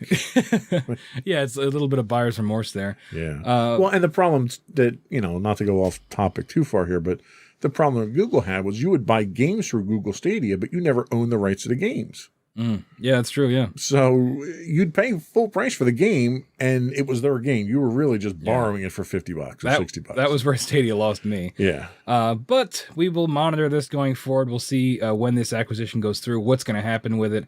But that's going to wrap up today's episode of Insights into Things. Of course, I'll hit the show plugs for you again. You can always subscribe to everything on every platform, everywhere. Apple Podcasts, Spotify, Google Podcasts, Stitcher, iHeartRadio, TuneIn, Amazon, Pandora. But we also, you know, want to hear what your thoughts are. What did you think about this acquisition? How do you feel about it? Even if you're not a gamer, in terms of a tech acquisition, how do you feel about it? You can email us at comments@insightsintothings. We're on Twitter at insights_things. We stream on Twitch, twitch.tv/insightsintothings. And if you have Amazon Prime, that means you do have Twitch Prime, and you can give us that free Prime sub. It really helps us out. We're on Facebook at facebook.com/insightsintothingspodcast, Instagram at insightsintothings, and finally, all this information and so much more at insightsintothings.com. That's going to wrap it up for today. Thank you so much for listening, and have a wonderful rest of your day.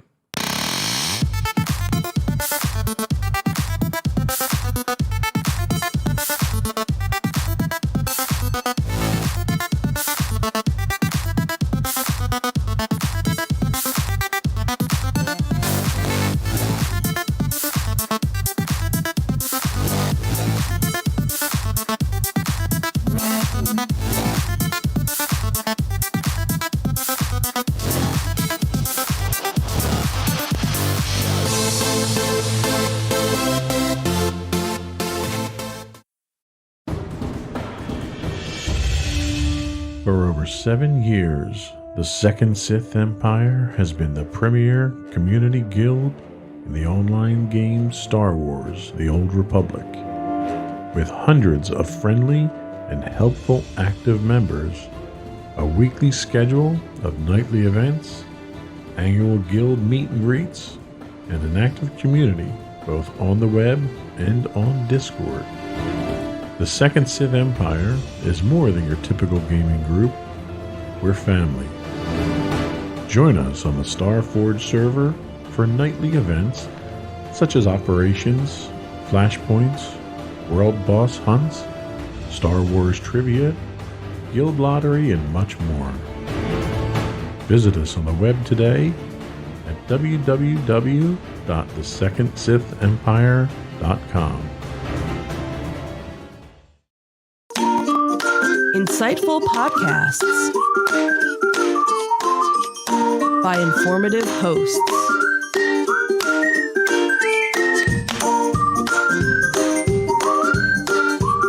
Insights into Things, a podcast network.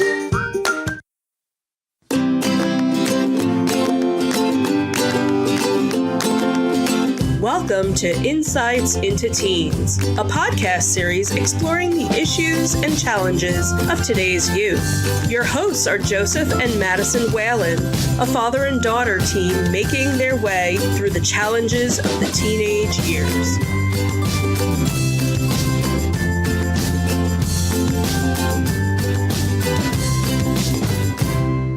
Welcome to Insights into Teens. This is episode 144, Teen Crushes. I'm your host, Madison Whalen, and my co-host, Joseph Whalen. Hello, Maddie. How you doing today? I'm doing all right. How about you? I'm doing okay. Kind of a rough end of the day at work today, but other than that, I think I'm doing good. How about yourself?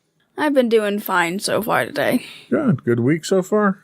Yeah, I have now gotten my AutoCAD certification. Congratulations. Just need to print it out. Just need to print that. You know it's legit when you got to print it out yourself. Yeah. Well, good for you. Good for you. Maybe we can get you a job this summer then. Hopefully.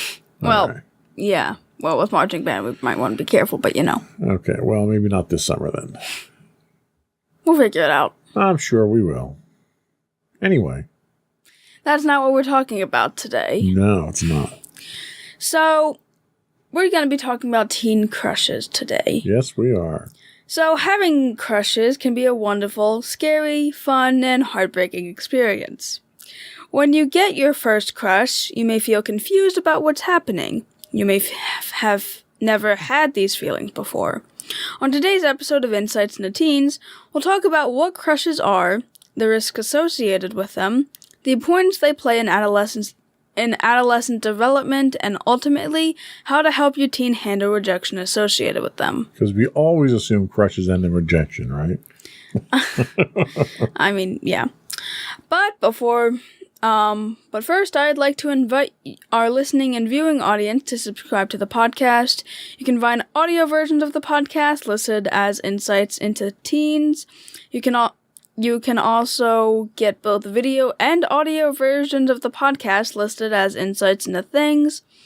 We can be found on pretty much any podcast service like Apple Podcasts, Spotify, Google, Stitcher, iHeartRadio, TuneIn, and pretty much any other place. We would also like to invite you to contact us, give us your feedback, tell us what we're doing. Well, we know what we're doing. Tell us how we're doing. Tell us how we're doing. I'm sorry. Tell us how we're doing. Send in your suggestions for topics you'd like us to address, even topics you don't want us to address, you know. Any feedback's welcome. You can email us at comments@insightsintothings.com. You can hit us on Twitter at insights_things. You can find high-res videos on YouTube at youtube.com/insightsintothings. We stream 5 days a week on Twitch at twitch.tv/insightsintothings. You can get audio versions at podcast.insightsintoteens.com. We're on Facebook at facebook.com/insightsintothingspodcast. We're on Instagram at instagram.com/insightsintothings. Or you can get links to all of these and more on the web at insightsintothings.com. Okay. Are we ready? I think we are.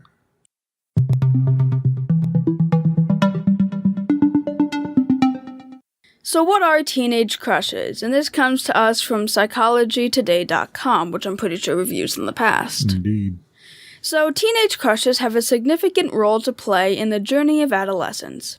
There are 3 types of crushes, 2 of which we'll look in further detail, which are identity crushes, romantic crushes, and celebrity crushes. In the cases of identity and romantic crushes, the teenager feels smitten. Smitten? Smitten. Yes. Okay. You wrote it. You can't pronounce it? Yeah. The teenager feels smitten by a compelling person who captivates their attention for good and ill. The celebrity crush shapes ideals and stirs fantasies, but there is usually no interpersonal contact to play them out. However, this is definitely where the market for celebrity posters comes in to decorate teenage bedroom walls. Nice.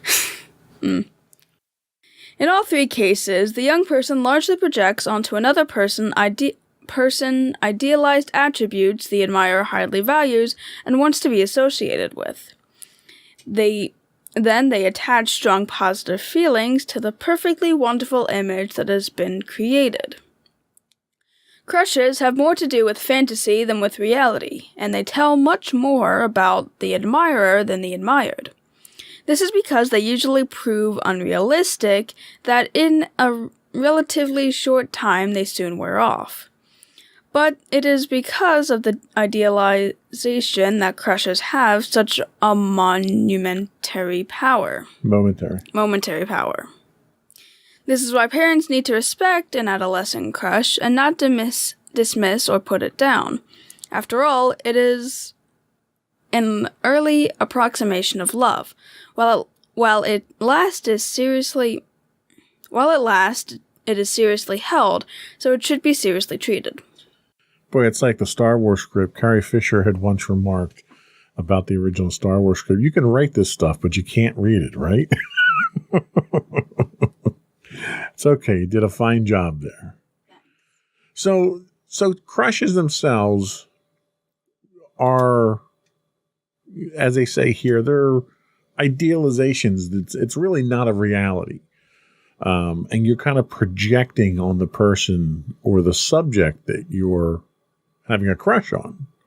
Have you ever had any crushes on anyone?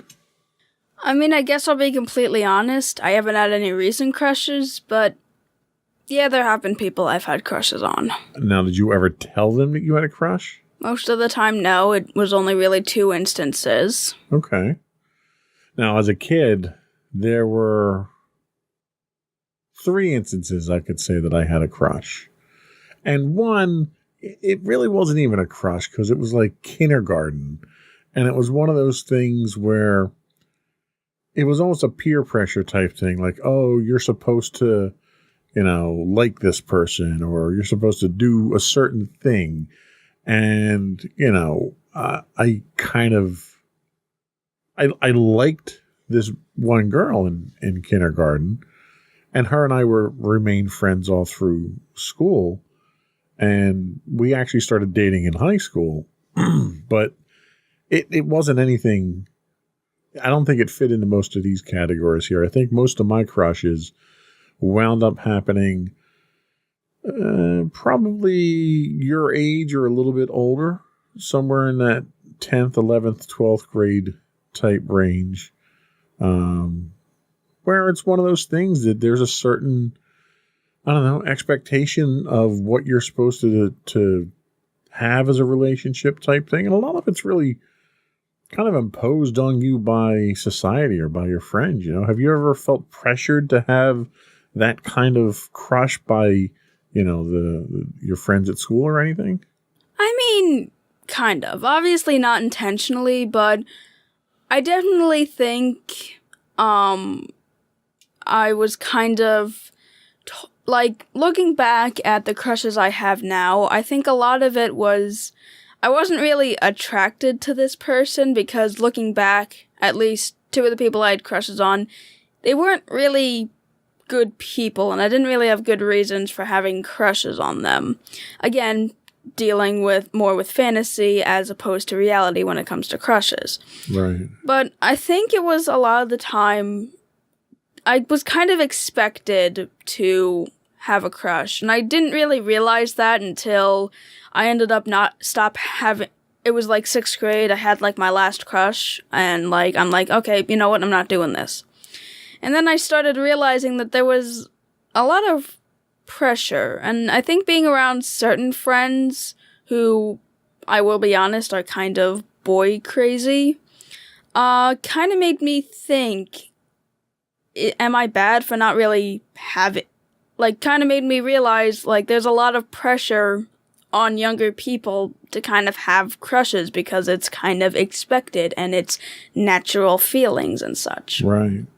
Yeah, and I can say that probably the first real crush I had was in 6th grade, and it happened to be, we had 2 different elementary schools that we had in my town, and I was part of the safety patrol, and this other person that I didn't even know existed went to the other school. And we wound up all going to Washington, D.C. on a field trip for the safety patrol. And it wasn't until then that I even knew that these other kids from this other school even existed. Now, we kind of knew we'd be meeting new kids when we got to the junior high the next year. And this was kind of a chance for us to do a meet and greet. And I happened to develop a crush on this trip with her and wanted to get to know her more, but never had a chance to. She lived in a different town than I did. We were bused to the school district. So I knew I wasn't going to have a chance. And my only hope was that I'd have a chance in junior high.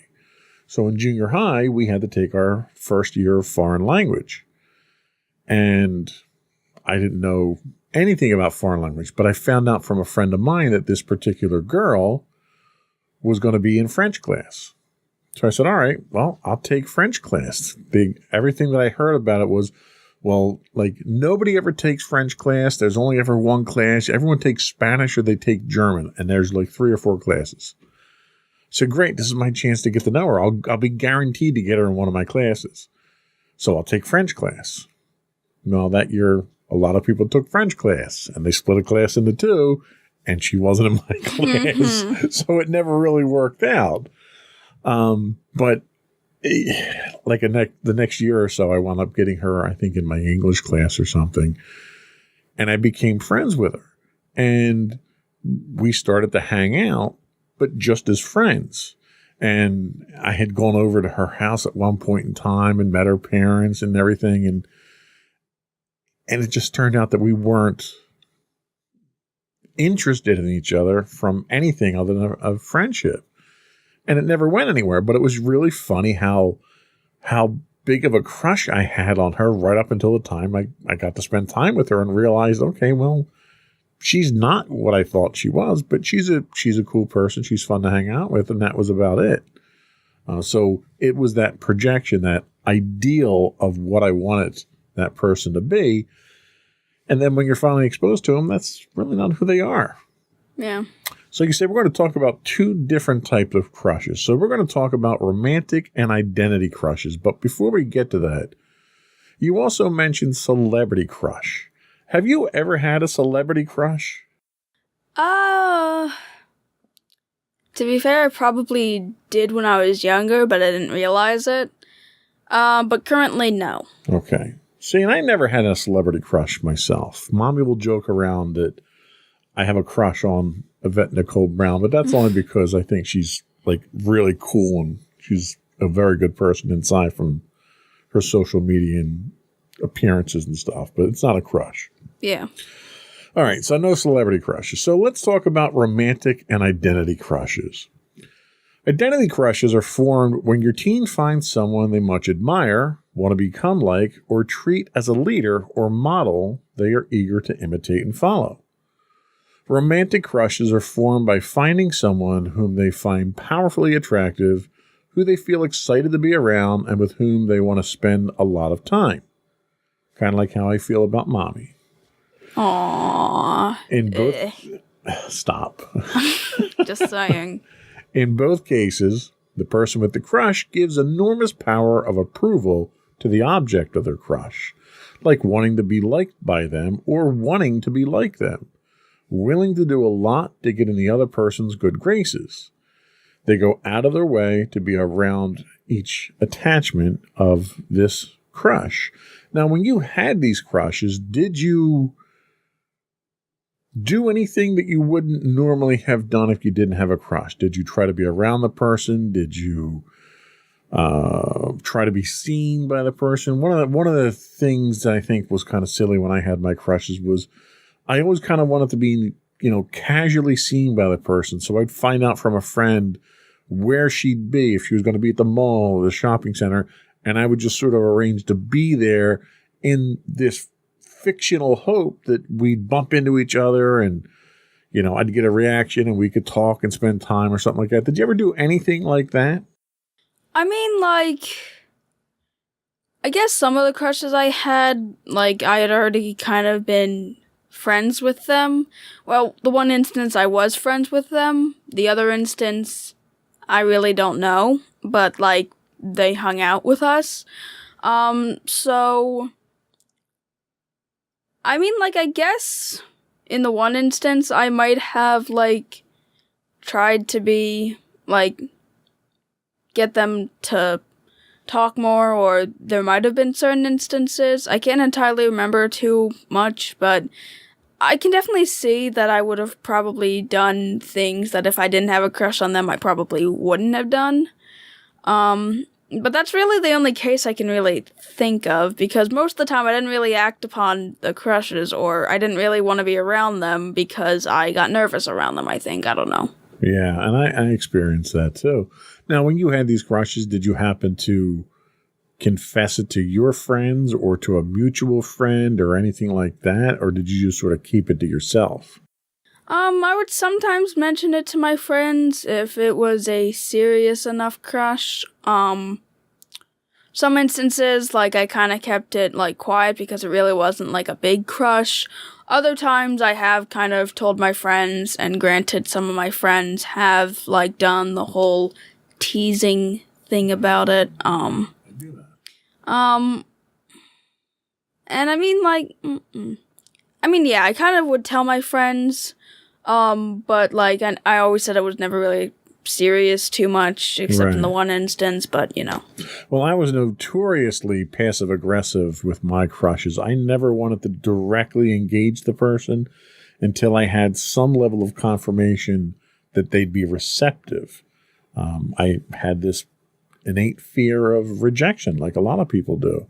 So I would go about it in different ways. I would have a mutual friend. I would let a mutual friend of ours know and kind of hint that I'd want them to drop hints to the other person and kind of feel them out. In hindsight, it's kind of cowardly to do that, and it never worked out. So it was one of those things where this indirect approach just was not a very effective way of trying to convey it. Eventually, it came down to the fact that I had to go and ask this person out on a date, and it takes a lot of courage to muster up the will to do that, you know? Yeah. Did the person that you had a crush on ever know that you had a crush on them? Well, the one person, no, because there was a specific example of them clearly conveying they weren't interested in me, to the point I didn't do it with them. Other times I'd never really even talked to the person, and there were only 2 instances I technically confessed, and only one of them ended up, and the one ended up leading into rejection, and then the very next day, I think, like, I was grouped up with them in, like, a project or table or something, and I realized, oh, wow, they're not really a nice person. That's the thing. You run into awkward situations when that information sort of gets out there, but I think once it's out there, it makes it a lot easier to get to know the person who they are, because we do project on them a lot. Yeah. So we're going to take a quick break. We're going to come back and we'll talk a little bit more about romantic crushes. We'll be right back. Whoop-dee-doo. Whoop-dee-doo.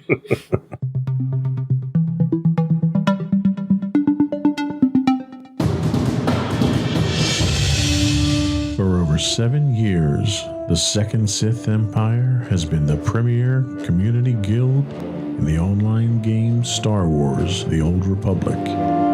With hundreds of friendly and helpful active members, a weekly schedule of nightly events, annual guild meet and greets, and an active community both on the web and on Discord. The Second Sith Empire is more than your typical gaming group. We're family. Join us on the Starforge server for nightly events such as operations, flashpoints, world boss hunts, Star Wars trivia, guild lottery, and much more. Visit us on the web today at www.thesecondsithempire.com.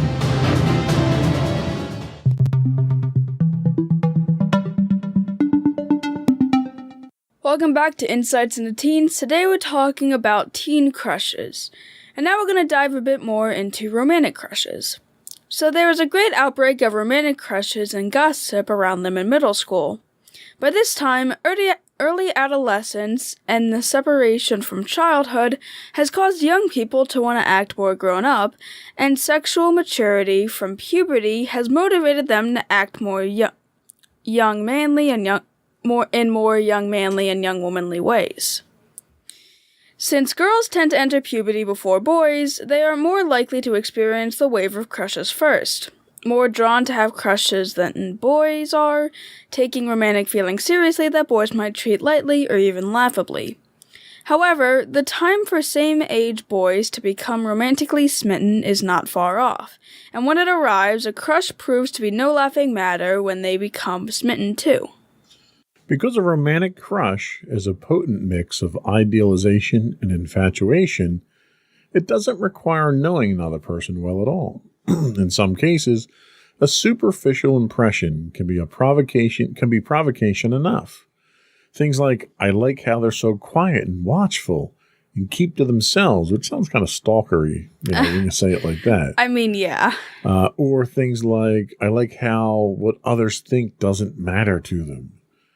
As mentioned, although the crush appears to be about attraction to another person, it's actually about projection of valued attributes onto another person, more or less a statement about what they find attractive.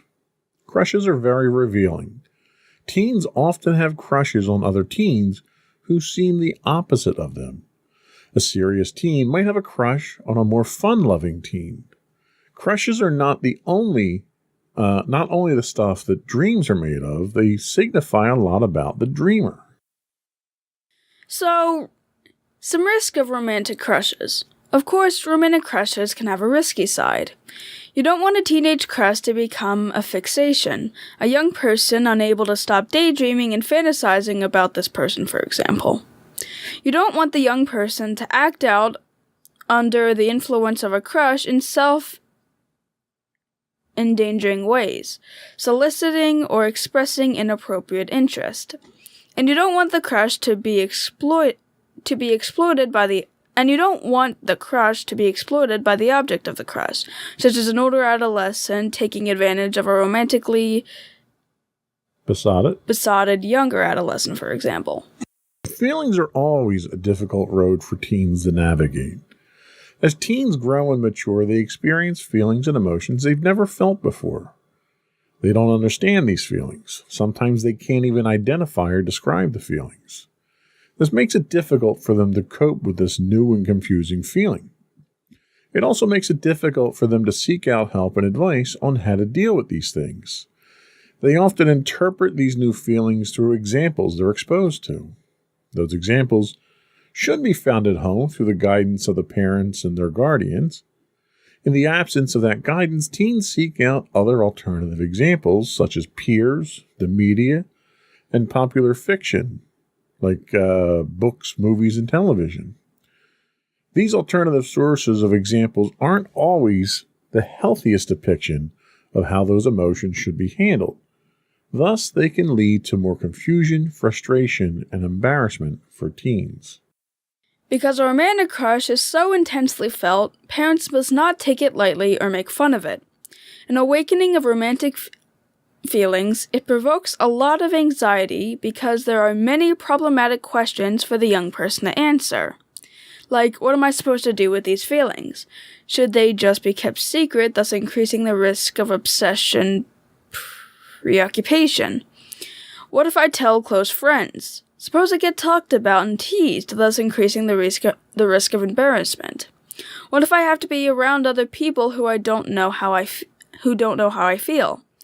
Now, being nervous, there is more risk of doing or saying something awkward. What do I tell this person about my crush? To declare the crush to the person creates the risk of rejection. It is not easy managing a crush. So you had talked about having crushes, and at least in one of those instances you did feel a certain experience of rejection. How did that feel? How did you cope with that? To be fair, I somewhat expected it at that point. When when I actually confessed, I basically just said, "Hey, I like you," right before I was supposed to leave. I basically, like, just went up saying that I liked them, and then I basically just ran out the door. Interesting. So, and, like, again, I really hadn't talked to the person before, so I highly doubted that they actually liked me. So I really wasn't going to be all too surprised in that instance. Right. Now, I have to tell you, this whole thing that you've had crushes kind of comes as a surprise to me. Not a complete surprise. I mean, it's a normal thing. It's something that we've never talked about as a family. Is there any particular reason we didn't? Did you not feel comfortable talking about it? Is it something you didn't feel you needed to talk about?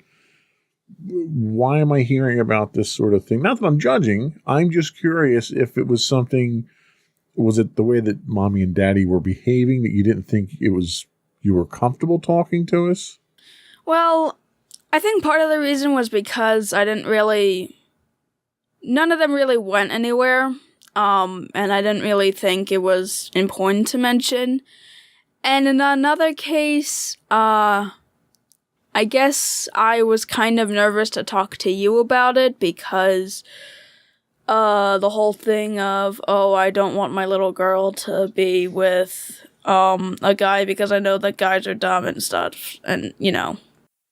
I see. So it was all my fault. I mean, okay, Mommy technically knew more about it, okay? I kind of told Mommy because I thought I'd relate to her more, or she'd relate to me more than you would. So you were okay talking to Mommy at least? Mostly, yeah. Well, I can understand that. I mean, I tend to have a very vocal stance on how protective I am of you, so I can totally understand you not feeling entirely comfortable. I hope by now that's subsided a bit, and I'm a little bit more level-headed about it. But I'm glad you were able to at least talk to Mommy about it. Mm. So there are a few things to know about romantic crushes. One way to manage the feelings is by telling the object of the crush. The language used, however, is very important. The temptation, because the romanticized feelings are so intense, is to express the feelings with the word love. It's probably best that you stay away from such a strong and emotionally charged term such as love. That's not to say that crushes can't lead to love at some point in time. They certainly can, but love is a much more complex expression of feeling than what you're probably initially feeling in a crush. Yeah, and I feel like, now this doesn't go for everyone, but I feel like most teens don't really understand that love is kind of a really large emotion that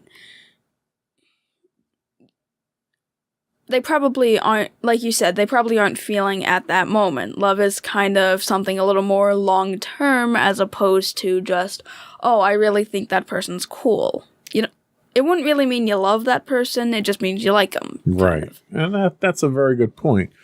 And, it's best to talk about feelings like this in the terms of liking. Kind of like you did when you told the person that you like them. It reduces the pressure on everybody. You drop the word love, and all of a sudden, everyone takes a deep breath and starts to panic and thinks, either you're a stalker or something worse or something like that. So when you say things like, I like talking with you, or I like hanging out with you, that expresses the fondness and the admiration without dropping some big giant hand grenade into the conversation about love. Yeah. Keep it simple, to the point, and see how the other party reacts. It's perfectly innocent to tell someone, I really enjoyed when we play this game together. I really enjoy watching movies with you or having conversations with you. It's a way of expressing your appreciation for their time and attention. And it's also a way for you to feel out whether or not that feeling is mutual. And if it is, then you can pursue it further from there. So by not overwhelming or overcommitting to the other person, it gives you an opportunity to determine their feelings and if it's a mutual feeling between the two of you. It also helps to shelter you from flat-out rejection if you come on too strong and maybe scare the other person off. So stay away from love, stick with like, and see how things go from there. Yep. So most romantic crushes don't last very long because once the object of the crush becomes better known, the magic of the other person soon wears off and the ideal falls away. I can't believe I felt he was so great. What was I thinking?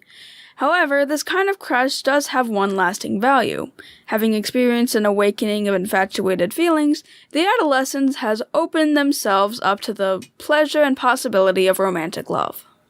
And I'll be the first one to tell you, romantic love is a wonderful thing. It can lift you up and it can do all kinds of things. It can make you more of a person than you are by yourself when you have the right partner. But there's risks involved in that. And it's a very tricky and often difficult thing to go down. It requires you to expose yourself to vulnerability. So when you go that route, ease into it.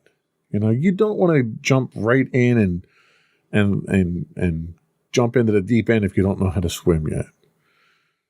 Start hanging out with the person, start liking the person. This one person that I had the crush on from kindergarten, we got along great in school. We liked the same subjects. We excelled at the same subjects. We would play the same games on the playground and stuff like that. And when we started dating, she had completely different interests than I did. She didn't like the things I liked. I didn't like the things that she liked. We would, have phone calls and sit on the phone and not say anything because we really had nothing in common. And we kind of tried to make it work because it seemed like it was the thing to do because we had been close friends for so long. And it just turned out, you know what? We're good friends. And that's probably as far as we're going to go with it. And that's kind of what we wound up going with. So when you get to know that person, that crush can tend to wear off. And I should probably mention this now, I've actually had a similar experience. In one instance where I actually confessed my crush, that ended up leaning into a relationship with the person. Okay.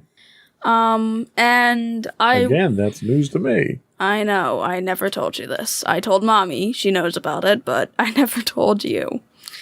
But I will say, looking back at it now, it really wasn't anything romantic. There were very small moments, but we had been good friends, and one day we just said that we liked each other. I don't know why I liked him. I guess it was just, I don't know. When you say it like that, you kind of come across kind of hard. I don't know why I liked him. Okay. Can't imagine ever liking him. No. I don't know why I liked him romantically. I guess it was the whole thing. I guess another thing, it was kind of like that pressure. Yeah. That society kind of put. And he kind of was one of my first male friends. And I kind of thought that, society kind of made me think that maybe there was something that needed to happen. And then I kind of realized that even in the relationship, we really just did friendly gestures. We never really did anything romantic. Even the small things we did romantic seemed like the most friendly things I could imagine. And looking back at it now, I really was never romantically attracted to them. And it was really just a friend thing. Yeah, and that was kind of what I had with this one particular girl. And every time we would try to take it beyond that sort of friendship type thing, we would run into a roadblock. It didn't work. It was like trying to cram a round peg into a square hole. It just, everything else worked fine as long as we didn't try to get to that romantic level. And we finally just said, look, this isn't us. We're just good friends, and let's keep it at that. And, we've remained friends through high school. Yeah. So, anyway, we're going to take our last break here, and then we're going to come back and we're going to talk a little bit more about identity crushes. We'll get off the romantic crushes for a bit here. Alrighty. I could see this is making some uncomfortable conversation here. Yeah. We'll be right back.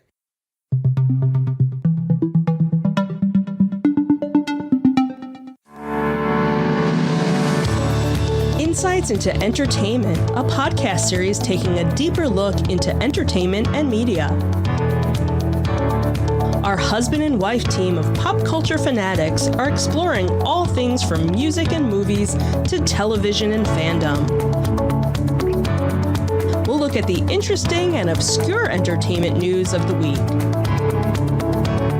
We'll talk about theme park and pop culture news. We'll give you the latest and greatest on pop culture conventions. We'll give you a deep dive into Disney, Star Wars, and much more. Check out our video episodes at youtube.com/insights into things. Our audio episodes at podcast.insightsintoentertainment.com, or check us out on the web at insightsintothings.com.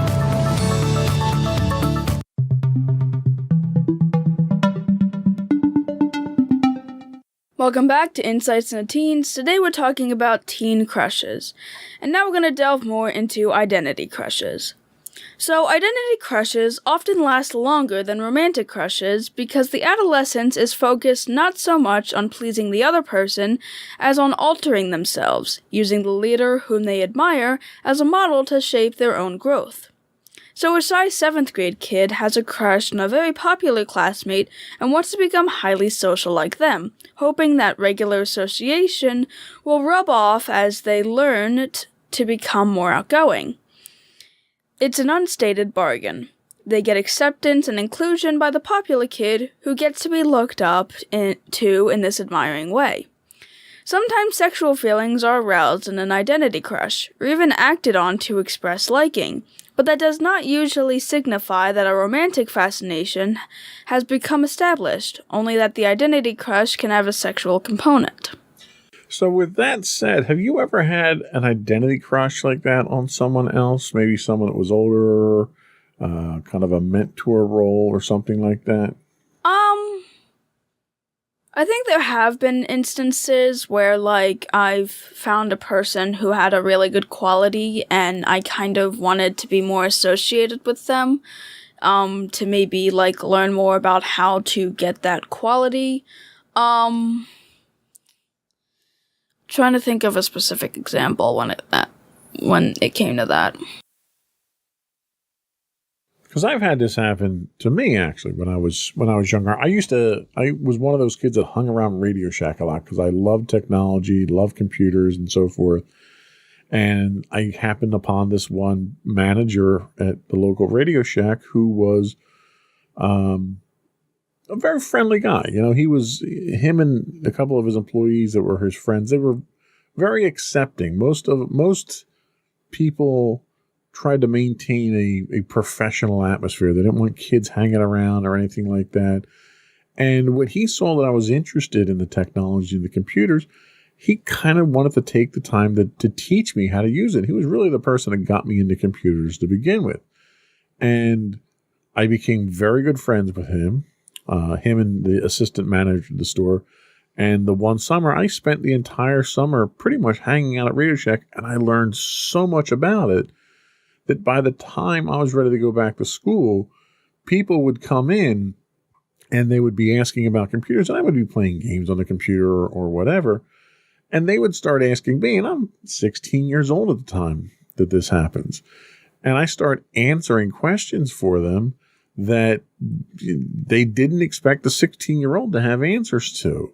And I actually wound up getting several sales for the guys just by being there and showing them how to use it and how because most people at the time, when they bought computers, it was to go do accounting or something like that. Nobody had really home computers at the time for anything other than that and games. And they thought 16-year-olds are just going to play games on here. And I showed them all the different applications you could have. And I was basically a live demo in the store there.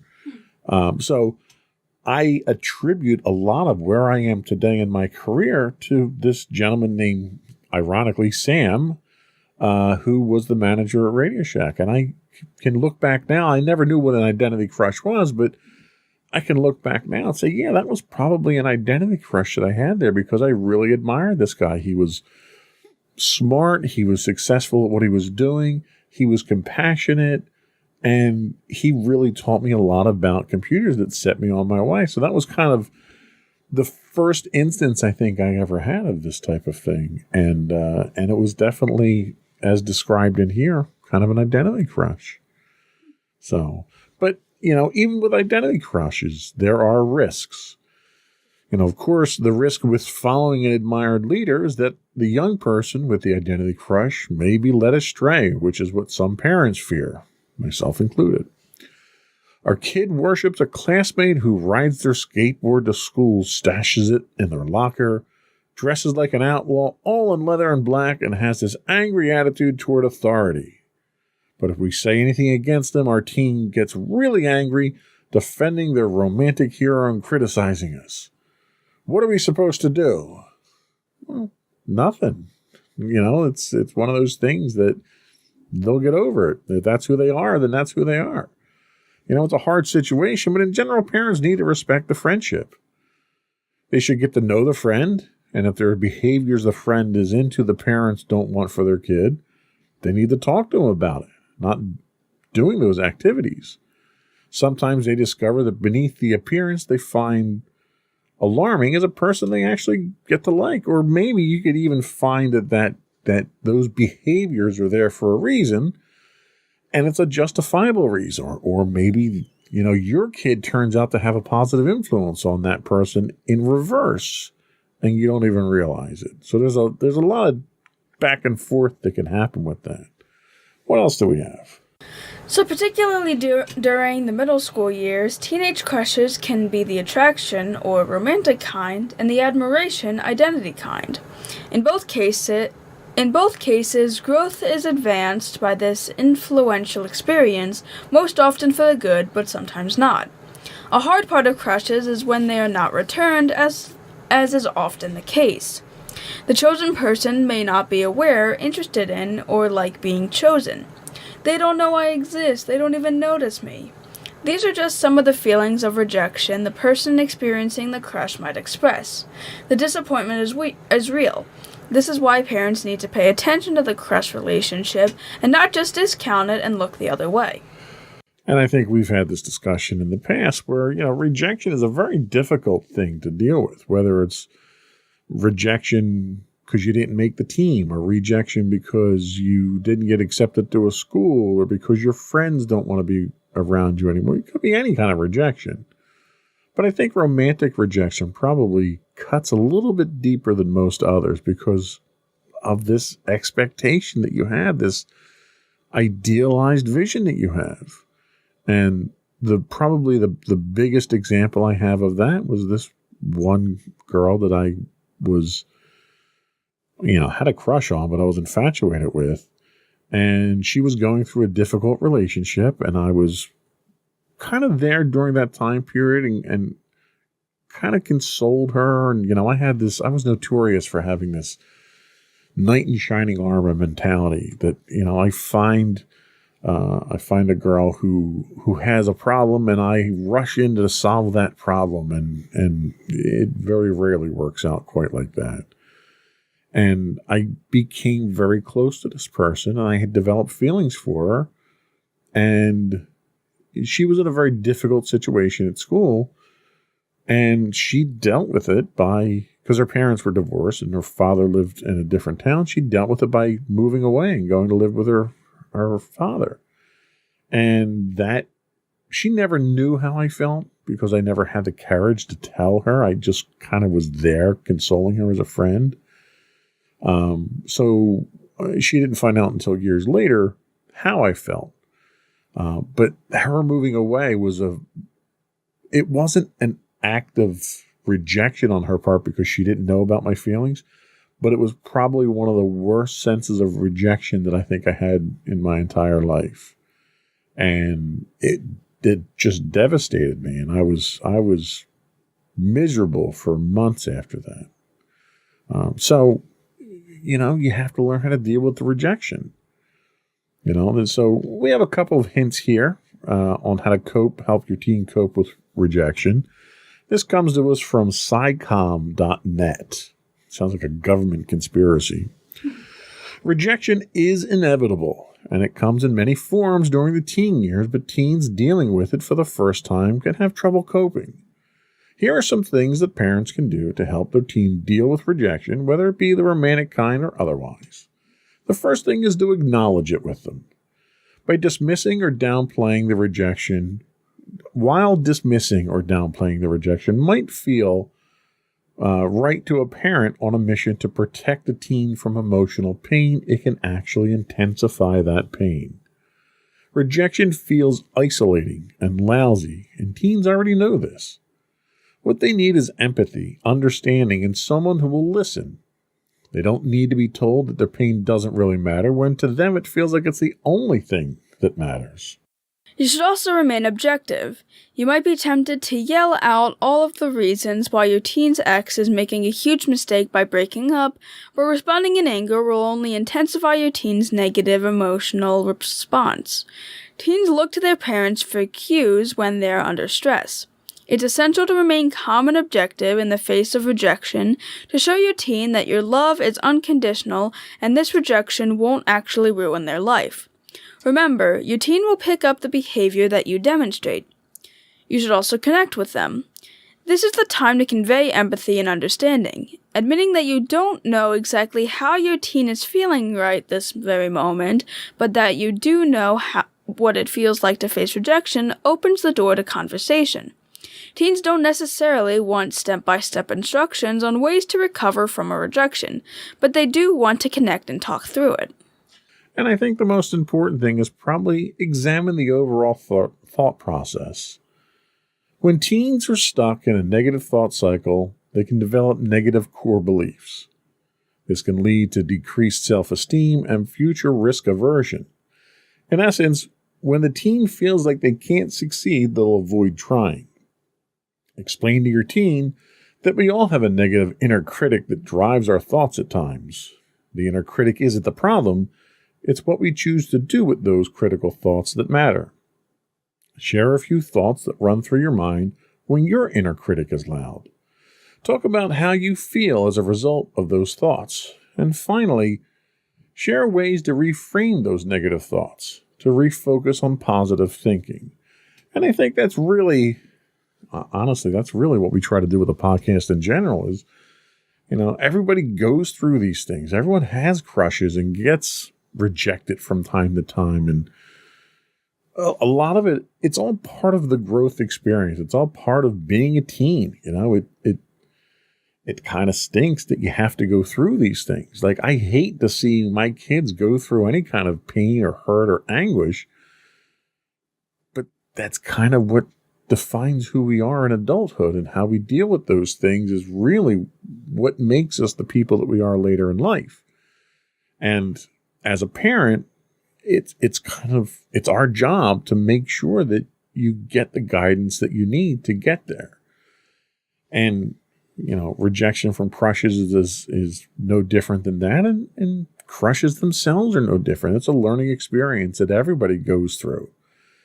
And, I don't want to seem cliche, but it's like riding a bike. You get on that bike and you're going to fall a couple times and you're going to scrape your knee, and you got to get back on that bike and keep trying. And eventually you'll learn to ride that bike. Eventually, after a couple of, experiences, you're going to learn how to navigate those choppy waters of relationships. And you're going to start down that path of where you want to be as a person. Sometimes those relationships aren't romantic. Sometimes those relationships really aren't just friends. But even those friendship relationships could be based on identity crushes. But relationships in general are complicated. They take a lot of work if you want them to succeed. Anyway, so we're going to take a quick break. We'll come back and we'll get your final thoughts. Ready. All right.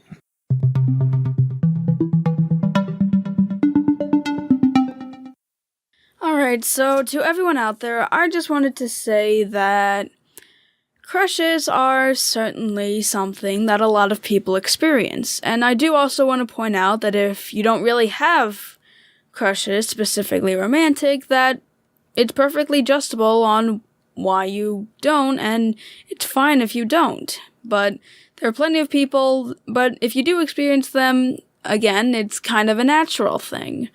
And it's definitely good to have that experience and learn how to deal with those emotions in order to kind of navigate the waters like you had mentioned before. And again, it's fine also to not really have romantic crushes and to just have identity crushes or to not have any crushes at all. You know, it's all your own personal journey. That's right. You can always just stick to your orange crush. That works too, right? Or that. Good drink. Yeah. Good drink. Anyway, I think that's all we had for today. I think it was a good show. Before we do go, I want to once again reach out to our listening and viewing audience and invite you to subscribe to the podcast. You can find audio versions of this podcast listed as Insights into Teens. You can find video and audio versions of all of our podcasts listed as Insights into Things. You can find us on Apple Podcast, Pandora, Castro, Stitcher, Podbean, Buzzsprout, any place you can get a podcast. I would also invite you to reach out, give us your feedback, tell us what we're doing right, what we're doing wrong, give us your suggestions for show topics. You can email us at comments@insightsintothings.com. We're on Twitter at twitter.com/insights_things. We're also on Facebook at facebook.com/insightsintothingspodcast. You can find us on Instagram at instagram.com/insightsintothings, or you can get those links and much more on our official website at insightsintothings.com. And you. And don't forget to check out our other two podcasts, Insights into Entertainment, hosted by you and Mommy, and Insights into Tomorrow, our monthly podcast, hosted by you and my brother Sam. That's it. Another one in the books. Bye, everyone. Bye.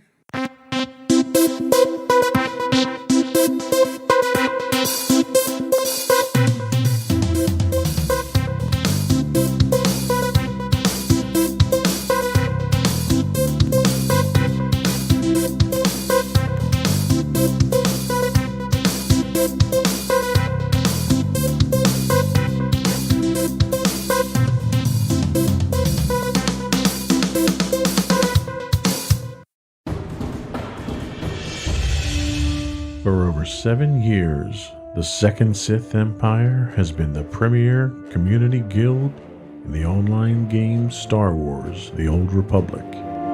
With hundreds of friendly and helpful active members, a weekly schedule of nightly events, annual guild meet and greets, and an active community both on the web and on Discord. The Second Sith Empire is more than your typical gaming group. We're family. Join us on the Starforge server for nightly events such as operations, flashpoints, world boss hunts, Star Wars trivia, guild lottery, and much more. Visit us on the web today at www.thesecondsithempire.com. Insightful podcasts by informative hosts.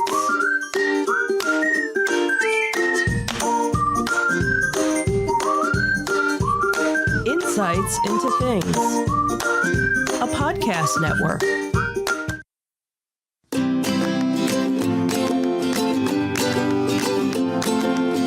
Welcome to Insights into Teens, a podcast series exploring the issues and challenges of today's youth. Your hosts are Joseph and Madison Whalen, a father and daughter team making their way through the challenges of the teenage years.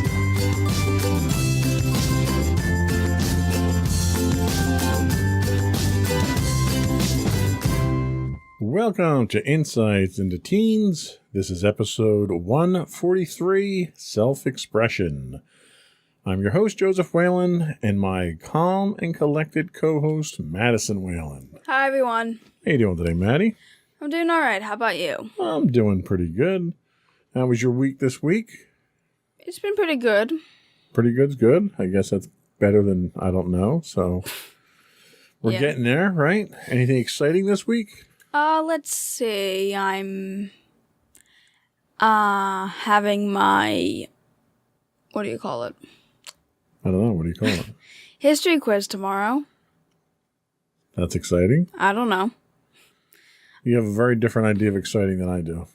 There's an interesting thing we're going to be doing in ELA this week that is on a topic that I'm a little not okay with, but it'll be kind of fun to go through, I guess. That's vague. Is it something you can share details about? Difference between having crushes and true love. Oh, interesting. Okay, yeah. Should be interesting how that plays out. Yeah. But that's not what we're talking about today. Yeah. Today we're talking about self-expression. Almost every teenager goes through wild periods of self-expression that will typically include clothing and musical choices that are borderline offensive to their parents. However, it's important not to stifle your teen while they experiment with different versions of self-expression. After all, as long as they're not hurting themselves or anyone around them, there really is nothing wrong with their actions. In this episode of Insights into Teens, we'll explore how self-expression allows teenagers to discover who they are and helps them form their adult personalities. But before we do that, though, I would like to invite our listening and viewing audience to subscribe to the podcast. You can get audio versions of this podcast listed as Insights into Teens. Video versions of the podcast can be found listed as Insights into Things. We do audio versions on that stream as well. You can find us on Apple Podcasts, Spotify, Google, Stitcher, iHeartRadio, pretty much anywhere you can get a podcast these days. I'd also invite you to write in, give us your feedback. You can email us at comments@insightsintothings.com. You can find us on Twitter at Twitter /_. Well, I blew that one, didn't I? Yep. You can find us on Twitter at twitter.com/insights_things. You can find us on Facebook at facebook.com/insightsintothingspodcast. We're on Instagram at instagram.com/insightsintothings, or you can find links to that and much more on our official website at insightsintothings.com. Ready to get into it? Yep. Here we go.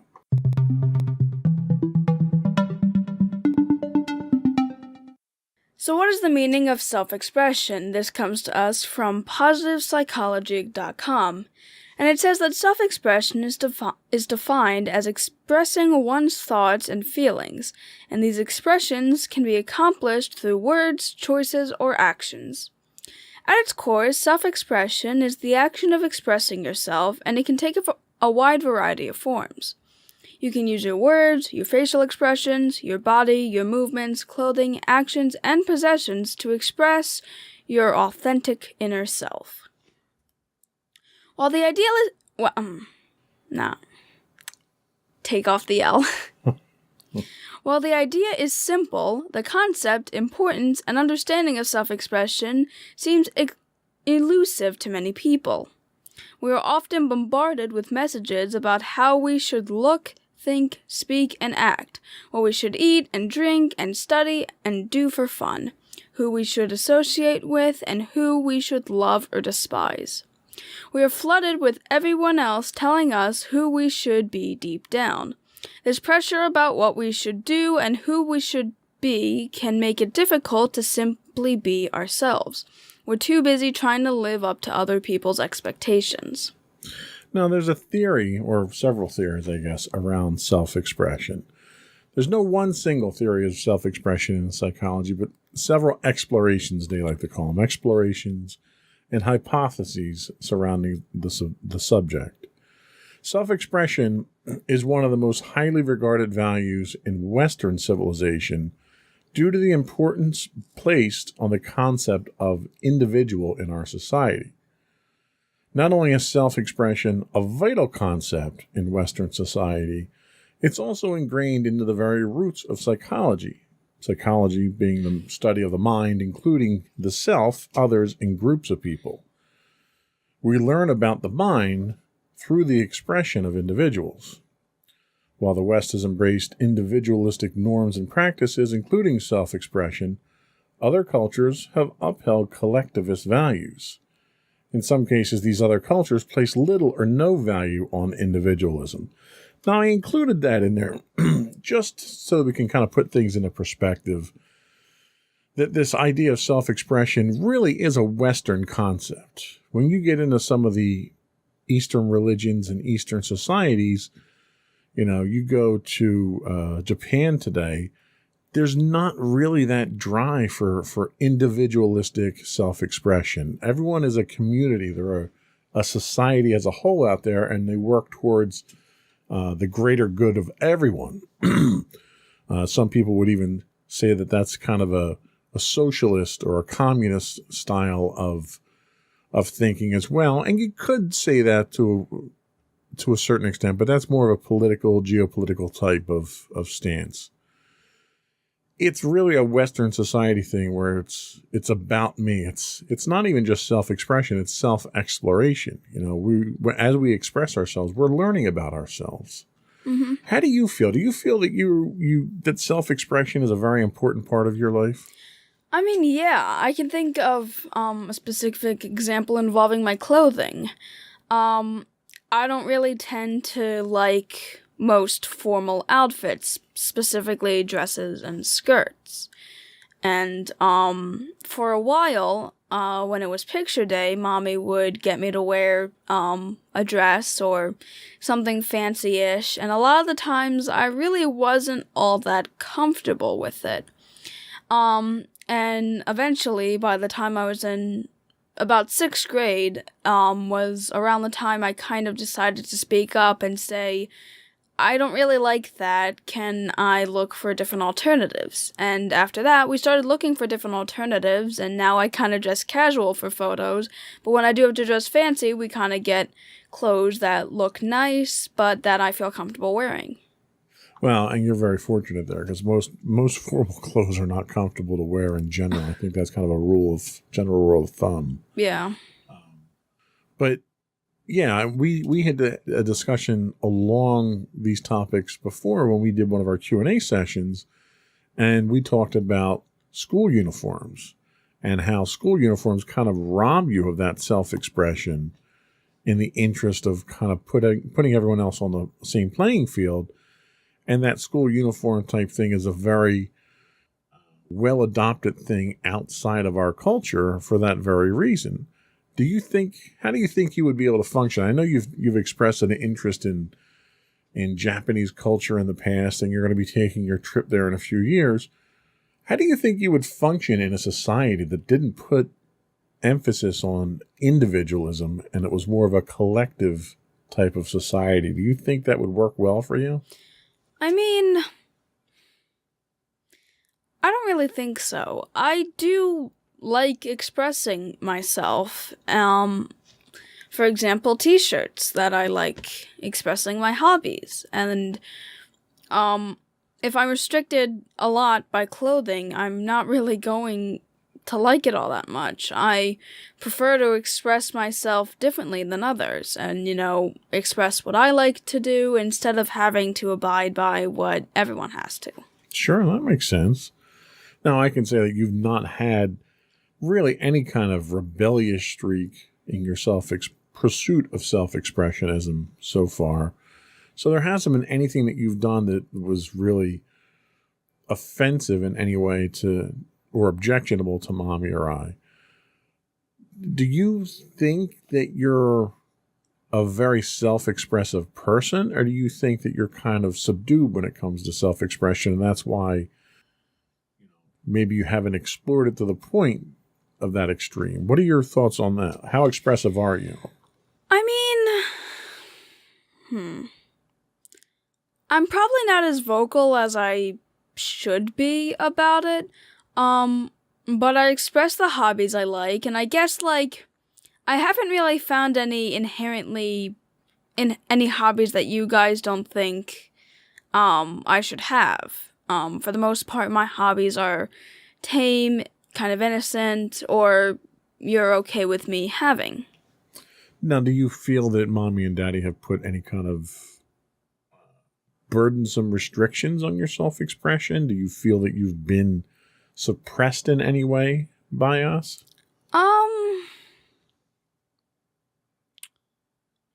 Well,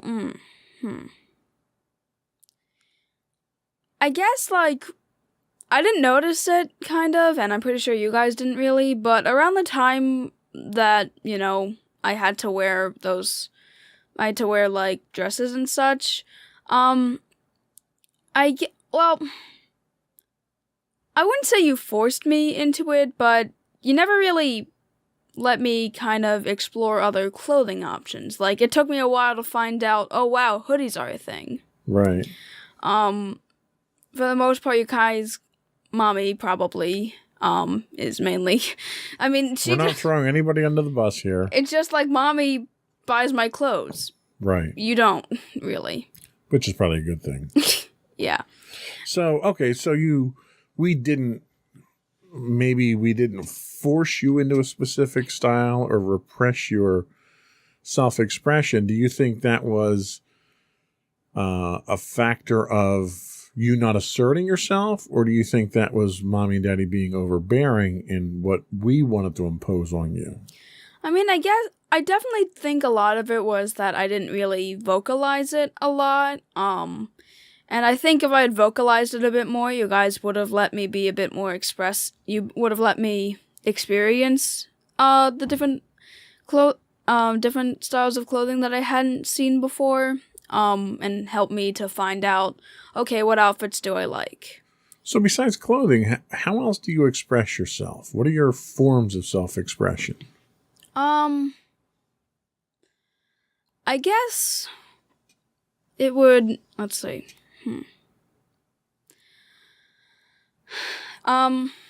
Do you express yourself? I guess that's a good question too. I try to express myself. I guess. Because for a lot of people, self-expression is not that important. Is it even important to you? I mean, yeah, I'd say that it is important. I just guess I can't think of. You just glanced down at your nails there. Why? I paint my nails now. Well, show the camera.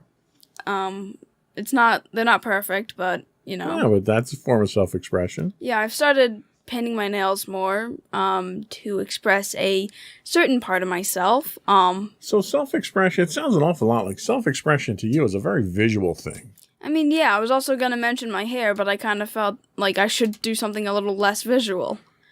But that's okay, because self-expression takes different forms for different people. If your outward self-expression is a visual thing, that's perfectly fine too. And I think I can come up with, like, a lot of stuff. Like, I tend to have a lot of stuff hanging from my bags that kind of represent some of my hobbies. Sure, yeah, little symbols of your personality. I feel like a lot of that kind of comes down to, like, I feel a lot of people that are mostly introverted have that thing, and, like, extroverted people obviously do that too, but, like, I feel introverted people do that, like, to maybe bring up topics of conversation or stuff like that, or just to spur ideas and conversation starters. Yeah, I could totally see that. All right, well, let's take a little break. We'll come back, and when we come back, we're going to talk about the importance of self-expression in teens. We'll be right back.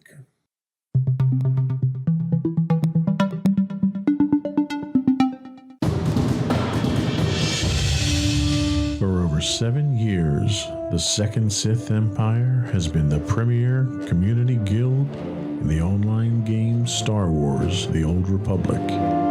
With hundreds of friendly and helpful active members, a weekly schedule of nightly events, annual guild meet and greets, and an active community both on the web and on Discord. The Second Sith Empire is more than your typical gaming group. We're family. Join us on the Starforge server for nightly events such as operations, flashpoints, world boss hunts, Star Wars trivia, guild lottery, and much more. Visit us on the web today at www.thesecondsithempire.com.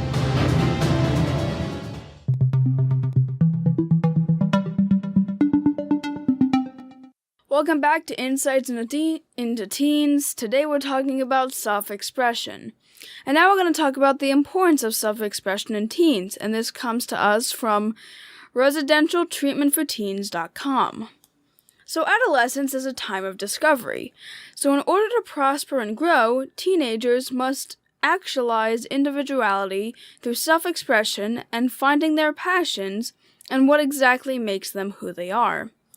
In the words of Aristotle, happiness is an expression of the soul in considered actions. Self-expression is healthy for teenagers who are exploring their interests. By learning about personal talents, adolescents can find their life's purpose, call to action, career path, or quality hobbies. Self-expression is indicative of inner thoughts, feelings, and opinions, while being a manifestation of how people interact with the world. Oftentimes, because of outside influences from peers, family members, and authority figures, adolescents suppress the natural need to communicate or freely display their beliefs and desires. Articulating meanings can be difficult for young people who have yet to fully practice freedom of self-expression, so it's important to provide supportive opportunities and creative outlets to teenagers. Communication, body language, artwork, fashion, music, and so much more are all correlating aspects of self-expression. The value of self-expression in adolescence is immeasurable, as it is vital to their growth and development. Fear can inhibit the reveal of truth, and low self-confidence, poor self-esteem, or harsh self-evaluation will also keep teenagers from reaching their full potential. Even inappropriate or disingenuous self-expression can be harmful, so guidance and support is a wonderful solution to helping teens find their identity and positively express themselves. So what benefits do you think you get from your forms? Because we've talked about how visual your forms of self-expression are. What benefits do you think you get from your self-expression? I guess first of all would probably be comfort when it comes to clothing. I feel very comfortable wearing what I wear, and I don't feel any form of discomfort from it. So feeling comfortable, I'm normally much happier, and I get a lot of positive benefits from that.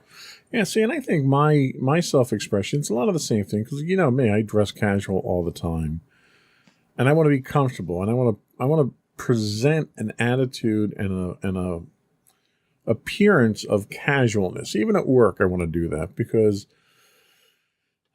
somebody my size tends to immediately invoke almost hostile feelings from people, like an intimidation or a fear. And I've led most of my life with that, and it's made it very difficult to engage with people as a result.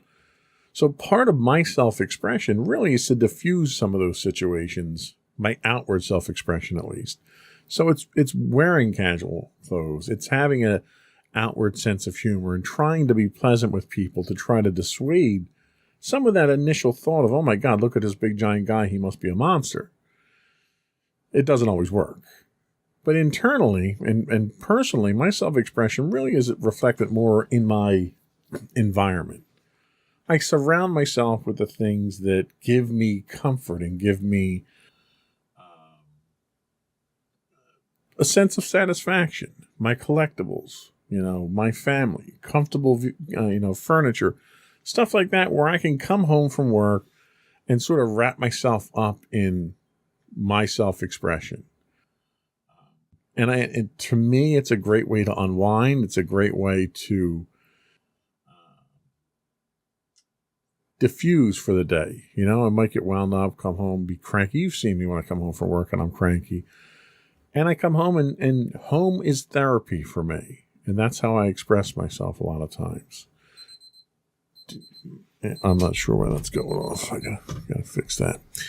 Do you get anything like that from a mental health standpoint from your self-expression? Yeah, and I feel a lot And I feel a good example would probably be art. A lot of the times when I had a rough day at school, or I'm just not feeling too well, when I get into the groove of drawing, I find that I get a lot calmer and my mental state goes up, and I can basically just focus on my art, and which is something that's in my control if I'm thinking about stuff that I can't control. And that's another great example of self-expression. And you know, we have some others here, and this comes to us from positivepsychology.com. They say everywhere you look, you can see examples of self-expression. This may sound like an exaggeration, but it's not. People around you are expressing themselves every day in many ways. All you need to do is look for it. Common ways that people in your life might express themselves include sharing details about their day and how it made them feel. And that's what we do, you know, during dinner a lot of times. Or, you know, now I'm picking you up a couple days a week from school to bring you home. We have a little bit of time to do that. Wearing an off-trend or outdated item of clothing, not to be cool and unique, but just because you like it. Sounds right up your alley there. Playing guitar on the street without a hat, a cup, or other container set up to take donations. Just doing it for the joy of going out there and expressing your art and giving people a little bit of joy in doing that. Yelling to express your frustration about traffic or other hindrances, you know, getting from A to B. Do you ever do scream therapy from time to time? I will say, one self-expression that I have yet to really mention to anyone else is when I have lunch with my friend Carly and Micah. Basically, if I had frustrations in the first half of the day, I kind of, in a way, scream about it, but I don't scream. I more or less just curse out. Yeah. And I'm the same way. I mean, you've seen me. I get angry at inanimate objects when I'm frustrated with them or something like that. And it's usually me cursing out a computer or a monitor or whatever I'm working on at the time that's not going the way that I want. And it's very therapeutic.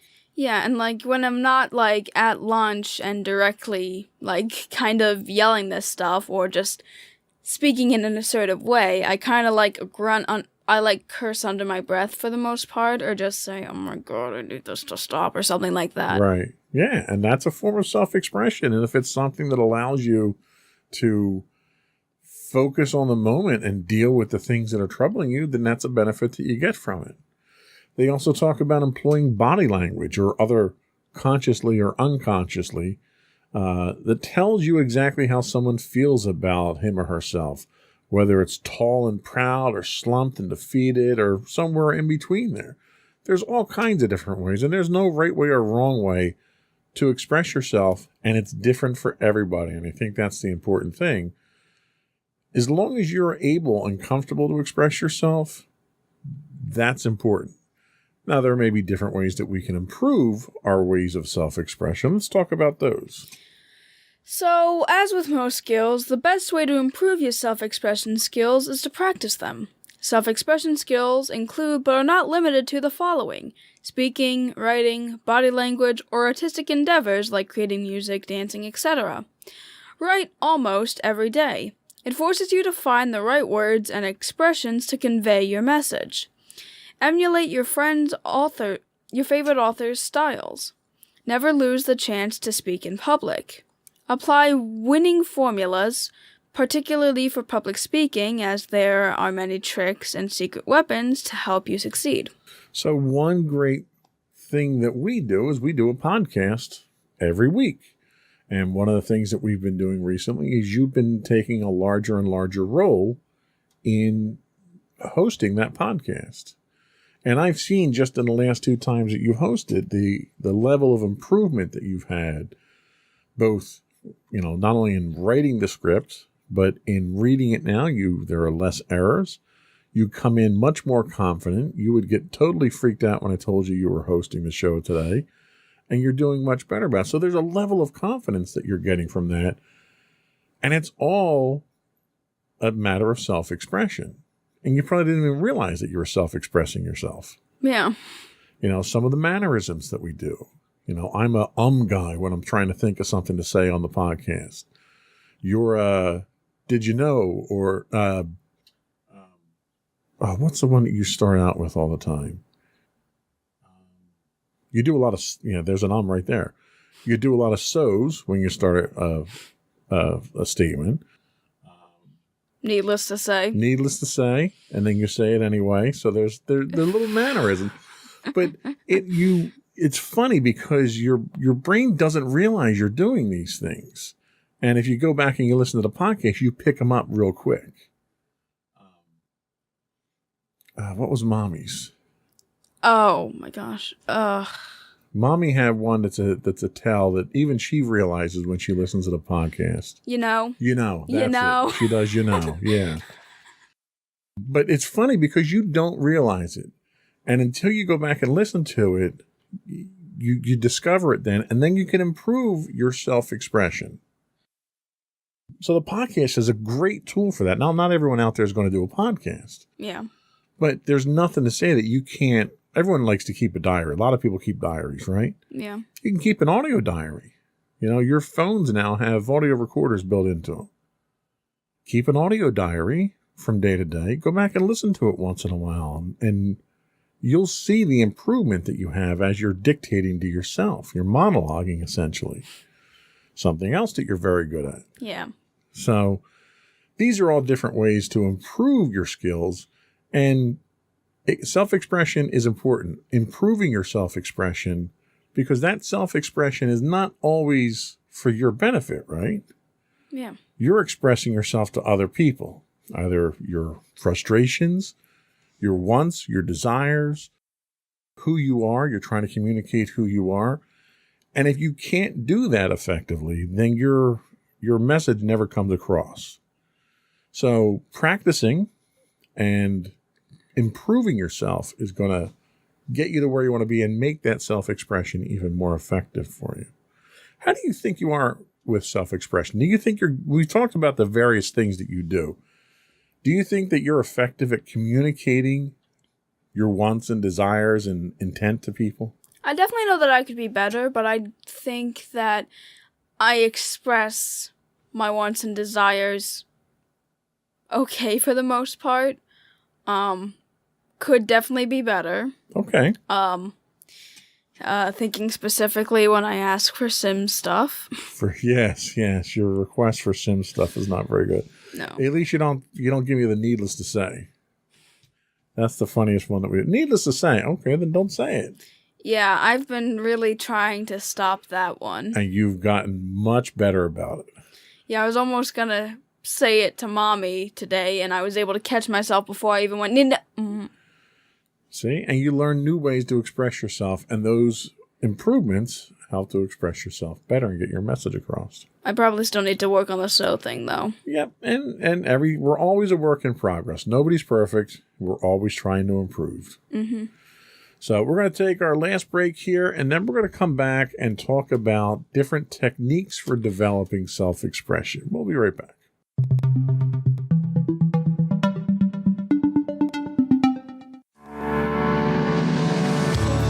Insights into Entertainment, a podcast series taking a deeper look into entertainment and media. Our husband and wife team of pop culture fanatics are exploring all things from music and movies to television and fandom. We'll look at the interesting and obscure entertainment news of the week. We'll talk about theme park and pop culture news. We'll give you the latest and greatest on pop culture conventions. We'll give you a deep dive into Disney, Star Wars, and much more. Check out our video episodes at youtube.com/insightsintothings. Our audio episodes at podcast.insightsintoentertainment.com, or check us out on the web at insightsintothings.com.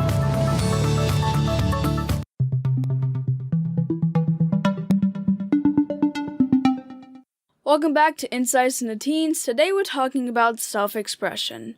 And now we're going to talk about techniques for developing self-expression. So, if you're looking for ways to boost children's self-expression skills, there are a lot of engaging and seemingly indirect ways to familiarize themselves with expressing themselves and understanding others. The following strategies will help encourage a child to build their self-expression skills. We have work on the art of conversation. Celebrate your child's style by allowing him or her to dress however they'd like, given that it's age appropriate. Encourage your child to mentor younger children to practice their own skills and do a good deed.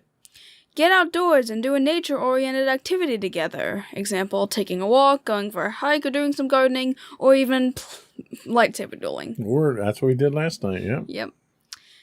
Help your child make a video documentary about him or herself, including their current likes and dislikes, strengths, interests, and passions. So of that list of inexhaustive list of things there, what have you done? I guess celebrating my style by allowing you guys allow me to wear what I like, given that it's age appropriate. Right. You allow me to have t-shirts that express something that I like, allow me to get hoodies at pretty much every place we go. That's kind of our theme at this point, isn't it? I mean, yeah. Whenever we travel to a new place, we just get a new hoodie. Right. It. What about mentoring? Have you had an opportunity to mentor any younger kids? I mean, I've kind of mentored my younger friends. I've definitely mentored them with homework and such, and I've also tried, and I know my two friends sometimes fight, so I've helped mentor them on how to make up at that point. Okay. You're an outdoors person? Not so much, huh? Not really. Yeah, yesterday I think was probably the most outdoors you've done since band, right? Fair enough. And we were lightsaber battling last night. Yep. Making a video or a documentary about yourself. Have you ever thought about doing something like that? I mean, the podcast really is yeah, that. I was going to say the podcast is kind of that. Yeah, I mean, it's really, we couldn't get much more detailed than what we do on the podcast. But I mean, yeah, when I monologue in the shower, I kind of pretend that I'm making a video. Well, and that's the thing, so I got you the digital recorder so you could record your monologues. Do you do that? Well, not so much, huh? They don't fit. It probably wouldn't work in the shower. Probably not, but you monologue elsewhere though too. Yeah, I guess it's, I don't know. Like, I know that there's this thing where it's like, I don't know, I can do it perfectly fine when I'm not being recorded. I see. So as long as there's no stakes involved, you're okay. Yeah. Okay. Well, and the podcast itself is another way to work on the art of conversation as well. I mean, yeah. So we've talked about what is self-expression, why does it benefit you, what are the different types of it, and how to improve it. So how can I help my children express themselves? Because clearly we've kind of fallen flat a few times with you, especially with the formal wear. So what can we do as parents to help our children express themselves? So the first thing that they tell us, and this comes to us from sunshinehouse.com, they say, emphasize the arts. The arts are an easy way for your kids to express their feelings without saying a word. Art therapy is proven to improve physical, mental, and emotional well-being, though creative self-expression for children and adults. So even adults can express themselves through art. It's not just restricted to traditional drawing or painting either. The arts can include music, dancing, and performance. Encourage your kids to try different art forms and explore their favorite artistic mediums. Support style decisions, and this is where we fell down, and I think we're getting better at it. Clothing is a form of self-expression. There are hints about who you are and what you wear. Let your children pick out their clothing, even if it looks silly, to encourage their self-expression. This will help them feel confident and unique wherever they go. You should also offer opportunities to choose. Slowly introduce your children to the concept of choice. Let them decorate their room or choose their hairstyle. By introducing the concept of choice, your children will learn that they do what they do and do not like, which will help shape their understanding of themselves as they become adults. You can also encourage exploration. It is vitally important to let your children explore their own interests instead of the camps or activities you've picked out for them. Find websites and brochures for your kids in a variety of parent-approved activities, and let them test out what they're interested in, whether it be ballet or robotics. They'll find out their niche better if they decide. And talk to them about about your feelings. As a parent, you are your child's biggest role model in life. Teach your children about healthy self-expression by discussing your emotions and why you're feeling sad, mad, or glad. So we've done a few of these things, right? So we've encouraged your exploration, especially through the summer camp programs, the online summer camp programs and stuff. You got to pick out what camps you wanted to do. We even did a couple of the science experiments at home that we picked up that we thought you'd like. Yeah. How about choice? Do we give you your choice in how you live your life and decorate your room and stuff? I mean, yeah. You guys have allowed me to kind of, pick what I want in my room, how I want to style it. Even that shelf that I keep banging my head on. I mean, technically, you guys put that up while so I was we put away. right. So but I mean, I would have, but I do, like the shelf because it gives me more room. But you would have picked a different place so I didn't bang my head every time I leave your room. Yeah. I appreciate that. What about your clothing? Do we allow you to pick your clothing now? Yeah, at this point. And how about emphasizing through the arts? Do mommy and daddy encourage your art? Yeah, in fact, you give me good constructive criticism when I show you my art, saying In fact, we even go so far as to make demands of you to produce art for different shows now. I mean, yeah. Speaking of which, when are we going to do that? Well, that's for Christmas, so we'll get to it. Yep. What about talking about your feelings?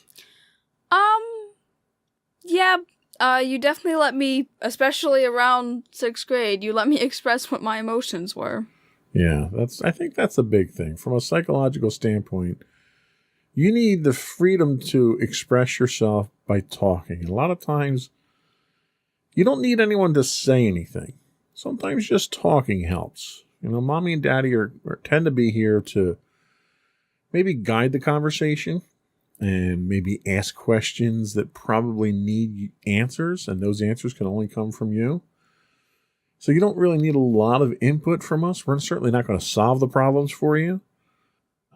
But the ability to talk and to have someone to talk to is really one of the biggest things that I found to be a helpful form of self-expression. Anything else that self-expression does for you, or hints about self-expression, or things that parents can do to help their kids? I guess, for parents, a lot of it is kind of just to help support them, but guide them, rightfully. I definitely don't think that they shouldn't be monitored, because some self-expressions can be dangerous, but also don't guide them to a fault. Yeah, don't smother them, right? Yeah. Yeah. And I think the other thing is parents kind of need to be open-minded. Mm-hmm. A lot of parents, and I fall into this myself, a lot of parents want to raise their kids based on how they were raised. And our parents try to do the same thing. And as kids, we can all remember, realizing, our parents just don't get it. It's different now than when they were kids and so forth. And the fact of the matter is, it is. It's different being a kid today, whether it's because of the technology today. Like, when I was your age, the internet didn't exist. Mm-hmm. So all the stuff that you're exposed to on the internet, some good, a lot of it bad, was never something my parents had to worry about. I was into what at the time were called BBS's, bulletin board services, where you would dial into another computer and do stuff. That was basically the equivalent of our internet. Mm. When my parents had that, they never even had that level of technology. So many parents could not relate to me from a technology standpoint. So it changes. So I think it's very important for parents to be open-minded. Be cautious. There's a lot of stuff out there today that's dangerous to the kids. In fact, I think there's far more danger to kids today than there was when I was a kid. Mm-hmm. Society is very different. So we can't lose sight of that. But you're right. We can't smother the kids. We want to protect them. Our job is to protect our kids, to educate our kids, and to care for our kids. Sometimes that requires us to have an open mind. It requires us to trust our kids. I have to trust that we've taught you right from wrong. And there's going to come a time where you're going to have to make that right or wrong choice. And I have to have faith in you that you're going to make the right choice. And we do that by explaining what the consequences are of both of those choices. I try to provide you with as much information as we possibly can so you can make an educated choice. I can't make the choice for you. And a lot of parents want to do that. A lot of parents live vicariously through their kids and dictate their kids' lives. And that's not good for them either. At least not in my opinion. It may work for some people, but in my experience, it's never the best. So keep an open mind. Be there, support your kids, and allow them to express themselves. And see where it goes. Yeah. That's all we had for today. We'll be back in a minute to get your closing thoughts and shout-outs. Alrighty. Actually, less than a minute. That's a lie.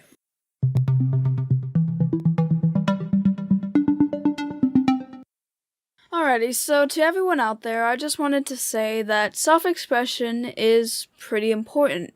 Having your kids know what they like and don't like, and just figuring out what hobbies they want is really important, especially in developing themselves as a person. And while, yes, you should help to guide them, you should also, like we said before, keep an open mind. Still allow them to express themselves just in a healthy manner. Okay. Sage advice as always. Thank you. That was all we had today. Before we do go, though, I want to invite our listening and viewing audience once more to subscribe to the podcast. You can get audio versions of this podcast listed as Insights into Teens. Video versions of the podcast can be found listed as Insights into Things. We're available on Pandora, Castro, Stitcher, Podbean, Buzzsprout, Amazon, anywhere you can get a podcast these days. I would also invite you to write in, contact us, give us your feedback, give us your show suggestions. You can email us at comments@insightsintothings.com. We're on Twitter at insights_things. You can find high-res versions of all of our videos on YouTube at youtube.com/insightsintothings. We do stream 5 days a week on Twitch at twitch.tv/insightsintothings. Audio versions can be found on the web at podcast.insightsintoteens. And you can find all this and much more on our official website at insightsintothings.com. And you. And don't forget to check out our other two podcasts, Insights into Entertainment, hosted by you and Mommy, and Insights into Tomorrow, our monthly podcast, hosted by you and my brother Sam. That's it. Another one in the books. Bye, everyone. Bye.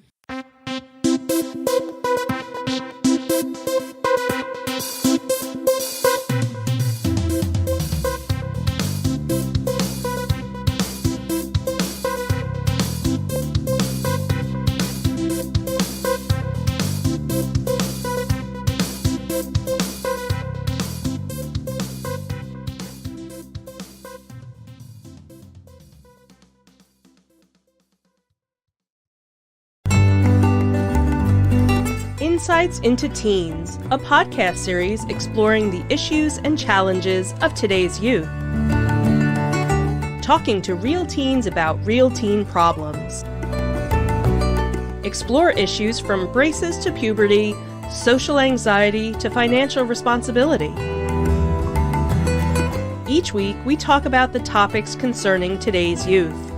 We look at how the issues affect teens, how to cope with these issues, and how parents, friends, and loved ones can help teens handle these challenges.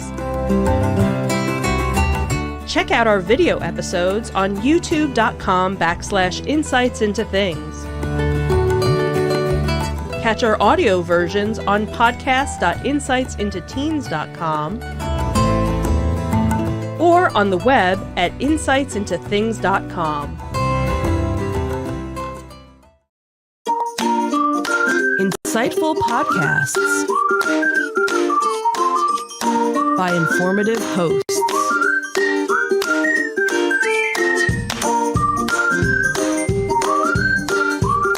Insights into Things, a podcast network.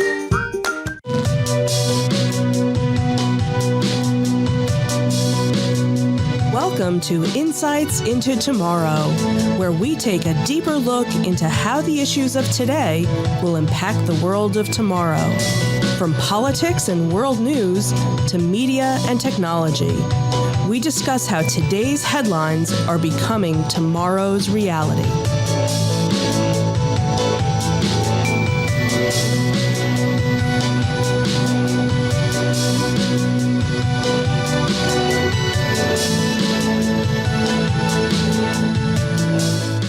Welcome to Insights into Tomorrow. This is episode 15, Battleground Afghanistan.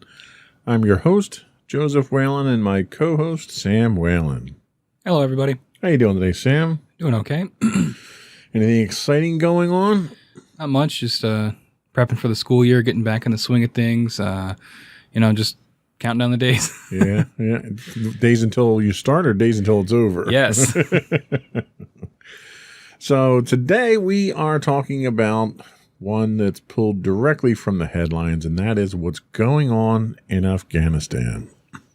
So after 20 years of military operations, over $2 trillion spent, an estimated 160,000 lives, which include 50,000 of which were civilian, 2,445 American service members, almost 4,000 U.S. contractors, and over 60,000 Afghan National Military Police. There was also almost 1,200 Allied service members, 44 aid workers, and 72 journalists. And that doesn't even count the 50,000 Taliban and other opposition fighters. The United States is finally pulling out of Afghanistan. While that's an exceedingly high toll to pay for America's longest war ever, those numbers are just a fraction of what the long-term consequences will cost.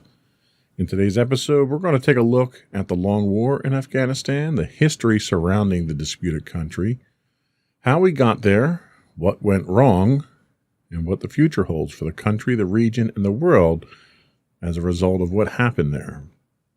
But before we do that, I would invite our audience, both our listening and our viewing audience, to subscribe to the podcast. You can get audio versions of this podcast listed as Insights into Tomorrow. Video versions of this and all of the network's podcasts can be found listed as Insights into Things. We're available anywhere you can get a podcast: Apple, Spotify, Google, Stitcher, and so forth. I would also invite our audience to write in, give us some feedback, give us some topics you'd like us to talk about, tell us how we're doing. You can email us at comments@insightsintothings.com. You can find us on Twitter at insights_things. We're on Facebook at facebook.com/insightsintothingspodcast, or Instagram at insightsintothings, where you can get links to all those on our website at www.insightsintothings.com. Ready to get started? Yes, sir. All right.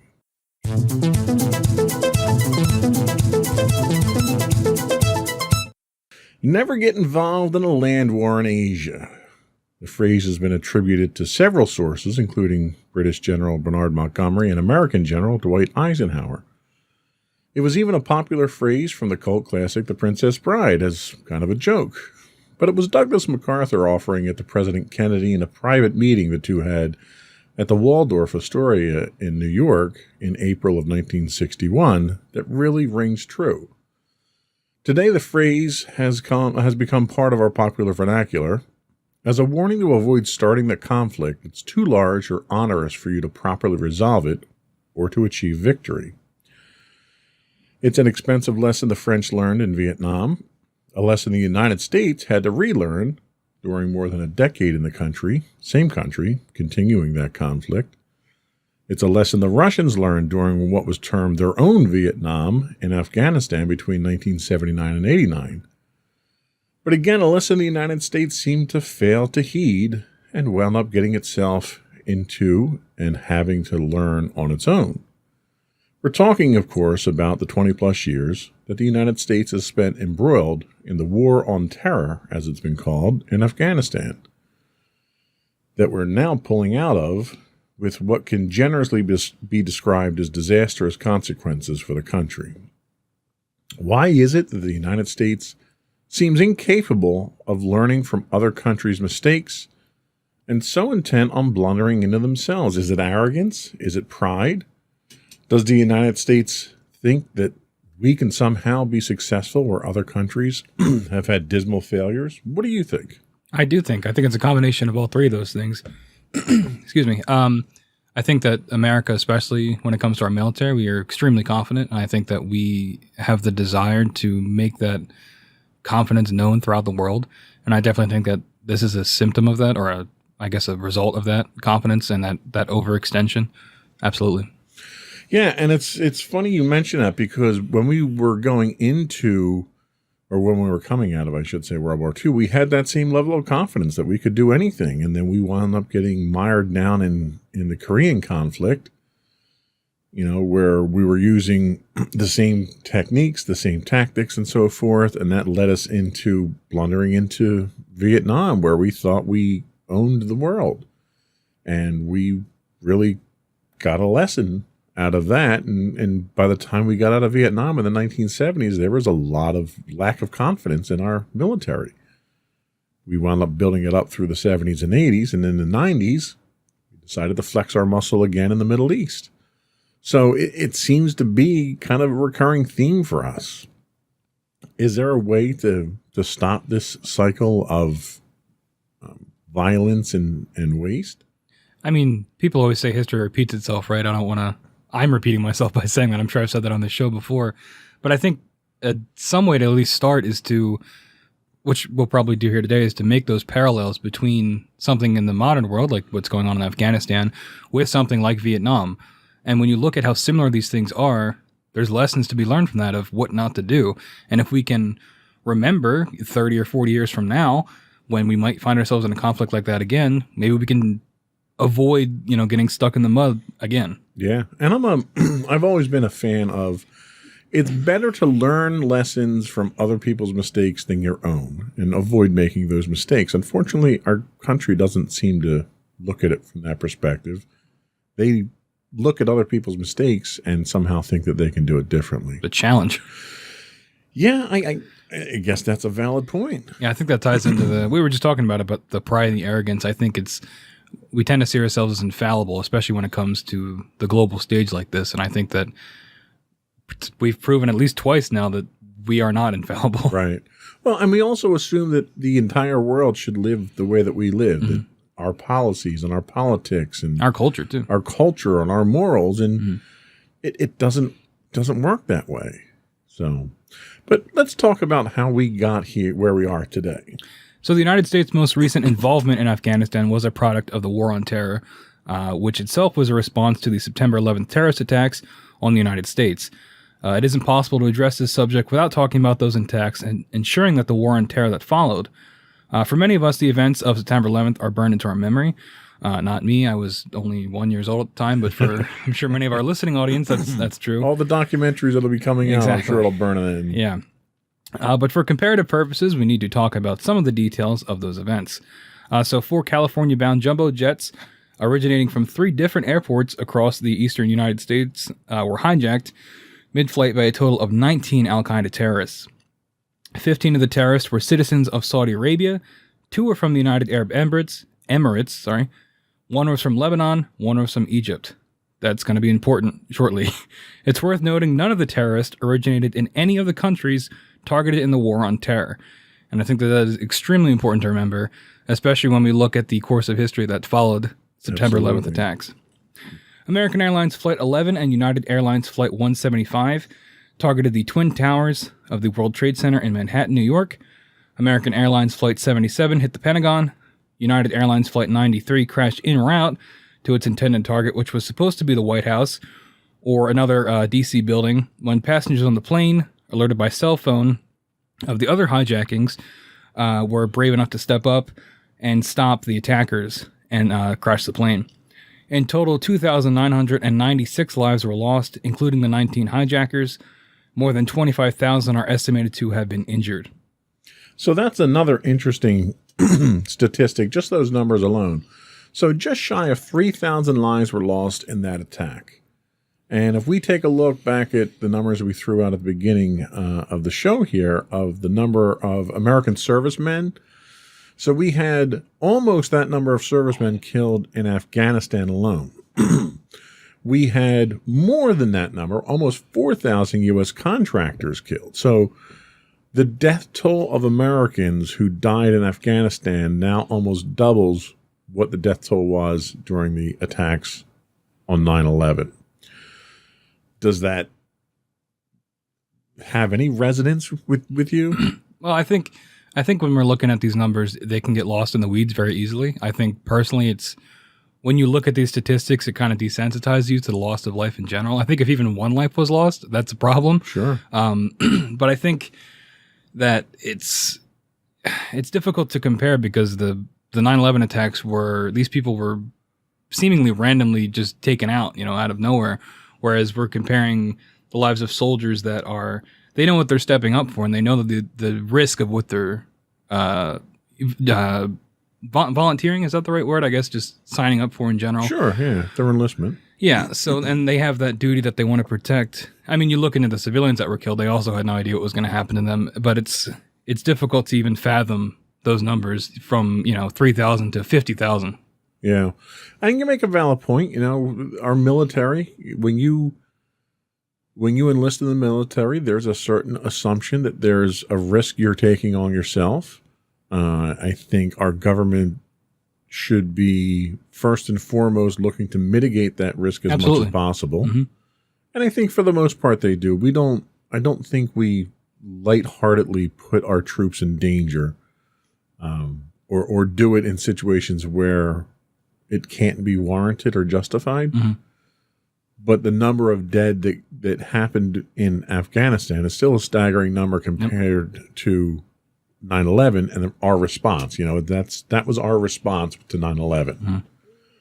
Mm-hmm. So on September 16th, 2001, then President Bush, George W. Bush, coined the phrase war on terror to describe the United States response to the terrorist attacks on the United States.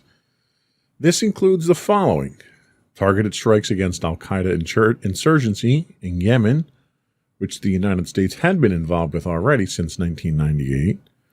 American-led, quote, intervention in Afghanistan, which started in 2001. The Iraq conflict, which started in 2003 on, at best, dubious evidence of terroristic activity, as well as the pursuit of Osama bin Laden into Pakistan starting in 2004. On May 23, 2013, then President Barack Obama announced that the global war on terror was over, saying U.S. military and intelligence will not wage war against a tactic, but will instead focus on a specific group of networks determined to destroy the U.S. So that's great. 2013, the war on terror is over. Everybody can come home, right? No. On December 28, 2014, the Obama administration announced an end of the combat role of the U.S.-led mission in Afghanistan, despite the fact that the U.S. continued to play a major role in the war on Afghanistan. I think we're giving a little bit of lip service there to try to get some votes, maybe. Mm-hmm. Then in 2017, President Trump significantly expanded the military presence in Afghanistan after the war on terror was over and our military mission in Afghanistan was over. We're sending more troops back in 2017. I'm thinking the messaging here that we're getting really is kind of inconsistent with the reality here. What are your thoughts? Yeah, definitely. I think that this war on terror has been used as a political tactic since it started, right? So you had President Bush Jr. on the American battleship with the mission accomplished. Yeah. There was that. There's what we were talking about here with Obama. It's always if we can end the war on terror, right? That's a way to get bonus points with the people. And I think that's really all it is. It's never sincere, right? And I know we talk about politicians and they make insincere claims all the time. And I think that this is just a prime example of that. Yeah, I think the problem that we run into is every politician wants to be known for winning a war, but not fighting a war. Mm-hmm. Because when you fight a war, it's dirty. Lives are lost. It costs a lot of money. There's a lot of carnage. You get a lot of bad press when bombs are going off and civilians are dying and American troops are dying. But when the war is over, and I think this was the kind of the product of the Gulf War in the 90s, it lasted so short a period of time and was such a resounding victory for the United States that George Bush, the first Bush's presidency, skyrocketed in popularity after that. Of course, it didn't help him win re-election, but everyone wanted to get that jump in popularity. So everybody wants to declare this war is over. I don't think you can really do that in the middle of a war if you still have troops on the ground, still fighting, still dying, still, bullets flying. Yeah, and jump in here if I'm misspoken here, but the war on terror wasn't a declared war, right? So they didn't have to go to Congress or anything like that. Right. That gives them a lot of options for how they want to wage this war. Right. So that's just the war on about. terror was literally just a marketing term. Yeah. That was also when we got our axis of evil terminology as well. And, we didn't declare war on a country, which is what Congress is authorized to do. We pretty much had carte blanche to do whatever you want. To do whatever you want. Yeah. Yeah. So that's kind of talking about why we got here, sort of. We're going to take a little break. We're going to come back, and we're going to talk a little bit about the withdrawal from Afghanistan. We'll be right back.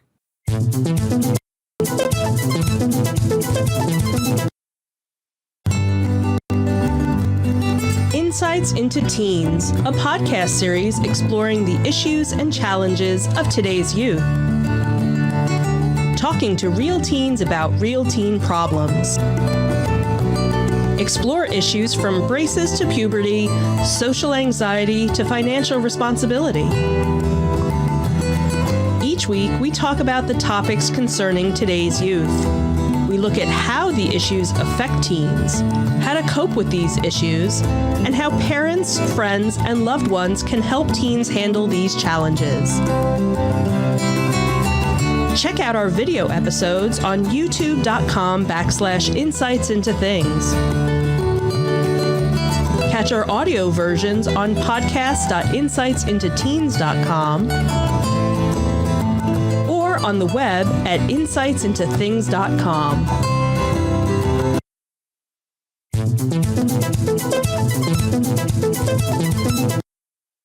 Hello, everyone. Welcome back to Insights into Tomorrow. We are talking about the withdrawal from Afghanistan. In the first segment, we talked a little bit about the past, and now we're dealing with more present topics. So on April 14th, 2021, President Biden announced the full U.S. troop withdrawal from Afghanistan by September the 11th this year, which would be the 20th anniversary of the September 11th attacks. President Joe Biden said the war in Afghanistan was never meant to be multi-generational, as he officially announced the drawdown of all remaining 2,500 U.S. troops beginning May the 1st, and like we said, concluding on September the 11th. The president noted that only the citizens of Afghanistan have the right and responsibility to lead their country. This announcement was made after consulting with, quote, our allies and partners, with our military leaders and intelligence personnel, with our diplomats and our development experts, with the Congress and the Vice President, as well as with Afghan President Ashraf Ghani, I'm probably mispronouncing that, and many other around the world. The United States met its objective 10 years ago with the assassination of al-Qaeda leader Osama bin Laden. Biden added, quote, our reasons for staying have become increasingly unclear. which is a little too self-aware, I think, for president. But it's worth noting the Bin Laden was killed during the presidency of Barack Obama, during which Biden was the vice president at the time. More than 2 years passed during the Obama administration after Bin Laden's death, in which the objectives in Afghanistan were not clarified, nor was a planned withdrawal put in place. Biden notes in his remarks that over the past 20 years, quote, the terrorist threat has become more dispersed, metastasizing around the globe. It could be argued that this was a direct result of the U.S. effort to wage a conventional-style war against nation-states when their true enemy deployed asymmetric guerrilla warfare tactics, much like in Vietnam. It's important to note that while still in office, Donald Trump negotiated a deal with the Taliban to withdraw U.S. military personnel. The deal was done without the participation of the current Afghan government and without their consent. It promised a U.S. withdrawal by May 1st, 2021. This agreement was still in effect when Joe Biden revised the timeline to September the 11th and when he started the pullout in August. So it's more than this current administration. This is something that's going back years through multiple presidencies. So just a couple of things that are worth pointing out here. Why in God's name would anybody pick September 11th for the date to pull out of Afghanistan, a conflict that was triggered by a terrorist attack on September 11th? Did nobody mention to Biden that that date was kind of important and you probably didn't want to paint targets on the backs of our soldiers for that? I could see the reason for going for it for like patriotic reasons, because 9/11 is obviously like a very hot button topic for, to stir up patriotism and fervor for that. And it being exactly 20 years, I could see him wanting... So you figured it would look better for us to tuck tail and run on the anniversary of September 11th? Well, yeah, it's not a good look either way. I mean, the optics there are terrible. Yeah. Like, who's advising him on these things? I mean, someone clearly must have mentioned to him that September 11th isn't the best time, so he pulled it back to August 31st, which doing it in a shorter period of time, I don't think was really a good idea. I think clearly it didn't work out. No, clearly it didn't. I would have pushed that deadline a little bit further forward. But the other thing that's interesting here is they note that there's only 2,500 troops in country right now to do this evacuation. Now, this announcement came on April 14th. Why on, August 1st are there still people even in country? Because there are American civilians that are still in country. I saw one article in which there was a school trip. First of all, who the hell goes to Afghanistan on a school trip? What, like college or like high school? Or? I didn't read the details on it, but either way, I'm thinking that's a terrible senior trip at that point. I mean, you need to talk to your tour director or something there. But why are people even in country at this point in time when the United States has announced a hard deadline for a pullout? Couldn't tell you. Honestly, it's maybe bureaucratic reasons, red tape, people can't get out.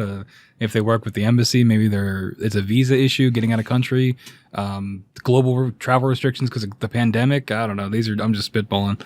And probably is a combination of all of those.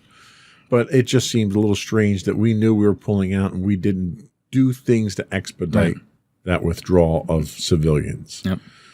And the fact that we've only got 2,500 troops in there who can't handle the security of this withdrawal itself. They had a general on the news just this week, and they asked him what he was going to do to help get Americans who aren't at the airport out of the country. And he basically came out and said, I don't have the resources to extend my operations outside the airport at this time to do rescue missions. So basically they're screwed. It's every man for himself. I can't even imagine what it's like for those people in the country. It must be terrifying. It's like the end of the world for them. Yeah, I agree. I saw a bunch of articles of the people in Afghanistan preparing for the Taliban takeover, and it's difficult to watch. These people don't have a choice. They're just accepting that this is their new way of life, and it's difficult for us to grasp. Absolutely. The fact that we're still there 10 years after we've achieved our goal of, we assassinated bin Laden. That's really what we did as a country. We assassinated this man. And we did that 10 years ago, and for some reason we're still there, and nobody can explain why we're still there. So something should have happened 10 years ago that we shouldn't even be there on Biden's watch. So I'm kind of hesitant to blame Biden for everything, especially given the deal that Trump had had cut, basically. I mean, Trump cut a deal with terrorists to hand the country over to him and didn't bother to ask the Afghans if that was okay with them. I mean, and I don't want to get too political here, but I can't really expect a guy who's disloyal to his own country and tries to overthrow the government is going to be loyal to an allied government either. Yeah. So I'm not surprised by that. I'm surprised that the United States was still bound by that agreement after he left office, though. Yeah, I definitely think for me personally, it's definitely a bipartisan issue. And I know definitely there's a great deal of fault on Trump here, but I think there's a fault going back to Bush as well, Bush Jr., sure. Then Obama continuing it with being determined to get bin Laden, and now, again, Trump, and then now Biden. I think it's both parties have a significant amount of fault in this. Yeah, you've got four administrations, 2 Republican, 2 Democrat, that are directly responsible for this catastrophe that's happening in Afghanistan right now. Yeah. So let's look at the immediate aftermath, okay? So it's estimated that as many as 15,000 Americans, at the time of the writing of this, which was a few days old now, it's estimated that as many as 15,000 Americans remain in Afghanistan after the Taliban's takeover of the country. More than 20,000 Afghans who aided the United States in the past 20 years qualified for special immigrant visas, but also remained in the country after the Taliban takeover. The United States military officers, including Marine General Frank McKenzie, have admitted lacking the resources to secure the perimeter around Kabul airport. He also emphasized, like I said, he did not have the resources to venture into the city to evacuate anyone or provide safe passage.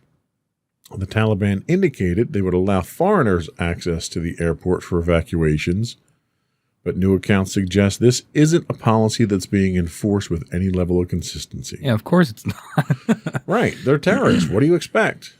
The Biden administration initially indicated there was no expectation of an immediate takeover by the Taliban after the U.S. pullout, which clearly wasn't the case. I mean, and we'll talk about why later. But whatever idea Biden had that the country was going to stand was completely wiped out within the first week of the pullout start. The U.S. has also trained and equipped more than 300,000 Afghan military personnel who were expected to maintain their territory and fend off the Taliban. And clearly they didn't. So some questions have to be asked. So with an announcement on April 14th of the firm deadline to pull out, why were there still so many Americans in country? We asked that. We don't have an answer. Why were qualifying visas for the allied Afghans not pre-processed before the withdrawal? You've basically painted the target on all their backs. Why didn't you ensure that you can get them out of the country first? No answer to that. Why was an evacuation of the Afghan allies not started before the withdrawal? You knew they were going to be the number one targets. There's lists of them already circulating around within the Taliban who they want to. They're basically death lists. No answer to that. And finally, the next question is, why did the Afghan military fall so quickly and let the Taliban take over? That, to me, is probably the most significant question here. And we'll talk a little bit more about that. But what are your thoughts on this? Like, give me your thoughts. I can't even formulate a question at this point in time. I'm so flabbergasted. It just seems awful. Like, I don't know how else to put it. It just seems like a really unfortunate situation for those people, and there's nothing. It just seems like no one's coming to save them, and that's awful. And like I don't know. Yeah. There's nothing you can do, you know? And you look at some of the early images of the evacuation, and you've got hundreds of people, standing room only, packed onto these C-17s that are just astounding the pilots of the level of people. You had people climbing on planes, trying to hold on, falling to their deaths as these planes were taking off. Yeah, that footage was, I don't know if our listeners have seen it, but the footage of the people falling off the planes was difficult to watch. Yeah, I mean, that's how desperate these people are. There's pictures of people on the perimeter of the airport handing their children up to people over the wall to at least try to get these infants out of the country because they know they're not going to be able to get out of the country. And it's impossible not to compare it to the fall of Saigon, right? Oh, the evacuation absolutely. of Saigon, people, helicopters going down, people scrambling. It's What makes it not impossible to talk about that is because Biden said you're not going to have another Saigon. yeah. And then they did. And you do. Yeah. I mean, the images of the fall of Saigon where helicopters are landing on the American embassy to get the last few people out. You have, there were accounts during Vietnam that you had South Vietnamese pilots that were stealing aircraft, evacuating their neighborhood. One particular pilot actually flew his entire family out to a ship that was waiting in the Gulf of Tonkin and unloaded them hovering over the ship because the helicopter could not land. And then he had to ditch in the sea and be recovered. Yep. You're seeing that level of desperation now. Only you don't have all those outlets because you're in a landlocked country. Yeah. And the other surrounding countries are closing their borders down. They're not letting refugees out.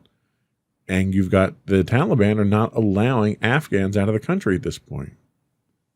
It's a tragedy that should have been stopped 10 years ago. Should have never been started 20 years ago. Yeah. And I said it before. It's like for these people, it's like the end of the world. Like there's nothing they can do. And it's for us in the comfort of our own homes to watch their worlds fall apart. I don't know. I mean, life was difficult before in a war-torn country which Afghanistan's been for the last, 40 years. But to lose everything, what little bit you might have accumulated, what roof you did have over your head, and then to be hunted down by this terroristic regime that is trying to impose a draconian system of law on you that you might not adhere to, believe in, that the rest of the world doesn't adhere to. It's a tragedy that's been long in the making, but one that we've contributed to as a country far too much. Mm-hmm. So we're going to take another quick break. We're going to come back, and then we'll talk about what went wrong. What are some of the things that went wrong that we can immediately playing Monday morning quarterback and talk about.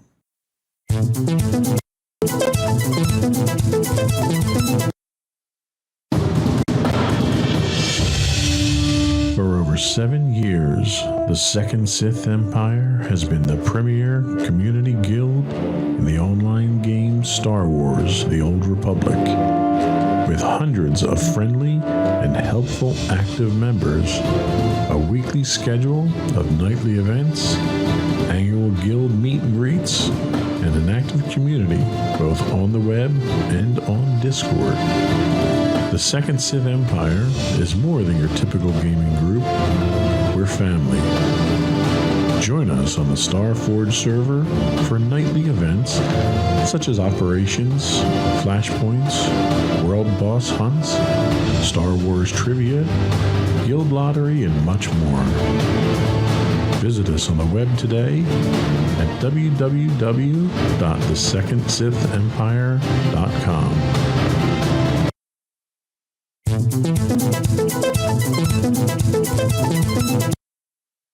Hello, everybody. Welcome back to Insights into Tomorrow, Battleground Afghanistan. So, taking a look at what might have gone wrong, or what did go wrong. First, looking at the country and its citizens. Countries have made the mistake of trying nation building in Afghanistan for over 100 years. The Afghans are fiercely independent and incredibly resilient people. They're accustomed to enduring hardships after so many years. This is mostly or somewhat due to the harsh landscape, makes unconventional warfare nearly impossible with its rugged mountains and lack of adequate infrastructure outside of the cities. A lot like Vietnam, except without the mountains. Ironic, isn't it? Yeah. It's just cooler. So looking at the United States, primarily the result of an overall lack of guidance and strategy or objective to our presence in Afghanistan, incompetence or ignorance on the part of the intelligence agencies. As a side note to that, there's evidence that diplomats in country had warned the administration and intelligence establishments of the strong possibility of a rapid Afghan fall, which were ignored. Loss of interest in the conflict on the part of the American people. 20 years on, we thought we accomplished our primary objectives with things like the death of Osama bin Laden. The war was extremely expensive. Casualty rates of any level were considered unacceptable. The lack of or prevention of further terrorist attacks put the original purpose of the mission largely out of people's minds. So you mentioned briefly the parallels between this and Vietnam. And I think a lot of it, there's too many to not sort of dwell on, I guess, here. So you have the country and its citizens, So you look at the hardships that the Afghans have dealt with in what's been a war-torn country for decades now. It's very similar to what the Vietnamese went through. They were never a particularly prosperous or decadent country. Either of them were. So it's difficult for Americans to realize the hardships that they live with every day, and the thought that that's something that would drive them to a peaceful resolution of things is not even logical. Would you agree? Yeah, absolutely. I think it's such a different way of life that I don't even think we can comprehend it. Yeah, and I kind of draw a parallel to movies like Red Dawn, right?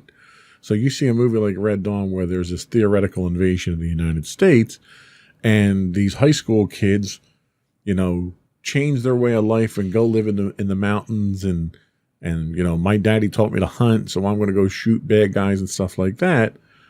And it's a fantasy. Like, Americans can't even really empathize with that sort of picture.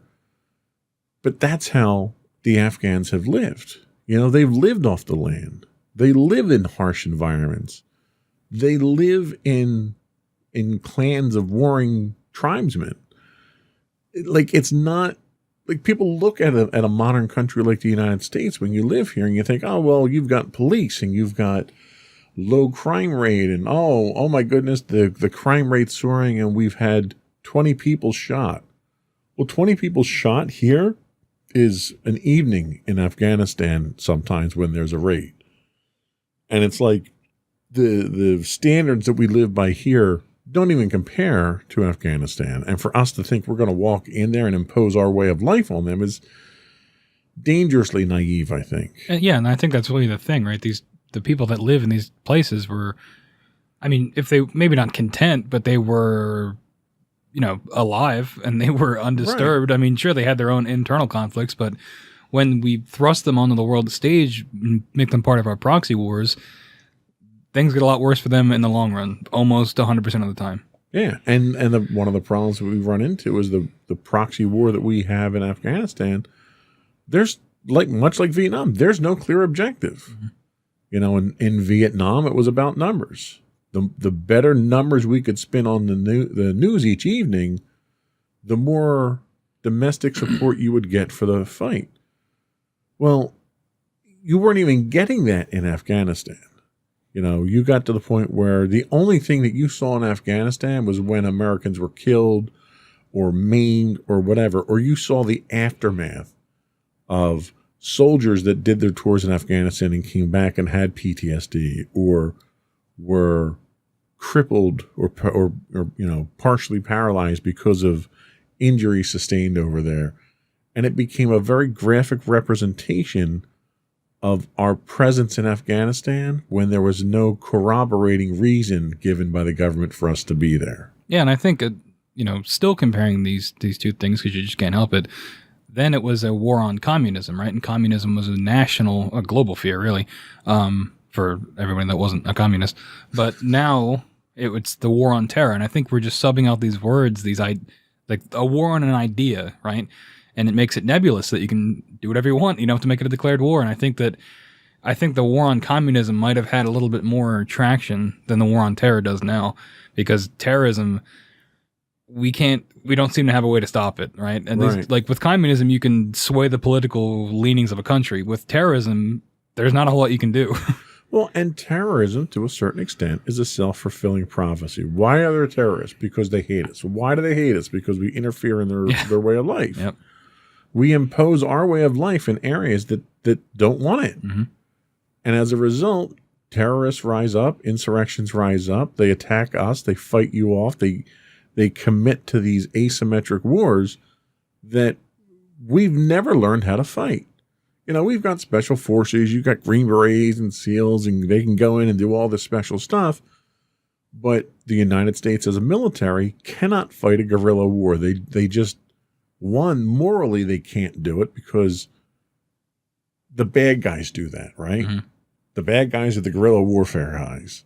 They're the ones that are going to go kill civilians to deter people from doing things.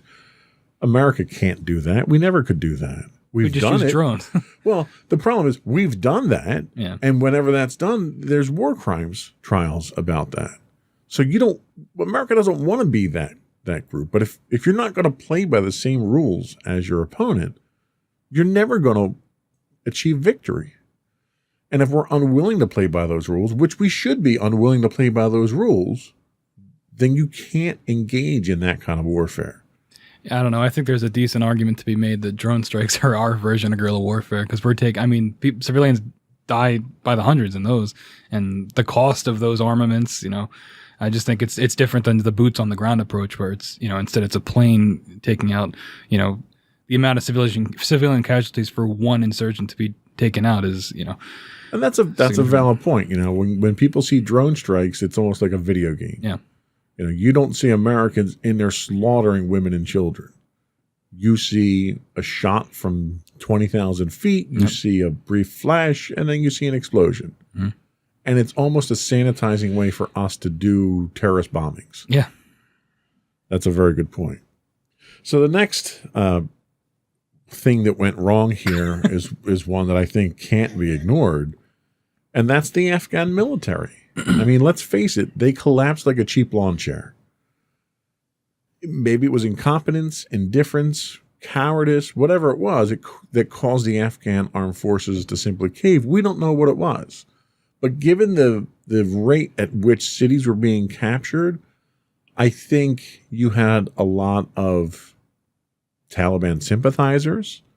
The fact that the Afghan government was relying on warlords in outlying districts to get their personal armies to defend the land. They're warlords. They're not government officials. Mm-hmm. So there's a profit to be made by doing what they do. And I would speculate that perhaps maybe they were bought off by the Taliban, or the Taliban promised them riches or lands or something, but something caused the Afghan military to just collapse. A lot of the Biden administration's planning for this withdrawal was contingent upon the 300,000 Afghans that we trained and equipped to hold off the Taliban. And it never happened. It wasn't even attempted by the Afghan military. And there's been no explanation as to why. So lack of a structured military control by the government and outlying regions was a problem with the Afghan military. Like I said, they were counting on regional warlords to defend the territory. There was probably a fair amount of Taliban supporters already in the military. And some of the warlords were probably paid. The government abandoned the country. The president was quick to flee the country to what he said, quote unquote, avoid bloodshed, which really was avoid his own bloodshed. This signaled an overall lack of effective leadership. There were signs of desperation early on as regional capitals fell. And it was, at least in Vietnam, the South Vietnamese put up a fight. And they put up a hell of a fight in Vietnam. They were overwhelmed. They were probably not confident enough or equipped enough to do what needed to be done. But once your air support dries up in most of these situations, you're going to lose land to a larger force. So the Afghan military is definitely to blame. But Joe Biden has to take some of the blame himself. We've talked about the fact that there's 4 administrations to blame here. Biden is one of them. He was certainly dealt a bad hand by the deal Trump struck with the Taliban. His intelligence agencies failed to plan for the contingency of the complete collapse of the Afghan military, which you would have thought you would have had reinforcements or at least airstrikes available to support them.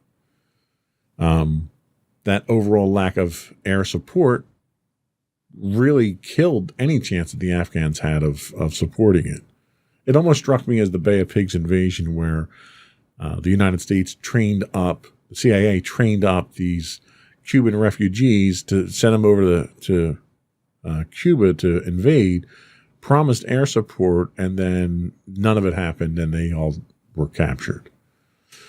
Biden has consistently dropped the ball when attempting to address these issues. Getting by on the fact that he's not Donald Trump just isn't cutting it anymore at this point. He's failed to properly plan, he's failed to properly lead, and he failed to provide remedies to resolve the issue. Now, a lot of people at this point in time are kind of jumping to conclusions and calling for his resignation, and I think that's grossly premature. There have been a lot of mistakes made by presidents over the years, none of which are impeachable or worth resigning over.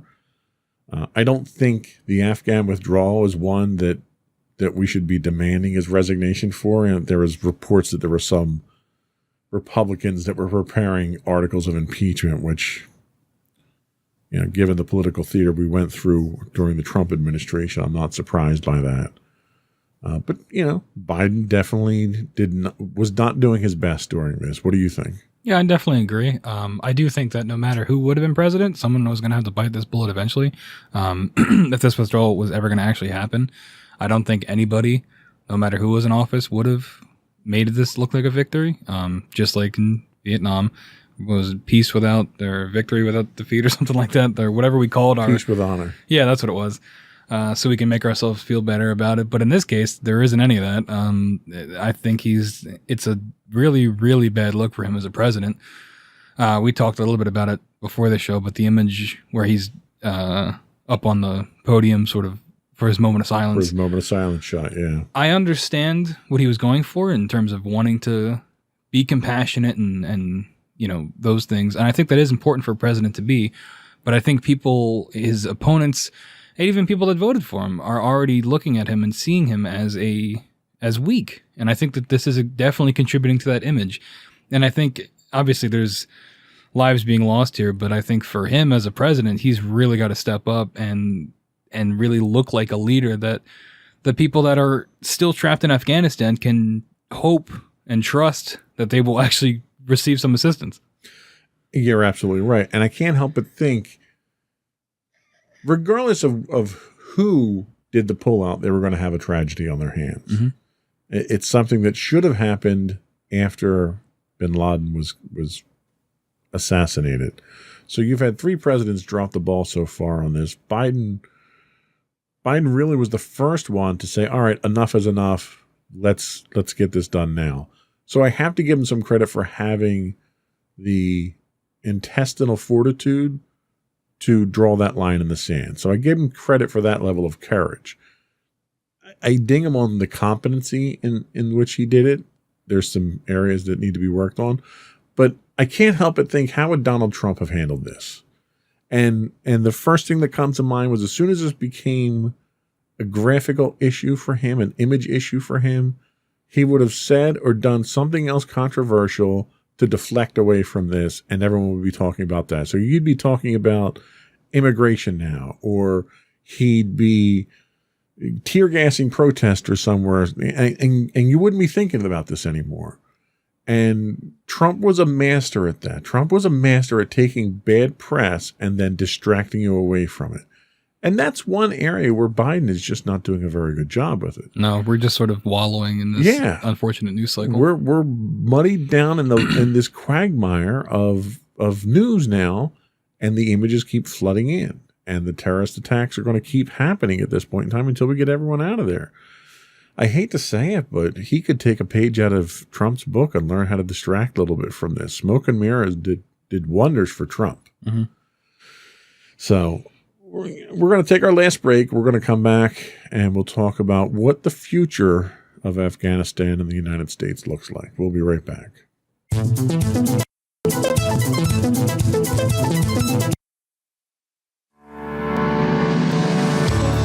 Insights into Entertainment, a podcast series taking a deeper look into entertainment and media. Our husband and wife team of pop culture fanatics are exploring all things from music and movies to television and fandom. We'll look at the interesting and obscure entertainment news of the week. We'll talk about theme park and pop culture news. We'll give you the latest and greatest on pop culture conventions. We'll give you a deep dive into Disney, Star Wars, and much more. Check out our video episodes at youtube.com/insights into things. Our audio episodes at podcast.insightsintoentertainment.com, or check us out on the web at insightsintothings.com.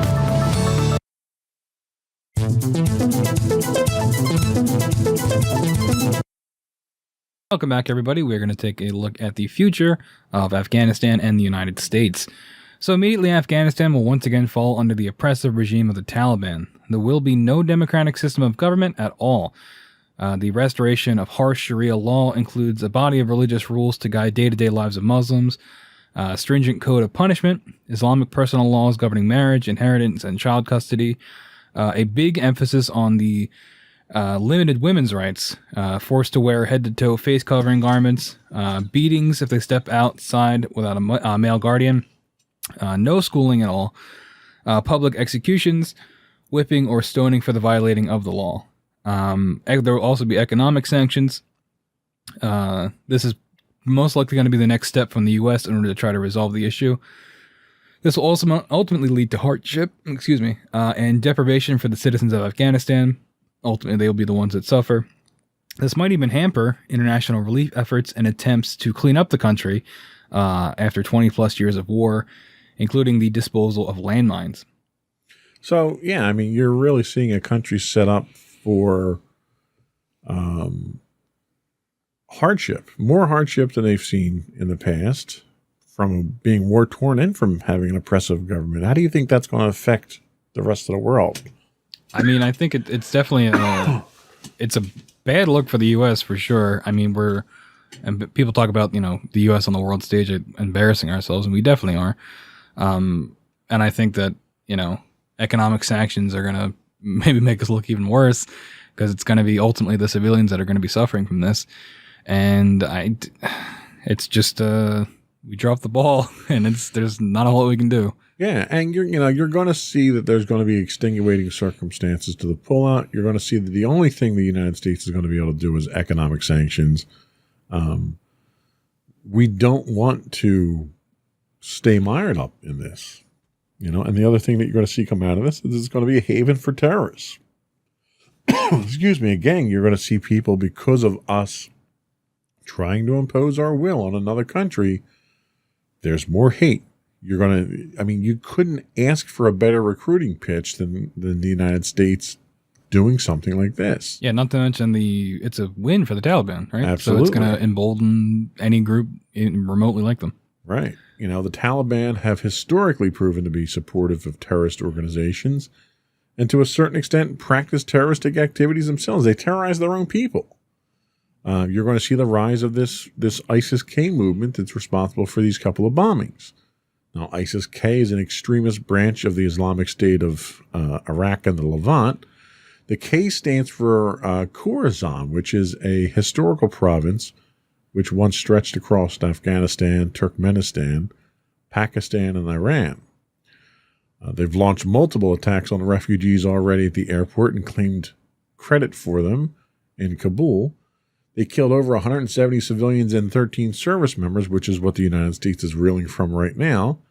In retaliation to that, within the last 24 hours, the U.S. launched drone strikes. Again, our sanctioned form of car bombs, really, at this point in time. They launched drone strikes on the Nangarhar province in Afghanistan, targeting one of the suspected planners of the attacks. And the Taliban also have a history of supporting al-Qaeda. The Taliban already sheltered Osama bin Laden during the American search for him after the 9/11 attacks. And the Afghan leaders, the current Afghan leaders, have made recent statements in support of bin Laden, raising questions of their continued support for the terrorist group. So they've pretty much signified the fact that they're going to be a home for terrorists. Anybody who wants to learn how to build bombs and kill people and terrorize the United States, you can come to Afghanistan. The Taliban's going to help you. That's what we have to deal with now. Yeah, and this speaks to the damage to America's reputation, which I already mentioned a little bit. This is going to weaken the United States on the world stage. Our reputation with our allies is going to suffer when they see how poorly we treated our Afghani allies. We're creating yet another refugee crisis that the rest of the world will have to shoulder the burden of. Speaking of refugee crisis, some of those refugees are arriving in local military bases where they're hopefully going to have some peace. The Afghan Civil War. It's hard to imagine this not ending with a bloody civil war among the Afghans. It wouldn't be the first or the last time. A civil war is an opportunity to have a proxy war, which we already mentioned, between other less involved countries. Ultimately, the region's going to continue to be war-torn for years to come. So, again, we're going to end the show on a positive note here, and it's doom and gloom again for another region of the world.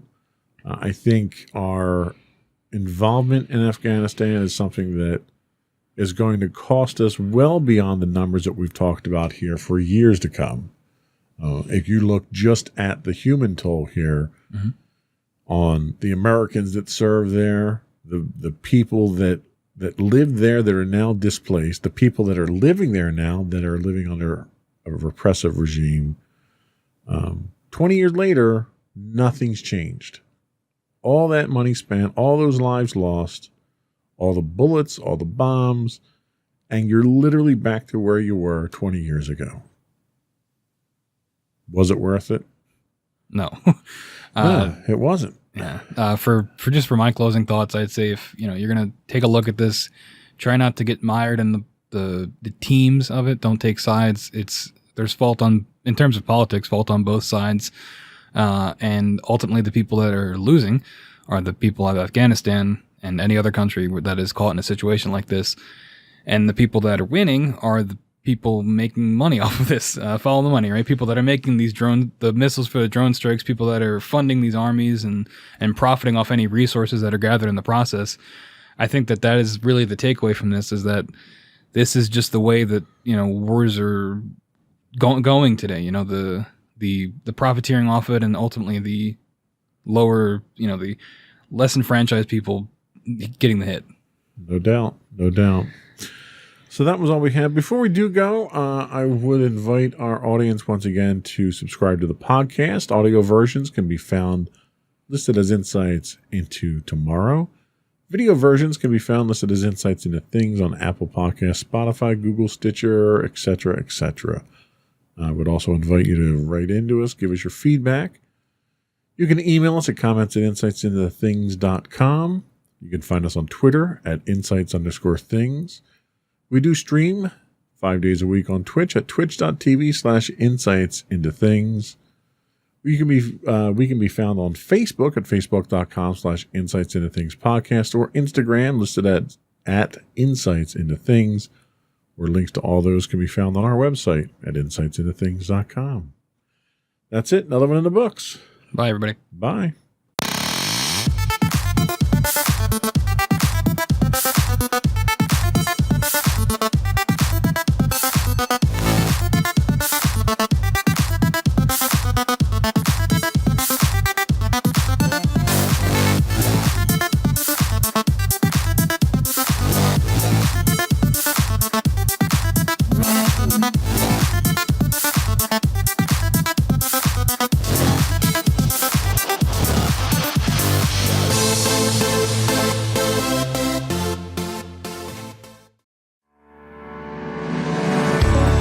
Insights into Entertainment, a podcast series taking a deeper look into entertainment and media.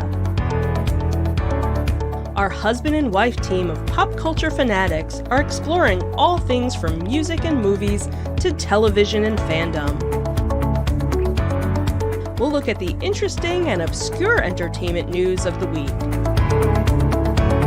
We'll talk about theme park and pop culture news. We'll give you the latest and greatest on pop culture conventions. We'll give you a deep dive into Disney, Star Wars, and much more. Check out our video episodes at youtube.com/insightsintothings. Our audio episodes at podcast.insightsintoentertainment.com, or check us out on the web at insightsintothings.com. Insightful podcasts by informative hosts.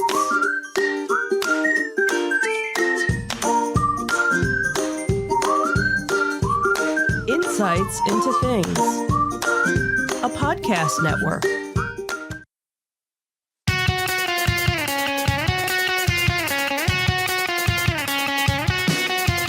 Welcome to Insights into Entertainment, a podcast series taking a deeper look into entertainment and media. Your hosts, Joseph and Michelle Whalen, a husband and wife team of pop culture fanatics, are exploring all things from music and movies to television and fandom. Welcome to Insights into Entertainment. This is episode 141, Walkouts and Mergers. I am your host, Joseph Whalen, and my creative and somewhat vulgar at times co-host, Michelle Whalen. Nice. I have no idea what you are referring to. Good thing the camera was off. That's all I got to say. You mean off? Off. Yeah, off. Anyway, how you doing today, sweetheart? It's been a day. Indeed it has. It's been 2 days for me, actually. So. It's been a week, really, Yeah, most of one. Yeah. Fortunately, it's almost over. Hey, it's Friday Eve. Yes, it is. That's the way we were talking about it at work. We were like, we're so close. We're right there. It just means I got one more day. I got to drag my butt out of bed and go to work. Yep. So anyway, but that's not what we're talking about. No, today. it's not. No, today, this is actually a back-to-back week because we had so many things to talk about. We just didn't want to let time go. Didn't want to have people wait till next week for this stuff. So this week, we're going to take a look at how the Disney CEO handled, or rather mishandled, Florida's controversial Don't Say Gay bill. Then we'll dig into the next major consolidation move in the entertainment industry with Amazon's acquisition of MGM. And we've got a great insightful pick for you this week and some convention news, but not much convention news. But before we do that, I do want to implore, beg, plead for our listening and viewing audience to subscribe to the podcast. You can find the audio versions of the podcast listed as Insights into Entertainment. Video versions of this podcast and all of the network's podcasts can be found as Insights into Things. We also list audio versions on that as well. You can find those on Apple Podcasts, Spotify, Google, Stitcher, iHeartRadio, and pretty much anywhere you can find a podcast today. I would also invite you to write in, give us your feedback, tell us how we're doing, how we're not doing. Give us your suggestions for pop culture shows or conventions that we can plug on the show. You can email us at comments@insightsintothings.com. We are on Twitter at twitter.com/insights_things. We're also on Facebook at facebook.com/insightsintothingspodcast. On Instagram at instagram.com/insightsintothings. Or you can find all those and much more on our official website at insightsintothings.com. Are we ready? Sure. I love that uncertainty.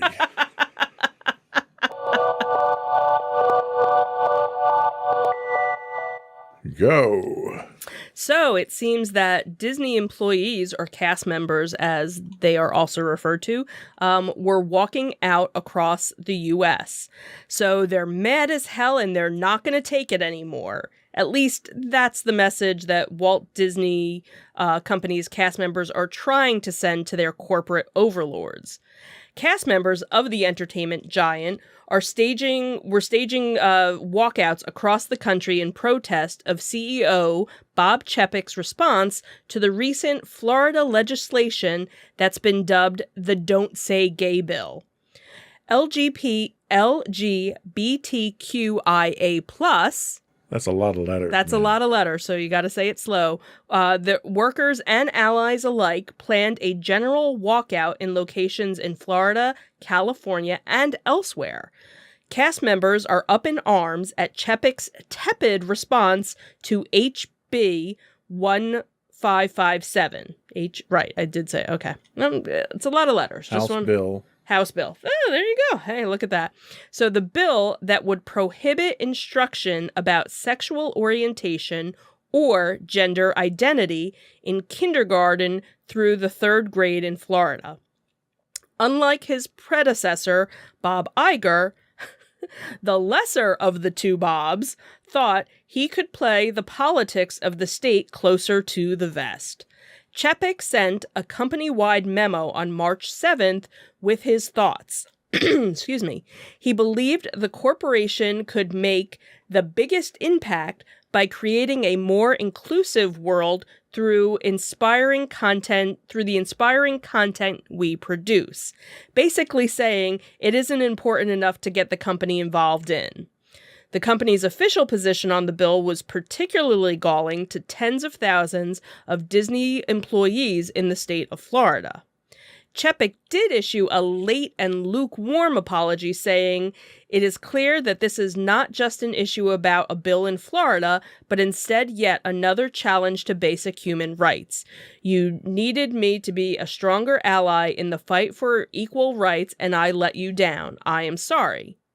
Even his apology seemed to be a bit of a tongue-in-cheek response, as if yet another challenge to basic human rights is just a bit of an inconvenience and not something worth standing up for.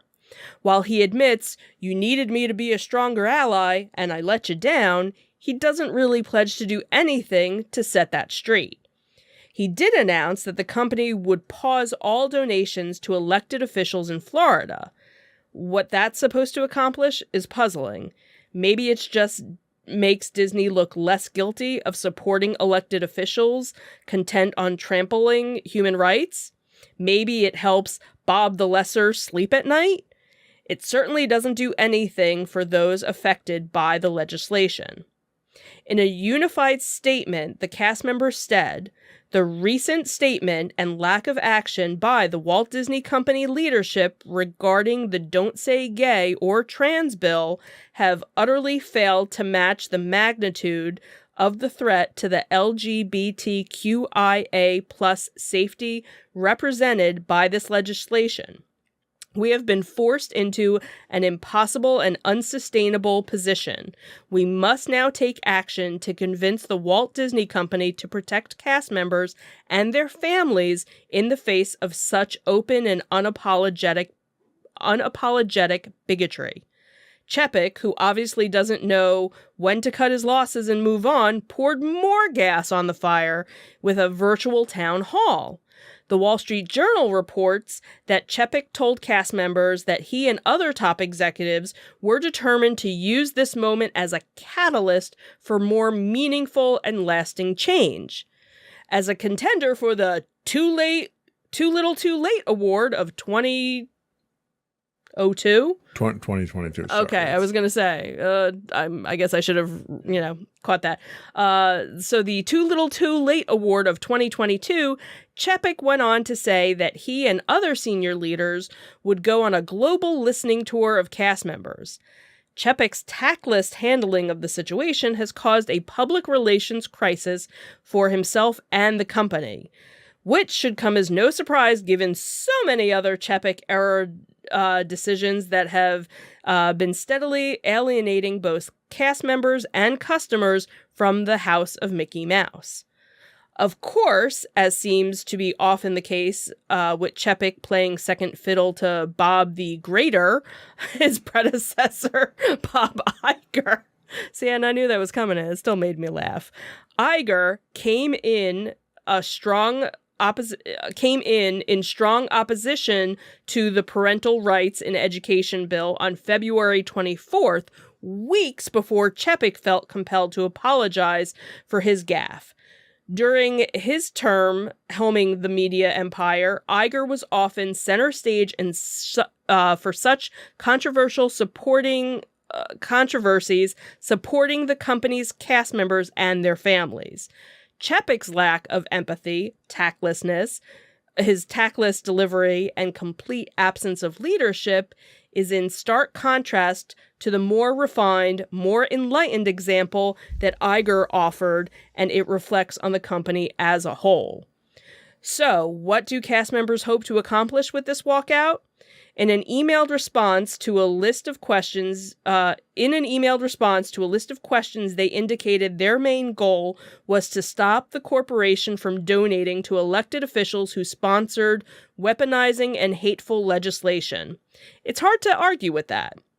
They also expect the company to take a stand against similar legislation in Georgia, a key production hub for the company's film and television shows. In a statement, the group said, "We believe the Walt Disney Company's recent statements about their commitment to our community means that anytime legislation like this comes up again, they will take a more visible stand, and we will plan to hold them accountable for that." Ultimately, it comes down to politics. Republican legislators who advocated for the bill contend that parents, not teachers, should be the people talking to children about sexuality and gender issues. Maybe in a perfect world, that works. Sadly, we don't live in a perfect world.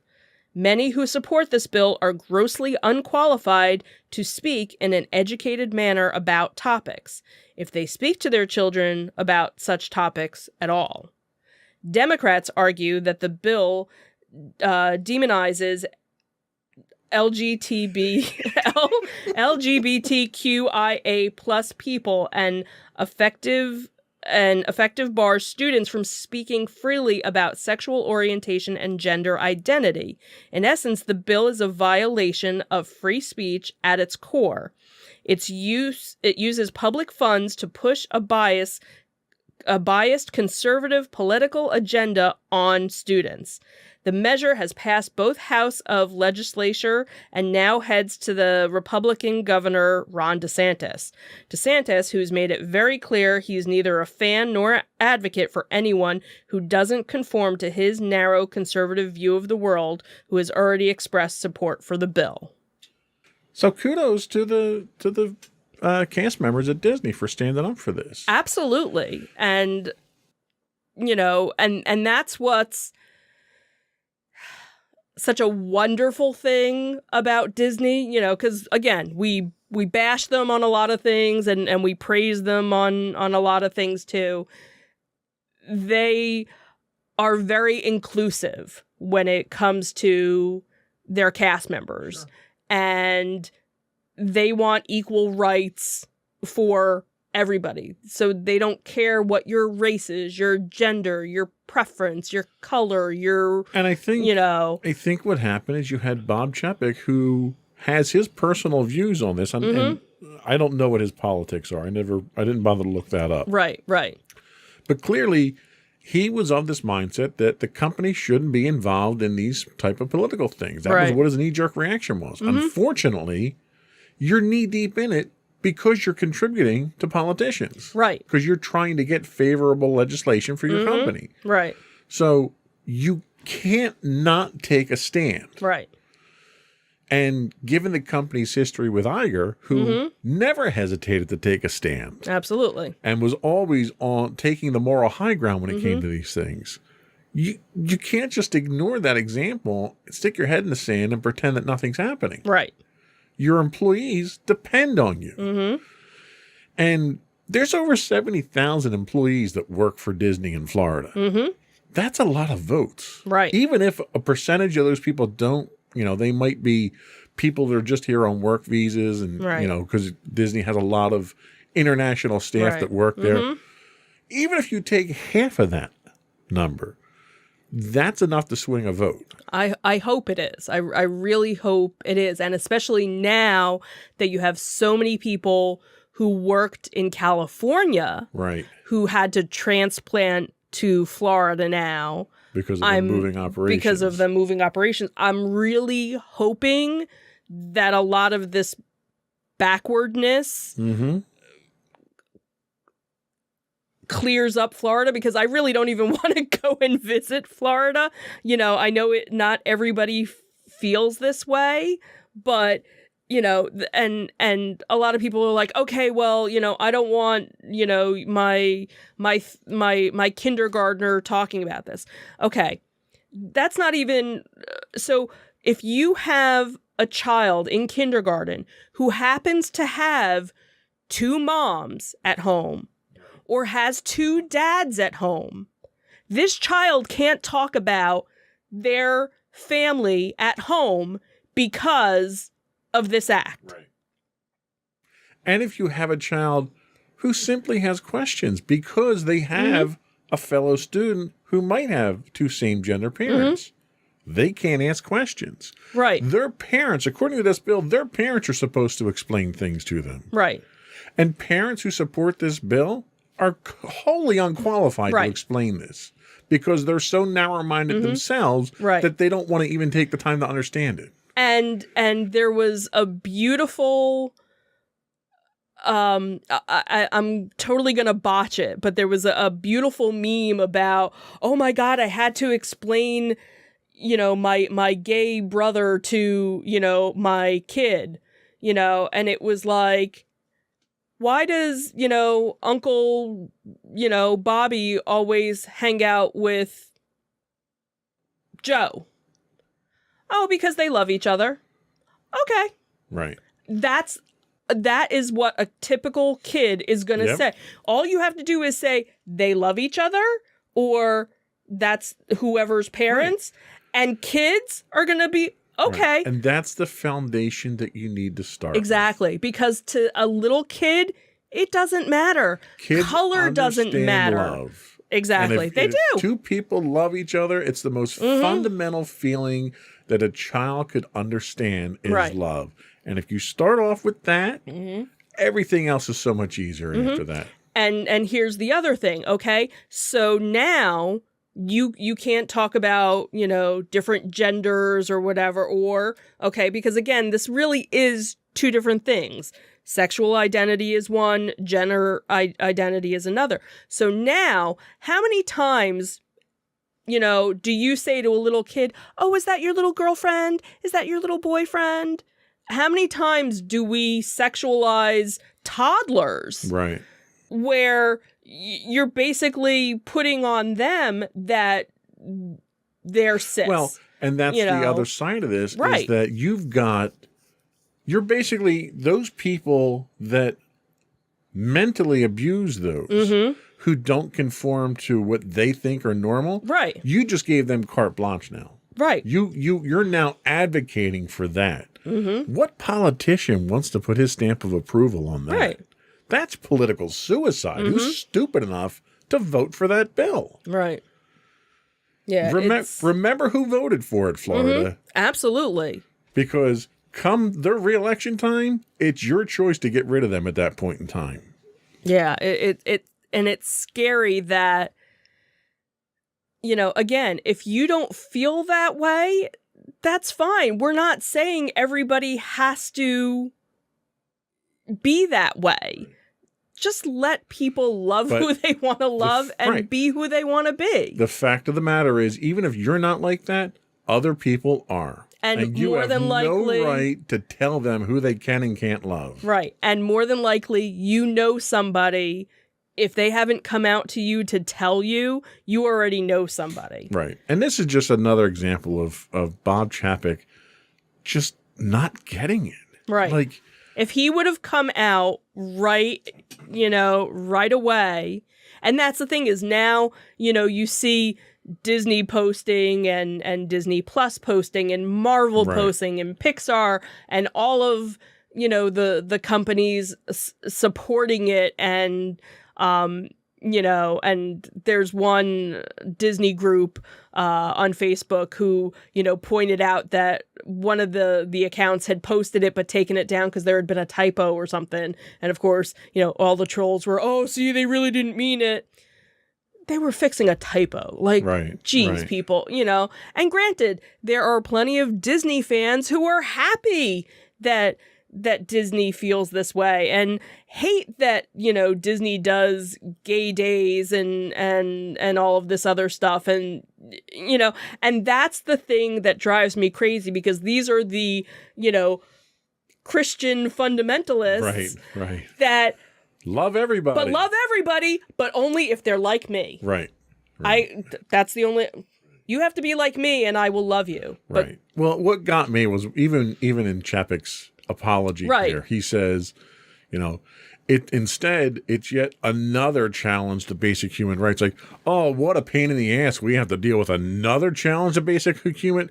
Like, really, right. dude? In 2022, we shouldn't have to be having to deal with Right. I basic agree that you human shouldn't, but rights. it shouldn't be an inconvenience to you. Right. The problem that you have is if you don't want to play politics, then you can't play politics, which means you can't go out and buy your own politicians. Right. Because if you're buying your own politicians, they damn well better vote in your favor, right? Mm-hmm. Otherwise, you're wasting your money. Right. The fact that they're coming out and saying, well, we're not going to contribute to politicians anymore. You shouldn't have been doing it in the first place. Right. And then come back saying you don't want to get involved in politics. You're neck deep in it, dude. You don't have a choice. Right. And I'm sure there's a lot of other stuff with tax credits and all this other stuff, you know, because obviously Disney's a big supporter of, you know, the Florida economy. But the thing is, now there's also a lot of other companies out there too. So, you know, I'm sure if Universal and, you know, all of these other companies kind of came together and put the strong arm, you know, it would make a difference, you know. So you need Disney, but you need everybody else to kind of do it as well. Corporate America needs to do the right thing. Mm-hmm, absolutely. I mean, that's as simple as it is. Mm-hmm. And you can't abdicate your responsibility when you're that involved in politics. And they don't mention in the articles that I researched how much Disney was giving, but you know it's not pocket change. Oh, yeah. When you're that involved in politics and you're trying to buy your own politicians, you know, you can't pretend that you're not part of politics. Right. You know, they have their own lobbyists, I'm sure, you know, absolutely. The full-time, you know, lobbyists for everything. So Disney getting it wrong again, but really Bob Chapek, just terrible, like complete lack of leadership, you know. Mm-hmm. I was never a fan of Bob Iger. You know that. I think the man was paid more, 10 times more than he should have been paid for what he was doing. Right. But he looks like a saint compared to Chapek at this point in time. Yeah. Bob the Lesser. That's how I felt. Will forever refer to Bob Chapek. Bob the Lesser. The lesser of two Bobs. It's good. I like that. So, all right. That was what we had on our Disney article. We're going to take a quick break. We'll come back. And we'll talk about some entertainment news.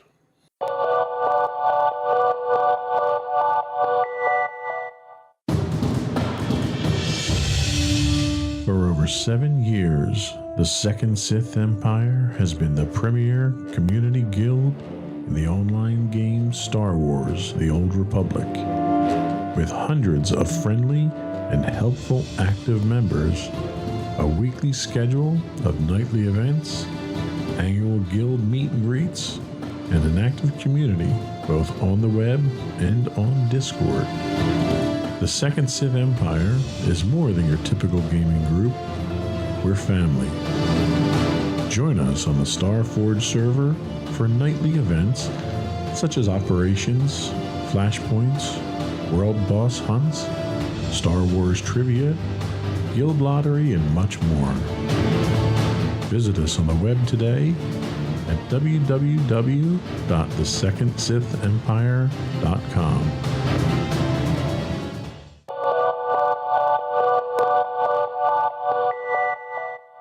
So what does the Amazon MGM deal mean for the entertainment industry? The man with the golden wallet now owns the man with the golden gun and much more. Amazon has agreed to purchase the film and television studio MGM for nearly $8.5 billion. At first glance, that number sounds big, but in reality, it's insignificant compared to so much that's going on in the industry now. The merger was actually first announced last May and just recently became official. It's the second largest acquisition for Amazon after Whole Foods. It's also the latest in a string of mega mergers within the entertainment industry, including AT&T's merger of Warner Media and Discovery last year. Included in the merger are iconic brands, including the James Bond franchise, Rocky, The Silence of the Lambs, and Legally Blonde, just to name a few. The merger has been cleared by the European Commission. Having concluded their investigation into the merger, the European Commission determined the merger would not significantly reduce competition in the markets. The U.S. government hasn't given its blessing on the union yet, but the two companies signed the dotted line anyway to make it official nonetheless, which I thought was kind of interesting. They clearly don't think what the U.S. government cares about this one. Will we see Amazon Prime Video selections options start to open up? Well, it's unclear when or if Prime subscribers will get the full MGM catalog. An impressive library that contains more than 4,000 films and over 17,000 TV episodes. Some industry experts think this and other mergers might signal a dark time for streaming ahead. Mergers like this mean less choice for consumers. I don't know why I went to your camera on that one there, but you had a really good reaction on your face when I said that. So riveting. We'll fix it in post. Anytime there's less choice and therefore less competition, it means higher prices. Just what we need right about now, right? Mm-hmm. The streaming wars have sparked a new era of consolidation, which is already underway. This still has a way to go before they get overly restrictive, but they're already moving in that direction. So what do I say? Blame Disney. Everybody else does. Sure, why not? Amazon, Netflix, and just about everyone else are trying to bolster their reserves of intellectual property in order to compete with Disney with their new and highly successful streaming service, Disney+. So you can't really blame Amazon for this. Disney threw down the gauntlet in 2009 when they acquired Marvel Entertainment. The neglected property wasn't all that impressive at the time, but we see what Disney's done with it since then. Disney then raised the stakes again in 2012 when they bought Lucasfilm. Between their original work, their Pixar properties, Marvel, and Lucasfilm, Disney essentially locked up 90% of the target audience's childhood under one roof. Of course, they spent a year squandering the opportunities they had by housing their works on other streaming networks until they launched their own streaming service in 2019. But since then, everyone has been trying to be Disney in the streaming world. So what's the end result for consumers? Static catalogs are well and good if you like rewatching TV shows and movies, but the real money's in new content, right? Well, maybe. It's likely that Amazon will be milking their newly acquired properties like Rocky and James Bond for sure. You may even get spin-offs based on your favorite characters. I mean, Rocky is nothing but spin-offs at this point. True. But that also means you'll likely have fewer unique stories emerging from these studios. You're likely to get retreads of what you've already seen, which is pretty much what we see with Disney now. I mean, Disney, sure, they're still putting out original content, but a lot of what Disney's doing is taking some of the stuff that they have and re-releasing it. You know, we're seeing live-action versions of animated versions of their movies. It's like, okay, you guys can't come up with original stories at this point in time? Well, one of the newer movies that just came out was Cheaper by the Dozen, which was a remake of, you know, a Steve Martin movie. Yeah. So I was kind of like, wait, what? Oh, we already... Yeah. Okay. So you're seeing the retreads coming out of Disney. Right. You're probably going to see the same thing coming out of Amazon. Now, Amazon has not hesitated to drop money on projects that they like. You know, we're very fortunate that they picked up The Expanse. The Expanse, right. You know, they saved a show that we absolutely loved, and they've hemorrhaged money into it for effects and story and staff and everything else. Right, and you could definitely see the difference between from when it was on Sci-Fi and then when it came over to Amazon Prime. So absolutely. So it's reasonable to think that they're going to continue that trend with their MGM properties. Hopefully, maybe. I don't know. Do you need to have, you know, a remake of Rocky?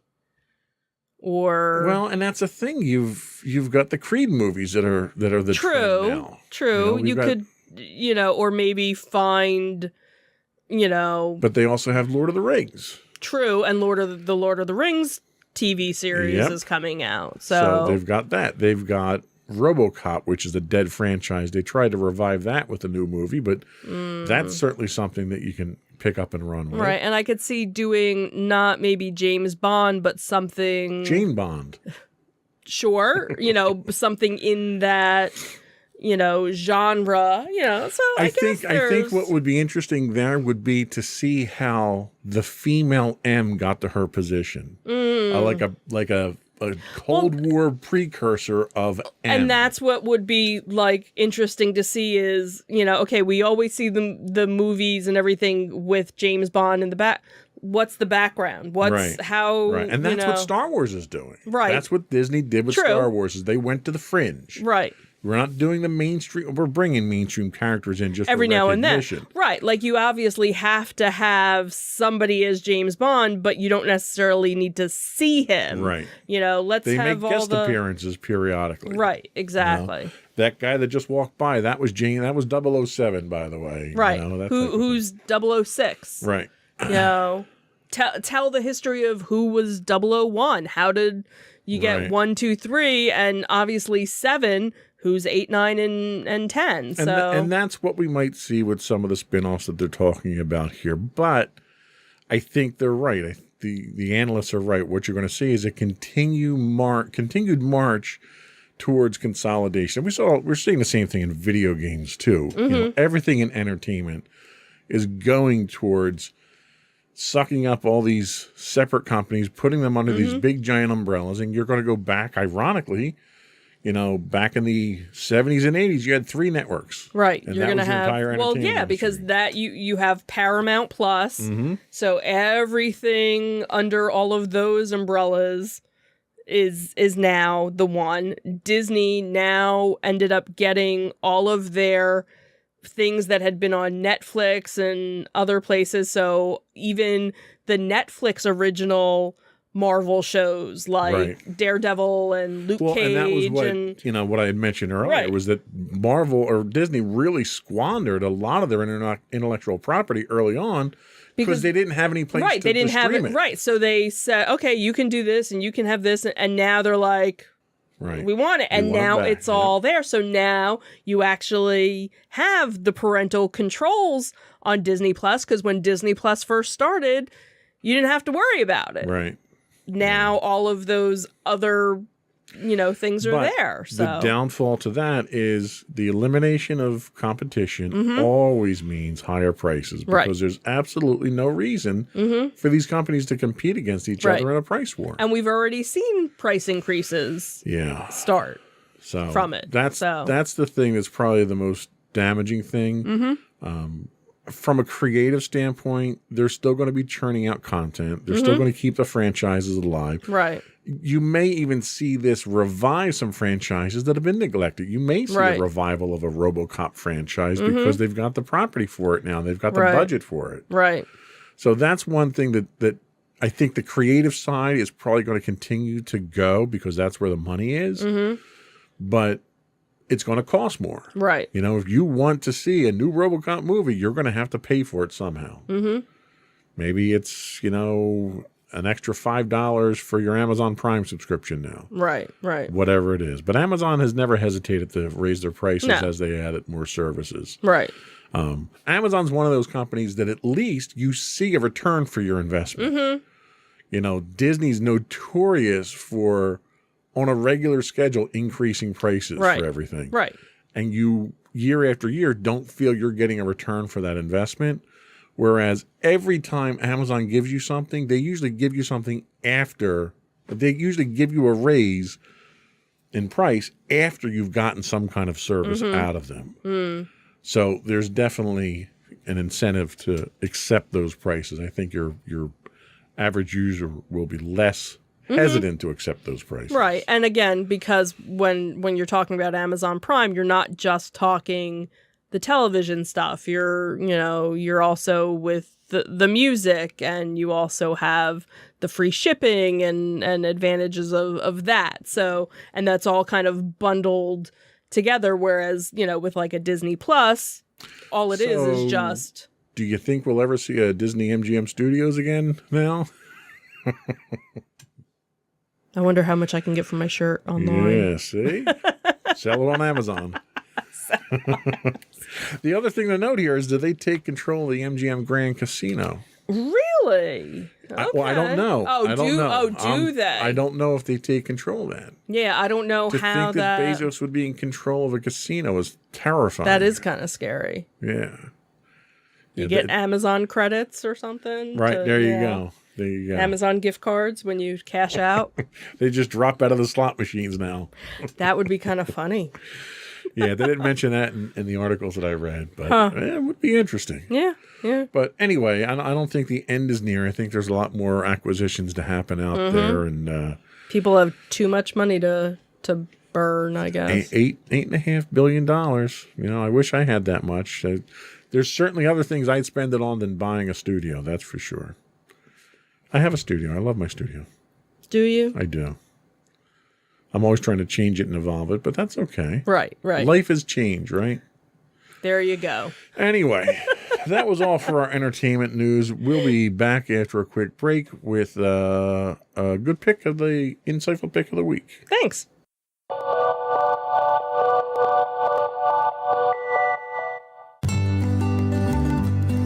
Insights into Teens, a podcast series exploring the issues and challenges of today's youth. Talking to real teens about real teen problems. Explore issues from braces to puberty, social anxiety to financial responsibility. Each week, we talk about the topics concerning today's youth. We look at how the issues affect teens, how to cope with these issues, and how parents, friends, and loved ones can help teens handle these challenges. Check out our video episodes on youtube.com/insightsintothings. Catch our audio versions on podcast.insightsintoteens.com or on the web at insightsintothings.com.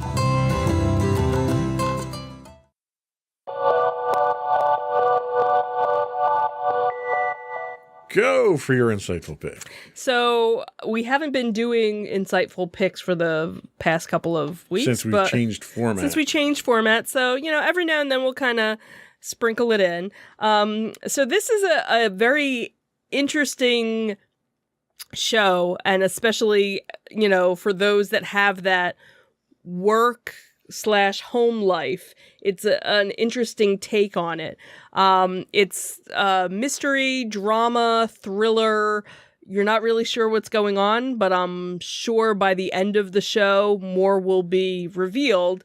And the show is called Severance, and it is on Apple TV. So that's the only place as of right now that you can find it. So the premise is that Mark leads a team of office workers whose memories have been surgically divided between their work and personal lives. When a mysterious colleague appears outside of work, it begins a journey to discover the truth about their jobs. Severance takes as its starting point a unique solution to the work-life balance crisis, one offered by a veteran U.S. corporation called Lumen Industries. What don't they make? Asks one awestruck employee about this opaque organization. Lumen has perfected a process that ensures employees never bring their work home with them. A surgical procedure that is in effect turns a worker into two people. An outie, who turns up at the company daily at 9 a.m.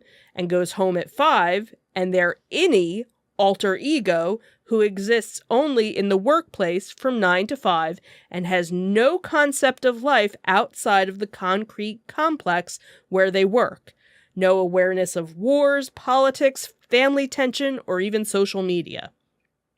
For starters, the procedure that plants this device in your brain, separating your workplace and home life memories, is irreversible. Then there's a work environment on the severed floor. Of course, you have to descend, to get there, which consists of kind of a warden of a path of never-ending corridors and sterile office spaces of kind of like what a hospital would envy. So, and as the work is performed by 4 members of the microdata refinement department that the story is kind of centered around, let's just say that when someone calls it a mysterious and important work, they're kind of half right. One of the show's great conceits is that no one actually understands what their work achieves. Of course, as with any workplace set show, the dynamic between the 4 colleagues plus their relations with their bosses is integral to the success of the show, even one as lofty as this. And this is where it really scores, giving us characters to care about and humanizing an inhumane concept. So it's very interesting because, again, we know that we have, in our daily life, those of us that work, we have our work persona and we have our home persona.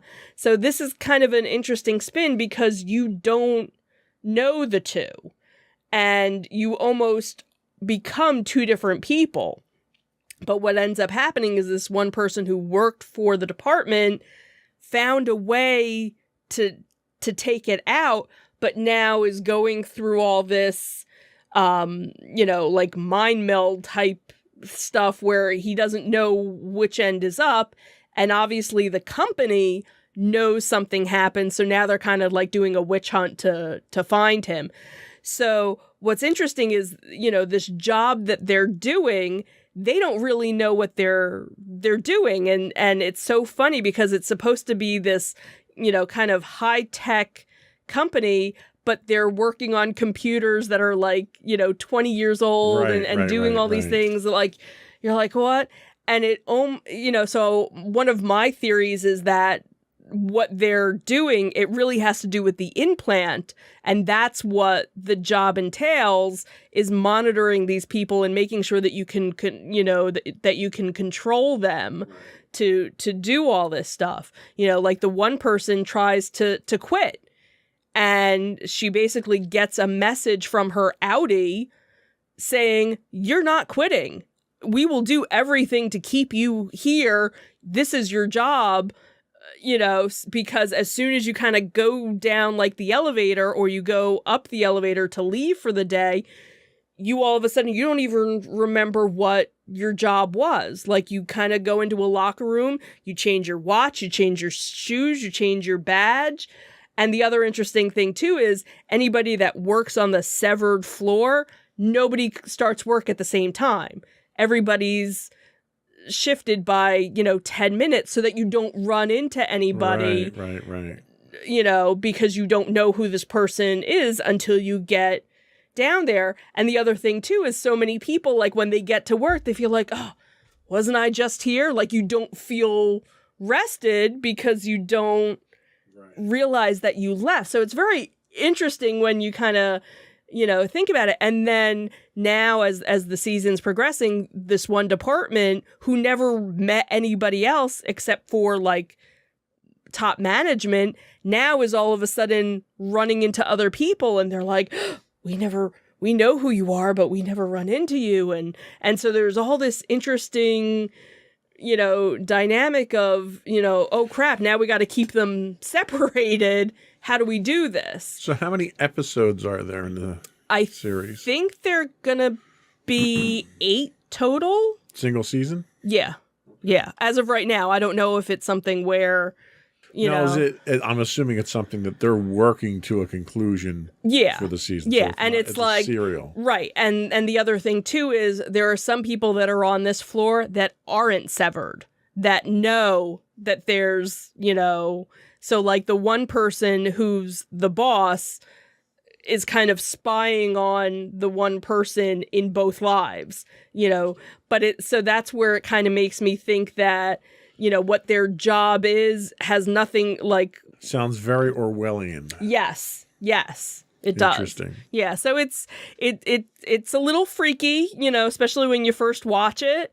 You know, but as you get into it, it's definitely one where I want to see how things go. Yeah. And each week it's interesting because different people post different things.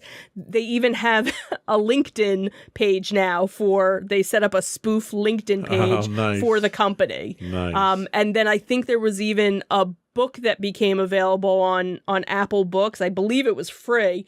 That was kind of like written by somebody that worked for the company and got out. Right. So they're putting all these little Easter eggy cool. things That's out cool. there. So that's kind of cool that they're doing that. So Halo did the same thing when it first came out. You had all these mysterious things on the net and stuff like that. So very cool. Very cool pick. Thank you. So we'll be right back with some quick afterthoughts.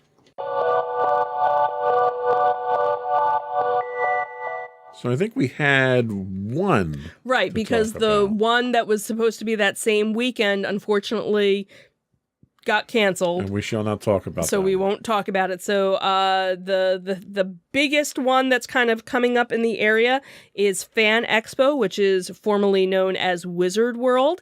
That is going to be at the Philadelphia Convention Center from April 8th to the 10th. So join tens of thousands of fans who are just like you and experience the ultimate playground for comics, sci-fi, horror, anime, and gaming. 3 days of citywide events, family-friendly attractions, and world-renowned celebrities await. The showtimes will be Friday from 4 to 9 p.m., Saturday 10 to 7, and Sunday 10 to 5. I believe up until today or tomorrow, you can still pre-order tickets. The cheapest they come is $37, and then they'll go to $47, but that's also, it depends on which day you go. So we gotta get our tickets. Yeah, well, maybe we'll do that after we're Prince Humperdinck's gonna be there. Oh my god! That's awesome. Spike's gonna be there! And who else? And Beta those and other guys. Yeah, Beta and Gates McFadden from Star Trek. Well, we got a lot of Star Trek folks. Yeah, there. so they're probably doing John a whole. Delancey's going to be there. Jonathan Frakes. Yeah, so they're probably doing a whole Star Trek-y. The original Ahsoka's going to be there, not the one in the live action. Right. So yeah. Michael Rooker's going to be there. Oh wow, Kevin Smith and Carl Weathers. Was there a new Rocky movie or something? Well, no, because he's probably there with. So they're right. So they're doing the whole Mandalorian, and then of course David Tennant. Who's you that? know, who? Who's that? You're so funny.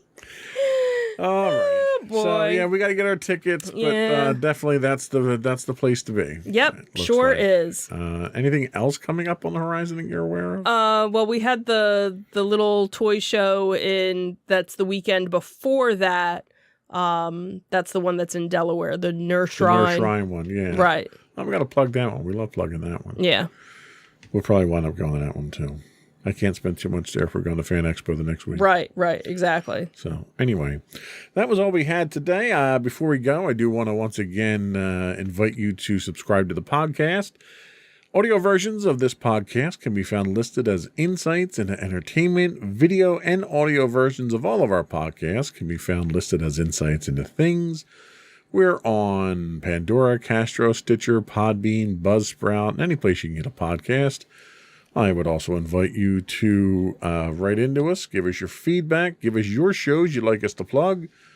You can email us at comments@insightsintothings.com. You can find us on Twitter at twitter.com/insights_things. Video versions of this podcast can be found at podcast.insightsintothings.com. You can find us on Facebook at facebook.com/insightsintothingspodcast. High-res versions of our videos can also be found of all of our past videos on YouTube at youtube.com/insightsintothings. You can find us on Instagram at instagram.com/insightsintothings. We do stream 5 days a week on Twitch at twitch.tv/insightsintothings. And for links to all of our various sites, you can go to our official website, www.insightsintothings.com. That's it. Another one in the books. Have a good week, everyone. Bye. Bye.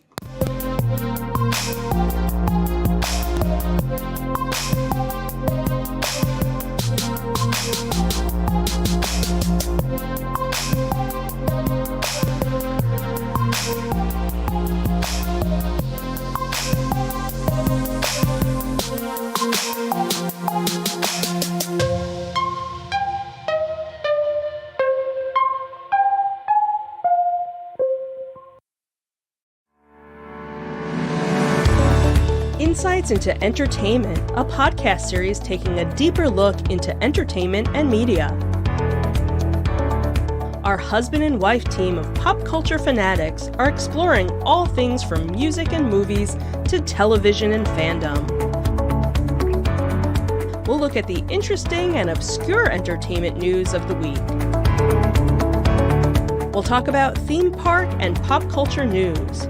We'll give you the latest and greatest on pop culture conventions.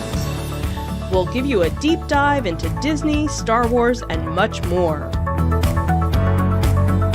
Check out our video episodes at youtube.com/insightsintothings. Our audio episodes at podcast.insightsintoentertainment.com, or check us out on the web at insightsintothings.com. Insightful podcasts by informative hosts.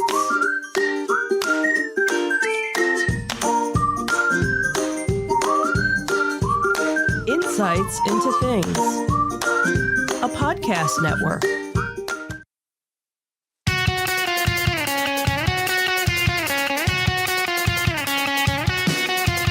Welcome to Insights into Entertainment, a podcast series taking a deeper look into entertainment and media. Your hosts, Joseph and Michelle Whalen, a husband and wife team of pop culture fanatics, are exploring all things from music and movies to television and fandom. Welcome to Insights into Entertainment. This is episode 140, Blueskin and Brains. I'm your host, Joseph Whalen, and my creative and inspiring co-host, Michelle Whalen. Hi, everyone. How you doing today, sweetheart? Not too bad. How are you? I'm doing all right myself. This is our second shot at this one here. We started it last week. Not last week. The week. Yeah, it was almost 2 weeks ago.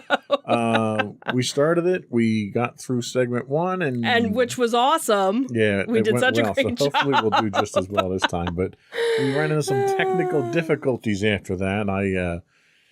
I inadvertently tugged on a wire I shouldn't have and zigged when you should have zagged. Lost power to our sound system. So yeah, we're back now. Everything seems to check out, and we're gonna give it another run through.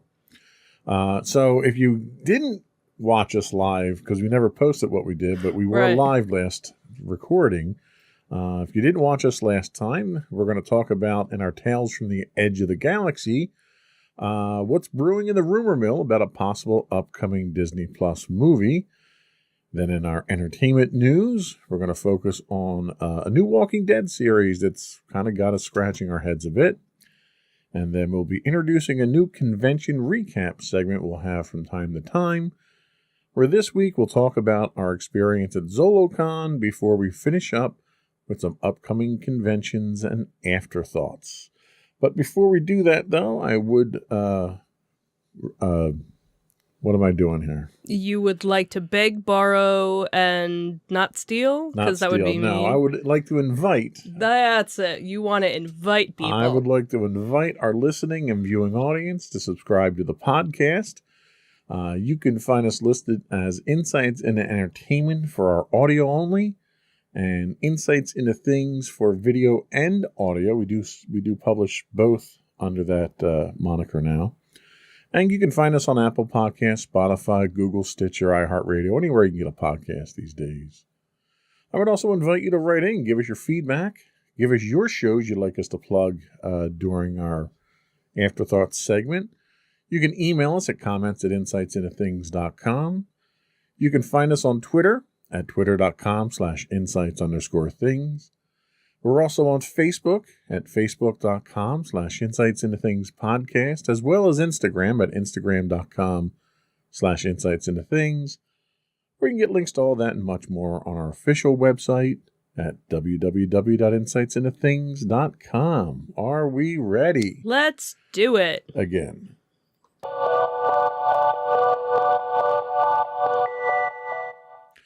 So, there's a possibility that we have a classic Star Wars novel being developed and adapt it into a Disney Plus movie.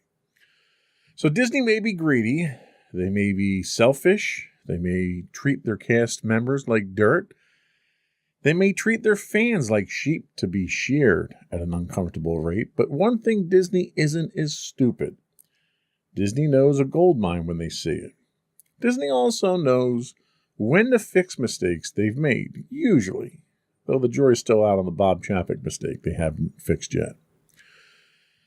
So rumors abound that Disney's first full-length feature film on Disney Plus might very well be their attempt to correct the ship and fix a major mistake they made with the Star Wars franchise.